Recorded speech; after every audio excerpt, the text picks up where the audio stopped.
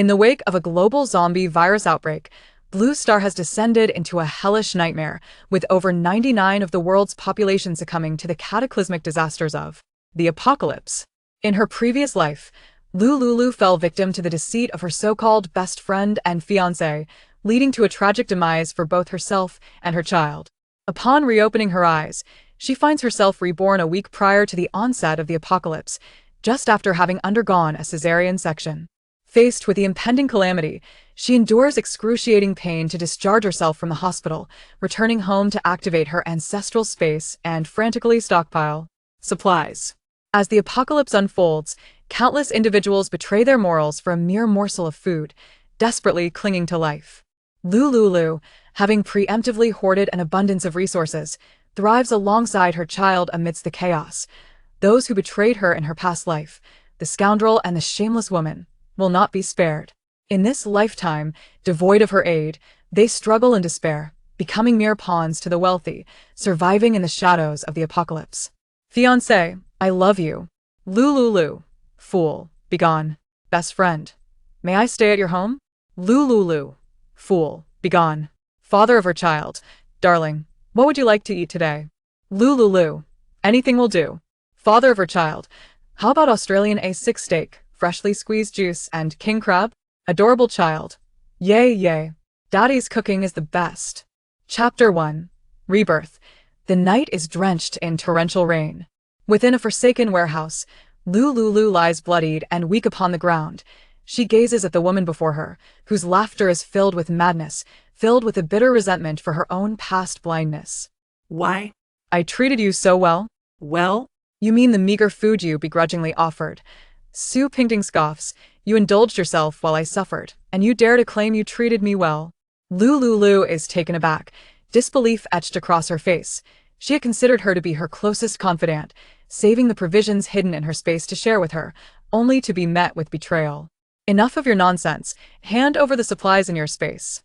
Never. Lu Liuliu instinctively retorts. Su Pingting, observing the defiance in Lu Liuliu's eyes, turns to Ma Weizhou with a signal. Drag her over. As Lu Liuliu watches Ma Weizhou approach the warehouse entrance, he opens the trunk of his car and retrieves a large plastic bag. With a thud, the plastic bag is carelessly tossed onto the ground. Wah! The sound of a child's cries emerges from within. Upon hearing the familiar voice, Lu Liuliu, despite her injuries, crawls to the bag and tremblingly unzips it. Xiao Wu! She exclaims upon seeing him. Enduring the excruciating pain, she quickly removes the rag stuffed in his mouth and embraces him tightly. Don't be afraid. Mom is here. Xiao Wu opens his dazed eyes at the sound of her voice. Mommy, it hurts. Xiao Wu reaches out, wiping the blood from Lu Liuliu's face. Mommy, you're bleeding. Seeing the worry etched on Xiao Wu's face, tears cascade down Lu Liuliu's cheeks. Such a deep bond between mother and son. Su Pingting's syrupy voice interjects impatiently. Hand over the supplies, or I will kill him. With that, she sashays over to Lu Liuliu and forcefully grips Xiao Wu's arm, attempting to wrench him from her embrace. Having lost too much blood, Lu Liuliu falters against Su Pingting's strength, and Xiao Wu is taken from her. Suspended in the air by Su Pingting, a sickening crack resonates as Xiao Wu's bones dislocate, prompting him to wail in agony. Witnessing the pain etched on her child's face, Lu Liuliu collapses to the ground, crying out in despair. Please, return Xiao Wu to me. You wanted supplies, right? I'll give you everything. Wouldn't it have been better had you done this sooner? Su Pingting chuckles, carelessly tossing Xiao Wu's limp form aside like refuse. Lu Liuliu's heart shatters. She crawls to Xiao Wu's side, cradling his feeble body and weeping uncontrollably. Oh dear, you can't blame me. My hand slipped. If you must blame someone, blame yourself. Had you surrendered earlier, he would have suffered less. Ignoring Su Pingting's sickly sweet taunts, Lu Liuliu's focus remains solely on Xiao Wu. Mommy, it hurts. Cough. Xiao Wu's frail hands dangle limply, blood sputtering from his mouth and splattering onto Lu Liuliu's face. Don't be afraid. Mommy's here. As Lu Liuliu reaches to wipe the blood from Xiao Wu's lips, he suddenly closes his eyes, his small head drooping to the side. Xiao Wu. Lu Liuliu screams, her anguish erupting into desperate sobs. Su Pingting, suddenly alarmed, had only wished to teach Lu Liuliu a lesson, to witness her in distress. She had not anticipated the child's fragility, that he could perish from such a fall. This wretched child, if he dies, so be it. Hurry and hand over the supplies. Lu Liuliu trembles, struggling to lift her gaze, meeting the eyes of her once dear friend. A ghost of a smile haunting her lips. You desire the supplies? If I yield them, will you truly spare me? Su Pingding nods. Yes, I only seek the supplies. I won't kill you, after all. We were once good sisters. Lu Liuliu turns to Ma Weizhou, who stands smoking at the warehouse entrance. What about him? Will he spare me? Of course. I don't believe you. I must hear him promise to let me go. Su Pingting glares at Lu Liuliu before calling out to Ma Weizhou. Weizhou, come here. Ma Weizhou extinguishes his cigarette and approaches Su Pingting. What's this? Is she willing to hand over the supplies? Upon hearing Ma Weizhou's deep voice, Lu Liuliu's heart plummets. They had clearly been conspiring together, a realization that struck her only now. Ma Weizhou, did you ever love me? Lu Liuliu asks, clinging to a final glimmer of hope. Ma Weizhou meets her gaze. Su Pingting smirks from the side. He loves me. However, Ma Weizhou suddenly speaks. I did love you. Su Pingting's expression shifts dramatically. Lu Liuliu gives a self-deprecating smile. If you loved me, why did you stand by and watch her harm me? Is our relationship so easily dismissed? Ma Weizhou responds calmly. Liuliu, your pride has blinded you. Over the years, you have held yourself aloof. I have never even held your hand. You must understand, I am a man, and men have needs. You could not fulfill mine, so I sought others. Most importantly, you are not pure. I urged you to terminate this child, yet you insisted on bearing him, casting me in a difficult position. Lu Liuliu laughs bitterly. I am not impure? You were the one who claimed not to care about such matters. Back then, I compromised for the sake of your shares in Yunshang. My love was for you, for your beauty and figure, and even more so for your shares. Lu Liuliu's expression shifts upon hearing Yunshang shares, realizing that everything has been driven by greed. Her current plight stems from a day prior, when she was caught by Su Pingting while scavenging for supplies. Upon discovering her hidden space, she was ensnared in this calamity. All of this had been motivated by self-interest. It dawns on her that human hearts cannot be bought with kindness. Liuliu, surrender the supplies, and I shall grant you a chance at life, Ma Weizhou states coldly. Lu Liuliu chuckles softly, pondering whether she even has a path to survival left. Xiao Wu lies lifeless before her, and she remains powerless to change her fate. She is unworthy of the title of mother. It was her negligence and misguided compassion that led to Xiao Wu's tragic demise. She bears no face to continue existing in this world. Moreover, the unscrupulous couple, driven by self-interest, would undoubtedly conspire to ensure her demise. Lu Liuliu cradled Xiao Wu in her arms and, through her thoughts, communicated with the surrounding space, retrieving a bomb from within. With her other hand, she pulled the safety pin, her gaze fixed unwaveringly upon the treacherous couple before her. Upon sighting the bomb, Ma Weizhou and Su Pingting were instantly stricken with terror and hastily turned to flee. With a resounding boom, the entire warehouse was obliterated. Lu Liuliu's final consciousness lingered on the sight of Ma Weizhou and Su Pingting being hurled away by the explosion. I'm sorry, Xiao Wu, Lu Liuliu whispered, cradling Xiao Wu as she forever closed her eyes. I'm sorry, Xiao Wu. Mother is sorry, Xiao Wu. Lu Liuliu silently repeated these words until the excruciating pain coursed through her body, forcing her to open her eyes and realize something was amiss. A pristine white ceiling, and in 4 drip hanging from her right hand plunged her into a state of bewilderment. Where is this? Chapter 2 Encounter of Enemies, a City First People's Hospital. Lulu, are you awake? The saccharine voice that filled her with loathing abruptly broke through her consciousness. Lulu fought valiantly to suppress the raging animosity swelling within her. Lulu, Brother Weizhou is quite upset right now. Su Pingting feigned a comforting tone. We all know that what happened that night was an accident. As time passes, Brother Weizhou will surely forgive you. What is most important now is for you to take care of your health and ensure a smooth recovery after your discharge. Lulu felt an excruciating pain radiating from her back and lower abdomen, a consequence of the post-operative effects after a cesarean section, as the anesthesia wore off. This agony paled in comparison to the haunting image flashing incessantly in her mind. Su Pingting had grasped the delicate arm of Xiao Wu, carelessly tossing him to the ground. Lulu's hands, concealed beneath the covers, clenched into fists, her nails digging painfully into her palms. She turned her head with great difficulty, her gaze landing on Su Pingting, who was perched on the sofa in the VIP ward, and then on the fruit knife resting on the coffee table opposite. Kill her. Kill her. Kill her. Though she could not comprehend why she had returned to the First People's Hospital in a city a week before the apocalypse, at that moment, a singular thought consumed her. She yearned to annihilate Su Pingting, to avenge Xiao Wu. No. First, she would shatter Su Pingting's legs and disfigure her face, just as she had done to her. She longed to witness her kneeling before her like a dog, begging for forgiveness. Feeling the eerie intensity of Lu Liu's gaze, Su Pingting inexplicably severed. Lu Liu, what is wrong? Are you still in pain? Lu Liu pressed her lips tightly together, refusing to respond. Su Pingting forced a smile. Look, the baby is adorable. After carrying him for 12 months, he will surely grow into an exceptionally intelligent child. According to the latest surveys from the beautiful nation, babies born after a 12-month gestation period generally exhibit higher IQs than their peers. Baby. Xiao Wu? It dawned on her that she had returned to the time before the apocalypse, when her Xiao Wu was still alive and well. Su Pingting stood up and approached Lu Liu, gently cradling the infant from the bassinet beside the bed. Lu Liu's eyes narrowed. That wretched woman. That wretched woman deserves to die. Release my son. Unbeknownst to Su Pingting, who was blissfully unaware of Lu Liu's rebirth, she smiled as she stood before her, holding Xiao Wu. Lu Liu, this child bears no resemblance to you at all. Could it be that? Su Pingting abruptly halted her words. Oh, dear, my mouth. I shouldn't bring up that night. Lu Liu took a deep breath. Baby, give him to me. Hearing Lu Liu speak through her pain brought Su Pingting a perverse sense of satisfaction. She recalled that fateful night 12 months prior, Lu Liu's birthday celebration. Ma Weizhou had rented the most luxurious regal hotel in a city to host a grand birthday party for Lu Liu. He had even procured a $1 million diamond ring as a gift.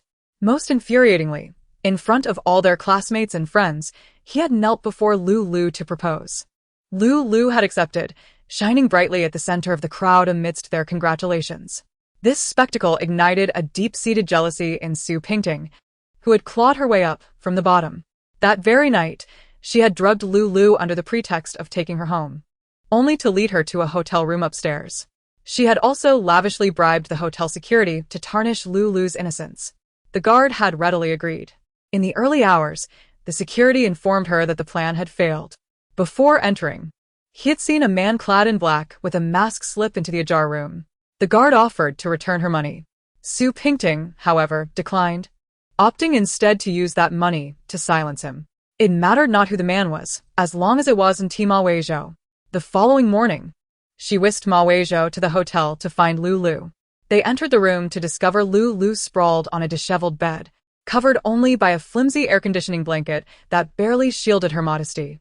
Su Pingting reveled in her success, witnessing Ma Weizhou's expression of fury and disdain as Lu Liu transformed from the pure and pristine campus belle into a sullied rag. Eyeing the pale Lu Liu, Su Pingting felt a thrill of satisfaction. Who could ever suspect her of orchestrating this?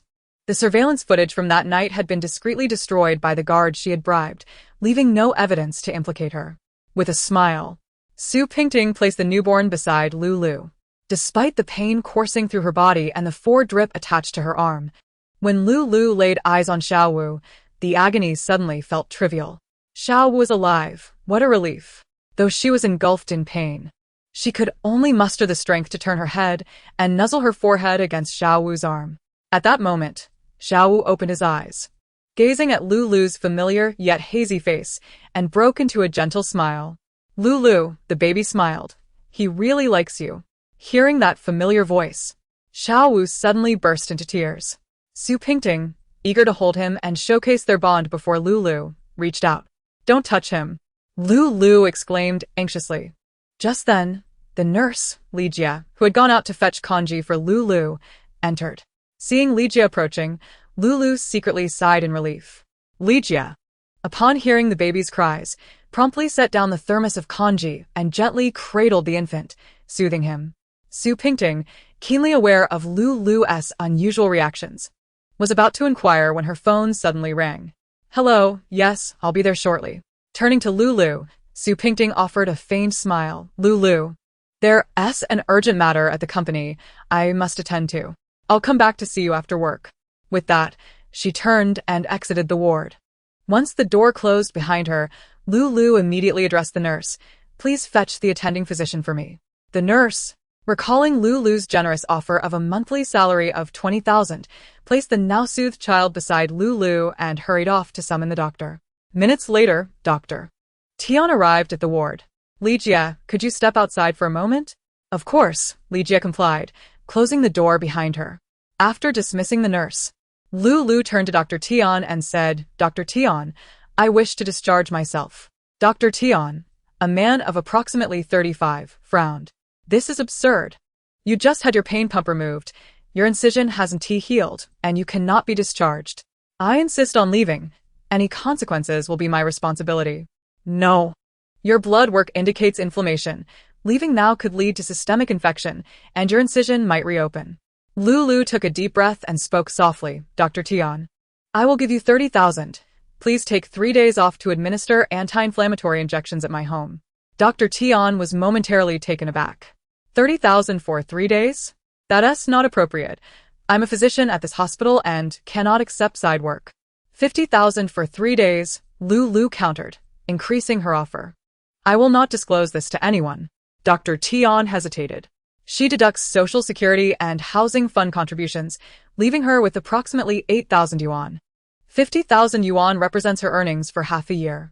Dr. Tian, catching the pleading gaze of Lu Liuliu, reconsidered and said, I cannot accept private work. But if you truly wish to be discharged, I can facilitate the necessary procedures. What about the inflammation and incision on my body? She inquired. I have a friend who is a professional physician. She operates a private clinic, and I can assist in contacting her. All right, I would appreciate your help in reaching out. At 2:30 in the afternoon, Lu Liuliu, through Sister Li's introduction, arranged for an additional caregiver. Meanwhile, Dr. Tian successfully processed her discharge paperwork. 2 caregivers, using a mobile hospital bed borrowed from the hospital, wheeled Lu Liuliu into a stretched business vehicle. Dr. Lin Feng, a friend introduced by Dr. Tian, accompanied Lu Liuliu and her party inside the vehicle. Lu Liuliu instructed the ride-hailing driver to take them to the Linwan Villa district. Chapter 3. Liquidating Assets. The Linwan Villa is one of Lu Liuliu's properties. The reason for visiting this location is that she had not brought Su Pingting and Ma Weizhou here before.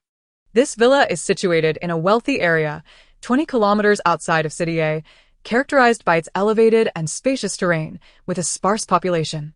In the aftermath of the apocalypse, it became one of the official shelter bases established by the authorities. The apocalyptic virus would erupt a week after her discharge. She vividly remembers that the day the apocalypse began was the early morning of June 6, 2060, her birthday. 1 year after the outbreak, the zombies vanished, followed by natural disasters that would plague the survivors. Months of torrential rains and extreme cold temperatures. At that time, she had just been discharged 2 days prior to the apocalypse. She had preemptively asked caregiver Sister Li to tidy up the villa and instructed her to procure a plethora of fresh ingredients. She had envisioned celebrating her birthday with Su Pingting and Ma Weizhou at the villa, using the occasion to formally apologize to Ma Weizhou, hoping for his forgiveness. However, before she could extend the invitation, the apocalypse erupted. At that time, she had just begun to rise from bed, and her milk supply was insufficient. Fortunately, before the baby's birth, she had stockpiled a substantial amount of formula and baby supplies in the villa's storage.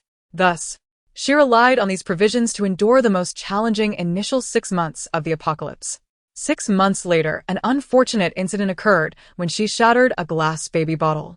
While attempting to retrieve it, she accidentally cut her finger. The ancestral ring she wore became stained with blood and was activated, granting her access to a space as vast as 10 football fields. However, during that time, there were not many resources to stockpile. Later, she encountered Su Pingting and Ma Weizhou, who came seeking refuge and welcomed them into her home. Subsequently, while the supply teams ventured out to gather resources, others could not hoard excessively, but she was able to quietly accumulate a great deal due to her space. She retained enough provisions for herself and her baby while saving the rest to assist Su Pingting and Ma Weizhou. Who could have anticipated that Lu Liuliu, lying on the mobile hospital bed, would possess only a week to prepare for stockpiling resources? Approximately an hour later, the business vehicle halted at the entrance of the 5th Linwan Villa. This villa was a gift from her grandfather, purchased for 10 million yuan on her 10th birthday. Lu Liuliu had owned it for 15 years, and its market value had since doubled to 20 million. After gifting her the villa, her grandfather sought out a lawyer and an official notary, and in their presence, Lu Liuliu signed numerous documents. A month after signing, her grandfather passed away due to advanced lung cancer, the cancer cells having spread. Lu Liuliu wept inconsolably. Shortly after her grandfather's demise, her grandmother took her to a small county town beneath City J to live in seclusion. It was not until she turned 18 and entered university that her grandmother passed away. Tragically, her parents had perished in a car accident shortly after her birth. And to this day, the authorities have yet to apprehend the hit-and-run perpetrator. As Lu Liuliu gazed at the villa, memories flooded back, tinged with sadness. "Miss Lu, we cannot enter. Please push me forward," she whispered. Sister Li and another caregiver, Sister Zhen, carefully wheeled her to the villa's entrance. "Help me up," she instructed. The two caregivers gently assisted her in rising. Lu Liuliu extended her hand to input the door code at the villa's entrance. With a click, the villa's door swung open automatically. Lu Liuliu reclined back onto the bed as the caregivers and Dr. Lin Fong accompanied her inside. After being wheeled to the main bedroom on the first floor, Dr. Lin conducted an examination and reattached a nutritional fork. Caregiver Sister Li took Xiao Wu to the second bedroom to settle in and feed him. The other caregiver, Sister Zhen and Dr. Lin Fong, with Lu Liuliu's permission, each found a secondary bedroom to store their luggage. Lu Liuliu observed the fork hanging from her left hand, picked up her phone with her right, powered it on, and opened a red application. She recalled an account her grandfather had given her and, after logging in, entered her birthday as the password. The personal center interface displayed her ownership of 51 of shares in Cloud Technology Company, Limited. These shares had appreciated from a market valuation of 500 million yuan to 1 billion yuan. After her grandfather's passing, she and her grandmother led a low-profile life in a small county in City J, living modestly. It was not until she turned 18 that she learned from her grandmother that her family was, in fact, billionaires. Presently, with 10 billion yuan at her disposal, she lacked for resources to stockpile. The Linwan Villa area where she resided would become one of City A's bases in a year, making it unsellable. Time was of the essence, and her physical condition did not permit excessive exertion. Therefore, Lu Liuliu, holding her phone, opened the previously muted shareholders group for Cloud Technology and sent a message in the group chat, offering to sell her 51 stake in Cloud Technology for liquid cash. The other 10 shareholders in the WeChat group were incredulous upon seeing the message. Minutes later, they began to add Lu Liuliu as a friend. Cloud technology holds significant importance due to the pioneering high-tech core technologies developed by Lu Liuliu's father in his youth, granting it a crucial position throughout Blue Star and even in the Sea Blue Nation.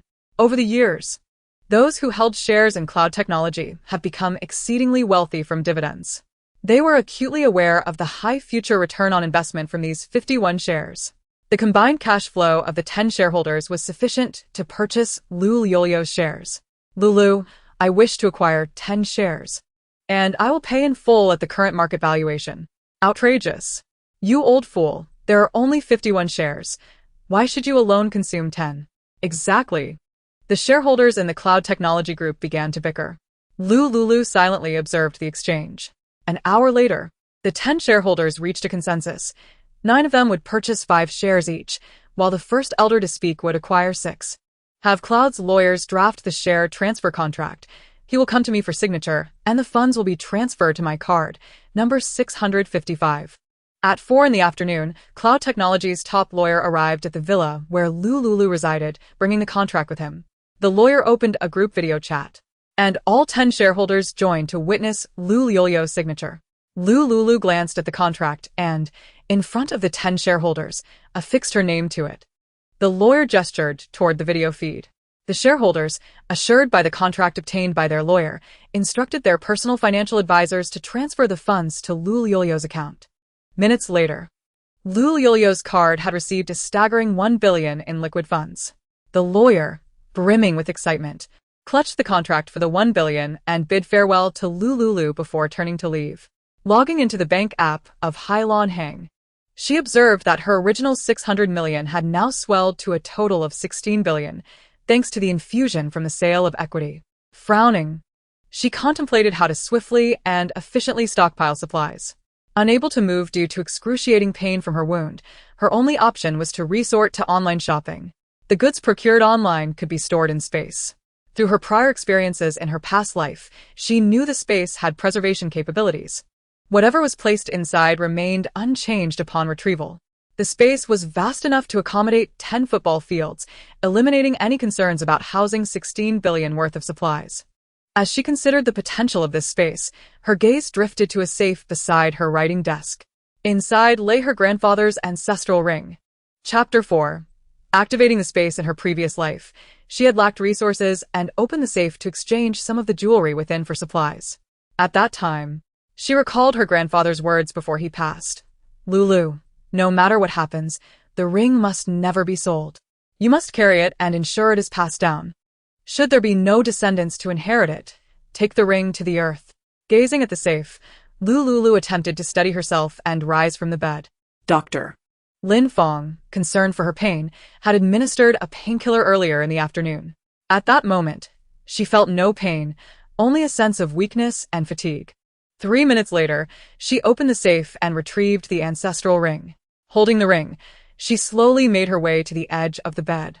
She found the 4-needle that had been used before and pricked her middle finger, allowing a drop of blood to fall onto the black ring. A flash of light emanated from the ring. In the next instant, she felt a warmth radiating from her finger and, upon inspection, noticed a small black dot on her fingertip. She attempted to connect with the dot and was instantly aware of a storage space the size of 10 football fields. With the space activated, Lu Liuliu exhaled deeply and reclined back onto her bed to rest. Just as she settled in, Dr. Lin knocked and entered to examine her. Doctor. Lin, how many more days will I need this for? That depends on your recovery. Generally, it would take about 3 more days until your blood count returns to normal. And then you should be fine.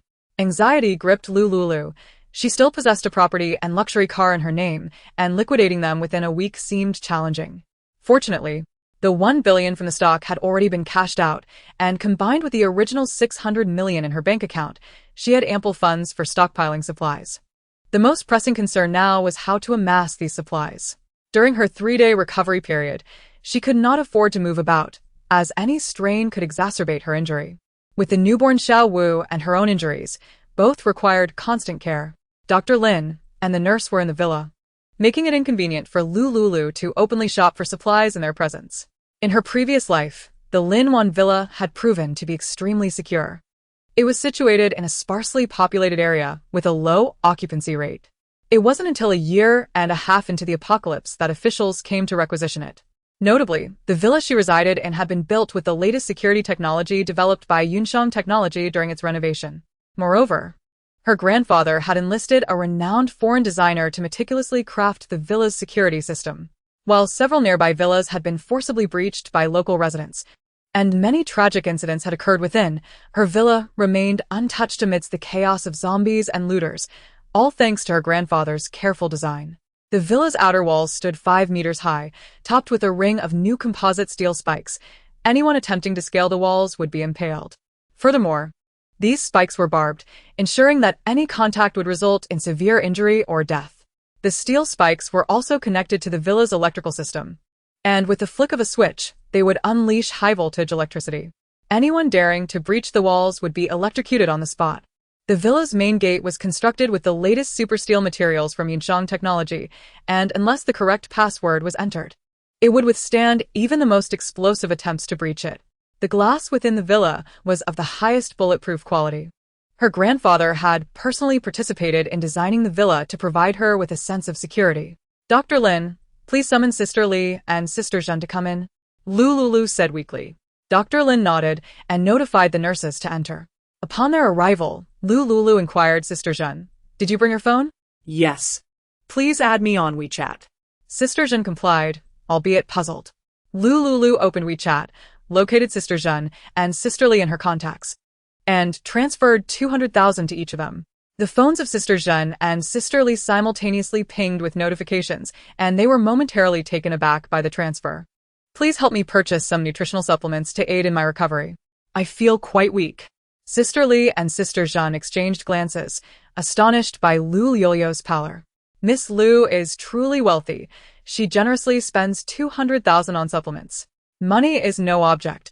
What matters is acquiring quality products. If you need more funds, Just call me.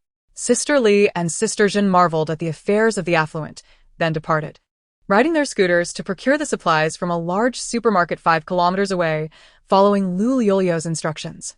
Once the nurses had left, Dr. Lin took on the responsibility of watching over Xiaowu. Dr. Lin, could you please assist me in procuring some commonly used medications?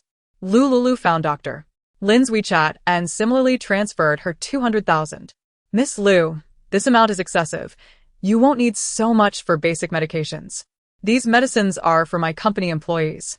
We are a publicly listed corporation, so we must purchase the best and ensure a complete variety. Dr. Lin, recalling the luxurious mansion where Lu Liuliu resided, suddenly understood upon hearing her refer to her company as a listed corporation. The perspective of a wealthy second-generation heir made 200,000 seem trivial to her. With 200,000 for medications, her options expanded significantly. If this transaction went through, she could earn a substantial profit. Being a doctor who ran her own clinic, her home was well stocked with various medications, and she also had a relative who owned a pharmacy in City A. Miss Liu, since you have no one to care for you at the moment, I will stay and attend to you. I will draft a list of medications, and if you approve, I can have my pharmacy staff deliver them. All right. Lu Liuliu nodded and closed her eyes. Seeing that she needed rest, Dr. Lin whispered, if you need anything, just call for me. I will be right outside. Okay. Dr. Lin left and closed the door behind her. After she departed, Lu Liuliu opened her eyes. Having requested Dr. Lin to procure 200,000 in medications, she realized that for everyday ailments, such supplies would suffice for her and the baby for a lifetime. As for other supplies, Lu Liuliu pondered for a moment before retrieving her phone and opening the blue app for Hungry to Death. The service was exceptional, delivering items within 30 minutes in the same city. She glanced through the myriad of merchants on Hungry to Death, the selection overwhelming and enticing. She opened a renowned Zhongqian warehouse supermarket, adding items to her shopping cart. Due to delivery constraints, she could not add more than 100 pounds at a time. Lu Liuliu's first choice was rice. She sought out various supermarkets and convenience stores, purchasing 100 pounds of rice from each establishment. The average price of this rice was approximately 3 yuan and 50 cents per pound, significantly more expensive than the wholesale market's 2 yuan. However, she now lay in bed, feeling utterly weak from merely taking a few steps, unable to venture outside, and thus had to rely on this method to stockpile supplies for the time being. The market prices being higher was of little concern, as her stocks had yielded a fortune of 1 billion, supplemented by dividends and her grandparents' savings, totaling 16 billion. The provisions for herself and Xiaowu would certainly suffice. Chapter 5. Can love still be trusted? Lu Liuliu swiftly added various brands of rice to her cart: Wuchang rice, Thai rice, Northeast rice, and imports. In total, she ordered from 100 stores, amassing 5 tons of rice, with the checkout interface displaying a total of 360,000 yuan. After confirming her selections, she completed the order, entering her villa address in a city. Just after placing the order, she received a notification that the delivery personnel had accepted it, with the rice expected to arrive within half an hour. 30 minutes later, Lu Liuliu's phone rang. She answered, instructing the delivery rider, deliver to Villa 10, Jinxin Villa in a city. The entrance code is code. Please leave the order in the villa's courtyard. After hanging up, her phone began to ring incessantly. Lu Liuliu repeated the same instructions to the delivery riders. Subsequently, before she could speak again, one of the riders informed her that they had encountered many fellow riders during deliveries, and since the villa's gate was open, they placed the goods in the corridor. Lu Liuliu felt reassured. After all, it was still a society governed by law, and her villa in a city was equipped with high-definition cameras produced by Yunsheng Technology. At that moment, her laptop displayed footage from the courtyard of the villa, showing a group of riders in blue uniforms transporting rice and placing it in her villa's corridor. Lowering her voice, she addressed the riders through the surveillance camera, saying, "Thank you, you all have worked hard." The riders, startled by her voice, were taken aback. They thought to themselves how audacious it was for a wealthy individual to share the villa's code so freely, with no one there to receive the goods. They soon realized the presence of the cameras. Knowing they were being recorded, the riders neatly arranged the rice and left after securely closing the villa's gate. Seeing the riders depart, Ji Qian promptly accessed the back end of the laptop and reset the gate code for Jinxin Villa. Time was of the essence. Having completed this batch of rice purchases, the day gradually darkened. The caregivers who had gone out to buy supplements returned, presenting their receipts to Lu Liuliu and sorting the high-end nutritional supplements they had procured. For dinner, Lu Liuliu enjoyed fresh meat wontons prepared by Sister Li and Sister Zhen. After finishing her meal, she regained some strength.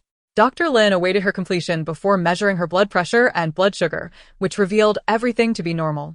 Half an hour later, while browsing her food delivery app, Lu Liuliu suddenly felt as if her chest had hardened like stone, accompanied by unbearable swelling pain.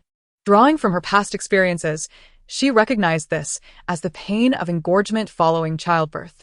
She conveyed her discomfort to the caregiver. Sister Li, Miss Lu, please hold on.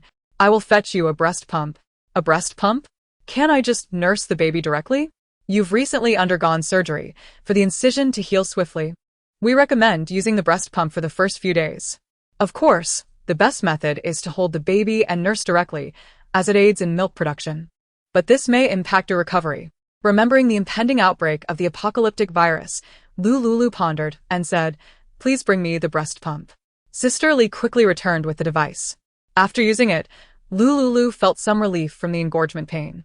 Sister Li poured the freshly expressed milk into a bottle. Checking the time. Miss Lu, your baby will wake up soon. Once the time was right, Sister Li placed the milk bottle in a warmer, ensuring it would be ready for the baby upon waking. Sister Li, I wish to see the child. Sister Li stood up and brought Xiao Wu to Lu Liuliu's side. 20 minutes later, Xiao Wu stirred awake, and Sister Li began to nurse him. After feeding, Sister Li advised, Miss Lu, it's getting late.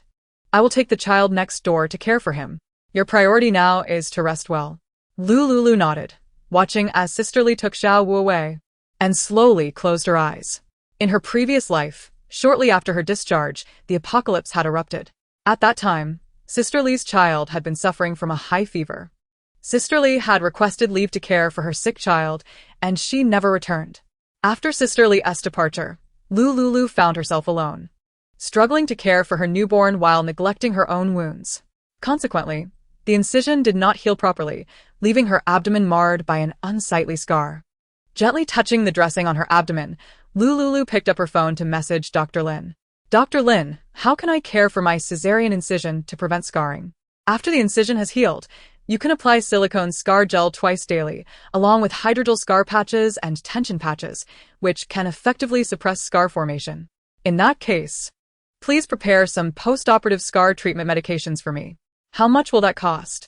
You previously provided 200,000. I will include the medications you will need after delivery. Thank you. You're welcome.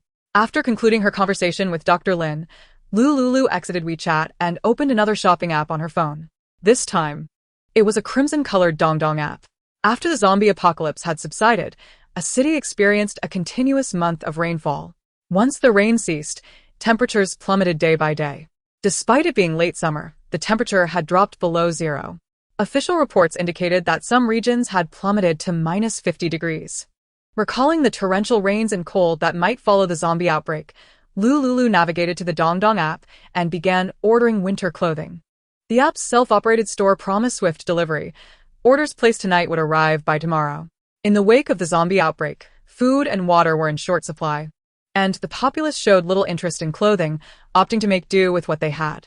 However, 1 year after the outbreak, as temperatures plummeted, warm clothing became highly sought after, with supplies dwindling. She resolved to stockpile clothing.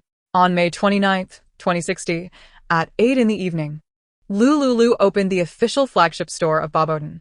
The clothing there was quite expensive. She had long desired to purchase them during her childhood, but had never dared to ask her grandmother. Years ago, her grandfather had her sign countless documents, and after his passing, her grandmother took her to live in a small county town. Her grandmother had told her that their family had gone bankrupt and was very poor, urging her to be frugal. She had always believed they were impoverished until she turned 18, when her grandmother revealed the truth.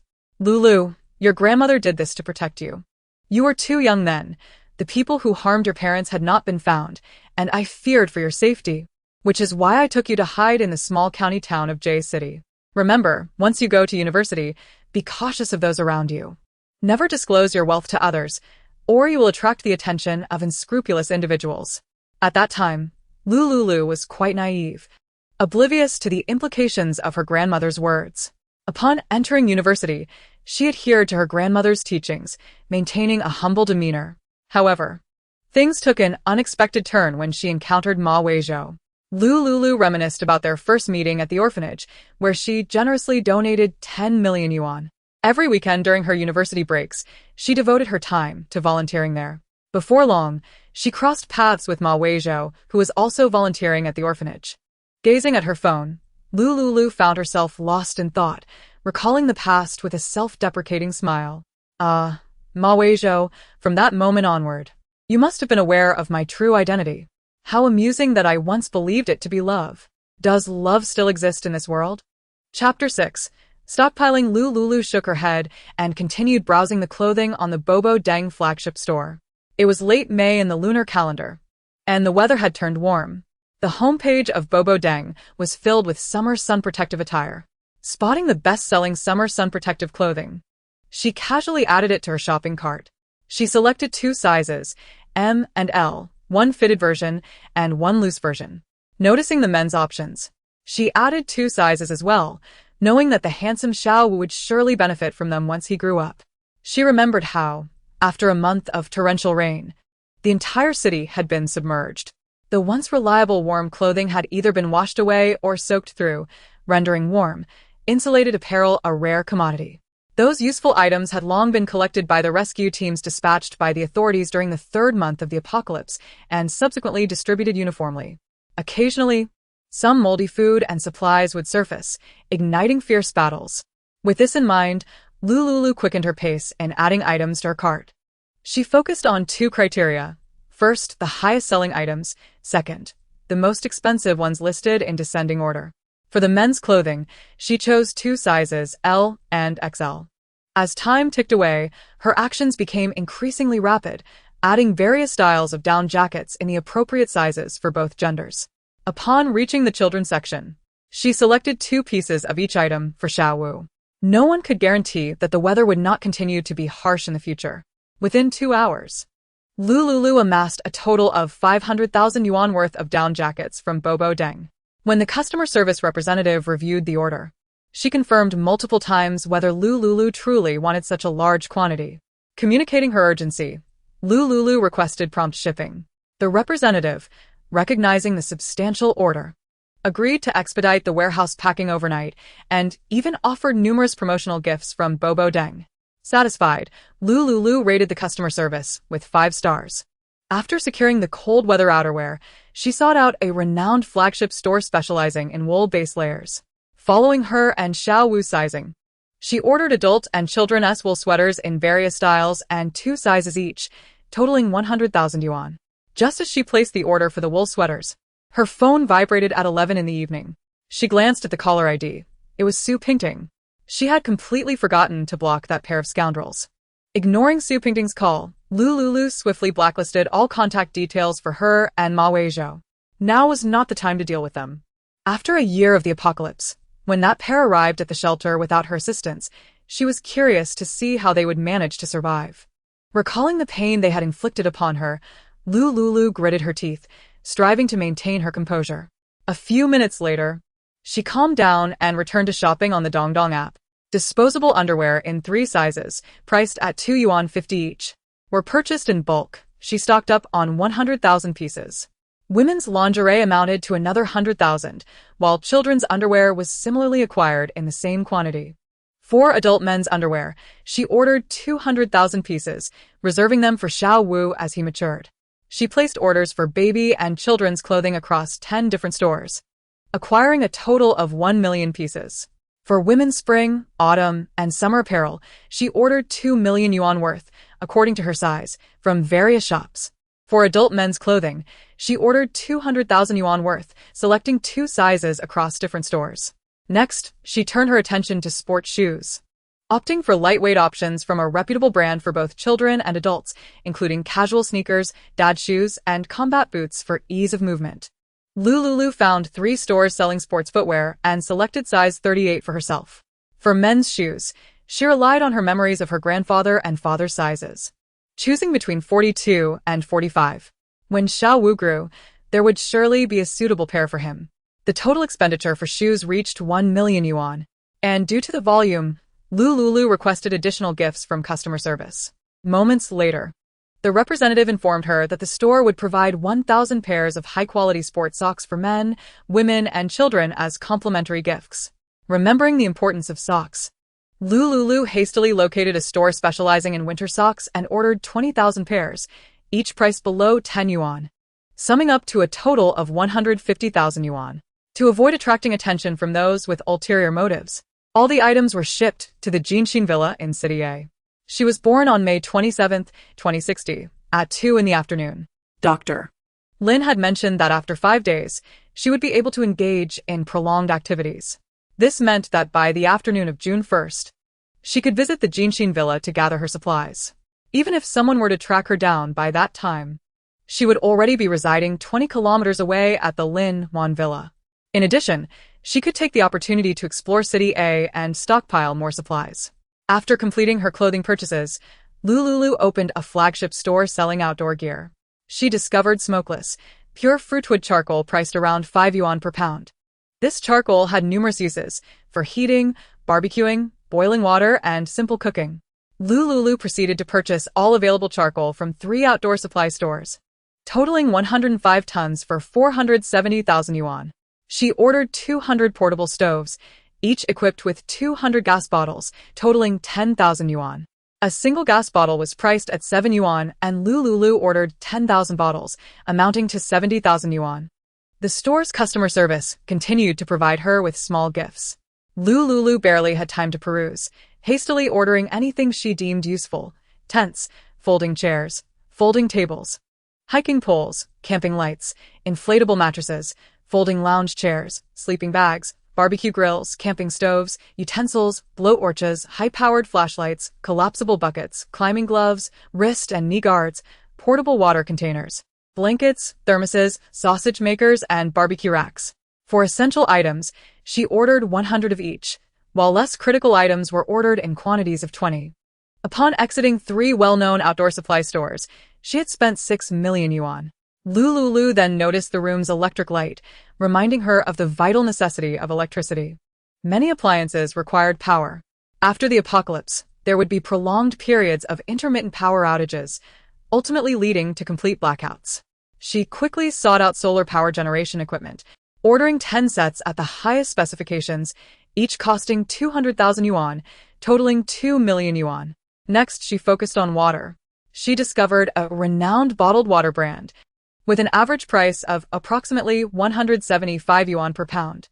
She stockpiled 200 tons of mineral water, totaling 750,000 yuan. This water was immediately consumable. For daily use, she ordered numerous 304 stainless steel water storage tanks, as well as many plastic containers for storing domestic water. Chapter 7. Stockpiling following the outbreak of the apocalyptic virus. The authorities announced that the water sources were contaminated, suitable only for washing but not for drinking. At that time, potable water was exceedingly scarce. It was not until a year later, when torrential rains ensued, leading the officials to establish shelters, that the dire shortage of drinking water began to improve. Lu Liuliu recalled the scene of the intense downpour. The rain was relentless, causing floods that surged dangerously from afar, until it finally submerged buildings lower than 10 stories in the city. An innate sense of unease compelled Lu Liuliu to stockpile many water storage containers capable of holding 10,000 tons of potable water, costing a total of 5 million yuan. She remembered that after the rain, a bitterly cold climate followed. Consequently, she located a flagship store selling heating bedding and ordered 100 goose down comforters, amounting to 100,000 yuan. Alongside this, she purchased a substantial quantity of pure cotton bedding sets and goose down pillows, totaling another 100,000 yuan. While browsing, she stumbled upon genuine mulberry silk duvet covers priced at 1,800 yuan each, and she ordered 100 sets of various styles, summing up to 180,000 yuan. Altogether, her bedding purchases amounted to approximately 380,000 yuan, and the customer service graciously provided her with numerous small gifts. Next came raincoats, umbrellas, rain boots, and waterproof bags. with a total expenditure of 200,000 yuan. Lu Liuliu placed her orders with fervor. This was the first time she felt so exhausted from spending money. Glancing at the time, she realized it was already 2 a.m. Time was of the essence. Delays could lead to unforeseen consequences. Years ago, she had read several apocalyptic novels that frequently mentioned the early onset of such disasters, leaving her feeling uncertain. Thus, she decided to secure a portion of supplies in this manner. Taking a deep breath, she opened her account on Zizibio to review her expenses. Since her discharge from the hospital until this very moment, she had spent 20,190,000 yuan through Zizibio, transferred 600,000 yuan via WeChat, and settled 15,000 yuan upon discharge. A whole day had passed, and she had only spent just over 20 million yuan, failing to even reach her modest goal of 100 million. She resolved not to sleep and to continue placing orders. Thankfully, she had enlisted Dr. Lin Fong to care for her. Dr. Lin administered high-priced, side-effect-free analgesics daily, so her abdominal incision was not as agonizing as it had been in her past life. Drawing from her previous experience, she knew that if she could endure the first 5 days, she would soon be able to move about freely. At this hour, Lu Liuliu's mind was somewhat clouded. She accessed Feimao's supermarket, categorizing her supplies. Anything useful she encountered was promptly added to her shopping cart. Feimao's supermarket had swift delivery, and in a developed city like City A, next-day delivery was the norm. Instant noodles varied in price from 2 to 10 yuan. She ordered 500 bags of each variety, totaling 10,000 bags of instant noodles, amounting to 60,000 yuan. For bread, pastries, dried tofu, jerky, candied fruits, chocolates, chips, assorted nuts, cookies, imported snacks, and hunger-satisfying compressed biscuits, she spent a total of 1 million yuan. After completing her wave of instant food purchases, she moved on to the grains and oils section. First, she noticed rice. She had previously stockpiled 360,000 yuan worth of it, based on a 100-year supply calculation. Considering that she and Xiao Wu would each consume 2 pounds a day, at least 365 tons of rice was necessary. Having only secured 60 tons thus far, it was woefully insufficient. Lu Liuliu began to add more rice, tapping on her phone screen until her fingers ached, ultimately securing an additional 30 tons. The rice prices varied, some over 2 yuan, others more than 3, and some 4 yuan. Upon checkout, the total came to 280,000 yuan. Once the rice was acquired, she turned her attention to cooking oil. Without delving into the details of the products displayed, she selected the top 3 best-selling oils based on price, purchasing 300,000 yuan worth. As she browsed through the grains, including corn, 8 treasure porridge, black rice, glutinous rice, millet, sesame, peanuts, oats, barley, chia seeds, and organic grains, her eyes widened in amazement. She hurriedly selected items, adding 300,000 yuan worth of assorted grains to her cart before moving on to the flour category. Regardless of whether it was low, medium, or high-gluten flour, or corn and sweet potato flour, she went on a buying spree, spending another 300,000 yuan before stopping. The next category involved imported grains. Lu Liuliu gazed at the unfamiliar varieties of strange imported grains, too pressed for time to investigate why they were superior to domestic products. She simply clicked to purchase over 10 items, again totaling 300,000 yuan. For dried goods, including wood ear mushrooms, silver ear mushrooms, goji berries, and dried tofu, she spent 300,000 yuan. For finished products like noodles and pasta, another 300,000 yuan was allocated. Kitchen seasoning items cost her 300,000 yuan. Pickled mustard and preserved vegetables totaled 1 million yuan. As for ham sausages, luncheon meat, instant porridge, canned goods, self-heating pots, rice noodles, and imported ham, she spent 500,000 yuan. In the realm of hygiene products and cleaning supplies, including cotton soft towels, wet wipes, laundry detergent, disinfectants, and various household tools, she accumulated 1 million yuan. For dairy products, beverages, drinking water, yogurt, alcoholic beverages, tea, coffee, cereals, juices, and Vita soy, she also totaled 1 million yuan. When it came to baby formula, She thought of Xiao Wu and sought out the most expensive brands, purchasing 500,000 yuan worth. She knew that even this vast quantity of formula would be more than sufficient for Xiao Wu. Nonetheless, the mere sight of it instilled a sense of security, compelling her to stockpile even more. As for daily necessities, towels, slippers, cooking utensils, automotive supplies, water bottles, and various sundries, she casually added items to her cart, spending 500,000 yuan. Upon reaching the maternal and infant category, Lu Liuliu felt invigorated. She spotted diapers and was filled with excitement. In her previous life, diapers were used up rapidly.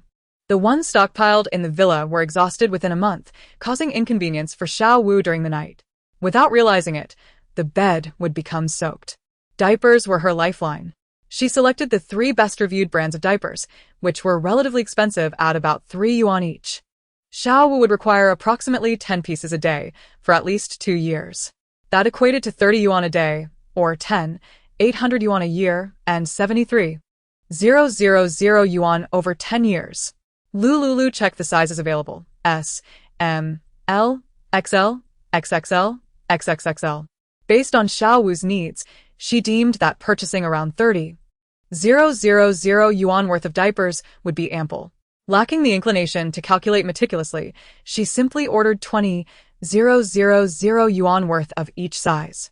The total for diapers reached 120,000 yuan. Previously, she had absurdly stockpiled 500,000 yuan worth of baby formula. When asked why she had done so, her response was simple: with money comes the luxury of indulgence. Little Wu's supplies of snacks and milk powder have been entirely exhausted. Next on the agenda are complimentary food rice cereals. She demands the finest, costing a staggering 100,000 yuan. Chapter 8. Stockpiling. Early education picture books, children's toys, educational books, snacks. Vitamins A and DHA for children, bottles, bottle warmers, constant temperature kettles, sterilizers, and supplementary materials for primary and secondary education. All items pertaining to children caught Lu Liuliu's eye, leading her to add them all to her shopping cart.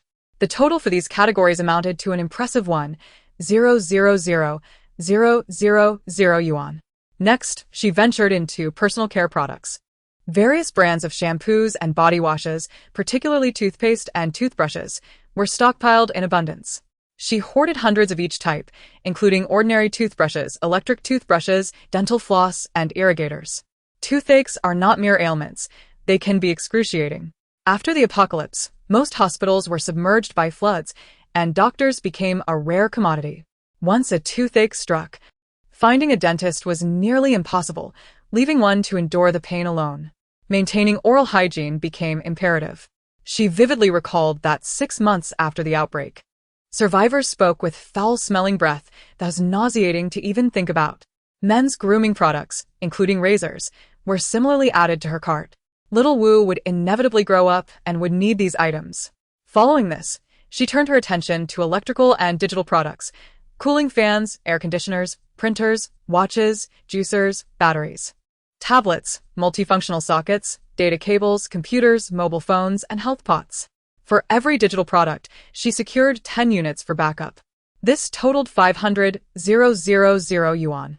Next came an array of imported, health-labeled snacks, summing to another 1,000,000 yuan. In the realm of medical health, she focused on pharmaceuticals, masks, alcohol, iodine, cotton swabs, sterile gauze, thermometers, temperature guns, vitamin tablets, small umbrellas, pain-relieving patches, heat packs, cooling oil, sunscreen, blood pressure monitors, blood glucose meters, nebulizers, oxygen generators, and oxygen tanks. She also considered contact lenses and cleaning solutions. Remembering her slight myopia, Lu Liuliu decided to stock up on various degrees of contact lenses to prevent her vision from deteriorating further. Once her health improved enough for prolonged activity, she planned to visit an optical store to acquire 20 pairs of glasses for each prescription. Recalling that her grandfather had hypertension and her grandmother suffered from high cholesterol, she prepared for the possibility of inheriting such ailments. Chronic diseases like hypertension, diabetes, and hyperlipidemia require continuous medication. Neglecting them could lead to strokes. Consequently, She prudently amassed a significant supply of medications for lowering blood pressure, blood sugar, and cholesterol. Famous Supermarket, one of the largest online supermarkets with vast inventory, had everything she desired. She spent considerable time selecting items in the medical health category, especially common medications for children, which she stockpiled heavily. The total expenditure on these medications reached 1,000,000 yuan. After completing her pharmaceutical stockpiling, dawn was just breaking. Having gone without sleep all night, she felt utterly fatigued. However, now was not the time to rest. She reviewed the supplies purchased from Dongdong and Famous supermarkets, totaling an astounding 11,960,000 yuan. As she examined the bill, she realized that her overnight efforts had only consumed a little over 32,000 yuan, leaving her still over 60 million yuan short of her modest goal of 100 million. Lu Liuliu clicked into Famous Supermarket to quickly add previously ordered items into her cart. The same process occurred at Dongdong Supermarket, where she added items again with just a click. This advanced feature of both platforms saved her considerable time in adding products to her cart. Within minutes, she managed to finalize several million yuan worth of goods. Yet, despite this, she still fell short of her 100 million yuan target. Weary, Lu Liuliu rubbed her tired eyes and messaged customer service to confirm her order and expedite shipping. She set an alarm on her phone for 2 hours, intending to rise again and continue her stockpiling efforts. On May 30th, 2060, at 7 in the morning, her alarm rang. Sister Li entered the room carrying freshly made meat dumplings. "Miss Liu, have your breakfast while it's hot." She placed the dumplings on the bedside table and helped Lu Liuliu sit up. Lu Liuliu quickly finished her dumplings. "Miss Liu, please rest well. I'll be going out now." "Wait, I want to see the baby." Sister Li smiled gently. "Just a moment, I'll go fetch him." A few minutes later, the sleeping little Wu was placed beside Lu Liuliu. She gazed at little Wu's adorable face, a tender smile gracing her lips. Sister Li quietly exited the room, closing the door behind her. Lu Liuliu kissed little Wu's cheek, her heart filled with joy. Listening to his gentle breaths, she unknowingly drifted off to sleep with a smile. When she awoke at 8:30, Dr. Lin entered the bedroom as usual to administer N4. Lu Liuliu felt a slight sting on her hand, akin to a mosquito bite, and, still groggy, she murmured to Dr. Lin, "Have the medications I requested been prepared?" "Yes, the pharmacy staff will deliver them this afternoon." A wave of relief washed over her as she opened her phone and saw that most of her ordered supplies had already shipped. The urgency of her stockpiling eased. These goods would be sufficient for her and little Wu to live comfortably for generations. "Miss Liu, please rest well. Call me if you need anything," Dr. Lin said before departing. Lu Liuliu glanced at the sleeping child and closed her eyes to regain her strength. She slept until noon. Sister Li, hearing her stir, entered with a bowl of slow-cooked 8-treasure porridge. Lu Liuliu picked up the bowl and took small bites. The porridge, sweetened with white sugar and simmered to perfection, was ideal for replenishing her strength. While she was eating, little Wu awoke. Sister Zhen took him out to feed him, and after he was satisfied, returned him to Lu Liuliu's side. Lu Liuliu smiled at the sleeping child and then, invigorated, leaned against the bed to sit up. She glanced at her fully charged phone on the nightstand. Unlocking the screen, she noticed 2 missed calls from unfamiliar numbers, along with numerous spam messages, including one from Su Pingting. "Lulu, it's Su Pingting. Why didn't you let me know you were discharged? Where are you? Why aren't you answering your phone? Lulu, are you angry with me? Something urgent came up at work yesterday, but it's all sorted now. Are you in City A? I'll come to see you right away." Lu Liuliu scoffed at the messages, contemplated for a moment, and then composed a reply. "I'm at the old residence in City J. I'll return to City A next week." Meanwhile, Su Pingting was entangled in a hotel bed with Ma Weizhou. Upon hearing Su Pingting's phone ring, Ma Weizhou picked it up to check the message. What did she say? Su Pingting, like a sinuous serpent, leaned against Ma Weizhou's bare chest, glancing at the screen. "Weizhou, she's in City J. Should I go visit her?" Ma Weizhou shook his head. "No need. Let us keep her in suspense for now." "Is that really wise? She needs someone to care for her right now. It is precisely her own doing."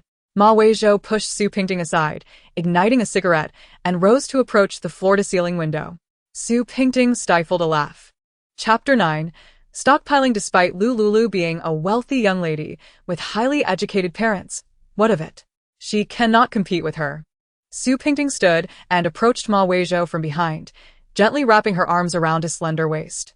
Ma Weizhou, ignited by her advances, extinguished his cigarette and turned to embrace Su Pingting, the two collapsing onto the bed in a tempest of passion.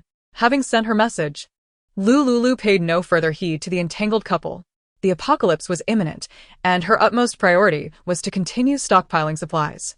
The sum of 100 million encompassed a vast array of categories, yet excluded vegetables, fruits, and meats. Fresh produce could not guarantee freshness through online shopping, but could be procured from local supermarkets and vegetable markets, all promising delivery within half an hour. However, she was currently unable to retrieve her goods from the villa in City A. Thus, she could only temporarily add vegetables, meats, and fruits to her shopping cart. Each delivery service limited orders to 50 kilograms, necessitating her to select multiple supermarkets that offered fruits and vegetables for additional purchases. She spent an hour on her task, her cart filled with assorted fruit boxes. 100 pounds of Chilean watermelon, pure fruit flesh, was neatly cut and placed in boxes. 100 pounds of Hami melon, mango, honeydew, kiwi, red grapes, cherry tomatoes, red flesh dragon fruit, and milk papaya, all processed with great care, were packaged in disposable boxes, ready to eat. Lu Liuliu ensured that each fruit type was packaged in 100-pound increments. Each variety, totaling 100 pounds, was divided into 200 boxes, each containing 250 grams, equivalent to half a pound. In total, she added 1 ton of fruit to her cart.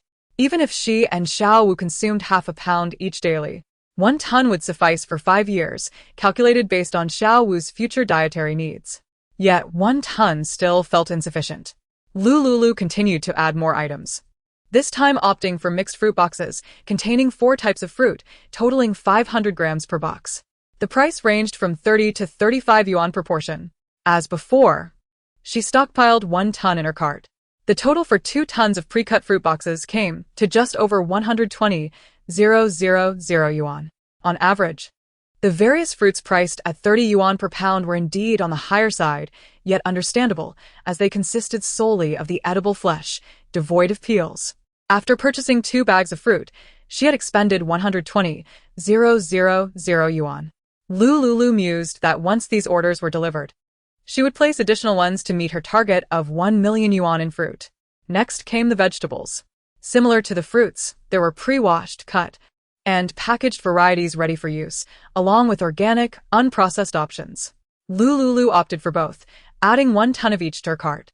Vegetables were considerably less expensive than fruits, with a combined average price around 6 yuan per pound. Thus, 2 tons of vegetables totaled 24,000 yuan. With 2 tons of fruit and vegetables combined, her total reached 144,000 yuan. Following the procurement of fruits and vegetables, Lu Liuliu turned her attention to meats. Pork, chicken, duck, beef, lamb, fish, and lobster. She added 1 ton of each type. The varied quality of meats reflected in their prices, averaging around 25 yuan. Next were eggs. For now, she decided to stock 2 tons, with the price per pound fluctuating between 6 to 10 yuan, averaging about 8 yuan. 2 tons of eggs would amount to over 30,000 yuan. Duck and goose eggs, consumed less frequently, were added in a total of 30,000 yuan. In total, the expenses for vegetables, fruits, meats, and eggs amounted to 1.22 million yuan. After completing her grocery shopping, Lu Liuliu shifted her focus to ready-made foods. Various brands of milk tea, fruit tea, coffee, both iced and hot, sweetened to varying degrees, were added, 1,000 cups of each. Even if they consumed 1 cup daily, there would be enough for her and Xiao Wu for a century. In addition to beverages, she also selected boxed meals from reputable restaurants with physical locations and positive reviews, avoiding those dubious pre-packaged meals.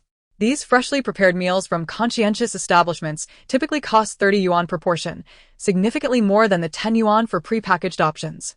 However, her aim was to ensure quality, so she chose only those restaurants known for their excellent ingredients and flavors. From each restaurant, she added 100 servings, intending to assess the quality upon delivery. If she found a commendable establishment, she would arrange to hire them for 3 days to prepare her meals. She also included dumplings, Wontons, hamburgers, French fries, pizzas, pastas, buns, congee, rice noodles, spicy hot pot, Sichuan and Hunan cuisine, fried chicken, skewers, snacks, barbecued items, Western cuisine, marinated dishes, Korean dishes, cakes, bread, and freshly made desserts. Every category available for delivery was included, with each type receiving an order of 100 servings. Upon completing her food orders, Lu Liuliu turned her gaze once more toward pharmaceuticals. She browsed through various categories on the platforms Dongdong and Feimao, as well as the delivery service, and procured 100 units of each medication. After this flurry of activity, she had spent a total of 3 million yuan. Lu Liuliu sighed deeply. Spending money was truly a challenge. Since her rebirth, she had only managed to expend just over 100 million, with another 1.5 billion still untouched. Considering the extreme cold brought on by torrential rains, she anticipated the possibility of other natural disasters. Thus, she opened Xianbaidu to research what supplies were necessary in the wake of such calamities. She discovered items such as kayaks, yachts, life rings, life jackets, inflatable boats, and various survival tools designed to withstand heat and earthquakes. A light bulb went off in her mind. Indeed, during heavy rains, one would need to navigate using the official kayaks to search for supplies. Renting such equipment would require substantial resources. She quickly returned to the Dongdong platform, adding these recommended items to her cart. Except for yachts, which were unavailable, she ordered 100 sets of everything else. This acquisition cost her 5 million yuan. However, the inflatable boats required fuel to operate. In these peaceful times, hoarding fuel was not feasible. She could only stock a portion and plan to acquire more from gas stations amidst the chaos when the apocalypse arrived. After some thought, she decided to focus on electric-powered inflatable boats. She ordered 100, instructing the vendor to ensure each boat was fully charged. Otherwise, she would return them. The customer service representative, having never encountered such a large order, hurriedly informed the manager that they would ensure the boats were charged before shipment. As night fell, Lu Liuliu concluded her stockpiling for the day. For dinner, she enjoyed a bowl of multi-grain porridge prepared by Sisterly, accompanied by a small bowl of fresh meatball soup. After her meal, she rested for a moment until Xiao Wu stirred, emitting soft, unconscious sounds. Upon hearing the noise, Sisterly promptly took Xiao Wu to the next room to feed him. Dr. Lin Fong entered the room to replace the medical dressings on Lu Liuliu's cesarean scar, gently advising her to rest well. Lu Liuliu lay in bed, utterly fatigued and drowsy, yet sleep eluded her. Chapter 10. Stockpiling. Whenever she found a moment of stillness, her thoughts drifted to the malevolent actions of Su Pingting and Ma Weizhou towards her and Xiao Wu. Her teeth clenched in fury. Nevertheless, with the apocalypse looming, the importance of stockpiling resources became paramount. Lu Liuliu once again accessed the Dongdong platform, locating a shop that sold USB flash drives filled with digital resources. She purchased a staggering 1,000 drives, each boasting a capacity of 2 terabytes, meticulously curated by the vendor with high-definition videos across various domains. The customer service representative remarked, "Dear customer, due to your acquisition of 1,000 items from our store, the owner has specially prepared a delightful surprise for you, a valuable 10-terabyte collection of high-definition hormone videos. We hope you will grant us a 5-star review upon receipt of your order." Feeling a sense of unease at the representative's words, especially the accompanying mischievous cartoon emoji, she shrugged it off, deciding to wait until the delivery arrived to ascertain the nature of the owner's offerings. After amassing a diverse array of resources, Lu Liuliu sought out a bookstore to procure various types of literature, particularly those focused on crop cultivation and survival strategies. She diligently stocked up on numerous titles. The sight of the books reminded her of the importance of seeds. In the aftermath of the apocalypse, torrential rains would devastate over 70 of low-lying structures, rendering their contents useless or washed away. Once the floods receded, the government would offer exorbitant prices for viable seeds, making them a valuable commodity. As the rain ceased and the cold set in, the government would erect extensive greenhouses to boost food production. Regrettably, Lu Liuliu would not live to see those crops mature, having fallen victim to the treachery of vile individuals. At that time, she had been planning to rent a greenhouse and purchase seeds to cultivate food for herself and Xiao Wu to improve their lives. Her teeth ground in hatred as she suppressed her inner fury, seeking out a shop to stock various seeds for fruits and vegetables. Subsequently, she considered that the time spent sheltering in the villa to evade disaster would last a year. Thus, she visited another store and stockpiled 1,000 power banks, choosing the most expensive models with the highest capacity. Even if power outages were frequent later on, she could rely on these power banks to keep her phone and tablet charged. With electricity, supplemented by the entertainment and audiovisual resources she had acquired, she would have ample means to pass the long hours indoors. In addition to power banks, she sought compatible electronic devices and other digital materials, such as the detailed offline maps from the Hylon Star, covering not only City A, but also other provinces and even international locations. She quickly found a shop selling electronic resources and requested the owner to download all of Hylon Star's detailed offline maps onto a USB drive for shipment. She also had the owner prepare 100 USB drives filled with high-rated films and television series. After securing these virtual resources, Lu Liuliu contemplated the issue of power outages. Relying solely on power banks would be insufficient. She sought out various solar-powered products capable of generating electricity, with solar-powered lights functioning as perpetual motion machines. Along with her previously stockpiled solar generators and 1,000 high-capacity batteries, she would have no trouble powering essential appliances like air conditioners and refrigerators. However, she suddenly recalled the month of torrential rain, during which the humidity was alarmingly high. Appliances such as dryers would be indispensable, as would moisture-proof supplies. With no sunshine for an entire month, the solar generators would store minimal power. It was imperative to fully charge all batteries in the villa before the impending month of relentless rain. Considering the damage caused by the moisture-laden weather, she stockpiled over a dozen dryers and dehumidifiers, hoping these appliances would prove useful when the time came. Once these preparations were complete, her focus shifted to acquiring reliable weapons and fuel. Diesel and gasoline were regulated by the government, complicating matters. However, failing to take precautions before the apocalypse would make it increasingly difficult to obtain resources later. During the first 3 months, City A would be rife with zombies.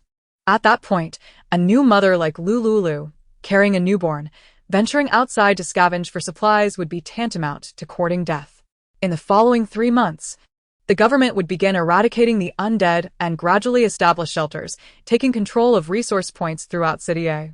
Ordinary citizens wishing to exchange for survival supplies would have to participate in government-sanctioned missions to earn points for trade.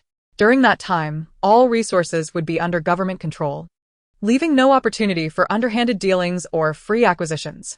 In her previous life, she had merely tagged along with government scavenging teams, seizing chances to discreetly collect a meager amount of discovered supplies, clinging to the fragile hope they provided. Thus, she realized the necessity of stockpiling a significant amount of fuel before the apocalypse erupted.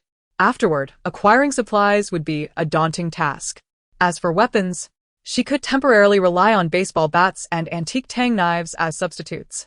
Upon viewing her order of 10 solar generators, she added another 10 diesel generators and 10 gasoline generators to her cart, all configured to the highest specifications, totaling an expenditure of 800,000 yuan. Additionally, she ordered 1,000 emergency survival kits encompassing various essential items, amounting to a further 410,000 yuan. After placing these orders, she gazed at her pending shipments, feeling somewhat overwhelmed. She meticulously checked for any missing items. The abundance of resources left her feeling dizzy, so she decided to continue browsing the shopping platform. Just then, she stumbled upon a well-known streamer, Chi, who was live-streaming on the Taotao platform. Intrigued, she clicked in to watch. It was said that Chi's recommended products were offered at incredible discounts, each one carefully selected for quality. After watching for 3 minutes, Lu Liuliu found Chi charming and the explanations quite engaging. Her hand moved uncontrollably, adding items to her cart. Chi was currently showcasing a skincare product, a brand Lu Liuliu had heard of but never tried. She casually added 10 sets to her cart for 800 yuan, along with setting powders, hair dyes, perfumes, face masks, sunscreen, depilatory cream, and makeup remover wipes, each receiving 10 additions to her cart. After perusing beauty products, she noticed an array of household items, including bedding, tableware, disposable bath towels, disposable toilet paper, and sanitary pads. Suddenly, a realization struck her. She had stockpiled numerous supplies, but had scarcely accumulated any sanitary pads. Without hesitation, she ordered 100 years' worth of pads. Remembering her need for overnight pads, she quickly added a substantial quantity to her cart. After completing her purchases, she returned to the live stream to continue exploring more quality items. Summer cooling mats, imported snacks, and red wine, all novel delights she had never encountered before, caught her attention. Lu Liuliu promptly clicked to add them to her cart, believing one could never have too much food. When she ventured into the digital technology category, she discovered numerous massage and therapy devices. In the midst of a stressful life, who wouldn't desire a luxurious massage chair for relaxation? Lu Liuliu ordered 10 massage chairs, each valued at 51,000 yuan. In addition to the massage chairs, she also stocked up on small massage devices, again in quantities of 10. After exiting Chi-Chi's live stream, she spent 5 million yuan. Subsequently, she scrolled to another live broadcast, this time featuring a women's clothing brand. Upon seeing a model whose figure closely resembled her own, she found the clothing quite appealing. Uncertain of whether she would have the opportunity to wear these exquisite garments in the future, she decided to purchase 2 sizes, one fitted and one loose, since the expenditure was minimal. As she continued her browsing, she stumbled upon a live stream selling children's clothing. Lu Liuliu found herself utterly defenseless against the allure of baby clothes, ultimately stockpiling 200,000 yuan worth of apparel for infants, encompassing all 4 seasons. Among her purchases were numerous princess dresses and charming outfits for little girls, which she deemed irresistibly beautiful. The prospect of dressing her son, Xiao Wu, in these delightful skirts and capturing precious photographs filled her with excitement. As it was summer, she also seized the opportunity to buy 100 winter down jackets at a bargain price. Following this, she encountered several more live streams featuring clothing but, having already amassed an excessive amount, chose to bypass them. In Chapter 11, she encountered a message from her childhood friend, Jiang Yi. Jiang Yi had tragically lost her parents in an accident during her youth and had been raised by her grandparents in her hometown. Their shared experiences of early parental loss forged a deep bond between them. They had attended elementary, middle, and high school together, becoming inseparable friends. Jiang Yi, a talented diver, had excelled in national college diving competitions and received a scholarship, earning an exceptional admission to a foreign university. In pursuit of her diving career, she had gone abroad for further training. Upon her recent return to City A, she opened a fitness center where she taught diving. Reading Jiang Yi's message reminded Lu Liuliu of a similar exchange from her previous life. Back then, Jiang Yi had heard of her recent childbirth and had intended to visit. However, just as they had arranged a time, the apocalypse struck. Communication lines were severed, and they could no longer connect. Lu Liuliu, recovering from surgery and trapped in her villa with her newborn son, was unable to seek help. One day, the network briefly restored, and she received a video from Jiang Yi, who was confined in her fitness center's office, surrounded by crazed, zombie-like members. Despite her desperate inquiries about Lu Liuliu's situation, she received no response for an entire day and night. From that moment on, until the establishment of the shelter, Lu Liuliu never again saw Jiang Yi or learned any news about her. "Lulu, are you there?" Jiang Yi's message jolted Lu Liuliu from her thoughts, prompting her to type a single word in reply. "Yes. I heard you had a baby. Is it a boy or a girl?" A boy. "Are you still in the hospital? Why didn't you tell me about your childbirth? I only heard it from a member. After all these years of friendship, you should have shared such an important event with me." Jiang Yi sent this with an angry emoji. Lu Liuliu smiled softly, reminiscing about their shared history. Jiang Yi's concern was as direct and unfiltered as ever. "I've been discharged and currently reside at Linwan Villa, Building 5. I miss you so much. Can you come to see me tomorrow?" Lu Liuliu felt anxious that Jiang Yi might end up trapped in her fitness center once again, as had happened in her previous life. She sought to bring her friend over to alter what she believed to be a fatal fate. In this world, if there was anyone she could trust, it was undoubtedly Jiang Yi. However, before fully placing her trust in her, she felt the need to observe her discreetly for a while. Having previously endured betrayal from her fiancé and closest female friend, she instinctively felt a twinge of caution regarding her friendship with Jiang Yi. 6-6, I have a full schedule this week. Jiang Yi hesitated. I'll come to see you next week. Seeing Jiang Yi respond in a manner reminiscent of her past life, Lu Liuliu insisted. Could you please reschedule your classes? I really miss you. Giving birth is so painful, and I have a huge scar on my abdomen, boo-hoo. She sent the message along with a pitiful emoji. Jiang Yi's defenses crumbled. Since childhood, she had always protected the delicate Lu Liuliu. Lu Liuliu was quite fragile, while Jiang Yi had developed a robust physique through years of diving training. Lu Liuliu, a premature baby, had initially been physically weak, but gradually regained normal stamina under Jiang Yi's guidance. Jiang Yi could not bear to see her friend in tears. Last year, Jiang Yi had lost her grandfather, and last month her grandmother had also passed away. Now, the only person she truly cared for was Lu Liuliu. Just wait. I'll drive over right away. Send me your location. After sending the message, Jiang Yi instructed her assistant to postpone all her diving lessons for the next day. Once she had settled her work matters, she descended, driving her off-road vehicle to the nearby Walmart. Following the signs, she made her way to the baby and maternity store on the 5th floor, selecting gifts for Lu Liuliu. The sales assistant at the store greeted her warmly. Hello. What can I help you with today? I need items suitable for newborns. How about this newborn gift set? It includes 4 outfits, matching socks, nursing pads, a little hat, and a swaddle. Jiang Yi found the sample featuring a cute rabbit design delightful. I'll take 2 sets. There are red, pink, blue, and yellow options. Which would you prefer? For a baby boy, of course, the adorable pink. Then I'll take 1 pink set and 1 blue set. Noticing that Jiang Yi did not inquire about the price, the sales assistant recognized her as a valuable customer and sighed, regretting not recommending a better package. You truly have an eye for quality. Are you purchasing these as gifts? The assistant remarked, appraising Jiang Yi. She did not notice Jiang Yi's pregnant belly. It must be a gift for someone else. Jiang Yi surveyed the mother and baby store, confirming her intention to purchase gifts. What other exquisite items do you recommend? Money is no object, but the quality must be exceptional. The female sales associate's eyes sparkled as she pointed to Mysore brand formula. Behold, this formula is imported from organic farms abroad, made from naturally superior milk.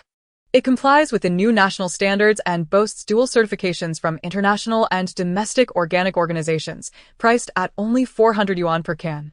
Currently, we have a promotion.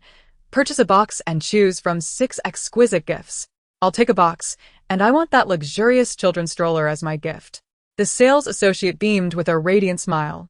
Additionally, we have baby strollers, cribs, baby care products, mosquito nets, and natural, harmless mosquito repellent liquid for infants, as well as imported anti-colic baby bottles. Jiang Yi nodded. I'll take a complete set. And look at this organic natural bird's nest, which aids in postpartum recovery. Right now. It's on special for a month's supply at just 18,888 yuan, down from the original price of 26,666 yuan. And you'll receive a bird's nest stewing pot along with matching bowls and spoons. Sounds good. I'll take 3 boxes. The sales associate was taken aback.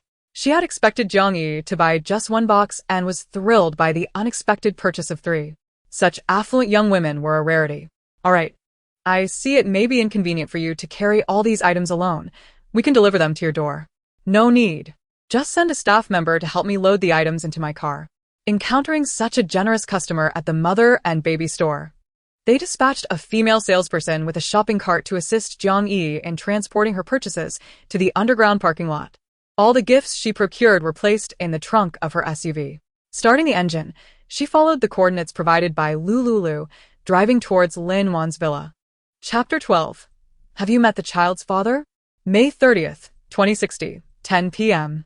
Lin Wan's villa number 5. After an hour's drive, Jiang Yi arrived at the entrance of Lin Wan's villa complex. Sitting in her car, she sent a WeChat message to Lu Liuliu. Lulu, I'm at your front gate. Upon receiving the message, Lu Liuliu instructed Sister Li to open the door. The gate swung open, allowing Jiang Yi to drive her SUV into the villa's courtyard. With the help of Sister Li and Sister Jin, the 3 of them unloaded the gifts from the trunk and arranged them neatly. Sister Li led her to Lu Liuliu's room. Moments later, Lu Liuliu heard the sound of the door being pushed open. Turning her head, she was greeted by the sight of Jiang Yi's strikingly long legs. dressed in black yoga pants and a matching black tank top. Topped with a white shirt and sporting a pair of dad sneakers, Jiang Yi's toned abdominal muscles were visible as she moved. Sister Li stood beside her. Jiang Yi towered over Sister Li, who was just over 1.6 meters tall. Lulu, you sly one. How could you keep this from me? Lu Liuliu suppressed her excitement and said to Sister Li, you can leave now.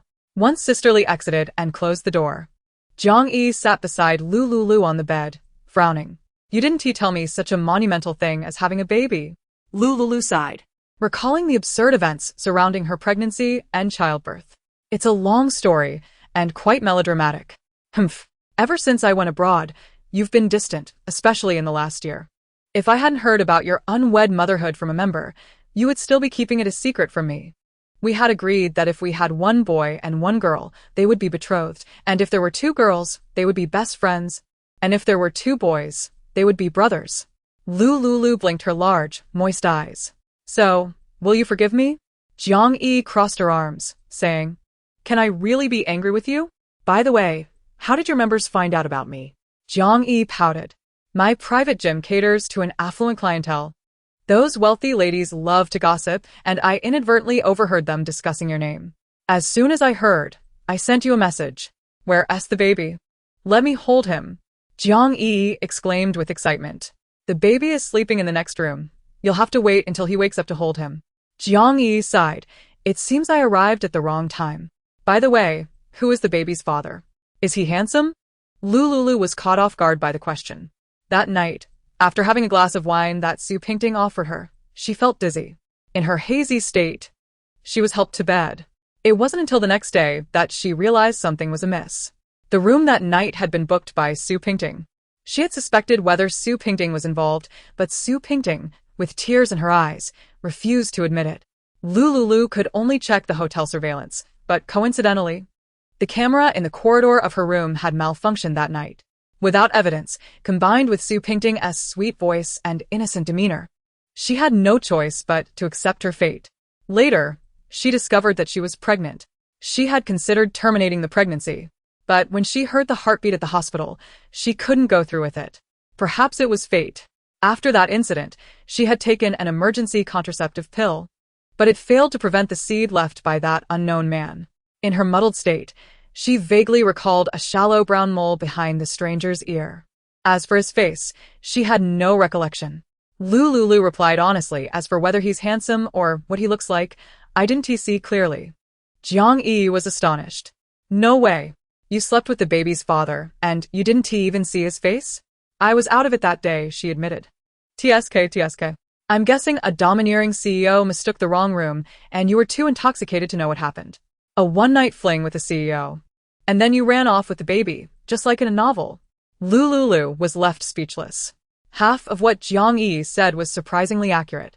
As for whether the man was a CEO, she had no idea. Lulu, is the villa you're living in the breakup compensation from that CEO? Woman, take this card. And terminate the pregnancy. Jiang Yi chuckled mischievously. Then you, by a twist of fate, couldn't bear to end a small life and decided to carry the baby to term.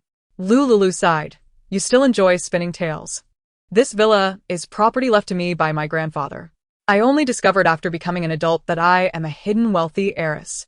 My grandmother advised me to keep a low profile, and for years I have adhered to that advice. As she spoke, Lu Liuliu recalled Ma Weizhou. She had indeed followed her grandmother's counsel and remained low-key. Even after learning that she was a billionaire, she had never considered touching the money. She had been diligent, graduating from university and working step by step, donating her annual dividends to orphanages and the Red Cross. Everything began to change when she met Ma Weizhou. After becoming his girlfriend, upon hearing that his family business was financially struggling, she had unhesitatingly offered him 20 million to help him through the crisis. Looking back, it seemed that Ma Weizhou's family's financial troubles were merely a test to see if she was a genuine, wealthy heiress. Jiang Yi, upon hearing this, chuckled. In my childhood, I sensed a certain elegance in your grandmother, reminiscent of the aristocratic women I had encountered.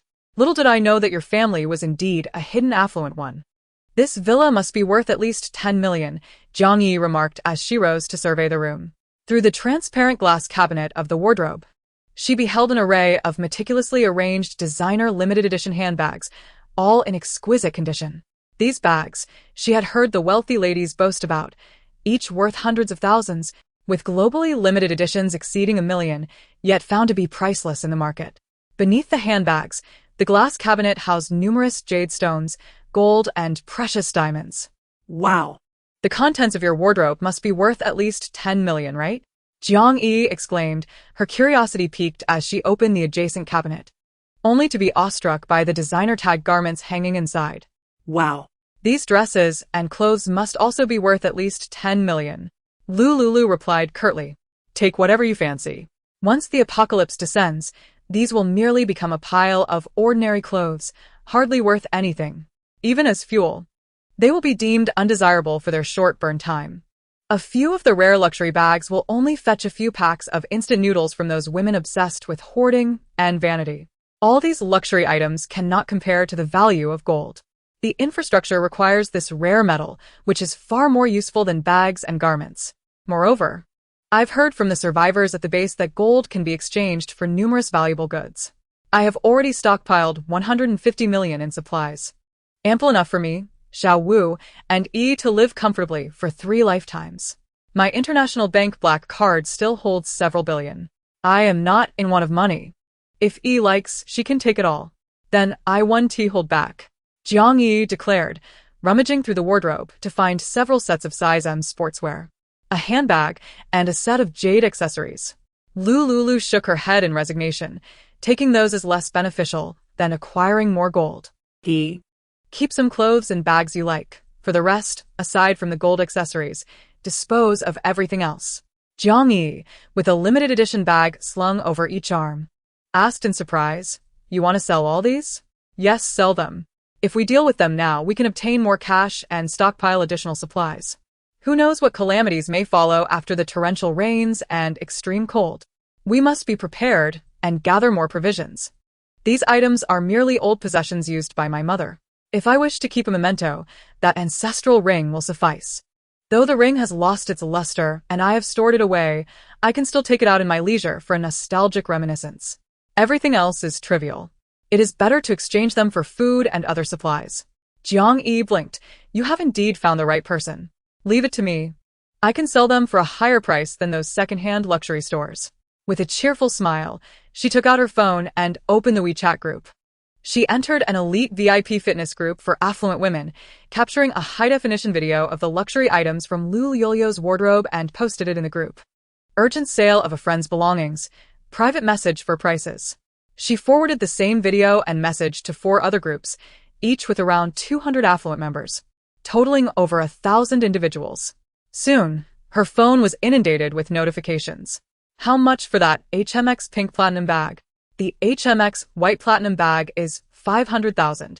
I'll take it. Is it authentic? Can it be verified? Can I come to see the goods?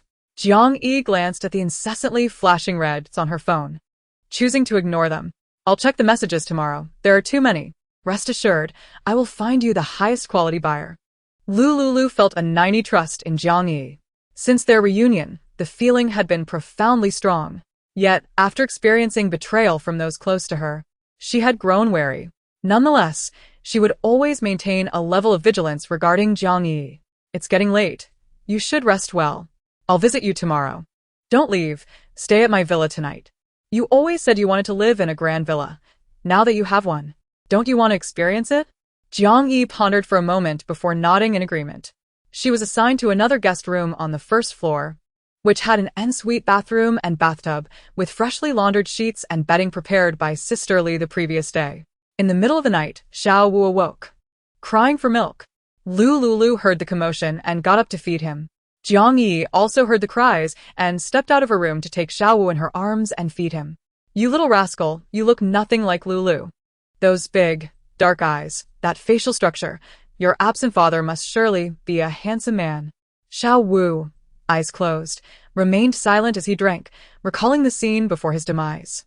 It wasn't that auntie, nor her voice. He needed to drink quickly and grow up fast to keep his mother away from that wicked aunt. After finishing the milk, Xiao Wu drifted into a hazy slumber. Jiang Yi quietly peeked at Lu Liuliu, who had fallen asleep after her late-night feeding and quietly exited the room. It was just past 4 in the morning. Standing in the villa, she could faintly hear birds chirping outside. Being summer, dawn broke early. Half an hour later, the sun rose. Unable to sleep, Jiang-yi did stretching exercises in the villa's living room before jogging for half an hour around the vicinity. Upon her return, the sun was fully up, illuminating the surroundings. She took a shower in the bathroom and changed into the leisurewear Sister Li had prepared for Lu Liuliu. Lu Liuliu wore size M clothing before her pregnancy and size L afterward. Although Jiang-yi stood at 174 centimeters, her weight remained at 52 kilograms due to years of exercise, maintaining a low body fat percentage. The size M clothes fit her perfectly. After exercising, Jiang-yi checked her WeChat messages. Ultimately, she selected 3 buyers, all core figures among the affluent women, whose husbands were CEOs of medium-sized enterprises. These 3 were the most economically powerful women in their social circle. Lulu, I found 3 buyers who wish to see the handbags and jewelry. That's fine. I'll rest in the adjacent guest room. Jiang-yi arranged for the 3 affluent women to come over at 10 in the morning. After some haggling, Lu Liuliu's jewelry, garments, and bags were sold for 150 million, exactly matching the price she had aimed for in stockpiling supplies over the past 2 days. This transaction restored her account balance to 16 billion. After the 3 buyers left, Lu Liuliu moved back to her master bedroom, now devoid of luxury clothing. Her wardrobe was filled with comfortable, inexpensive cotton sportswear, each set costing around 200 yuan, along with athletic shoes. Li Jie meticulously laundered and organized her favorite sporty casual attire and shoes, along with the bedding for her bedroom, placing everything neatly within the wardrobe. Jiang-yi accompanied Lu Liuliu throughout the day. As evening approached, she stood up, preparing to return home. Don't go. Stay with me during my confinement, Lu Liuliu implored, grasping Jiang-yi's arm. With only a week remaining before the apocalypse was to unfold, she could not allow Jiang-yi to leave. I can't. I've already canceled a day's worth of classes. Further cancellations would provoke complaints from VIP members. Pause operations at your gym for a month. I will cover the losses incurred during this period, Lu Liuliu declared, pulling out her phone to transfer 5 million to Jiang-yi.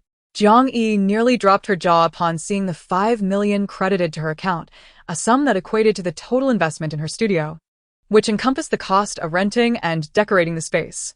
The affluent members were primarily drawn to her international reputation, enrolling their children in her classes, while some unscrupulous men sought to exploit her fame. Lu, are you serious about this money? Jiang-yi hesitated to accept the transfer. Take it, please.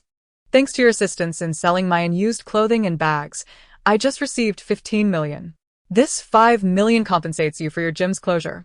And I'll add another 5 million as a commission for helping me sell my items, Lu Liuliu insisted, promptly transferring another 5 million. Jiang-yi gazed at Lu Liuliu, feeling as though she were in a dream, always fantasizing about her best friend striking it rich, allowing her own life to become more leisurely. She had not anticipated this day would arrive so swiftly.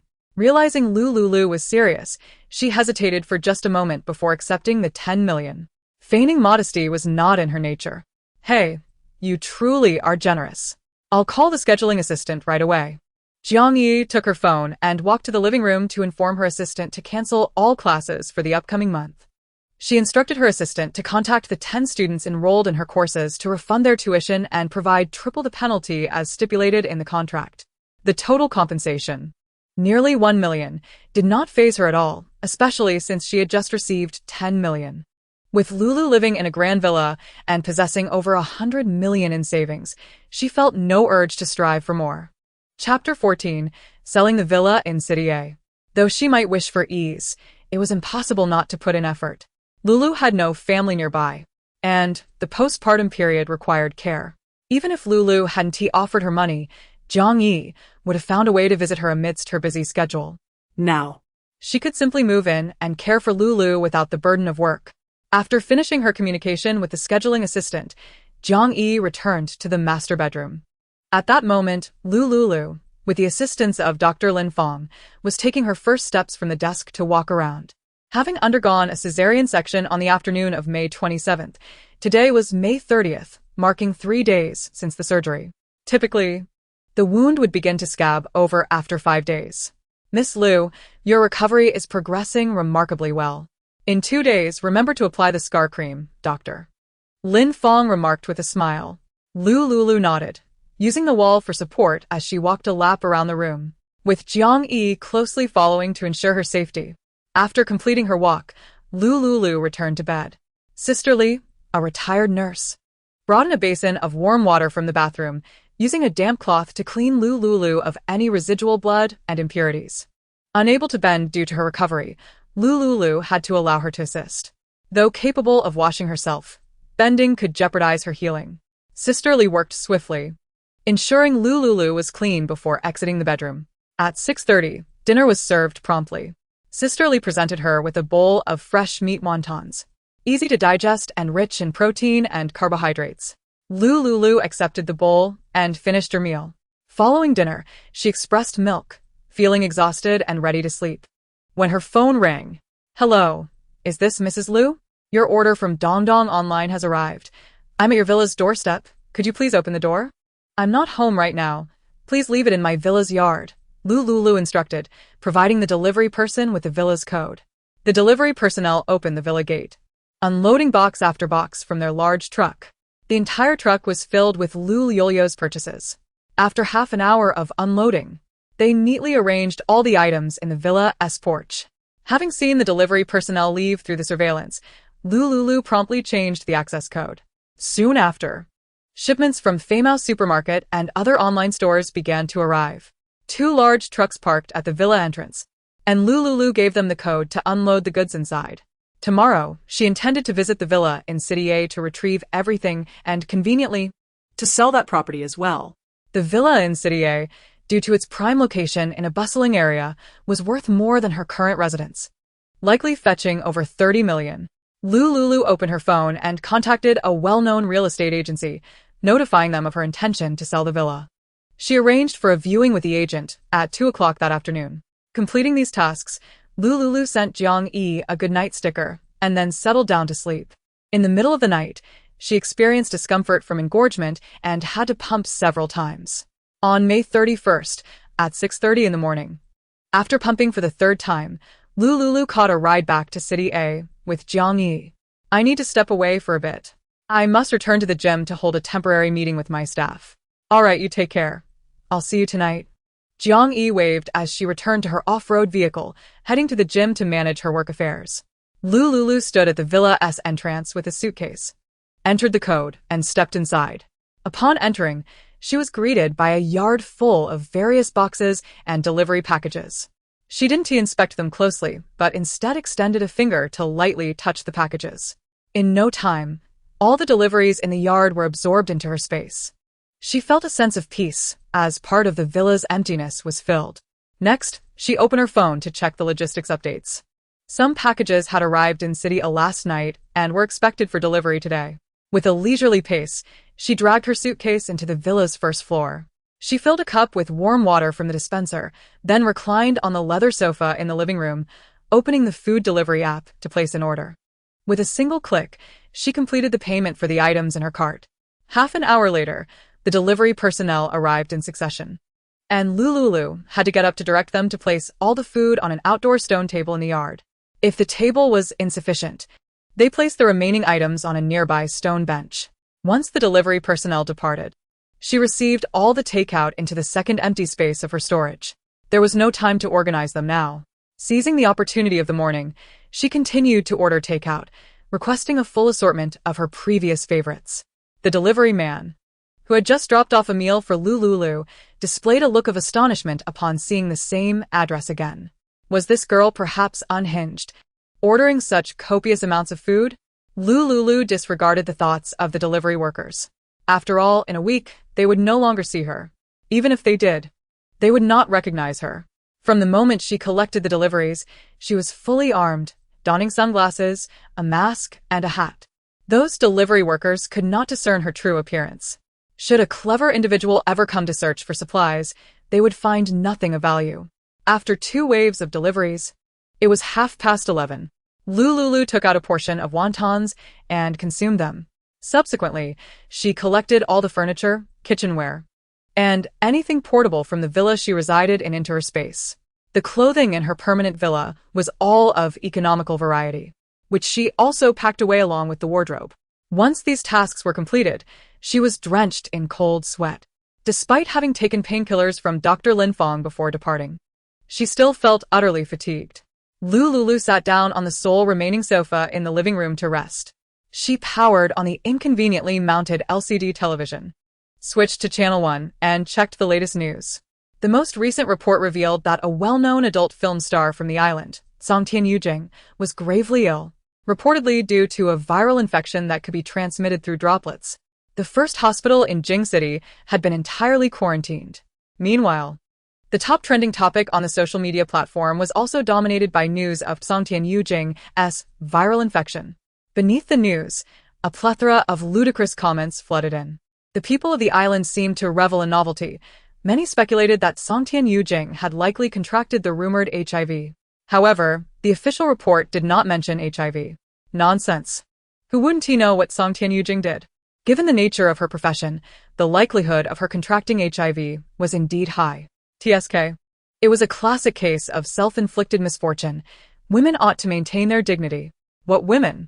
The island thrives on the adult film industry as part of its legal economic framework. Those in the industry do not feel shame, but rather pride. Let us not delve into this further. I express my sympathy for Songtian Yujing's plight, as it is likely we will soon no longer see her performances. You, old six, lend me a word.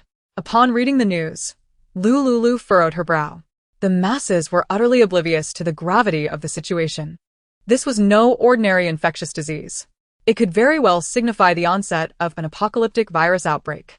She recalled that in her previous life, the outbreak had also begun with a scandal involving a famous female celebrity.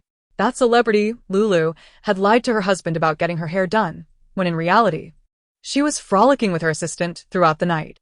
The following morning, she was captured by paparazzi as she left her home, instantly becoming a trending topic.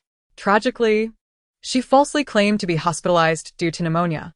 To silence any rumors, she bribed the attending physician and nursing staff. However, a week later, the virus erupted, and the entire hospital was quarantined due to her actions. A week after that, the initial celebrity, Lulu, along with her clandestine lover, had transformed into zombies. Chapter 15. The Conditions for Awakening. Those who were also affected included the hospital where the illustrious Lulu had sought treatment.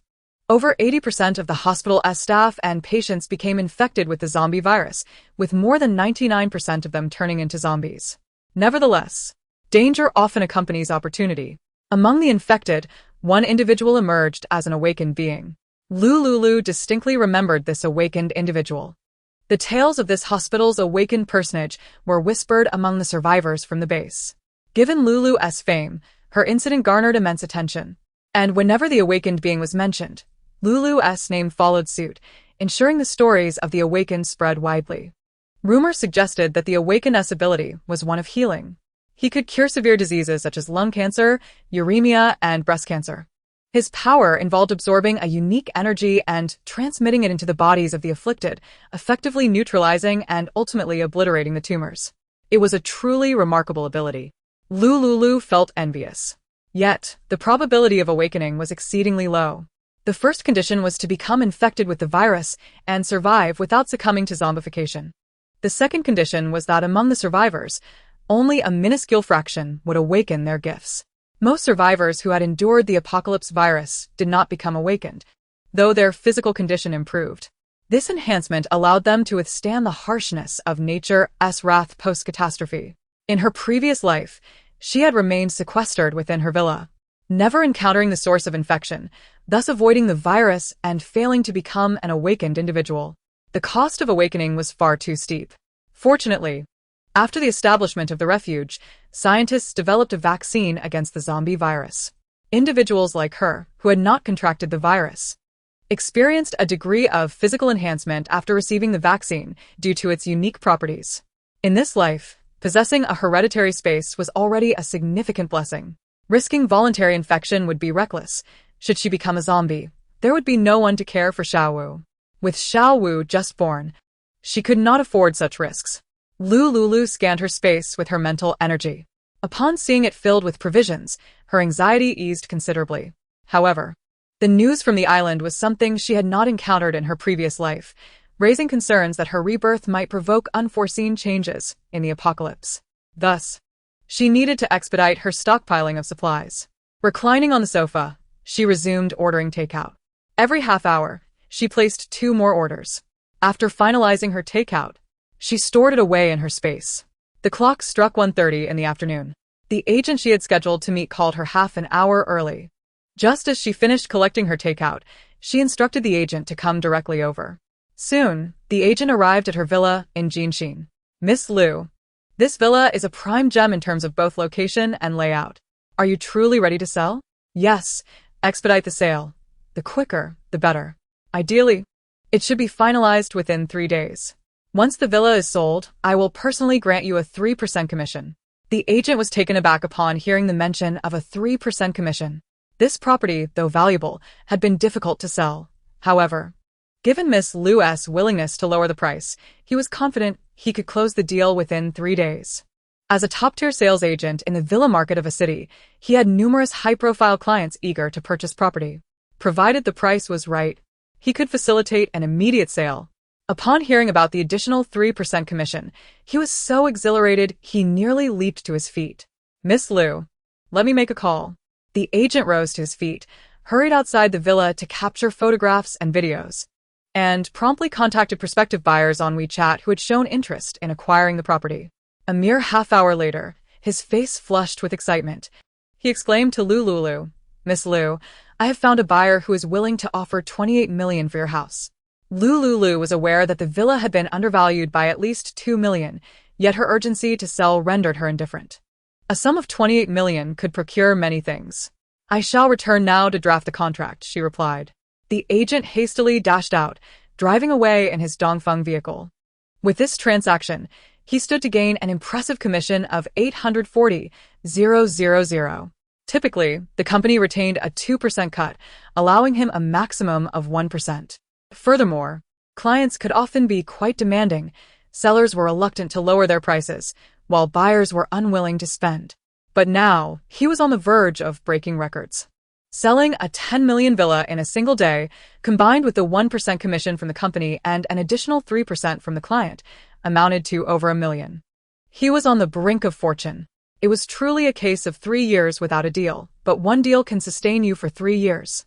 Worried that complications might arise, he accelerated, swiftly drafting the contract while simultaneously seeking out the major client to head together to the Jin Xian villa, where Lu Liuliu resided. At 3:30 in the afternoon, the agent accompanied a portly middle-aged man adorned with a jade ring into the villa.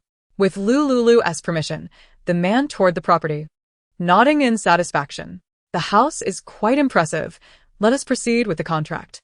The agent's hands trembled with excitement as he struggled to articulate his words.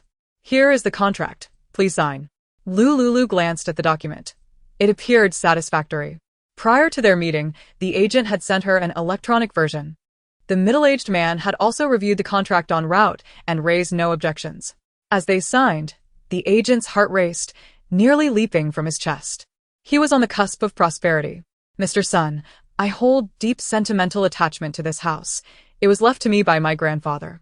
I will require a few days to reminisce. Mr. Sun chuckled heartily. I completely understand. I shall give you a week. I will return to collect the house then. Mr. Sun was genuinely delighted, having struck a remarkable deal. This villa would yield him an immediate profit of 2 million. Given the property values in a city, there was ample room for appreciation. After speaking, Mr. Sun called his company's finance department to transfer the funds to Lu Liuliu. The notification chimed as 28 million arrived in her account. Lu Liuliu glanced at the notification and nodded at Mr. Sunday. He took the contract and exited through the front door, stepping into his luxury car and instructing the driver to depart. The agent handed Lu Liuliu her copy of the contract. She casually placed it on the sofa. Your commission is 840,000. I'll round it up as a token of gratitude for your swift assistance. The notification chimed again as 850,000 was deposited. The agent, hearing the sound, beamed with delight. Miss Lu, you are truly generous. The transaction is settled, but I must attend to other matters, so I shall take my leave. With a chuckle, he added, Goodbye, Miss Lu. Should you require assistance with property sales in the future, do not hesitate to contact me via WeChat. As the agent departed, Lu Liuliu turned back to the sofa, reclining to rest. She had spent the day tirelessly receiving deliveries and felt exhausted. With the house sold, there remained several collectible vehicles in the garage yet to be sold. These were sports cars, which, since the onset of the apocalypse, had become fuel inefficient and ill-suited for many terrains. Chapter 16. Acquiring a motorhome and yacht. Lu Liuliu glanced at the clock. It was 4 o'clock in the afternoon, and daylight still lingered. She located a second-hand car dealership online, where the owner's phone number was provided. She dialed the number. "Hello, this is Guagua Second-Hand Cars.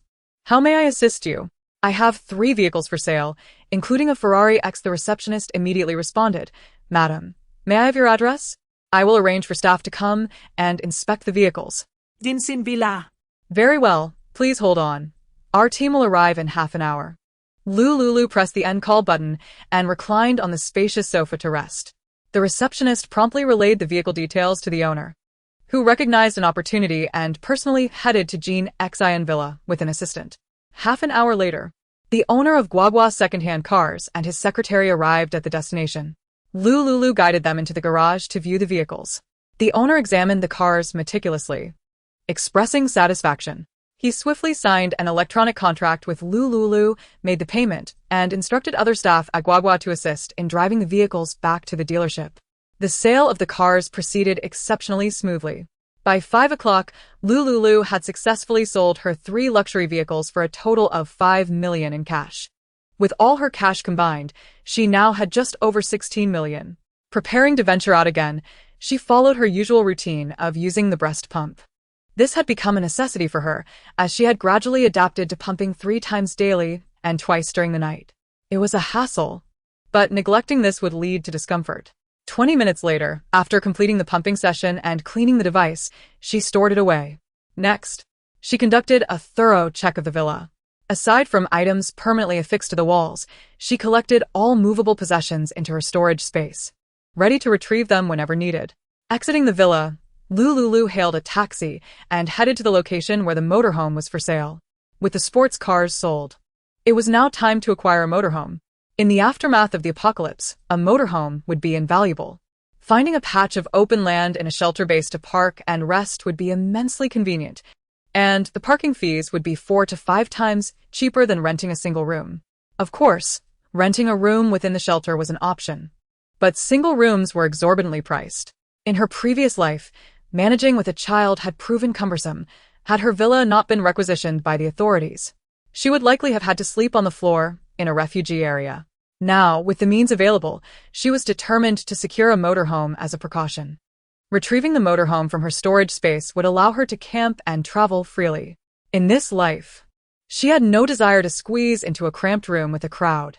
The unpleasant odors and noise, coupled with the uncleanliness of many individuals, were intolerable. Shared bathrooms often saw individuals neglecting to flush after using the toilet, and the most frustrating instances involved outright theft. Once, after preparing a bottle for little Wu, she found a disheveled man snatching the bottle from her child and draining it entirely. After finishing, he carelessly tossed the bottle to the ground. Had it not been plastic, it would have shattered into pieces. In the shared house, one could encounter the most bizarre characters. Daily, little Wu was subjected to strange smells and cacophonous sounds, living in a state of constant anxiety. A recreational vehicle awaits, ready to whisk Xiao Wu away on spontaneous adventures at a moment's notice. Moreover, when that time arrives, should the authorities attempt to procure her villa with minimal resources, she will resolutely refuse. Initially, when her villa was requisitioned, the officials relocated her to a neighborhood adjacent to a shelter. What was intended to be a 3-bedroom apartment with a living room, kitchen, and bathroom was ingeniously transformed by the officials into a partitioned space, now comprising 6 rooms, a living area, and a single bathroom. Cooking became an impossibility, as the kitchen had been repurposed into the 6th room. Aside from a modest dwelling that required no points for residency, the authorities provided her with a meager compensation package. Subsequently, her compassionate heart led her to save 2 ungrateful souls, who, in their greed for supplies, mercilessly incapacitated her and harmed her child. Lu Liuliu gazed vacantly at the streets, lost in thought. It was only when the sound of brakes interrupted her reverie that she came to. "Miss, we have arrived." She opened the car door and stepped out, making her way slowly toward the automobile sales and rental center. In recent years, the economy had faltered, leading to a significant decline in vehicle sales. A sales representative, noticing Lu Liuliu's entrance, wore a look of delight. After nearly a day of waiting, a customer had finally arrived. The attendant warmly welcomed her into the sales center. "Good day, miss. "Are you looking to purchase or rent a vehicle?" "I wish to buy an RV," she replied. The salesperson, sensing a lucrative opportunity, became even more deferential. They guided her to the RV sales area, where used vehicles were available at lower prices than new ones. "Which model do you require, miss?" Lu Liuliu furrowed her brow, recalling her limited C1 driver's license. Yet, she quickly relaxed her expression. In a post-apocalyptic world, who would bother to check licenses? Once she purchased the vehicle, she could have the salesperson deliver it to her villa, where she would have ample space. Her primary concern was procuring gasoline, a challenging feat due to stringent regulations. Typically, dealerships had some gray channels for fuel sales, and Lu Liuliu had come specifically in search of such avenues. In truth, she could rent a vehicle as rental agreements often didn't require a return. However, the low rental rates meant the car company would likely be unwilling to provide her with access to the fuel channels. "Miss, please feel free to ask any questions." "There's no need for formality," the salesperson said, seemingly perceiving her apprehensions. "I can pay in full for an RV, but my only requirement is a substantial supply of gasoline. If you can assist me with that, I will make the purchase today," Lu Liuliu whispered, ensuring only the salesperson could hear. After a brief silence, the salesperson replied, "Please hold on. I need to consult with my manager." Soon, the shop's owner received Lu Liuliu in the VIP lounge. A female salesperson brought forth a fruit platter and brewed a cup of coffee for her. Lu Liuliu, addressing the automobile center's proprietor directly, stated, "I require a high-quality RV with a budget of 10 million, provided you can supply me with a substantial quantity of gasoline." The owner, taken aback by the mention of 10 million, found it hard to believe, given that their finest RVs barely exceeded $1 million.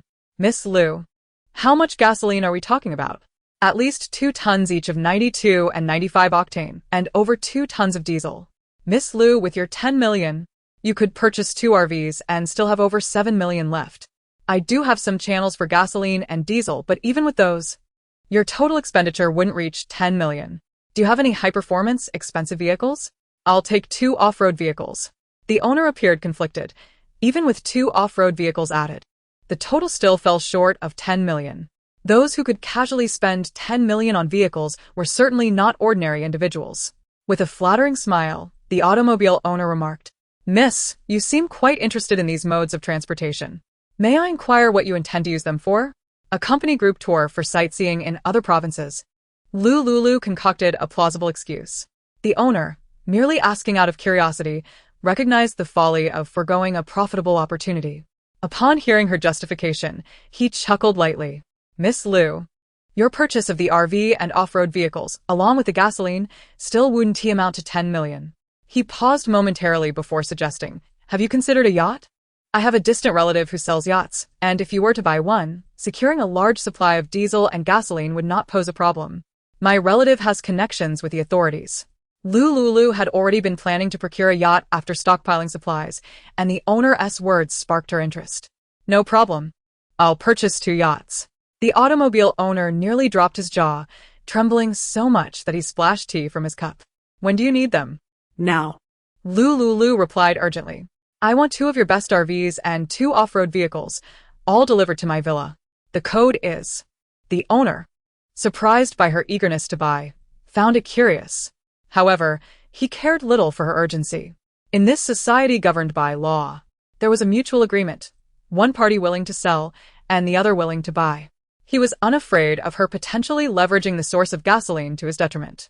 His relative wielded significant influence, frequently collaborating with officials to supply fuel for self-driving tour groups. Anyone daring to cause trouble would lose in court. His relative's legal counsel was none other than the notorious Zhang San, whose reputation loomed large over City A, as nearly all legal firms sourced their personnel from Zhang's esteemed family. Chapter 17. Retrieval in City C. The automobile owner, confident, stated, "My relative is in City C. The yacht isn't in City A, so it will take time to transport. I will head to City C today to finalize the acquisition." Lu Liuliu settled into the sofa, sipping her light tea. She opened WeChat and sent a message to Jiang Yi. "I have some matters to attend to tonight, so you needn't come to pick me up. I'll return to City A tomorrow." Jiang Yi received Lu Liuliu's message and replied with an OK sticker. After sending her response, she headed to an apartment opposite her fitness club. This apartment was her rental, as purchasing property here would cost at least 3 million. She had invested 5 million in her upscale fitness club, nearly depleting her family's savings. In City A, affording a home was out of reach. Her tuition for studying abroad was funded by a special scholarship for talented individuals, while her living expenses were primarily covered by her part-time work. After her grandparents passed, she chose to venture into entrepreneurship to establish herself in City A. Now, with her friends achieving wealth, she longed to take a step back. 2 hours later, Lu Liuliu and the automobile owner set off and arrived in City C, neighboring City A. City C is famed for a river that flows through it, with numerous illuminated boats traversing its waters. Lu Liuliu, capturing the vibrant night scene adorned with neon lights, snapped a photo through the car window. "Miss, we will exit the elevated highway and proceed straight for 800 meters to reach the dock," the automobile owner informed her. Lu Liuliu nodded. Throughout the journey, she closed her eyes to rest for a considerable duration. Her chest began to swell painfully with milk once more, yet she could only endure the discomfort. She resolved to purchase the yacht, dismiss everyone, and then seize the opportunity to secure the vessel for herself. If she hesitated now, once the apocalypse struck and the streets were overrun with zombies, acquiring a yacht would become an impossibility. A few minutes later, Lu Liuliu and the car dealer arrived at the dock managed by his distant relative.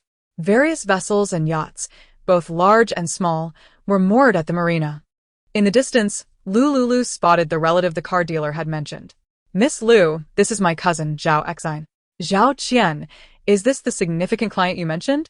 Zhao Xian scrutinized the figure before him. Miss Lu was clad in an odd ensemble, complete with a hat, sunglasses, and a mask, her entire body wrapped tightly. Was she perhaps hiding something? Noticing the scrutiny in his gaze, Lu Liuliu lowered her voice and feigned weakness. "Boss Zhao, I have just undergone cosmetic surgery. I am not fit to be seen in public." Zhao Xian then comprehended her situation. He had several mistresses who had also undergone cosmetic procedures, often leaving them with numerous restrictions on where they could be touched, which was quite bothersome. They were indeed attractive, but lacked a certain essence. After appraising her appearance, Zhao Xian stated seriously, "I hear from Qian that you wish to purchase a yacht?" "Yes, I require 2 yachts, 5 pleasure boats, and 3 speedboats." These were acquisitions Lu Liuliu had meticulously considered. The inflatable boats and speedboats purchased online were of dubious quality. Today, she had received a shipment, all packed in large boxes, and had not yet had the chance to inspect them. With the impending apocalypse, returns would be out of the question. Thus, she sought to view and purchase directly from a physical dealer to ensure quality assurance. Zhao Xian, perceiving her light-hearted tone, recognized her as a considerable catch. Likely a mistress of some affluent businessman, helping her partner procure supplies. "Miss Lu, you have indeed come to the right person. In Sea City, no one has yachts as magnificent as those from my family." As he spoke, Zhao Xian led Lu Liuliu on a tour of the yachts and vessels docked at his marina. Lu Liuliu listened to his grandiose claims, as he extolled the virtues of these yachts for an entire hour. After inspecting the last yacht, she, along with Zhao Xian, Zhao Qian, and Zhao Xian's elegantly featured secretary, settled on a large yacht to admire the river. The secretary served them red wine, but Lu Liuliu, citing her recent surgery, requested a glass of plain water. "Miss Lu, having viewed so many yachts, you must have formed some opinions." Lu Liuliu nodded, mentioning specific vessels by number. The 3rd cruise ship, the 8th cruise ship, the 5th yacht, and the 13th, 14th, and 15th boats. Zhao Xian's eyes gleamed with excitement. This mysterious Miss Lu was selecting only the finest from his collection. The yachts she pointed out were premium imports that he had procured at great expense, costing over 20 million for the 2 yachts alone. The sellers had even included life jackets, life buoys, and many tools as part of the deal. As for the smaller vessels, they were merely trifles. Miss Lu, for 50 million. You can have the 2 yachts, and I will throw in the other vessels and speedboats for free, along with the rain gear, fishing equipment, and rescue supplies. Zhao Xian declared. Lu Liuliu's dark eyes focused intently on Zhao Xian. He felt a shiver run down his spine under her gaze. Would she discover his audacious markup? He stood to profit 30 million with just a simple exchange of words. His conscience remained untroubled. After all, the buyers were knowledgeable and would undoubtedly haggle him down to just above 20 million, allowing him to pocket a few million as a commission. Zhao Xian braced himself for Lu Liuliu to strike a hard bargain, only to be taken aback when she nonchalantly replied, "Agreed." Lu Liuliu was aware of the potential for being taken advantage of, yet it mattered little to her. She possessed over 16 billion. 50 million. Contingent upon the provision of gasoline and diesel, 10 tons of each type. Zhao Qian gasped. 10 tons of each fuel type? How many times do you intend to circle the globe? Didn't you previously say you only needed 2 tons? He was momentarily perplexed, but noticed his cousin, Zhao Xian's face alight with excitement. With a resounding clap, Zhao Xian smacked his secretary's alabaster thigh, exclaiming, "No problem. It's just gasoline." He had connections domestically and internationally. As long as Lu Liuliu was willing to spend 50 million on his 2 yachts valued at 20 million, he would readily procure not just 10 tons of each type of gasoline, but even 100 tons if she desired. Gasoline prices are quite transparent. I will acquire it at market rates, Lu Liuliu stated calmly. When can I expect the fuel? Seeing her urgency, Zhao Xian inquired, by 3 days? Lu Liuliu shook her head. Before tomorrow morning, I need the gasoline and diesel. 3 types of gasoline, 10 tons each. 3 types of diesel, 10 tons each. A total of 60 tons. Zhao Xian's expression faltered, and just as he was about to refuse, he saw Lu Liuliu extend a delicate finger. If you can arrange everything by tomorrow, I will give you 100 million. Zhao Xian and Zhao Qian exchanged incredulous glances, as if they had misheard her. The total cost of 60 tons of fuel wouldn't exceed 1 million. With the yacht sale included, he stood to earn at least 70 million. 70 million. Throughout his years of brokering yacht sales, he had only ever garnered a few 100,000 in profit per transaction, and selling even 1 yacht a year was a challenge. Completing this deal would grant him absolute financial freedom. 70 million in the bank, without stepping into Vegas to gamble. The interest alone would suffice for 3 generations to live comfortably. Chapter 18. The luxurious cruise ship acquisition by 8 o'clock tomorrow morning. Deliver the fuel to Villa number 5. Jinshin in City A. Upon receipt of the fuel, I will pay 30 million upfront. If the fuel quality is satisfactory, the remaining balance will be settled in a week. Lu Liuliu concluded, a smile gracing her lips beneath her mask. A week later, the apocalypse would erupt, and City A would be sealed off, leaving not a single fly able to escape. At that point, she could easily concoct an excuse to delay for yet another week. Another week, and the zombies would descend. For Zhao Xian, unless he managed to survive the first week of the virus without succumbing to zombification, and fortuitously found his way to the sanctuary in City A, and then to Lin Wan's villa base, and finally located her to demand repayment, the odds were exceedingly slim. According to information she had received from the official sanctuary, in her country, the Blue Star, with a population of 2 billion, 1 billion had perished in the initial wave of the virus. With subsequent food shortages, another 200 million succumbed, and then natural disasters claimed yet another 300 million. From 2 billion, only 500 million remained. Each day, that number continued to dwindle. Zhao Xian was oblivious to the underlying significance, his mind solely occupied with the exorbitant sum Lu Liuliu had proposed. His breath quickened, excitement coursing through him uncontrollably, as he could not resist giving a hearty slap to the backside of his stunned secretary. Zhao Qian, observing his cousin, felt his own heart race. As the introducer, he would undoubtedly reap benefits from his cousin's lucrative deal. Operating the dock and selling inexpensive goods had scarcely yielded him any profit. Miss Lu was indeed a veritable fortune-bringer. Unyielding in her negotiations, 100 million, simply given without hesitation. Zhao Xian made a concerted effort to calm his emotions and, raising his glass of red wine, downed it in one gulp. Miss Lu, please bear with me. I assure you, my little brother will take care of this matter, he declared, as he descended the yacht with his secretary, subsequently fiddling with his phone on land. Clad in light attire, the secretary opened her tablet and, without waiting for Zhao Xian to speak, began investigating the ownership of Villa Number 5 in Jean Xian. Boss. The villa is registered under the assets of the chairman of Yunshang Technology. Zhao Xian felt a wave of reassurance wash over him. Yunshang Technology, a name renowned across the nation, boasts its core AI technology permeating various industries. The algorithms from Yunshang are exceptionally sophisticated, with a market valuation nearing 10 billion. As for this deal, one word sufficed. Execute. For words, just get it done. Zhao Xian promptly contacted a powerful figure within the official circles, requesting her assistance to establish a green channel. Through this maneuver, discreetly and without a trace, he orchestrated the allocation of the gasoline and diesel that Lu Liuliu required.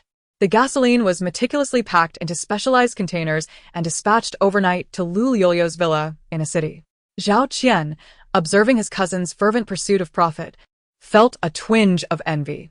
Suddenly, he recalled the RV and off-road vehicles Lu Liuliu had ordered from a shop, prompting him to make late-night calls to his employees, instructing them to work overtime and deliver the vehicles to her villa. If my cousin is making so much money, I must earn my share too. At midnight, the vehicles Lu Liuliu had purchased arrived. She promptly paid Zhao Qian 5 million without haggling. Zhao Qian chuckled, pleased with his modest profit.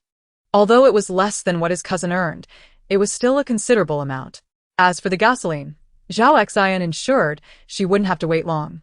Driven by financial incentive, at 2 a.m. on May 31st, she monitored through her phone as 2 large trucks arrived at her doorstep. Miss Lu, the goods have arrived.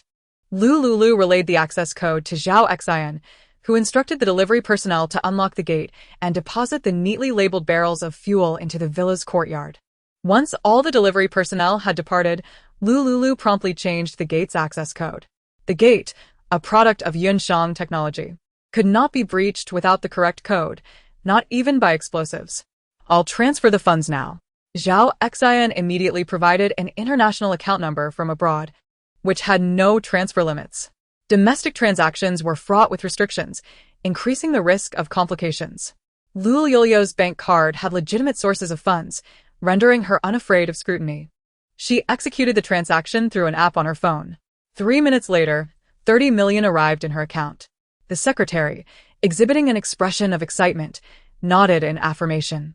Boss Zhao, tomorrow, once I return to a city and confirm the gasoline is satisfactory, I will settle the remaining payment within a week. Zhao Xian wore a flattering smile. Miss Lu, please, there's no need for formalities. Just call me Zhao Xiaodi, hee. I have complete faith in your integrity. Zhao Xian mused to himself. With Yunshang Technology being such a colossal publicly listed company, with its ventures extending into international markets, there was no chance Lu Liuliu would default on her payment in a week. A monk might flee, but the temple would remain. Moreover, the costs associated with selling the yacht, boats, gasoline, and diesel, coupled with the kickback to his influential ally, meant that 30 million was sufficient for him to recoup his investment. He was bound to emerge unscathed. As for Lu Liuliu discovering later that the yacht was worth more than initially stated, that would be a matter of cash and goods exchanged, irrelevant to him. All right, I shall return the yacht to a city. Expect my updates in a week, Lu Liuliu stated wearily, feeling a twinge of pain from her cesarean section scar. The effects of the pain medication had worn off. She needed to return swiftly, secure the gasoline, and seek Dr. Lin's assistance at the villa. Zhao Xian, taken aback, remarked, Miss Lu, you can operate a yacht?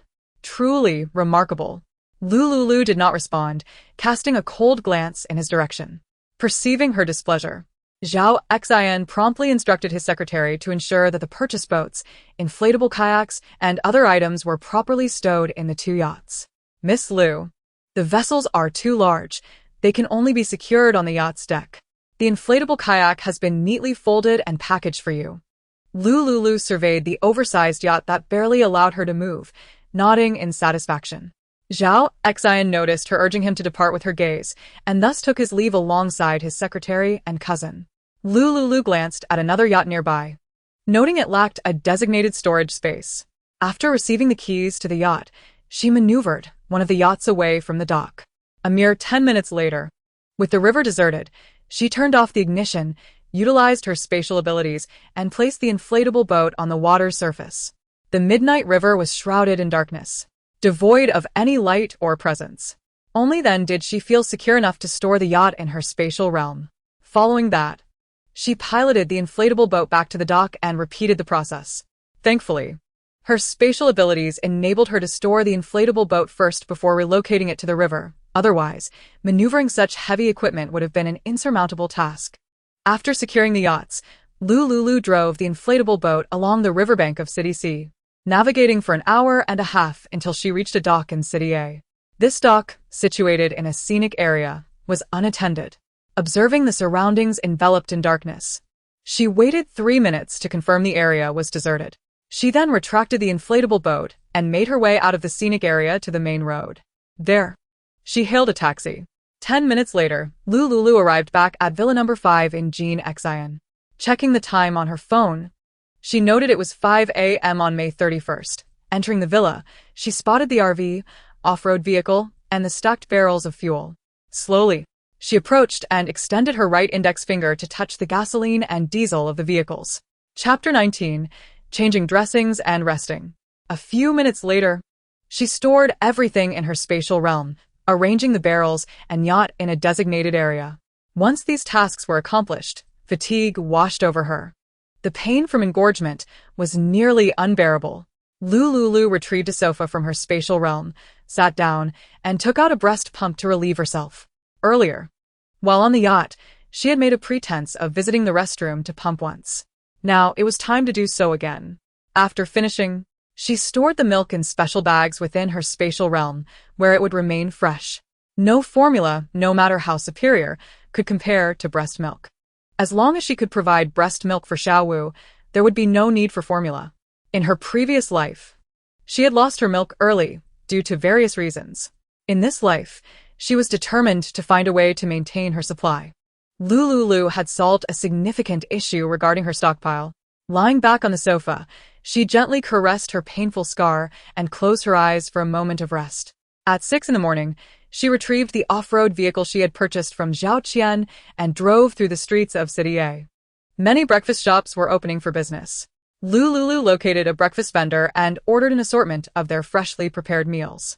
Congee, soy milk, fried dough sticks, rice noodles, soup noodles, hot dry noodles, egg wine, deep-fried dough cakes, 3-flavor bean curd, and soup dumplings, all lined up from 5 different breakfast shops, which she purchased in entirety.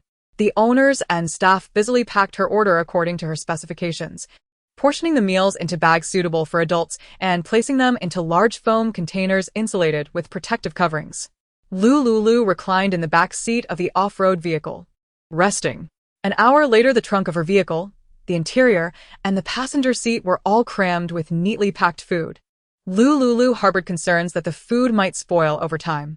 Consequently, she returned the car to the villa's yard and stored all the packed breakfast items within her space.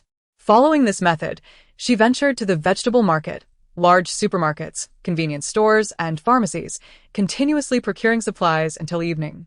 It was only then that she ceased her stockpiling activities, returning the off-road vehicle to her space before hailing a taxi back to Lin Wan's villa. Upon entering the villa, Lu Liuliu found Sister Li and Sister Zhen diligently cleaning. They felt that Lu Liuliu's salary was excessively high, and their unease grew as they pondered their own lack of productivity. Lu Liuliu gazed at the immaculate villa, nodding in satisfaction. The flowers and plants in the garden had also been thoroughly watered by them, flourishing beautifully. "Sister Li, where's Yi?" Upon hearing her voice, Sister Li immediately set aside her tasks.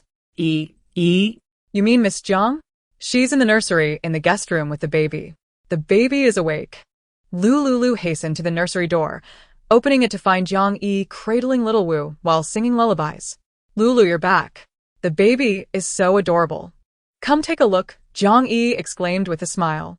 Lu Liuliu stepped forward, gazing at the infant in Jiang Yi's arms, unconsciously breaking into a tender smile. Little Wu seemed to sense her presence, struggling to open his tightly shut eyes, revealing a narrow slit as he looked towards Lu Liuliu. His tiny mouth moved, uttering a faint word, "Mama." Jiang Yi was taken aback. "Lulu, your son is so clever. He can call you Mama at such a young age." Lu Liuliu's eyes widened in disbelief. Little Wu's first utterance of mama had occurred at 11 months old. Perhaps it was merely a coincidence of baby babbling. What newborn could call for their mother just days after birth? Yet Little Wu repeated mama 3 more times. Lu Liuliu furrowed her brow, contemplating her own rebirth during that catastrophic explosion. Could Little Wu have also been reborn? How else could one explain his ability to call for her at such a tender age? Jiang Yi, exclaimed Lulu. Your son must be a prodigy. Lu Liuliu gently took the child from Jiang Yi, whispering, Little Wu, be a good boy and sleep. Mama is always by your side. This is your Jiang Mama, a good person who won't harm you. Hearing the familiar, soothing voice, Little Wu slowly closed his eyes, peacefully drifting into slumber in Lu Liuliu's embrace. After placing Little Wu back in his crib, Lu Liuliu said, Please take care of him for a moment. I need to find Dr. Lin. Jiang Yi glanced at Lu Liuliu's abdomen, worriedly saying, Lulu, you just had surgery. Don't go out, let me handle anything you need. Lu Liuliu reflected on the ample supplies she had procured for herself, Little Wu, and Jiang Yi, enough to last for several lifetimes. However, she still had over $1 billion in cash, and it seemed a shame not to spend it. I'm fine. The wound is healing well, Lu Liuliu replied, enduring the pain as she slowly made her way to the master bedroom. Jiang Yi watched her unsteady figure, shaking her head in resignation. Lulu, you always try to be strong. It's really not endearing. Upon entering the master bedroom, Lu Liuliu immediately leaned against the bed, sighing deeply as she lay down. It had been quite a challenge to go out, but thankfully, she had achieved her objectives. A few minutes later, Jiang Yi returned with Dr. Lin for a checkup. Doctor. Lin lifted Lu Liuliu's t-shirt, revealing the medical dressing on her abdomen. There were no signs of blood seeping through. Doctor.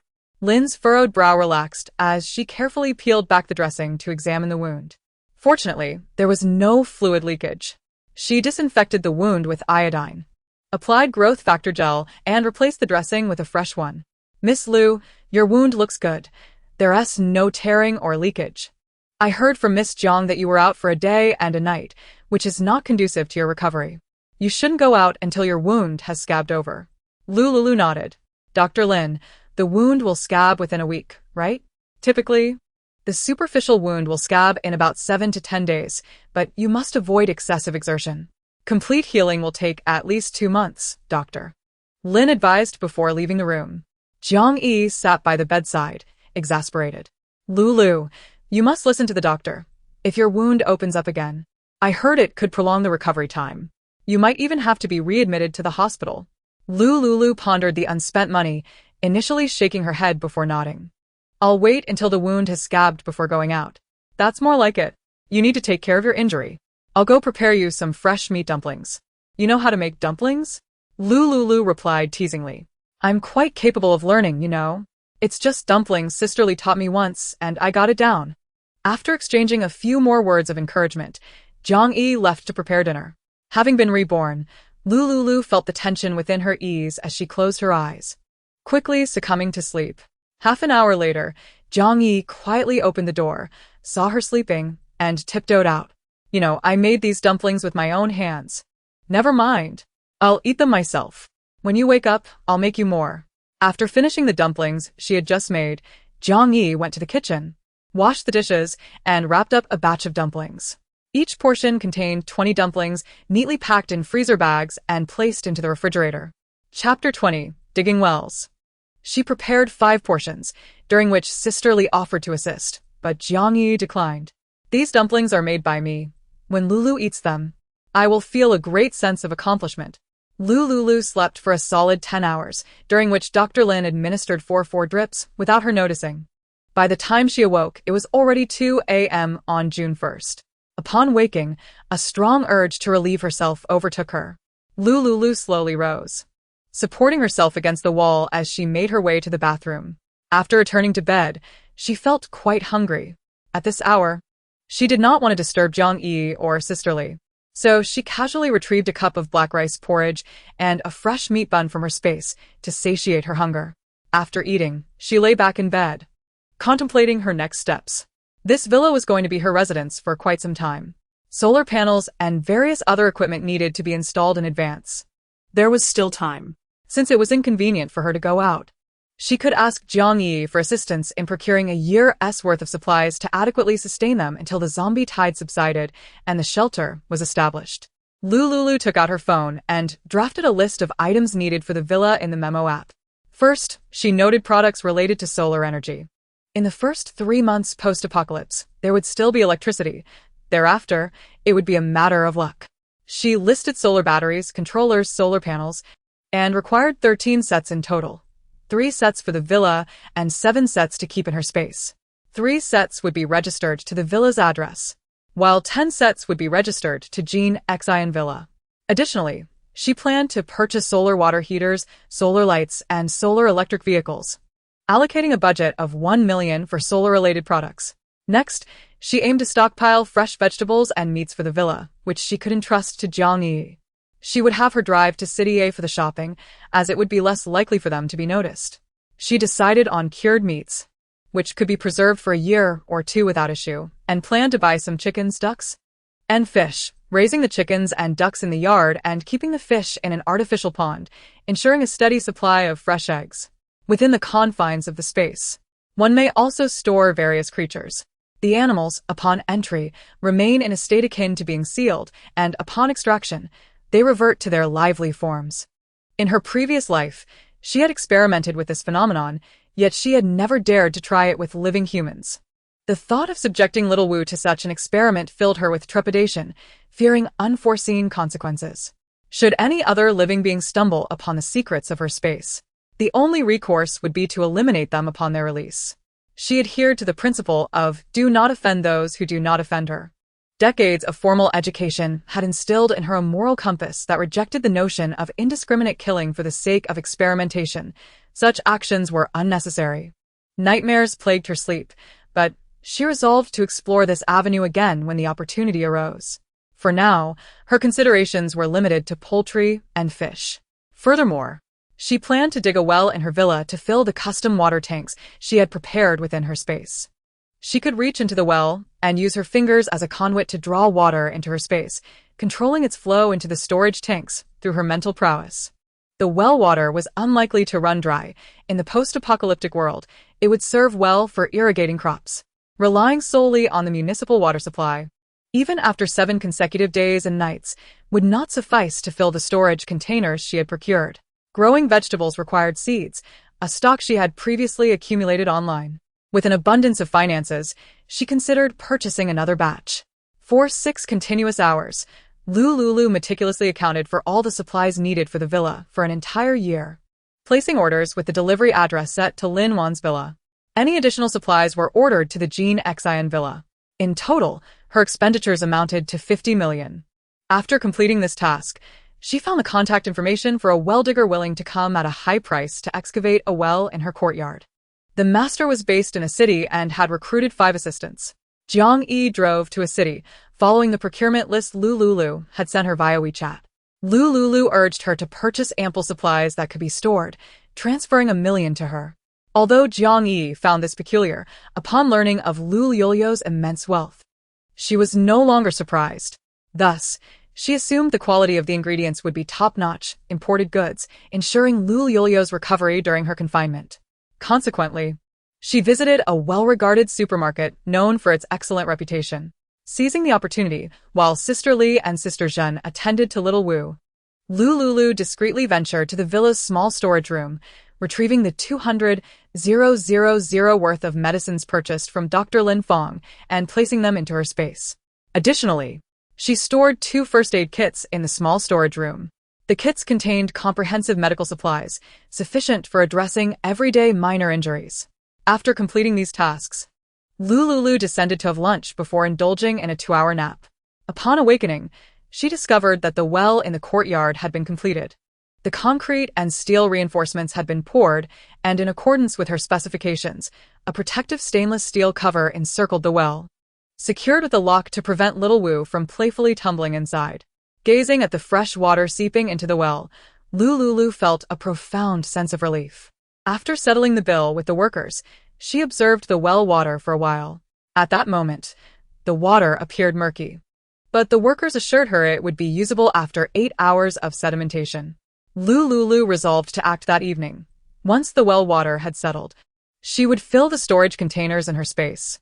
In the evening, Jiang Yi returned, having filled her car with rice, flour, and cooking oil. Upon inspection, Lu Liuliu noted that all the labels were in foreign languages. Aside from English, the other scripts were indecipherable to her. Jiang Yi, in high spirits, exclaimed, "Lu Liu, these are all imported high-end goods, organic products. You will certainly have a nourishing confinement." Sisters Li and Zhan assisted in unloading the cargo, placing all the storable rice, flour, and oils into the villa's small storage room. In the dead of night, after a late-night trip to the restroom, Lu Liuliu quietly approached the well in the courtyard. She gazed at a faucet-like apparatus at the well's edge, recalling the worker's instructions. "Miss Lu, for watering plants and vegetables if you're not in a hurry. Simply turn the faucet to release water. For larger quantities, you can open the well cover and fill buckets." Turning the faucet, she watched as the clear, icy water flowed into her container. Illuminated by the moonlight and the courtyard's lamps, the pristine water brought her immense satisfaction. The natural well water was even healthier than filtered water from purifiers. However, she needed to conduct a test. Retrieving a prepared water quality tester, she assessed the water's quality, which registered as excellent. Lu Liuliu lifted the container to her lips and took a small sip of the well water. It was refreshingly sweet and cool, even unchilled. Cautiously, she refrained from drinking more.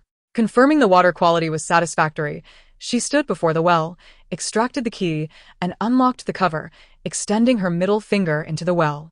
Through her space and mental force, she drew the seemingly bottomless, crystal-clear well water into her storage containers, which she had previously prepared and neatly arranged in the fourth section of her space. Despite this, the containers occupied only a small portion of the area. The majority of the space remained empty. The first section housed cardboard boxes filled with unopened goods. The second section contained fuel for vehicles. The third section was stocked with maternal and infant supplies. The fourth section held the water storage barrels. In a matter of seconds, 5 2-ton water containers were filled to capacity. Even after drawing such a significant volume of water, the water level in the well had only decreased by a centimeter. The workers had informed her that the well connected to the underground water system of the Lin Wan Villa complex. As long as there were rivers, lakes, and underground water sources in the vicinity of the Lin Wan Villas, this well would never run dry. Upon their departure, they kindly gifted Lu Liuliu 2 water quality testers. As she pondered, the water level in the well quickly replenished. She continued to fill her storage barrels with well water, laboring for several hours until she had amassed 20 tons of water for daily use. This substantial reserve would suffice for her family's needs for 100 years. Even in the event of water shortages or contamination, her household would remain well supplied. Through her research, she discovered that an average family consumed approximately 11 tons of water monthly, totaling 132 tons annually. Over a century, that amounted to 13,200 tons, far exceeding her current stock. Following the zombie apocalypse, it was anticipated that rain would fall continuously for 3 months, ensuring ample water supply. If anything, they would face potential flooding. Collecting this water was a prudent measure. The quality of the well water matched that of mineral and purified water, making it perfectly safe for direct consumption. Lu Liuliu had resolved the crucial issue of water. Returning to her room, she lay down and examined the first section of her space, unpacking delivery packages. Everything had been organized according to category within their designated areas. The cardboard boxes from the unpacked deliveries were also retained. When the temperature dropped following a rainstorm, they could be utilized for warmth. With ample supplies of smokeless carbon for heating and cooking, she felt assured against the impending cold. Coupled with winter clothing and cold medicine, Lu Liuliu meticulously reviewed her preparations, ensuring that everything was in order before closing her eyes to rest and recuperate. Upon awakening once more, it was Dr. Lin Fong who roused her. The doctor presented a light, stomach-nurturing breakfast of millet porridge, freshly steamed buns prepared by Sister Li, a boiled egg, and a plate of sautéed greens. "Miss Lu, please eat first. After your meal, you'll need to have an 4 drip in half an hour." Lu Liuliu nodded, finishing her meal before lying back down, awaiting Dr. Lin Fong to administer the 4. At 9 o'clock in the morning, the 4 drip was hung, and according to the usual estimation, it would remain for 2 hours. After the infusion, she would have lunch, followed by a brief rest. During this time, Xiao Wu would awaken once. Sister Li would bring her over to see the child, allowing her to close her eyes and rest peacefully. When she awoke, it would be evening, time for dinner. Throughout the day, she would pump milk several times. To ensure a swift recovery of her wound, she opted not to breastfeed directly, but instead expressed her milk using a pump, feeding it to the baby via a bottle. This would also facilitate Xiao Wu's future weaning. After dinner, feeling revitalized, she would browse online for shopping. At this juncture, Jiang Yi would come over to keep her company. Lu Liuliu tentatively inquired about what supplies would be prudent to stockpile should an apocalypse ever arrive, and based on Jiang Yi's suggestions, she added another batch of provisions to her shopping cart.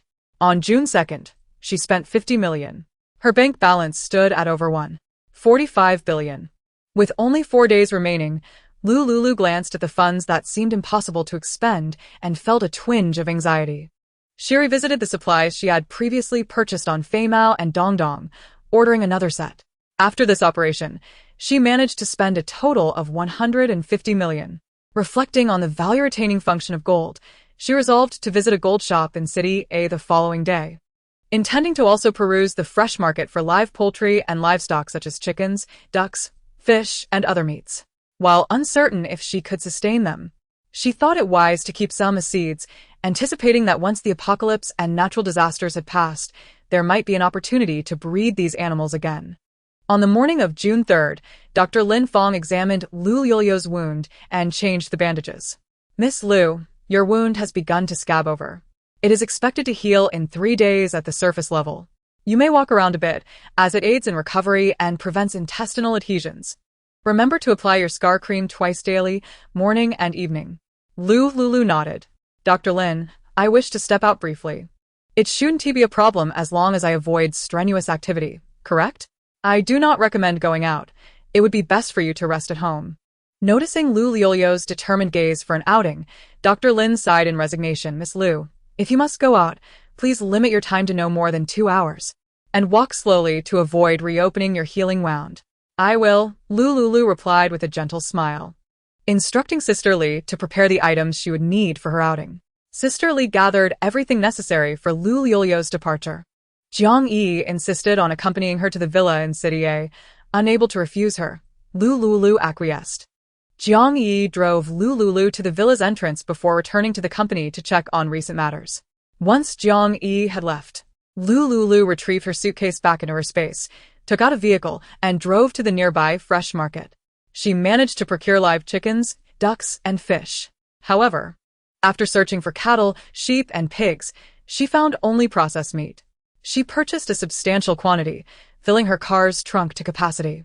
The shop owner dispatched a worker with a tricycle to assist in delivering her purchases to her villa's courtyard.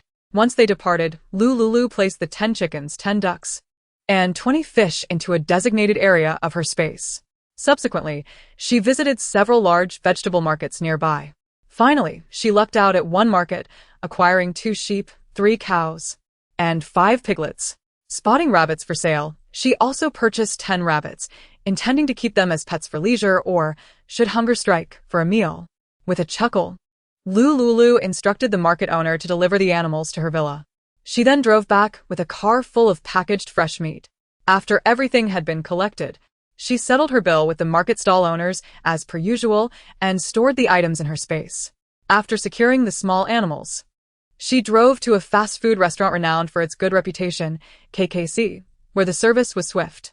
She ordered a single meal comprising a spicy chicken thigh burger, an iced cola, a medium fries, and a portion of spicy chicken nuggets. Lu Liuliu was utterly tempted. Since her rebirth, she had longed for such delights. Though her physical condition had previously prohibited such indulgence, with her wound beginning to heal, she deemed a single meal acceptable. It is worth noting that she had not consumed junk food for a year and a half since the onset of the apocalypse. Despite its unwholesome nature and propensity to contribute to weight gain, the taste was simply divine. Sitting in KKC, she savored her meal while gazing out the glass window at the street scene. It was now 2 o'clock in the afternoon, and the restaurant was not overly crowded, perfectly avoiding the lunchtime rush between noon and 2. Lu Liuliu had stockpiled a considerable number of meal sets in her space. As she enjoyed her meal, she contemplated that when Xiao Wu grew up, he must also experience such tantalizing food. Thus, she took out her phone and scanned the ordering code on the table. She proceeded to order 100 of the single meal sets she was currently enjoying. Priced at 359 each, the total came to 35,900 yuan. The restaurant staff, upon receiving the order, were momentarily taken aback and hurried over to her table to confirm. After Lu Liuliu assured them that it was for a company employee meal, she waved them off. The KKC chain was quite large, and the staff informed her that her order of 100 packaged meals would require 2 hours to prepare. Lu Liuliu paid, leaving her phone number for the staff to call once the meals were ready. Next, she strolled along the commercial street, visiting adjacent shops. From Gu Milk Tea to Rue Coffee, Starbucks, Cha Baidao, Shi Tea, Hu Annie, and Misno City. She ordered 100 servings of each of the top 3 popular drinks. Again, she provided her contact information for the staff to notify her when the orders were complete. Due to the sheer volume of orders, the staff promptly disabled the Meituan and Me platforms. Everyone was busy preparing Lu Liuliu's orders. The commercial street was a mere 5-minute drive from her villa, and the staff informed her that preparation would take at least an hour. Thus, she made her way to Zhoufuk, Zhongjin, and Laoxiang, locating stores that sold gold by weight, purchasing 10,000 grams from each shop, including processing fees. The average price of gold that day was 430 yuan per gram, totaling 13 million. The staff during this time were left astounded. Since her rebirth, Lu Liuliu had cherished time and the beauty of life before the impending apocalypse. When purchasing gold, she exuded confidence, declaring, "All staff, serve me well. Close the doors to other customers. Ensure excellent service. For today I shall purchase at least 10,000 grams of gold." The employees, upon hearing her declaration, were left speechless, exchanging bewildered glances, suspecting Lu Liuliu might be an escapee from a mental institution. Only after she displayed her bank balance to the gold shop manager did they treat her with utmost respect, promptly assigning 2 staff members to guard the entrance, denying entry to others. The 2 new staff members were displeased, as Lu Liuliu's substantial purchase would yield them a hefty commission. Lu Liuliu, having once thought her family impoverished and having worked in clothing sales, understood the difficulty of earning for these employees. After indulging in the ultimate luxury and basking in the reverential service offered by the attendants at the gold shop, she was exceedingly satisfied. She instructed the store manager to distribute the commissions to each staff member on the spot, in accordance with the shop's policy, or she would refuse to settle the bill or accept any returns. The manager had initially anticipated pocketing the commission for herself from such a high-profile client, but was taken aback by Lu Liuliu's unexpected demand. With no alternative, she had no choice but to acquiesce. Losing such a significant client would undoubtedly incur the wrath of the gold shop's owners. Lu Liuliu, demonstrating fairness, called in the 2 new attendants stationed at the entrance to share in the commissions as well. As this transaction unfolded, 2 hours swiftly elapsed. The reason behind her substantial purchase of gold was its utility in the construction of a base in the post-apocalyptic world. Many of the cutting-edge technological devices being developed required gold as a fundamental component. Rumor had it that a survivor in Base H had awakened a unique ability related to gold. Provided he was compensated with a sufficient quantity of gold, he could forge high-tech weapons and other apparatuses from it. These machines were exceedingly advanced, potentially hundreds of years ahead of current technology. She had witnessed the deputy at the shelter exchange gold for a private jet, which could astonishingly transform into a small pendant to be worn. With the input of a special key, the jet could enlarge itself, featuring fully automated navigation and integration with official aerial satellite systems, ensuring it would not get lost. The aircraft was also equipped with weaponry. Lu Liuliu had only had the fortune of witnessing the deputy pilot the aircraft away from the base in search of supplies, bringing them back. Her acquisition of such a large quantity of gold was intended to later exchange it with the individual possessing the awakened golden talent for high-tech products, thus enhancing her and Xiao Wu's combat capabilities. 2 hours later, Lu Liuliu's phone incessantly chimed with notifications from the milk tea shop and KKC, KBC, and other establishments urging her to collect her orders. She stopped 3 delivery personnel waiting at the shop's entrance and requested their assistance in transporting her purchases to the villa. Initially reluctant, the delivery workers were swayed by her offer of 1,000 yuan for the day's work. Consequently, they cancelled their original orders and opted to follow her to deliver the goods. After all, running all day for a mere 200 yuan, with the risk of complaints leading to fines, was hardly worth their while. It would be foolish to pass up such a lucrative opportunity. Lu Liuliu recorded their identification cards and electric scooter license plates, allowing her to confidently send them for the goods. After retrieving 2 items from the store, she returned to the villa. Shortly thereafter, the delivery personnel brought all her ordered items from the commercial street. Lu Liuliu looked at the 3 delivery workers and inquired, "Do you know which nearby restaurant offers delicious and clean meals?" The delivery personnel, well acquainted with various eateries due to their frequent deliveries, eagerly named several establishments. However, Lu Liuliu had never heard of any of them. Having been preoccupied with stockpiling supplies, she had only encountered fast food products under the guise of capitalist commercialization. "Please procure some delectable meals from the restaurant you mentioned, regardless of quantity. Once you arrive, take a picture of the menu for me to make my selections, and wait for the food to be delivered here. Upon completion of this task, I will reward each of you with an additional 1,000 yuan bonus." The 3 delivery workers were elated. They requested her phone number and added her on WeChat via a QR code. Riding off on their scooters, they vanished into the bustling crowd. After they departed, Lu Liuliu recalled all the delivery items back into her space. Subsequently, she drove out to various banks in City A to purchase gold bars. The gold from the shop might have some impurities, but the bank's gold bars were genuine. She squandered some time amassing 30,000 grams of gold. Spending money was laborious. It would be more efficient to simply purchase gold with her surplus funds of over 500 million. Lu Liuliu visited several banks, acquiring all their available gold. Initially, at the first bank, she arrived just before closing time. Upon learning she was a significant client, the bank president personally attended to her and even facilitated connections to other bank presidents, ensuring staff were on standby for her needs. Lu Liuliu was quite busy. The delivery personnel messaged her to inform that the meals had piled up in the villa's courtyard. She was too preoccupied to collect them and could only return to the villa once an hour. The deliveries this time consisted solely of meals, without any pasta. As the evening approached and temperatures began to drop, the food would not spoil significantly after sitting for a while. During her gold purchasing spree, Lu Liuliu discovered that banks maintained stringent regulations regarding such transactions. When asked about her motives for acquiring such a large quantity of gold, she confidently declared her identity as the head of Yunshang Technology. Having recently transferred her shares to other stakeholders, this information remained undisclosed, as the shareholders were equally reluctant to reveal it soon, fearing it would be detrimental to their interests. As the daughter of the founder of Yunshang Technology, her mass liquidation of shares could inflict substantial losses if competitors exploited the information. Her justification for stockpiling gold was twofold: her personal preference and the necessity for Yunshang Technology to develop new products requiring significant amounts of gold. Once the bank verified her identity and confirmed her status as a major stakeholder, they promptly agreed to complete the transaction. Yunshang Technology benefits the people of Hailan Nation and frequently engages in charitable endeavors. Thus, purchasing gold from their institution also contributes to the development of the Hailan populace. Furthermore, the banks would not incur losses from selling the gold, as its source was from foreign prospectors who had obtained it at prices far below market value. Lu Liuliu's bulk purchase would also generate revenue for the banks. Lu Liuliu traversed all the banks in City A, spending 500 million. After loading all the gold into her SUV and returning to the villa, she stored the gold in her space.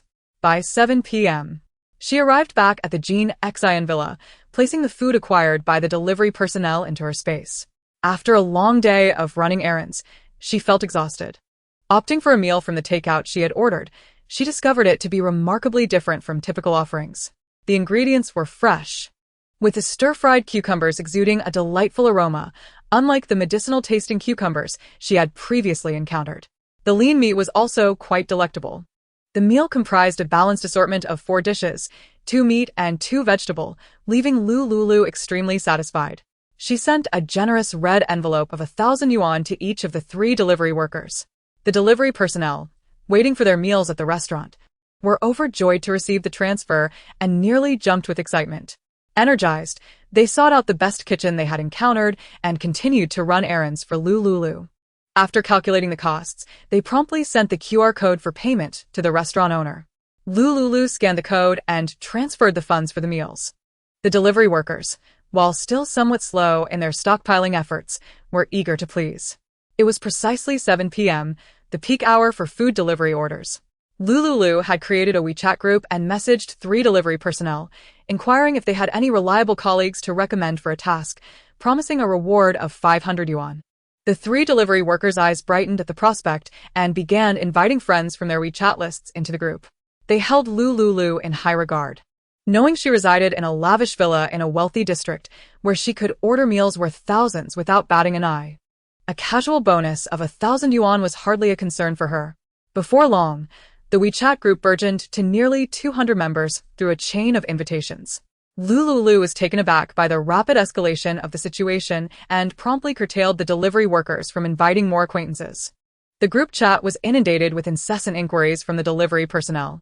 10 minutes later, Lu Liuliu sent out 10 red envelopes, each capped at 200 yuan, as that was her sole method of distribution. Once the 10 envelopes were dispatched, the flood of messages finally subsided. She appointed the initial 3 delivery workers as administrators, tasking them with clarifying her compensation structure to the other delivery personnel. She assured them that her salary was the same as theirs, amounting to 1,000 yuan per person, for a full day's work. Having successfully procured a delectable meal from a restaurant, she promised a commission based on 1% of her actual expenditure. The 200 delivery workers, having claimed their red envelopes, sprang into action, their figures weaving through the urban streets and alleys. After sending this flurry of messages, Lu Liuliu glanced at the darkening sky, realizing she had spent an entire hour in the villa's yard, engrossed in sending red envelopes and messages in the WeChat group. She hurried back to the living room, retrieved a standing air conditioner from her space, plugged it in, and activated it. Next, she positioned a sofa beside the air conditioner and reclined upon it, clutching a remote control for the entrance gate. A few minutes later, the air conditioner regulated the temperature to a comfortable 26 degrees Celsius, allowing her to feel a semblance of comfort. She took out a cup of milk coffee and drank it for a much-needed boost. Although the caffeine might affect Xiaowu, she felt there was no time for such concerns. This evening, she still had to manage the incoming deliveries and distribute red envelopes. As new messages popped up in the WeChat group, Lu Liuliu pressed the remote to open the door, always wearing a mask and sunglasses to avoid revealing her identity to the delivery personnel. Once the deliveries were completed, she would retrieve them into her space, fully confident that her secret remained secure. If questioned, she would simply state that it was a company-designated overtime dinner, and the delivery workers would readily assume she was a leader from a major corporation providing extra meals for employees. Thus, they delivered in batches at different times to her villa. The Jean Xian villa area, consisting solely of standalone villas, was somewhat isolated from the bustling parts of City A. The villas were row-type, totaling 50 in number, with a relatively low occupancy rate. Many were investment properties owned by the wealthy or speculators. The few affluent residents in the villas found it somewhat peculiar to see so many delivery personnel coming and going from Lu Liuliu's home, but thought little of it. Lu Liuliu harbored no fears of exposure. She was dressed in such a way that even her grandparents might not recognize her. At 8:30 p.m., Lu Liuliu noticed a message from Jiang Yi. "Lulu, I'm coming to pick you up soon. Everything at the company is settled. Hehe. I'll take good care of you for the next month." Lu Liuliu's expression shifted. She had nearly forgotten about Yi. She quickly replied, "No need to come for me. I have some matters to attend to here. Please return to Lin Wan's villa and keep an eye on Xiaowu." Jiang Yi shook her head in exasperation. "Lulu, do you remember Dr. Lin's advice? You must take care of your health and not overexert yourself. Call me immediately if you feel unwell." After responding, Lu Liuliu reclined on the sofa, exhaling deeply. For now, she could not let Jiang Yi know that the apocalypse was imminent, nor could she divulge it to anyone else. She did not wish to be perceived as a lunatic or captured for government experimentation. Years ago, an ancient prophecy foretold that the blue planet would face an apocalypse at a specific time in a certain year. Yet, decades passed, and the rumors were debunked. In recent years, global warming had led many pessimists to postulate about an impending end on online forums. However, nothing had transpired. Lu Liuliu understood deeply that even if she were to post about it, it would change nothing. Everyone has their fate. She could only influence those she felt compelled to change. Jiang Yi was the sole person she wished to protect in this looming chaos. Too many variables could set off a chain reaction, akin to the flutter of a butterfly's wings, leading to unforeseen consequences. Such causality was a burden she could not bear. Saving Zhang-Yi was her selfish desire, and as for the future's uncertainties, she could only navigate one step at a time. That night, Lu Liuliu numbly collected deliveries, storing them in her space, and calculated the commission amounts for the red envelopes. Chapter 24. Money is hard to spend. From dusk until 3 in the morning, she continued to receive deliveries. After 3, the quality of available eateries dwindled, and she was left with only barbecue takeout. Most other restaurants closed for the night. She had sampled the meals brought by the delivery personnel, finding them delicious. The barbecue was particularly commendable, good quality at reasonable prices. At 3:30 a.m., she instructed all delivery workers to resume their errands for delectable meals after 8 a.m. the following morning. Taking an hour, Lu Liuliu processed the payments for that day, distributing 1,000 yuan to each delivery worker. The commissions had already been settled while they awaited the meals. However, when she began dispersing wages, she was taken aback. After completing payments for just 20 workers, over half an hour had elapsed. Lu Liuliu found herself engulfed in confusion and frustration. At this rate, she would be exhausted by dawn and still not finish the payments. Thus, she sought out the initial 3 workers and tasked each with managing a third of the remaining delivery personnel. They were to deliver the meals, tally the amounts owed to each individual, and she would transfer the total to them for distribution. She allocated a family card limit of 200,000 yuan to the 3 workers, with 200 individuals each receiving 1,000 yuan. It amounted to precisely that sum. Any discrepancies could be addressed with those 3. The task of distributing wages was truly beyond her endurance. In addition, she offered each of the 3 delivery workers an extra 1,000 yuan as overtime pay, which they accepted with enthusiasm. Over the course of those 8 hours, the total expenditure for wages, bonuses, commissions, and meals exceeded 10 million yuan. With the arduous task of wage distribution arranged, dawn broke. Lu Liuliu glanced at the sky and noted that there remained 900 million yuan in liquid assets in her bank account, feeling a profound sense of helplessness. Spending money was exceedingly difficult. The effort involved in parting with money was exhausting. After lamenting, she retreated to the bathroom to attend to her personal hygiene.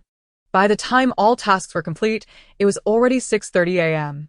Lu Liuliu collapsed onto the sofa, closed her eyes, and rested.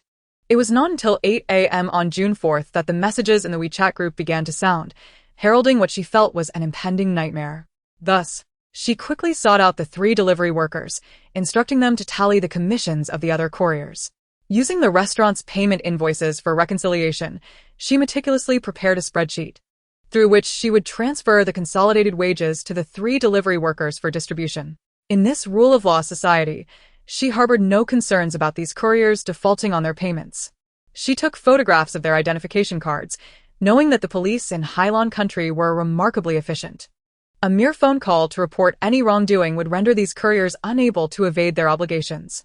However, she did not wish to engage in the tedious task of calculating commissions. After a long night stretching into the early hours, she felt utterly exhausted. With over 900 million at her disposal, she was disinclined to squander time on payroll calculations. The 3 delivery workers were university students, reluctantly taking up delivery jobs. Calculating commissions was relatively straightforward for them. Lu Liuliu reclined comfortably on her sofa. While the couriers were out on their rounds, she busied herself with adding items to her cart on a local delivery platform. Time was of the essence. Since her discharge from the hospital, she had not anticipated that the countdown to the apocalypse would commence so swiftly. By June 5th, she must return to the Lin Wan villa and remain hidden within its confines. She had scarcely closed her eyes all day, feeling a profound weariness. Yet, this was not the time for rest. Reclining on the sofa, Lu Liuliu charged her phone while selecting items for delivery. After placing her order, she lay back down to catch up on sleep. Delivery workers on electric bikes came and went through her villa's entrance every half hour. Each time the villa was left empty, she promptly stowed the food away. Spending money at this pace felt excessively slow. Including her local purchases, her expenditures for the day would not exceed 20 million. Lu Liuliu closed her eyes to rest, contemplating how to wisely utilize the 800 million to acquire useful items. She had already procured clothing, food, beverages, necessities, transportation means, survival tools for warmth in the wilderness, and more. In her vision of the post-apocalyptic world, she intended to seek out that golden ability user to barter for a high-tech aircraft. Struggling against her drowsiness, she opened her phone to search for essential supplies. After the disaster of the apocalypse, entertainment facilities would be scarce. Previously, she had bought numerous hard drives and some books online, but she felt her collection was still inadequate. She resolved to visit the library and the electronics market that afternoon. With a plan in mind, she tried to rest on the sofa. However, the timing and speed of the delivery workers were inconsistent. She also needed to avoid being discovered in her secret space. The entire morning passed with little opportunity for rest. She had other matters to attend to that afternoon. The food the delivery workers had procured for her over the past few days could last a century. There was more than enough sustenance. Therefore, she sent a message in the WeChat group announcing that wage settlements would occur after 2 p.m. Having delegated the calculations of commissions and salaries to the other 3 delivery workers, she finally found an opportunity to return to the living room for an hour of rest while the couriers gathered in the villa's courtyard to settle wages. During that hour, the 3 delivery workers calculated the wages of the other couriers. Lu Liuliu transferred the funds to them in one go, and upon completing the transaction, the delivery workers departed with smiles on their faces. Standing in the villa's corridor, she refrained from warning them of the impending apocalypse. All she could say was to wish them good fortune. Only those who could withstand the virus and survive would be worthy of entering the next cycle of disaster. It was then that she noticed one of the 3 delivery workers lingering at the villa. "Miss Lu, your company seems quite large," he remarked. Lu Liuliu gazed at him in confusion. She observed that this delivery worker wore black-framed glasses and had a medium build, his keen eyes betraying a shrewdness. "What is it you need?" Sensing her fatigue, the delivery worker hesitated before speaking. "Miss Lu, I've noticed you order so many overtime meals for your employees. Your company must be a large, people-oriented enterprise. To be frank, I am the owner of a fitness equipment company. Recently, due to the downturn in the industry, much of our equipment is lying idle. If your company requires any, I can sell it to you at a discount." Lu Liuliu's interest peaked. Fitness equipment was essential. In the days of boredom that awaited her after the apocalypse, she would have to rely on water buckets and running in her room to maintain her physical fitness. Having professional fitness equipment would undoubtedly make a difference. Lu Liuliu nodded. "We indeed need a batch of new fitness equipment for our company." The part-time delivery worker, Wang Vida, was overjoyed. "Let us go, I'll show you." Wang, elated by this unexpected fortune, led the way on his electric bike while Lu Liuliu followed in her SUV to his store in City A. Upon arrival, Wang warmly welcomed her into the shop for a tour. Exhausted, Lu Liuliu sank into a sofa, sipping the tea brought to her by the front desk. "Explain everything to me. I have only an hour," she stated. She had plans to visit the library and electronics market and could not afford to waste time. Books would be destroyed after heavy rains, so she aimed to purchase as many as possible now, believing they would be useful in the future. Wang excitedly introduced her to the various fitness equipment in his store. "Miss Lu, if you purchase now, I can offer you an 80% discount on all items, along with instructional videos on how to use the equipment and comprehensive training tutorials for all body parts. 60%. I'll take everything in your store," she countered. Wang's face displayed hesitation. At that rate, his profit margin would be minimal. Considering the time lost and store expenses, he would barely break even. 70%, Wang finally spoke. His voice strained. "Miss Lu, at 60%, I would incur a loss." Lu Liuliu paused for a moment, then nodded in agreement. As Wang explained, he instructed the front desk to prepare a price list. Lu Liuliu glanced over it and confirmed her order. "Deliver all these items to my villa. I'll pay half the deposit up front and the remainder upon delivery." Wang nodded vigorously. Lu Liuliu added him on WeChat and sent him the villa's access code. She was entirely unconcerned about what Wang might do in the villa. It had long been emptied by her, leaving only a large sofa, an air conditioner, and her used toiletries in the bathroom. With so much equipment, Wang would meticulously count each piece.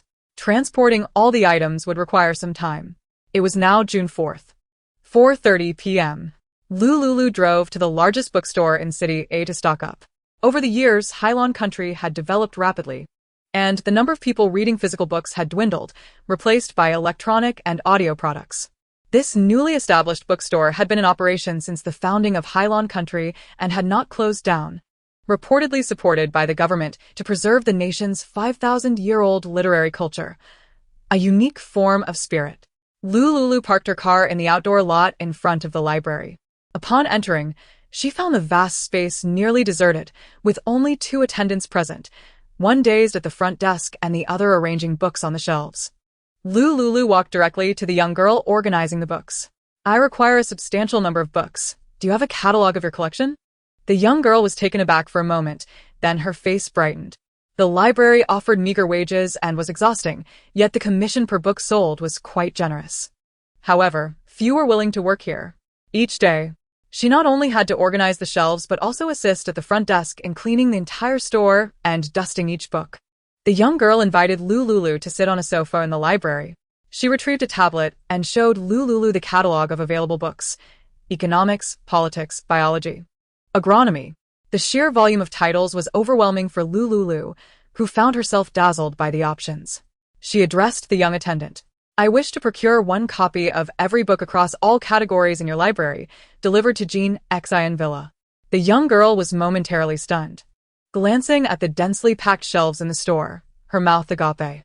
Having witnessed such expressions numerous times in recent days, Lu Liuliu felt no emotional shift. "Do not dawdle. Hasten to prepare them, and once ready, send someone to deliver them to my villa."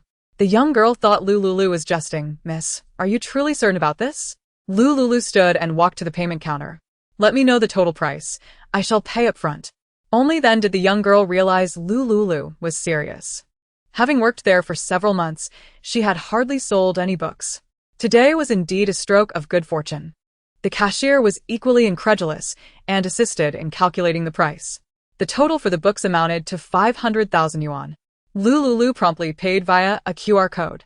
"Remember, ensure they arrive at my villa before nightfall, or I shall forfeit the order."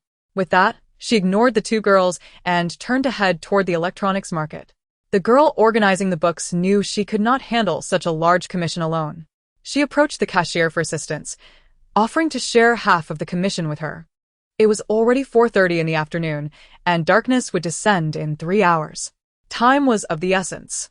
Only the cashier, who had worked at the library long enough to be familiar with every book's location, was suitable for this task.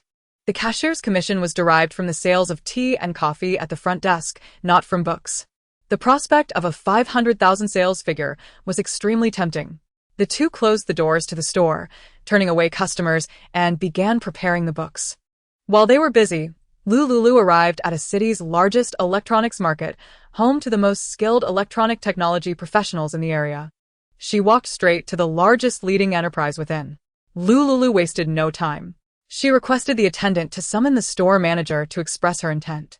"I wish to acquire 2 of every entertainment product, specifically all audiovisual entertainment and electronic educational video content, as well as electronic files."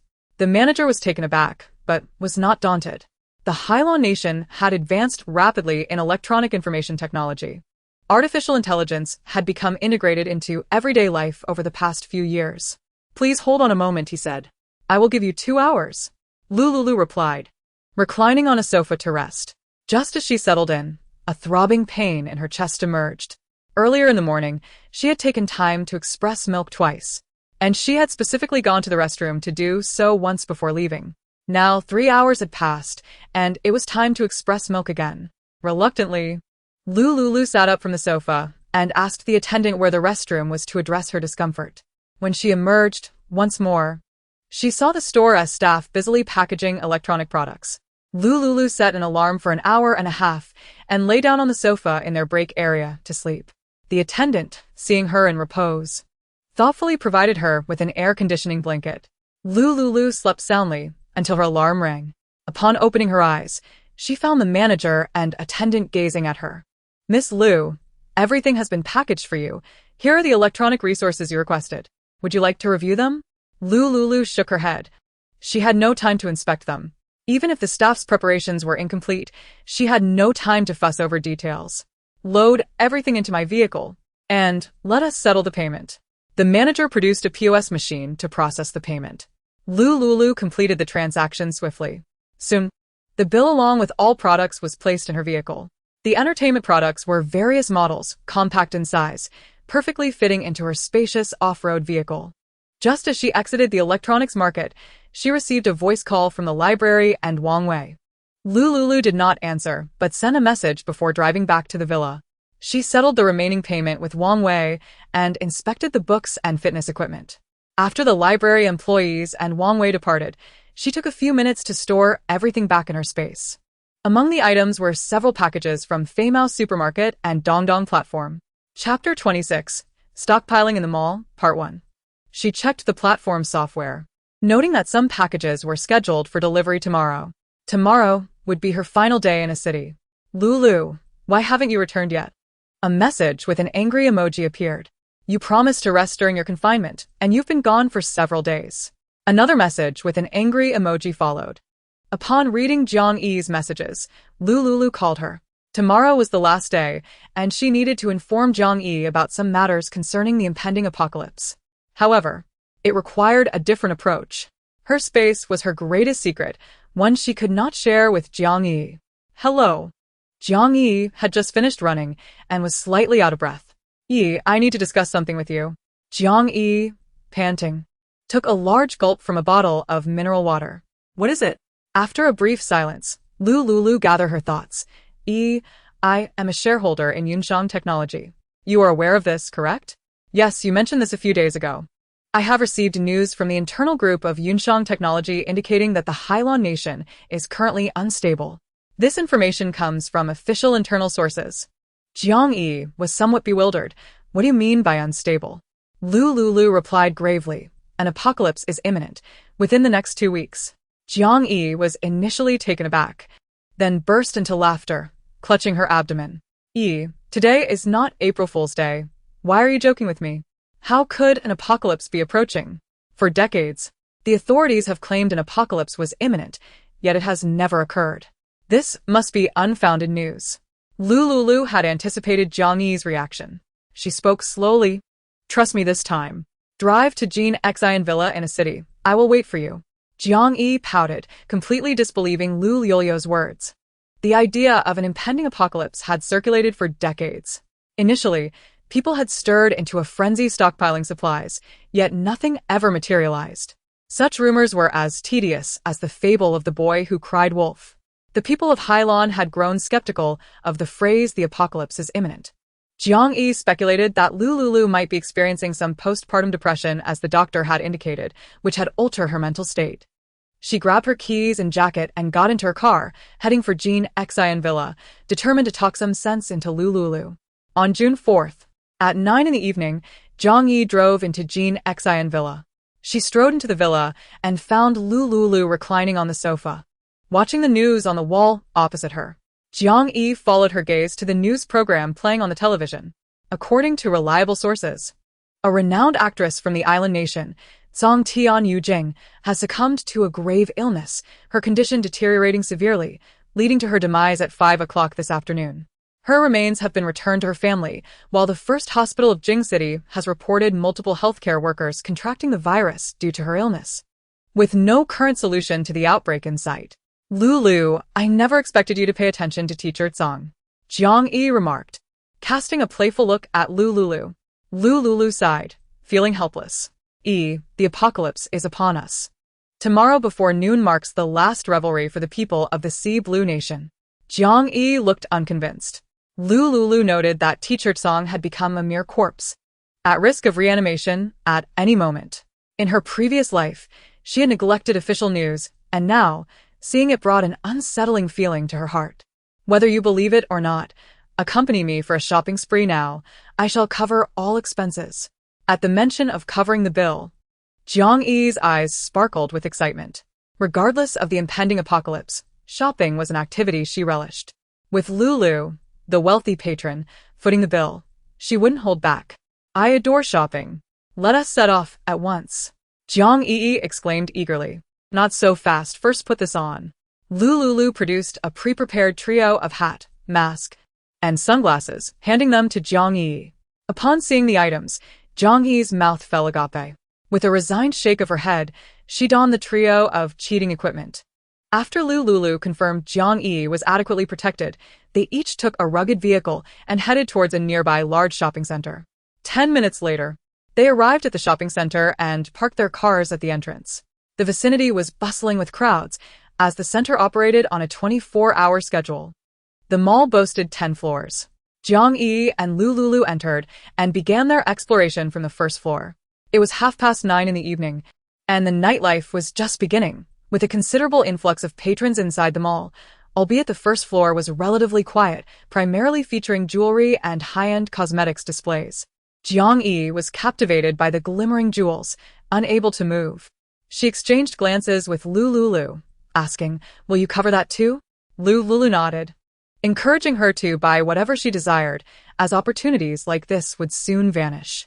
Encouraged by her words, Jiang Yi dashed to the jewelry counter, requesting the staff to present her with a selection of adornments to try on. Another attendant attended to Lu Liuliu. Given the summer heat, the attendant was not surprised by their attire, assuming they were merely fashion-conscious and seeking sun protection. "Miss, if you're trying on a necklace, it's best to remove the mask and sunglasses for a better effect. Don't take them off," Lu Liuliu interjected. According to official reports released post-apocalypse, the zombie virus was transmitted through droplets. Wearing an N100 mask could effectively prevent infection. She remained unsure of the virus's origin, but with only a day left until the apocalypse, the thought of a potential outbreak in the mall was alarming. The hat, mask, and sunglasses served as their temporary shield. Jiang Yi, playing along with the narrative of the impending apocalypse, kept her protective gear on and instructed the attendant to proceed with the fittings. Lu Liuliu's gaze shifted to the gold jewelry on display. The earrings and necklaces, being lightweight, were relatively inexpensive. She spotted a 5-piece ancient-style set, consisting of a crown, necklace, earrings, and 2 bracelets. "What is the weight of this set?" The attendant, upon seeing Lu Liuliu point to the prized piece, was overjoyed. If sold, her commission would exceed her monthly salary. "Miss, you truly have an eye for quality. This set is crafted from 24K gold, weighing 200 grams, and the total cost, including labor, is 999,000 yuan. Round it to 100,000. That's acceptable." Lu Liuliu glanced briefly, commanding, "Wrap it up." The attendant, momentarily stunned, flushed red, thinking she misheard. "Don't just stand there. I want the set." Only then did the attendant spring into action, packaging the jewelry in a red box. The store manager, noticing the commotion, promptly abandoned her current customer and rushed over to offer Lu Liuliu her services. Recognizing the manager by her badge, Lu Liuliu replied, "Miss, do you need anything else?" "Let me assist you." That attendant is still inexperienced with gold. The previously serving attendant's expression darkened. Lu Liuliu despised such leadership, always attempting to monopolize commissions and major sales. "No need. I wish to be attended by just that attendant. I will not take anything else." The manager smiled awkwardly, while the attendant beamed, now even more eager to assist Lu Liuliu. "Show me all the bracelets priced by weight." The attendant quickly fetched a box of bracelets and placed it on the glass counter for Lu Liuliu to inspect. Lu Liuliu glanced over the outdated designs, but noted the lower labor costs associated with weight-based pricing. "I'll take this box. Do you have anything else? Bring out all the gold jewelry priced by weight for me to see." The attendant, trembling with excitement, hurried to the store's warehouse to retrieve more items. Lu Liuliu merely glanced at the selections, collecting all the gold jewelry into her possession. Given her substantial purchases, the gold store, coincidentally running a promotion, gifted her numerous additional items. Meanwhile, Jiang Yi, engrossed in choosing diamonds, settled on a diamond set priced at 69,999 yuan. Lu Liuliu, observing Jiang Yi's choice of impractical diamonds, felt exasperated. Consider the gold. I'll gift you a set of gold jewelry." Upon hearing Lu Liuliu's honest voice, Jiang Yi approached the gold display. "Liu, I truly won't hold back. Hurry and choose. Time is running out." Jiang Yi scanned the display, selecting a set of gold jewelry. However, Lu Liuliu deemed her choice too conservative, as the 5-piece set totaled only 20,000 yuan. Thus, she intervened, picking out 5 gold bracelets, each weighing 30 grams.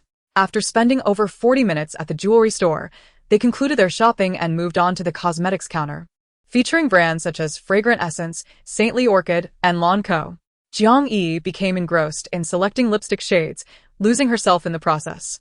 Lu Liuliu, noticing the time nearing 10 o'clock, shook her head in resignation. She approached the cosmetics store attendant, stating, "For your store, I want 2 sets of every category of cosmetics and skincare products." The attendant was taken aback. Lu Liuliu reiterated her request, and the attendant, as if awakening from a dream, hurriedly enlisted the help of other staff members to bundle the products. With so much merchandise, she could not possibly handle the commissions alone. Failing to cater to a valued customer could spell disaster. Jiang Yi's eyes widened in astonishment upon hearing Lu Liuliu's words. Passing by the jewelry store left her quite astonished, but upon entering the beauty shop, Lu Liuliu's expenditure was even more outrageous than before. "Please provide me with the latest expiration dates for these products. Do not offer anything nearing expiration, or I shall return everything," she declared. "Approximately, how much will it cost? I will pay a portion as a deposit and return later to collect my items." The attendant, momentarily taken aback, quoted a deposit of 100,000 yuan. Without further ado, Lu Liuliu scanned the QR code at the checkout to complete her payment. Subsequently, she led Jiang Yi to the shops below. Jiang Yi numbly followed her, witnessing the same routine as before. Wherever they went, a commotion would ensue. The attendants on the first floor, noticing the stir, eagerly anticipated the arrival of Lu Liuliu and Jiang Yi. Lu Liuliu did not disappoint them. Every store they entered was met with the same methodical approach. After perusing the first floor, they ascended to the women's clothing section on the second floor. Finding their pace too slow in the vast mall, Lu Liuliu turned to Jiang Yi and said, "You go from the top down while I go from the bottom up." With that, Lu Liuliu operated her phone and transferred 10 million yuan to Jiang Yi. Stunned, Jiang Yi exclaimed, "Liuliu, is it truly wise for us to spend this way? The apocalypse is approaching. If we don't spend it all now, we may never have the chance again." Upon hearing Lu Liuliu mention the impending apocalypse once more, Jiang Yi believed half of it. She was certain that Lu Liuliu was not insane. Her mental state appeared entirely normal. What if the apocalypse truly did come? Considering the possibility, she sprinted toward the underground level of the mall, her long legs carrying her swiftly. In the face of impending doom, hoarding food became paramount. She recalled how Lu Liuliu had previously instructed her to stockpile rice, flour, and cooking oil at Lin Wan's villa, yet it still felt insufficient. Thus, she hurried to the basement to make extensive purchases. Lu Liuliu remained unperturbed, knowing her space could accommodate the goods. She leisurely finished her rounds on the second floor, selecting 5 brands and requesting 2 pieces of clothing in suitable sizes for both herself and Jiang Yi, paying a deposit and asking them to package everything. The two continued their shopping spree until the early hours of the morning, having nearly explored all floors: jewelry, skincare products, home appliances, and snacks with a shelf life of 1 to 2 years. After their shopping expedition, they arrived at a Chinese restaurant on the top floor and ordered 2 dishes for dinner. It was during their meal that Jiang Yi finally snapped back to reality from the frenzy of shopping. "How are we going to transport all these items back?" she pondered. "Our cars certainly cannot accommodate everything. Liuliu, how will we transport all this?" Lu Liuliu opened a ride-hailing app and located the contact for a large van. "I'll call a vehicle to help us transport everything back." "That's a good plan." Lu Liuliu had no intention of stashing their shopping haul in her space, as it needed to remain undisclosed. Thus, some items had to be visibly stored in the villa, concealed from Li Jie, Xin Jie, and Dr. Lin Feng. Her superficial wounds had scabbed over. With Jiang Yi's assistance, it was time to bid farewell to Li Jie and the others. As they dined, Lu Liuliu sent messages and transferred funds to Li Jie and the others. "Tomorrow morning, once the employment ends, I will pay your wages according to a month's standard." Li Jie and Zhen Jie were puzzled about what they had done wrong, but, as employees, they dared not question further. Working for a week and receiving a month's wages was indeed a lucrative deal. Dr. Lin Feng, upon receiving the notification, was not particularly surprised. As Lu Liuliu's injuries had nearly healed, leaving her only in need of rest, her presence was no longer necessary. She accepted a service fee of 50,000 yuan and prepared to leave Lin Wan's villa for the clinic the following morning. For tonight, let us temporarily take this batch of goods back to Jean Xian Villa. Tomorrow morning, You head back to Lin Wan's villa and wait for Li Jie and the others to leave. Call me, and I'll have the driver bring the goods over. No problem. After finishing their meal, a large business vehicle ordered by Lu Liuliu arrived at the mall entrance, a total of 15 vehicles. Lu Liuliu offered them double the fare, instructing the drivers to wait at the entrance to help load and unload the goods. The attendants sprang into action, assisting in placing the packaged items into the delivery truck. Jiang Yi's SUV was also filled to the brim with supplies. I have a few matters to attend to. You can head back with the drivers, Lu Liuliu said. Jiang Yi nodded, departing with the supplies. Watching her and the 15 business vehicles leave, Lu Liuliu let out a long sigh. Her bank card balance still stood at 900 million yuan, having spent less than 20 million that evening. Money was indeed difficult to expend. Reluctantly, Lu Liuliu found herself returning to the gold store. At this hour, a new shift had begun, and only one attendant was present. Someone Lu Liuliu had not seen before. Please package all the gold from your counter. The attendant, previously idly scrolling on her phone, blinked in surprise upon hearing Lu Liuliu's voice and promptly stood up. Miss, are you joking? I am quite serious. Calculate the total and package it now. Lu Liuliu adeptly approached the counter and scanned the payment QR code, depositing 1 million yuan as a down payment. The notification of the transaction echoed, confirming the arrival of 1 million yuan. The attendant rushed to check the counter, indeed finding an additional million in the company account. It was the early morning hours, and this was the sole transaction recorded. She rubbed her eyes, preparing to address Lu Liuliu, but instead saw her hand over a note. This is my phone number and WeChat ID. Let me know how much it is once packaged, and I will come to collect it. With that, Lu Liuliu departed, carrying a tote bag as she drove back to Jean Xian Villa in just 10 minutes. Upon her arrival, she found Jiang Yi had lowered the foldable sofa, transforming it into a 2-meter by 2-meter bed. Jiang Yi lay sleeping upon it. Lu Liuliu refrained from waking her and quietly entered the bathroom. Sitting at the vanity to use a breast pump, the pain from engorgement was unbearable. After 30 minutes, she finally managed to relieve herself of the discomfort. After pumping, she settled next to Jiang Yi, turning on the television to listen to the midnight news, though nothing of interest caught her attention. Turning off the television, she lay down on the sofa beside Jiang Yi, closing her eyes to rest. Unbeknownst to her, 3 hours slipped by. At 4:30 in the morning, Lu Liuliu's phone rang, waking Jiang Yi. On the line, the attendant from the gold store informed her that everything was ready for collection. Yi, you head back to Lin Wan's villa first. I'll wait for your call. Jiang Yi understood that Lu Liuliu wished to keep their substantial supplies a secret from Li Jie and the others. And the truck drivers would be oblivious to the contents as well. All their purchases were neatly packed in cardboard boxes, leaving the drivers none the wiser. Jiang Yi drove away under the cover of night, while Lu Liuliu, after her departure, proceeded to the gold store. In total, she spent 50 million yuan, acquiring all the gold jewelry from the counter and warehouse. With this latest expenditure, Lu Liuliu's bank balance swelled to 820 million. Only one day remained. How to exhaust all her funds became a conundrum.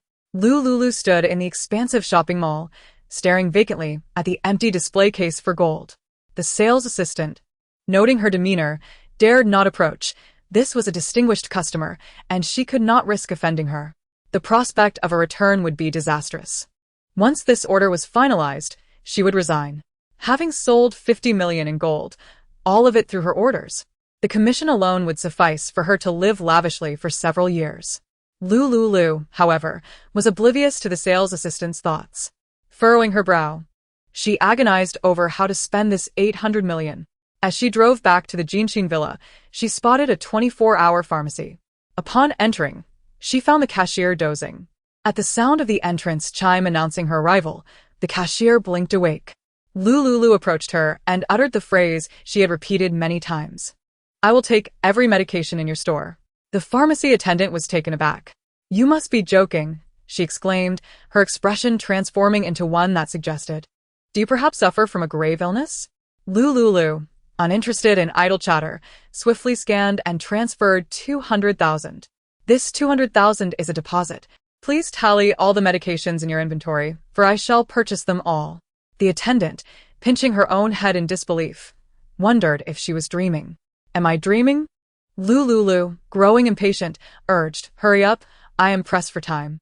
The attendant pinched her thigh hard enough to feel pain, and hastily stood to gather the medications for Lu Liuliu. As for why Lu Liuliu was buying so many medications, she didn't care. Her job was to sell, and as long as payment was assured, the buyer's identity was inconsequential. Provided the medications complied with regulations, any issues that arose would be directed at this peculiar woman. With the transfer's card number in hand, if trouble ensued, they would simply track down the owner of the card. It was not their pharmacy's concern. While the attendant gathered the medications, Lu Liuliu retreated to the back seat of her car to rest her eyes and ponder what else to purchase. On June 5th, at 5:30 in the morning, the pharmacy attendant loaded all the medications into Lu Liuliu's vehicle. Except for the driver's seat, every available space was crammed with products. After completing the transaction, Lu Liuliu numbly drove back to the Jinshin villa, storing the medications and gold in her designated space. Upon opening her phone, she noticed a message from Jiang Yi, Li Jie, and the others have left. Receiving this news, Lu Liuliu promptly summoned a vehicle to transport the goods. The driver loaded everything from the villa's yard into the car. Lu Liuliu did not linger. Delivering the goods to the villa was her priority. After resolving her own issues, she departed a city alongside the delivery driver. An hour later, with the driver as assistance, all supplies were unloaded in the courtyard of the Linwan villa.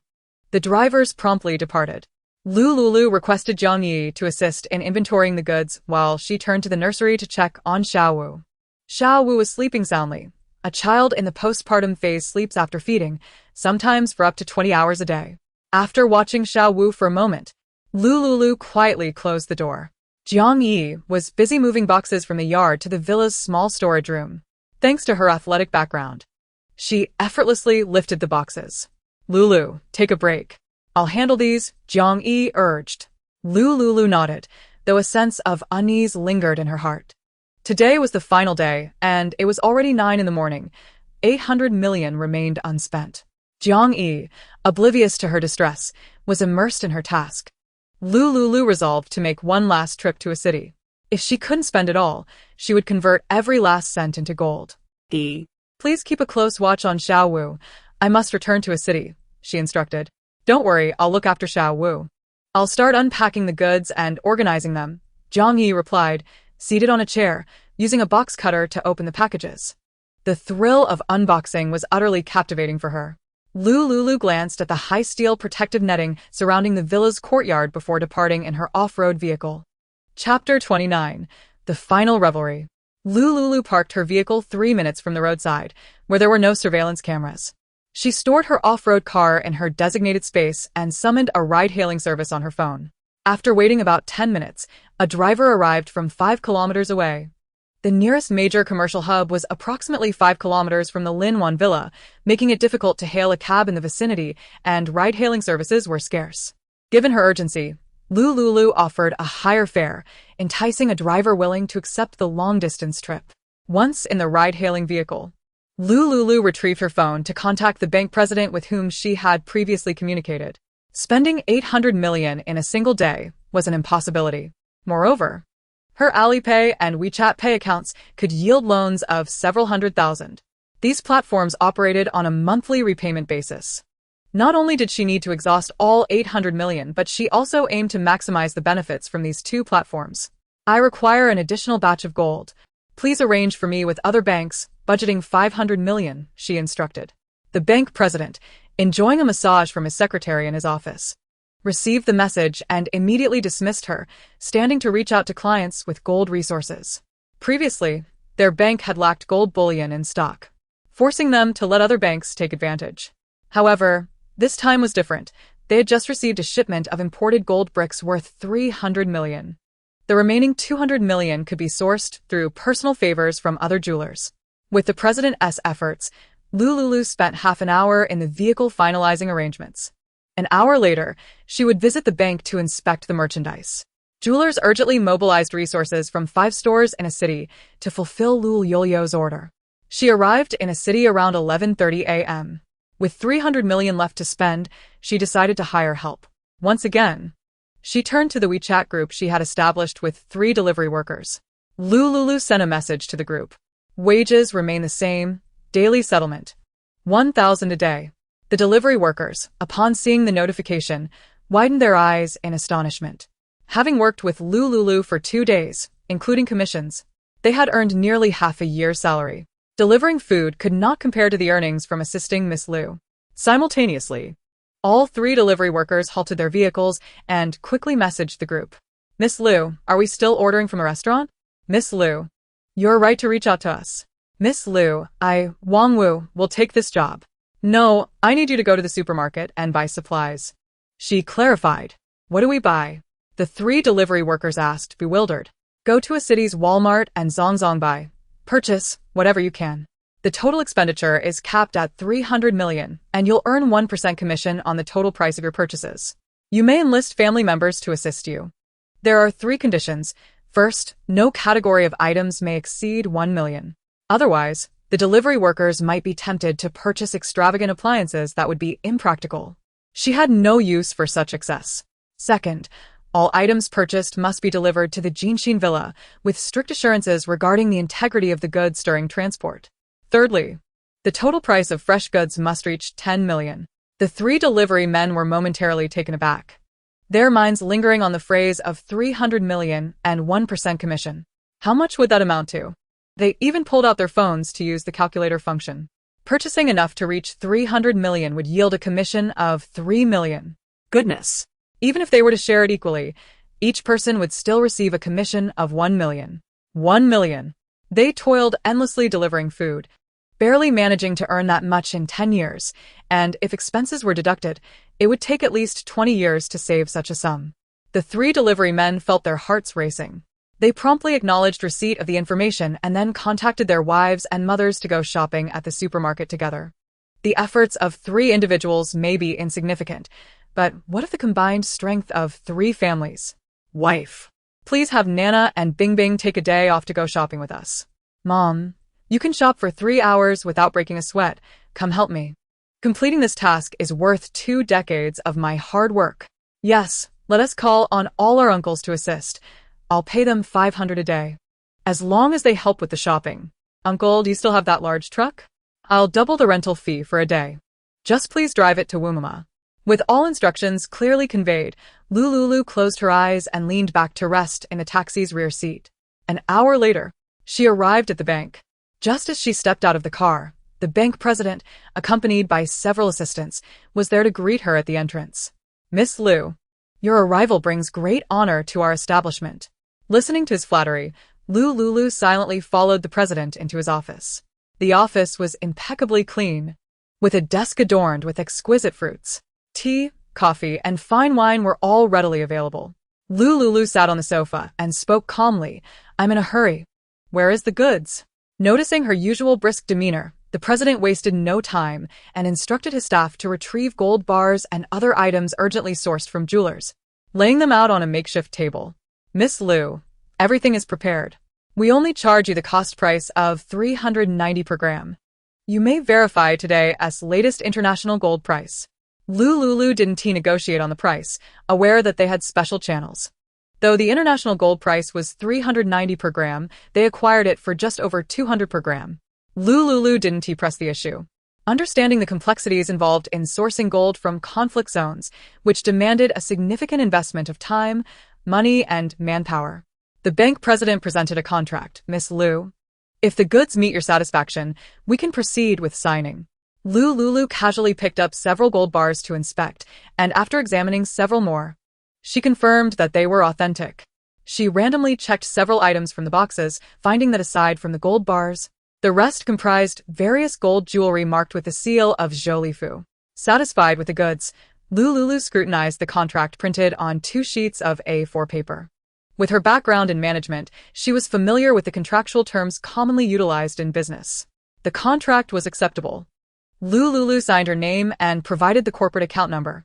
The president promptly recited 2 account numbers, one for the bank and another for Zhou corporate account. Lu Liuliu transferred 500 million in batches. Soon, both the president and the supervisor sent by the owner of Zhou received confirmation of the transfer. The president was all smiles, extending his hand. Miss Liu, may our collaboration be fruitful. Should you require our services in the future, Do not hesitate to reach out. Lu Liuliu was unreserved, responding, "Please issue me a credit card." The president was momentarily taken aback, but then requested her identification, instructing staff to assist her with the credit card application. For a client of Lu Liuliu's stature, a credit card with a maximum limit of 10 million was authorized. Chapter 30. The Dawn Before Darkness. While waiting for her credit card to be processed, Lu Liuliu requested the bank teller to withdraw 200,000 in cash. Following the first phase of the apocalypse, the authorities had acknowledged that currency could be exchanged for supplies. However, inflation was gradually worsening at that time. Retaining some cash could serve as a disguise for emergencies. Though cash could still purchase some supplies, the money held in banks had become nothing more than useless numbers. After withdrawing cash and obtaining her credit card, Lu Liuliu received a message from Wang Wu and the 3 delivery men in their group chat. "Miss Liu, please scan to pay 1 million. Upon viewing the lengthy bill in the video, Lu Liuliu felt overwhelmed. She scrolled to the bottom of the video and saw the total amount, precisely 1 million. Thus, she scanned the official QR code for the Wumama cash register sent by the delivery men and completed the payment of 1 million. The other 3 delivery men also scanned for 1 million each, summing up to 3 million in total. Just as she finished her business at the bank, she faced a dilemma concerning the over 2,500 pounds of gold she had purchased. Lu Liuliu instructed the president to keep an eye on the gold while she went to find a vehicle. Given the quantity of gold, taking a taxi was impractical. Fortunately, the villa was nearby. She returned to the villa, found an SUV, and drove back to the bank. At Lu Liuliu's request, the president instructed a teller to fetch a black suitcase, filling it with gold bars and other jewelry. The suitcase was laden with over a ton of gold. The president directed staff to use their phones to record the suitcase's weight.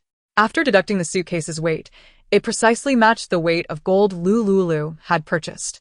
Lu Liuliu nodded in acknowledgement. A few male employees collaborated to lift the black suitcase, placing it in the front passenger seat of the SUV. Lu Liuliu closed the windows and drove away. The bank president and other employees watched her depart, each lost in thought. 2 minutes later, she arrived at an intersection. With a red light, Lu Liuliu had to wait in line. While waiting for the light to change, she caught sight of familiar faces through the car window, Ma Weizhou and Su Pingting. Ma Weizhou was driving with one hand while holding a cigarette with the other. Su Pingting was smiling and speaking to him, leaning slightly to one side. After exchanging a few words, she leaned in and kissed him. Lu Liuliu clenched her teeth, her gaze fixed intensely on Su Pingting's retreating figure. After the kiss, Ma Weizhou placed his hand on her head and kissed her lips, visibly extending his tongue. Perhaps her stare was too intense, as Ma Weizhou quickly noticed her in the taxi's back seat and glanced her way. Instinctively, Lu Liuliu lowered her head to avoid his probing gaze. At that moment, the traffic light changed, signaling green. Ma Weizhou, feeling puzzled, withdrew his gaze and drove away. Lu Liuliu gritted her teeth and followed closely behind them. She couldn't comprehend why she was doing this, but the hatred and fury within her were insatiable. 5 minutes later, Lu Liuliu's vehicle halted by the roadside. She watched as Su Pingting, adorned in a strapless long dress with a white cover-up, linked arms with Ma Weizhou and strolled ahead. Lu Liuliu followed their direction and caught sight of the shimmering characters spelling out Regal Hotel. A wave of nostalgia washing over her. It was here, in this very establishment, that Ma Weizhou had fervently declared she would become the happiest woman in the world. Her birthday also marked the occasion of their engagement. Lu Liuliu distinctly remembered that day when she appeared to be the most blissful woman on earth. That evening, she had agreed to transfer half of Yunsheng Technology's shares as her dowry to Ma Weizhou. Fortunately, an unforeseen incident disrupted her plans, allowing her to retain her shares in the company.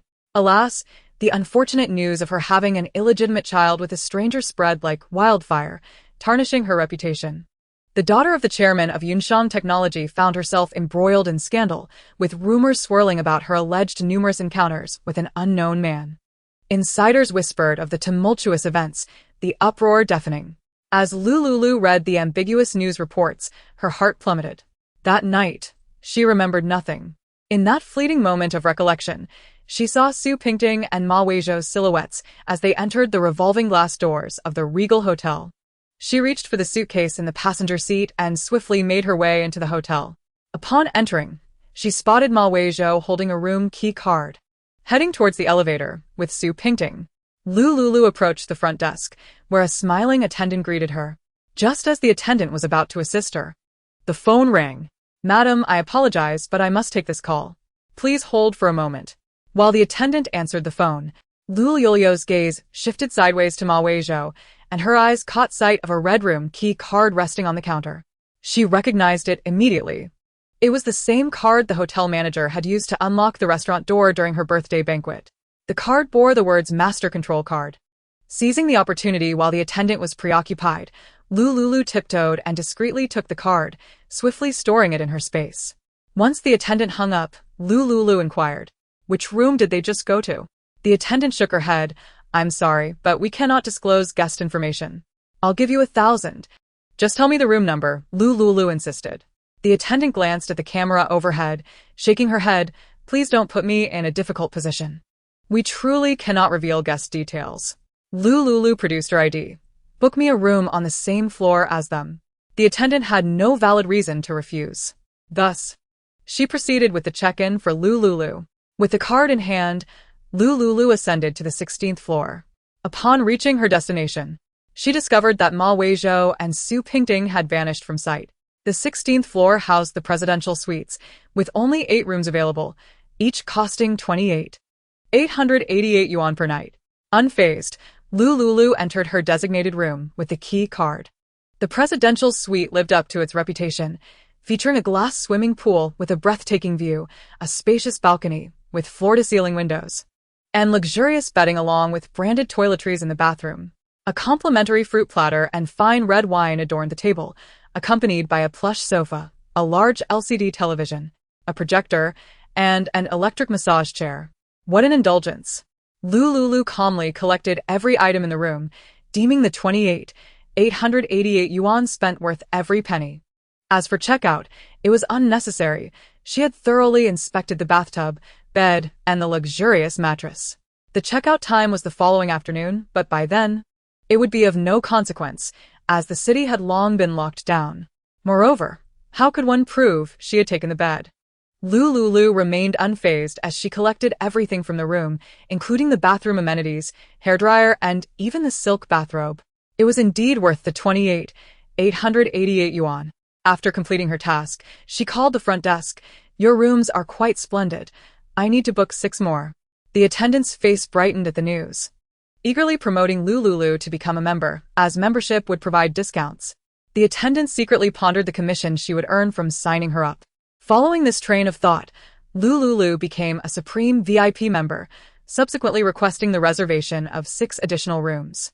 After retrieving the room cards, she eliminated 7 guest rooms from her considerations. It was evident where Su Pingting and Ma Weizhou were staying. Now that she was here, she felt remarkably composed. Lu Liuliu first sent the villa password to 3 delivery personnel, instructing them to place the items inside for verification. She then began transferring items from the presidential suite: wine glasses, fruit platters, coffee cups, a mini fridge, slippers, silk pajamas, and the LCD television. Regrettably, the suite was equipped with central air conditioning, leaving no opportunity for her to take advantage of the system. Once she had cleared all the rooms, she leisurely approached the door of Ma Weizhou and Su Pingting's room. Standing at the entrance, she could hear delightful music emanating from within. Given the layout of the 7 suites, Lu Liuliu understood that there was a living room outside the bedroom. As she listened intently, she was about to use the master control card to catch them in a compromising position, eager to witness Ma Weizhou's reaction when confronted with betrayal. Just as she was about to open the door, footsteps echoed down the hallway. With no place to hide, she feigned the act of checking in, holding the master control card as she approached the door. Upon exiting, Su Pingting noticed her seemingly inconspicuous demeanor and, mistaking her for another woman involved with someone, Paid her no mind. Thankfully, Lu Liuliu had meticulously disguised herself in recent days, leaving no room for suspicion. As Su Pingting moved towards the emergency exit, Lu Liuliu gently closed the door, creeping to the exit where she overheard Su Pingting on the phone. "Don't push your luck. I've already given you a sum of money. Miss Su, that money is hardly sufficient. You wouldn't want me to inform Mr. Ma about what you did to Miss Lu, would you? I advise you against being too greedy. If you tell him, he won't believe you. especially since you have no evidence. I've already dispatched someone to destroy the surveillance footage. Who would ever know it was me? Miss Sue, you better transfer 1 million to me immediately, or I will anonymously inform Mr. Ma and then tell Miss Lu. Can you imagine the consequences once they find out? The transfer receipts you provided me serve as evidence. Su Pingting's furious voice resonated. 1 million. This is the last time. Lu Liuliu felt a surge of confusion. From Su Pingting's words and tone, it was clear she was being threatened and extorted for 1 million. However, she couldn't catch the entirety of the conversation. The sound of Su Pingting's footsteps echoed as she departed. Lu Liuliu swiftly entered a nearby suite, listening as Su Pingting opened and closed her door. Minutes passed, and only the music remained within the room. Lu Liuliu opened the door to her suite once more and approached the entrance to their room, gripping the master control card, ready to unlock it. Just then, she heard loud clapping noises emanating from inside, sharp and jarring sounds that penetrated even the well-insulated presidential suite door. Su Pingting's saccharine and cloying cries elicited a derisive smile from her. Did she truly wish to witness the sight of those two debauched souls entwined in their naked embrace? Lu Liuliu hesitated at the threshold, her feet rooted in uncertainty. Yet, 10 minutes later, an abrupt silence enveloped the room. A sense of foreboding washed over Lu Liuliu as she swiftly slipped into the adjacent space. Leaning against the door, she caught snippets of conversation from outside. Wei Zhou, why are you leaving so soon today? Stay and keep me company. Don't be silly. I have matters at the company to attend to. I'll be back shortly, Ma Weizhou replied as he turned to depart. With a resigned sigh, Su Pingting retreated into the room to savor the opulence of the presidential suite. Lu Liuliu found herself in a state of self-mockery. A dark thought crossed her mind. What if she utilized the master key card and plunged a knife into Su Pingting, ending her life? Just then, an insistent knock echoed from the adjoining room. Su Pingting, I know you're in there. Let me in at once, or I will inform Miss Lu and Mr. Ma of your little escapade. Su Pingting, lounging within, was struck with panic. Reluctantly, she opened the door, admitting a young man who stood outside. Lu Liuliu's contemplation was abruptly interrupted by the arrival of this newcomer. She heard the door open and shut. Curiosity piqued, she approached once more. What are you doing? Let go of me. Su Pingting's dulcet tones trembled with fear. She found herself pinned against the door by Ma Donglai, who had a grip on her throat. The clarity of Su Pingting's voice sent Lu Liuliu recoiling a few steps in alarm. 1 million, or you know what will happen. Where am I supposed to conjure 1 million from? Try Ma Weizhou. He is the son of the Ma family's patriarch and possesses considerable wealth. You can easily afford this suite at 28,888 a night. To him, 1 million is mere pocket change. You wouldn't want Miss Lu discovering that you drugged her and allowed someone to take advantage of her, would you? Ma Donglai chuckled sinisterly. Su Pingting's face strained of color. I only have 200,000. Take that for now, and I'll find a way to pay the rest later. TSK. Since you can't produce it now, then perhaps we can come to an alternative arrangement. Su Pingting gasped in horror. Soon after, a series of indecent sounds filled the air. Lu Liuliu furrowed her brow and stepped back. It dawned on her that the events of that night were no mere coincidence. It was Su Pingting, that wretched woman, who had drugged her. A wave of nausea washed over Lu Liuliu as she pondered whether the man from that fateful night was now the one threatening Su Pingting. Confusion enveloped her until the voices of Su Pingting and Ma Donglai fell silent momentarily, only to resume their dialogue. You need to leave quickly. Ma Weizhou will be back soon. What is the rush? He won tea return today. How do you know? Ma Donglai grinned, pulling Su Pingting closer as they moved further into the room. Resigned to the circumstances, Su Pingting allowed him to guide her. Lu Liuliu, regaining her resolve, decided to investigate further. She used the master card to unlock the door and stealthily made her way into the living room, where everything was laid bare before her. The sounds of the two from the bedroom echoed within. Approaching the door to the room, Lu Liuliu retrieved her phone, silenced it, and activated the camera function to record. The lewd sounds continued unabated. After capturing several clips, she prepared to leave when she overheard the man's voice. Between me and Ma Weizhou, who satisfies you more? Silence fell upon the room as both Su Pingting and Lu Liuliu remained mute. Moments later, Ma Donglai forcefully slapped Su Pingting's body, to which she resignedly replied, of course. You're more skilled. Lu Liuliu could only lament the absurdity of it all. 10 minutes with Ma Weizhou, and this man took 20. Perhaps he was marginally better. TSK. You're not too shabby yourself. It's a pity you couldn't win over Miss Lu. Su Pingting seethed with fury, her anger boiling over at the thought that while in her embrace, he was thinking of another woman, especially one as insufferable as Lu Liuliu. What does Lu Liuliu have? Her figure is nothing but a dry stir-fry of green beans. What do you know? Can a mere starlet like Xue Feifei be compared to a woman of her caliber? You scoundrel! To call me a mere flirt! Come on, dear sister. Think of a way for me to sleep with Miss Lu just once. Su Pingting scoffed. You're dreaming. With this revelation, Lu Liuliu discerned that the man she had spent the night with was not Ma Donglai. Who then could it be? With lingering questions, she quietly exited the room and returned to her own suite. She couldn't allow Su Pingting to meet her demise too swiftly. From her belongings, Lu Liuliu retrieved a sofa and placed it in the center of the living room. After seating herself, she unblocked Ma Weizhou on WeChat and sent him a video. She had recorded several clips, but this one was the most gripping and clear. Ma Weizhou, engrossed in a meeting, felt a surge of pride upon noticing a message from Lu Liuliu. She had finally lowered herself to reach out. As long as she remained submissive, he could continue to manipulate and control her until he possessed all her shares. Trusting in her, he assumed the video merely contained mundane culinary and fashion shares. However, the moment he opened the video, the sounds of a woman's moans and a man's heavy breathing flooded the conference room. All eyes turned towards him, including that of Ma Weizhou's father, who, seething with anger, attempted to maintain his composure. Eventually, he stormed out, leaving Ma Weizhou's complexion ashen with fury. Suppressing his rage, he quickly sought out his father to apologize before accelerating towards the Regal Hotel.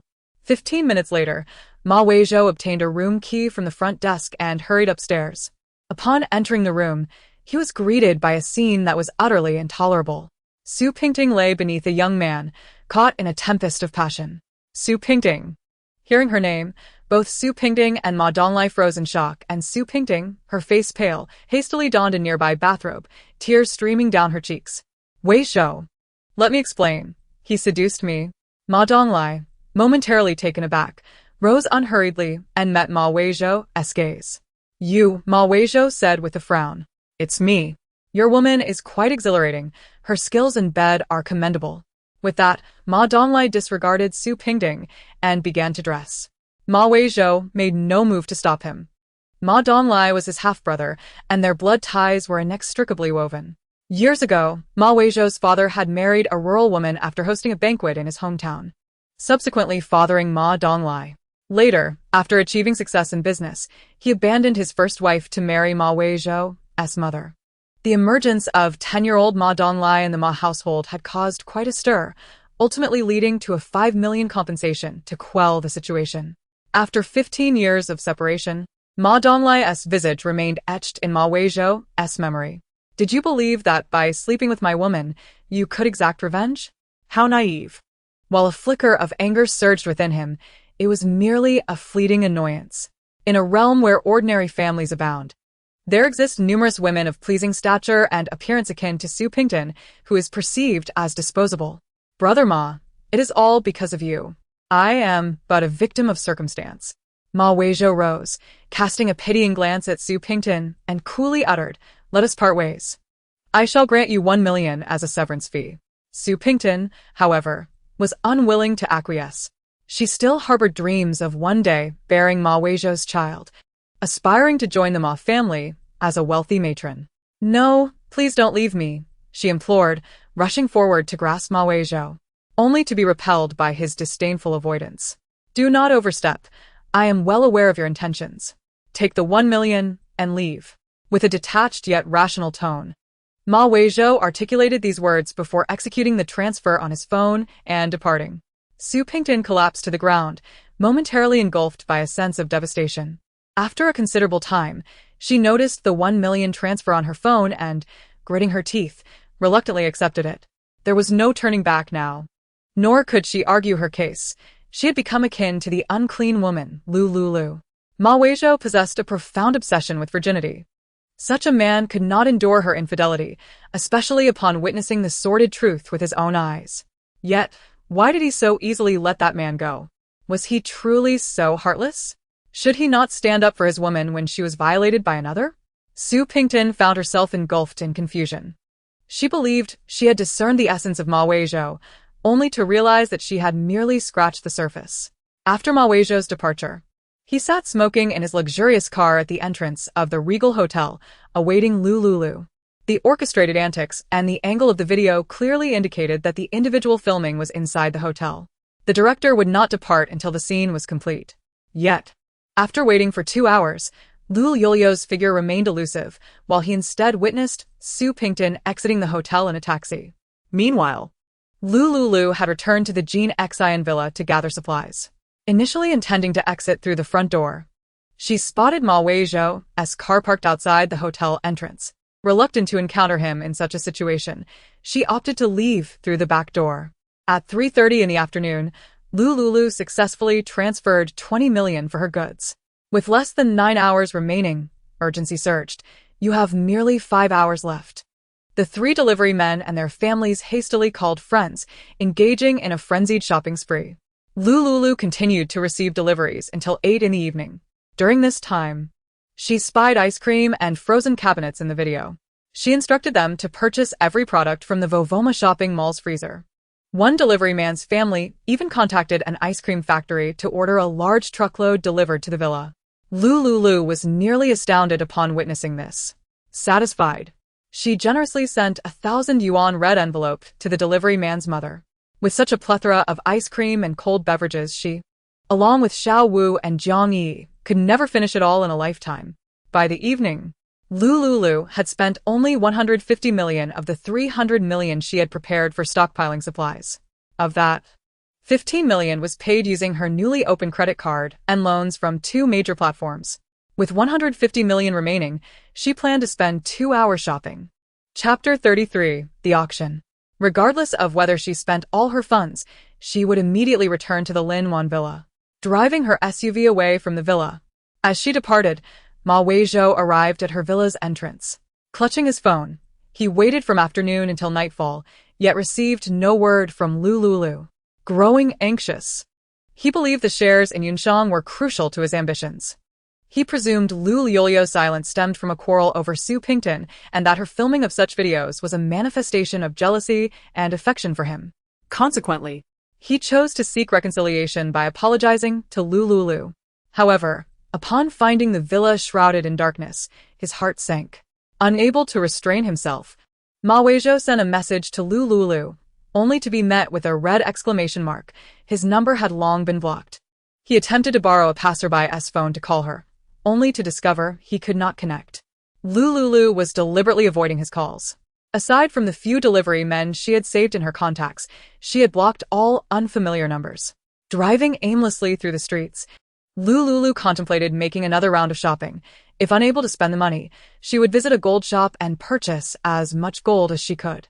Just as frustration set in, she suddenly found herself added to a WeChat group comprising familiar faces, those who had taken over her shares.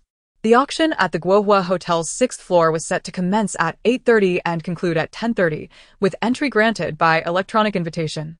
The list of treasures encompassed 20 items, including a beautiful foreign woman trained as a tool. As Lu Liuliu listened to their discussions, she parked at a temporary spot and opened the auction document for review.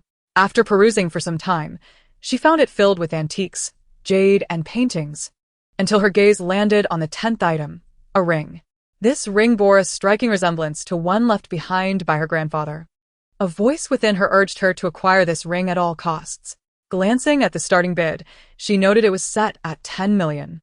With her instincts compelling her, she ceased her shopping and hurried towards the Guohua Hotel, realizing that the auction would begin in half an hour. Upon her arrival, she presented her electronic invitation to the staff. Such invitations were reserved for billionaires. She had seen discussions among shareholders in their group, but had never participated. Lu Liuliu was escorted to a private elevator leading directly to the hotel's 6th floor. Upon entering, she found the venue filled with attendees. After the staff confirmed her identity as a representative of Yunshang technology, she was led to a seat in the third row and given a paddle for bidding. The air conditioning was set to a comfortable level, and Lu Liuliu felt no discomfort in the heat. Each guest occupied their own elegant booth, complete with a small table adorned with fruit and a pot of tea. The staff soon inquired whether she desired coffee or wine, but Lu Liuliu declined. Having learned from past experiences, she refrained from consuming anything offered by others. As the auctioneer began to take the stage at 9:30, the ring Lu Liuliu coveted was presented. The starting bid was set at 10 million. This ring was said to have originated in the Tang dynasty. After the auctioneer concluded the introduction, bids began to flow in: 11 million, 12 million, 16 million. A multitude of participants raised their paddles until one individual declared 20 million. 20 million for the first time. 20 million for the second time.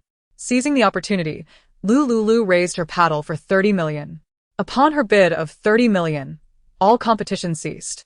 Though the ring was from the Tang dynasty, the auctioneer recounted a beautiful love story behind it, stating it was a token of affection exchanged between a certain emperor and his concubine, with 2 rings in total. Another ring, its whereabouts unknown. Many believe that an antique missing a piece is not worth its price. Furthermore, the authenticity of this tale remains uncertain. After Lu Liuliu successfully secured the ring for 30 million, she exited the venue, following the attendant to settle the payment and retrieve her prize. The events unfolded with a smoothness surpassing her expectations. Upon acquiring the ring, she felt the tension in her mind dissipate. Clutching the ring, she hurried back to her parked vehicle. Without hesitation, she retrieved a needle from her spatial realm and pricked her fingertip, allowing a drop of blood to seep into the ring. A flash of white light enveloped her. A sharp burning sensation erupted on her middle finger, as if it were melting away. Mere seconds later, this disconcerting feeling vanished, and the black, signifying her connection to the spatial realm, also disappeared. A wave of panic washed over Lu Liuliu. The mark that represented her spatial identifier was gone. She attempted to communicate with the space using her mental energy, and upon witnessing the familiar realm reemerge, her anxiety subsided. Though that had vanished, the space remained, accessible through her mental summons. Simultaneously, she discerned a peculiar transformation within the space. In an expanse the size of 10 football fields, a staircase materialized at the center of each field, towering several meters high, culminating in a grand white door. Lu Liuliu endeavored to push the door open with her mental energy, yet it remained steadfastly closed. After numerous attempts yielded no results, her phone rang, a reminder for her scheduled alarm at 10 o'clock that evening. There were still 2 hours remaining. Ignoring the bizarre staircase and the white door, Lu Liuliu drove urgently to a 24-hour shopping mall, instructing the jewelry store staff to package gold items. While the staff worked, she imposed a 1-hour limit on herself for departure. Scanning the first floor, she spotted a store selling beauty devices. Without regard for prices, she filled her shopping basket with an array of devices from the display. After filling 2 baskets, she proceeded to the cashier, completing her purchases in 20 minutes. The staff, exhibiting excellent service, agreed to assist her in loading the items into her vehicle. The beauty devices cost her 100,000. With half an hour remaining, Lu Liuliu hastened to the basement level, arriving at a section dedicated to supplements. Shelves were stocked with expensive dried goods, such as bird's nest and abalone. She requested the staff to assist in placing all items at the counter into her baskets for checkout, totaling 200,000. Several attendants helped her load the items into her SUV. At that moment, the jewelry store staff informed her that her gold jewelry was ready. Following Lu Liuliu's instructions, they packaged all the gold using a red ribbon from the store, eschewing cumbersome red boxes. The total expenditure for the gold amounted to 50 million. Just as she completed the payment, her phone alarm rang again. Without delay, she departed towards the outskirts of City A. Her bank card still held a balance of 120 million. Yet, this was of little concern. The journey had proven worthwhile as she had secured the ancient ring. On her drive back, Lu Liuliu noticed many shops still open, though she did not linger. It was only upon reaching the commercial district 5 kilometers from Lin Wan's villa that she halted her vehicle. Chapter 34, Virus Outbreak.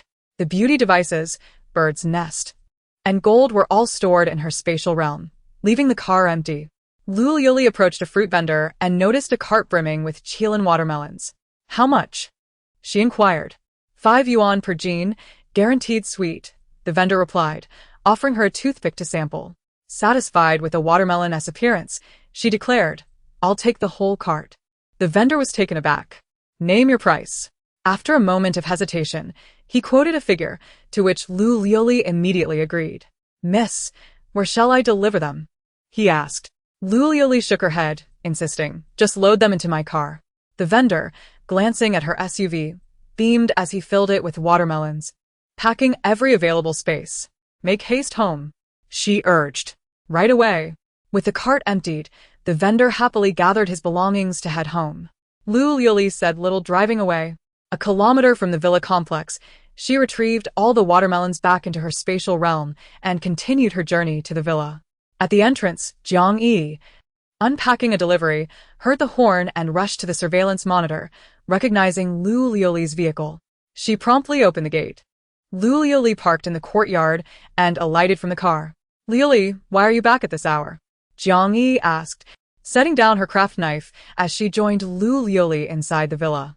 Approaching the water dispenser, Lu Liuliu filled a cup with warm water and drank it down. Do you remember when I told you? The apocalypse is upon us. Jiang Yi listened, half in disbelief. Lu Liuliu understood that actions speak louder than words. So she switched on the living room television, tuning into the official news channel. Both women settled onto the sofa facing the screen, watching the broadcast. Lu Liuliu flipped through several channels, each airing the same alarming announcement.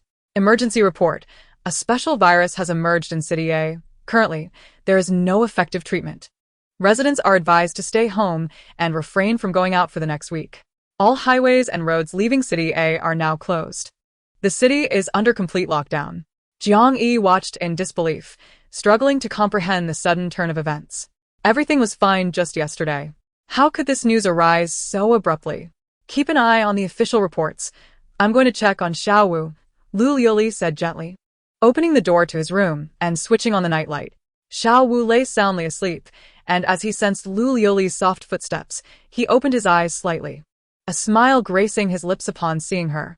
Lu Liuliu smiled back instinctively, leaning down to place a gentle kiss on his forehead. With a content smile, Xiaowu drifted back into slumber. Exiting the room, Lu Liuliu found Jiang Yi still engrossed in the official news.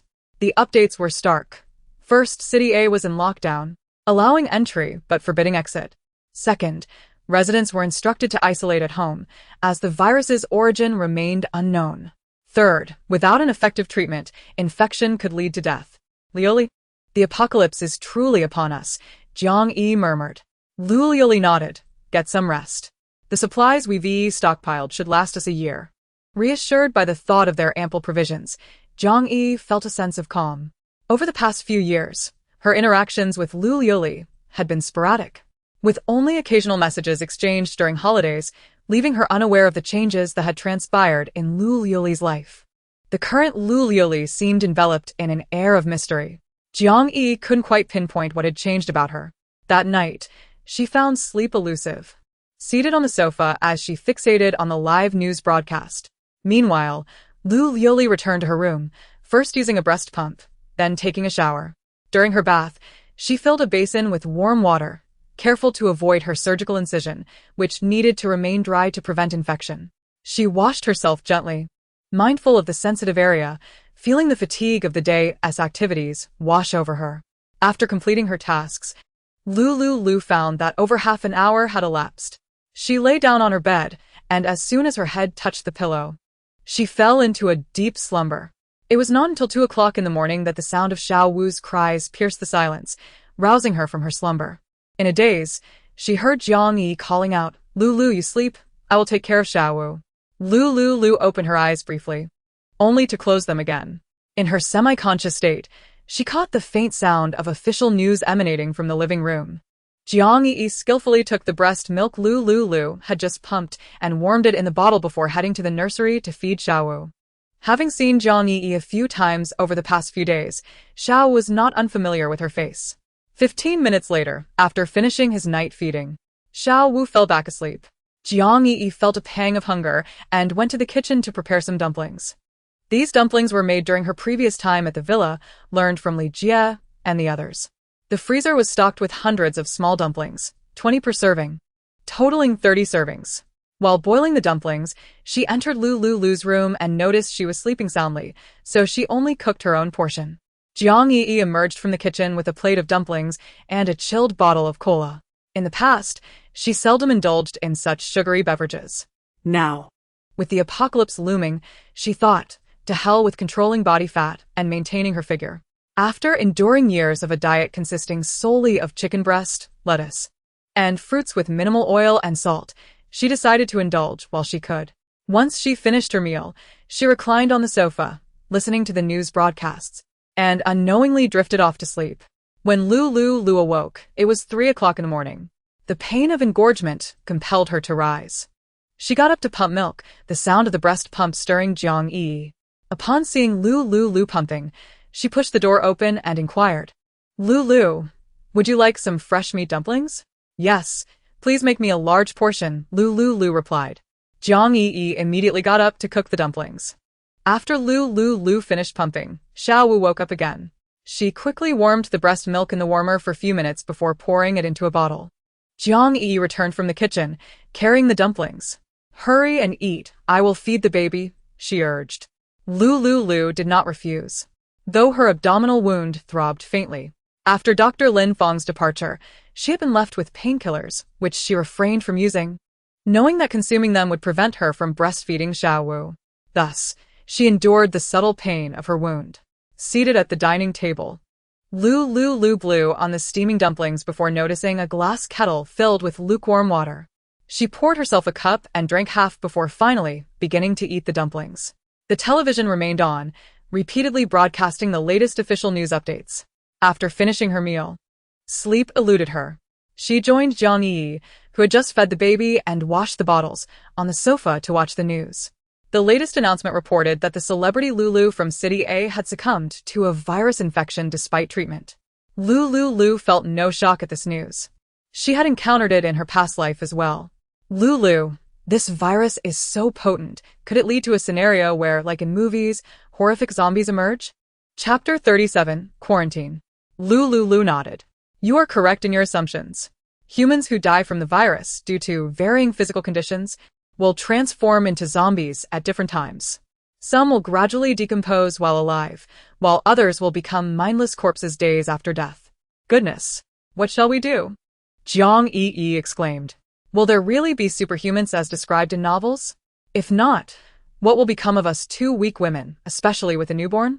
"Fear not," Lu Liuliu reassured her. "A year from now, the authorities will bring forth superhumans to eradicate all zombies, and by then, it will be safe." Superhumans? Will they truly exist after the apocalypse? How does one become a superhuman? Jiang Yi asked eagerly. Lu Liuliu shook her head. To become a superhuman, one must first be infected by the virus, with a slim chance of awakening powers. However, the majority will end up as zombies. Jiang Yi ise hoppefulgaze dinmedi. Then, realizing something, she asked, "Lulu, you seem to know what will happen a year from now. You aren't a reincarnated person like those in novels, are you?" Lu Liuliu nodded in acknowledgement. There was no point in hiding the truth any longer. However, she would never disclose the secret of her space. "I was reborn a year and a half after the apocalypse, and I am unaware of the events that transpired in that time. But before the establishment of the official shelter, the villa was quite safe.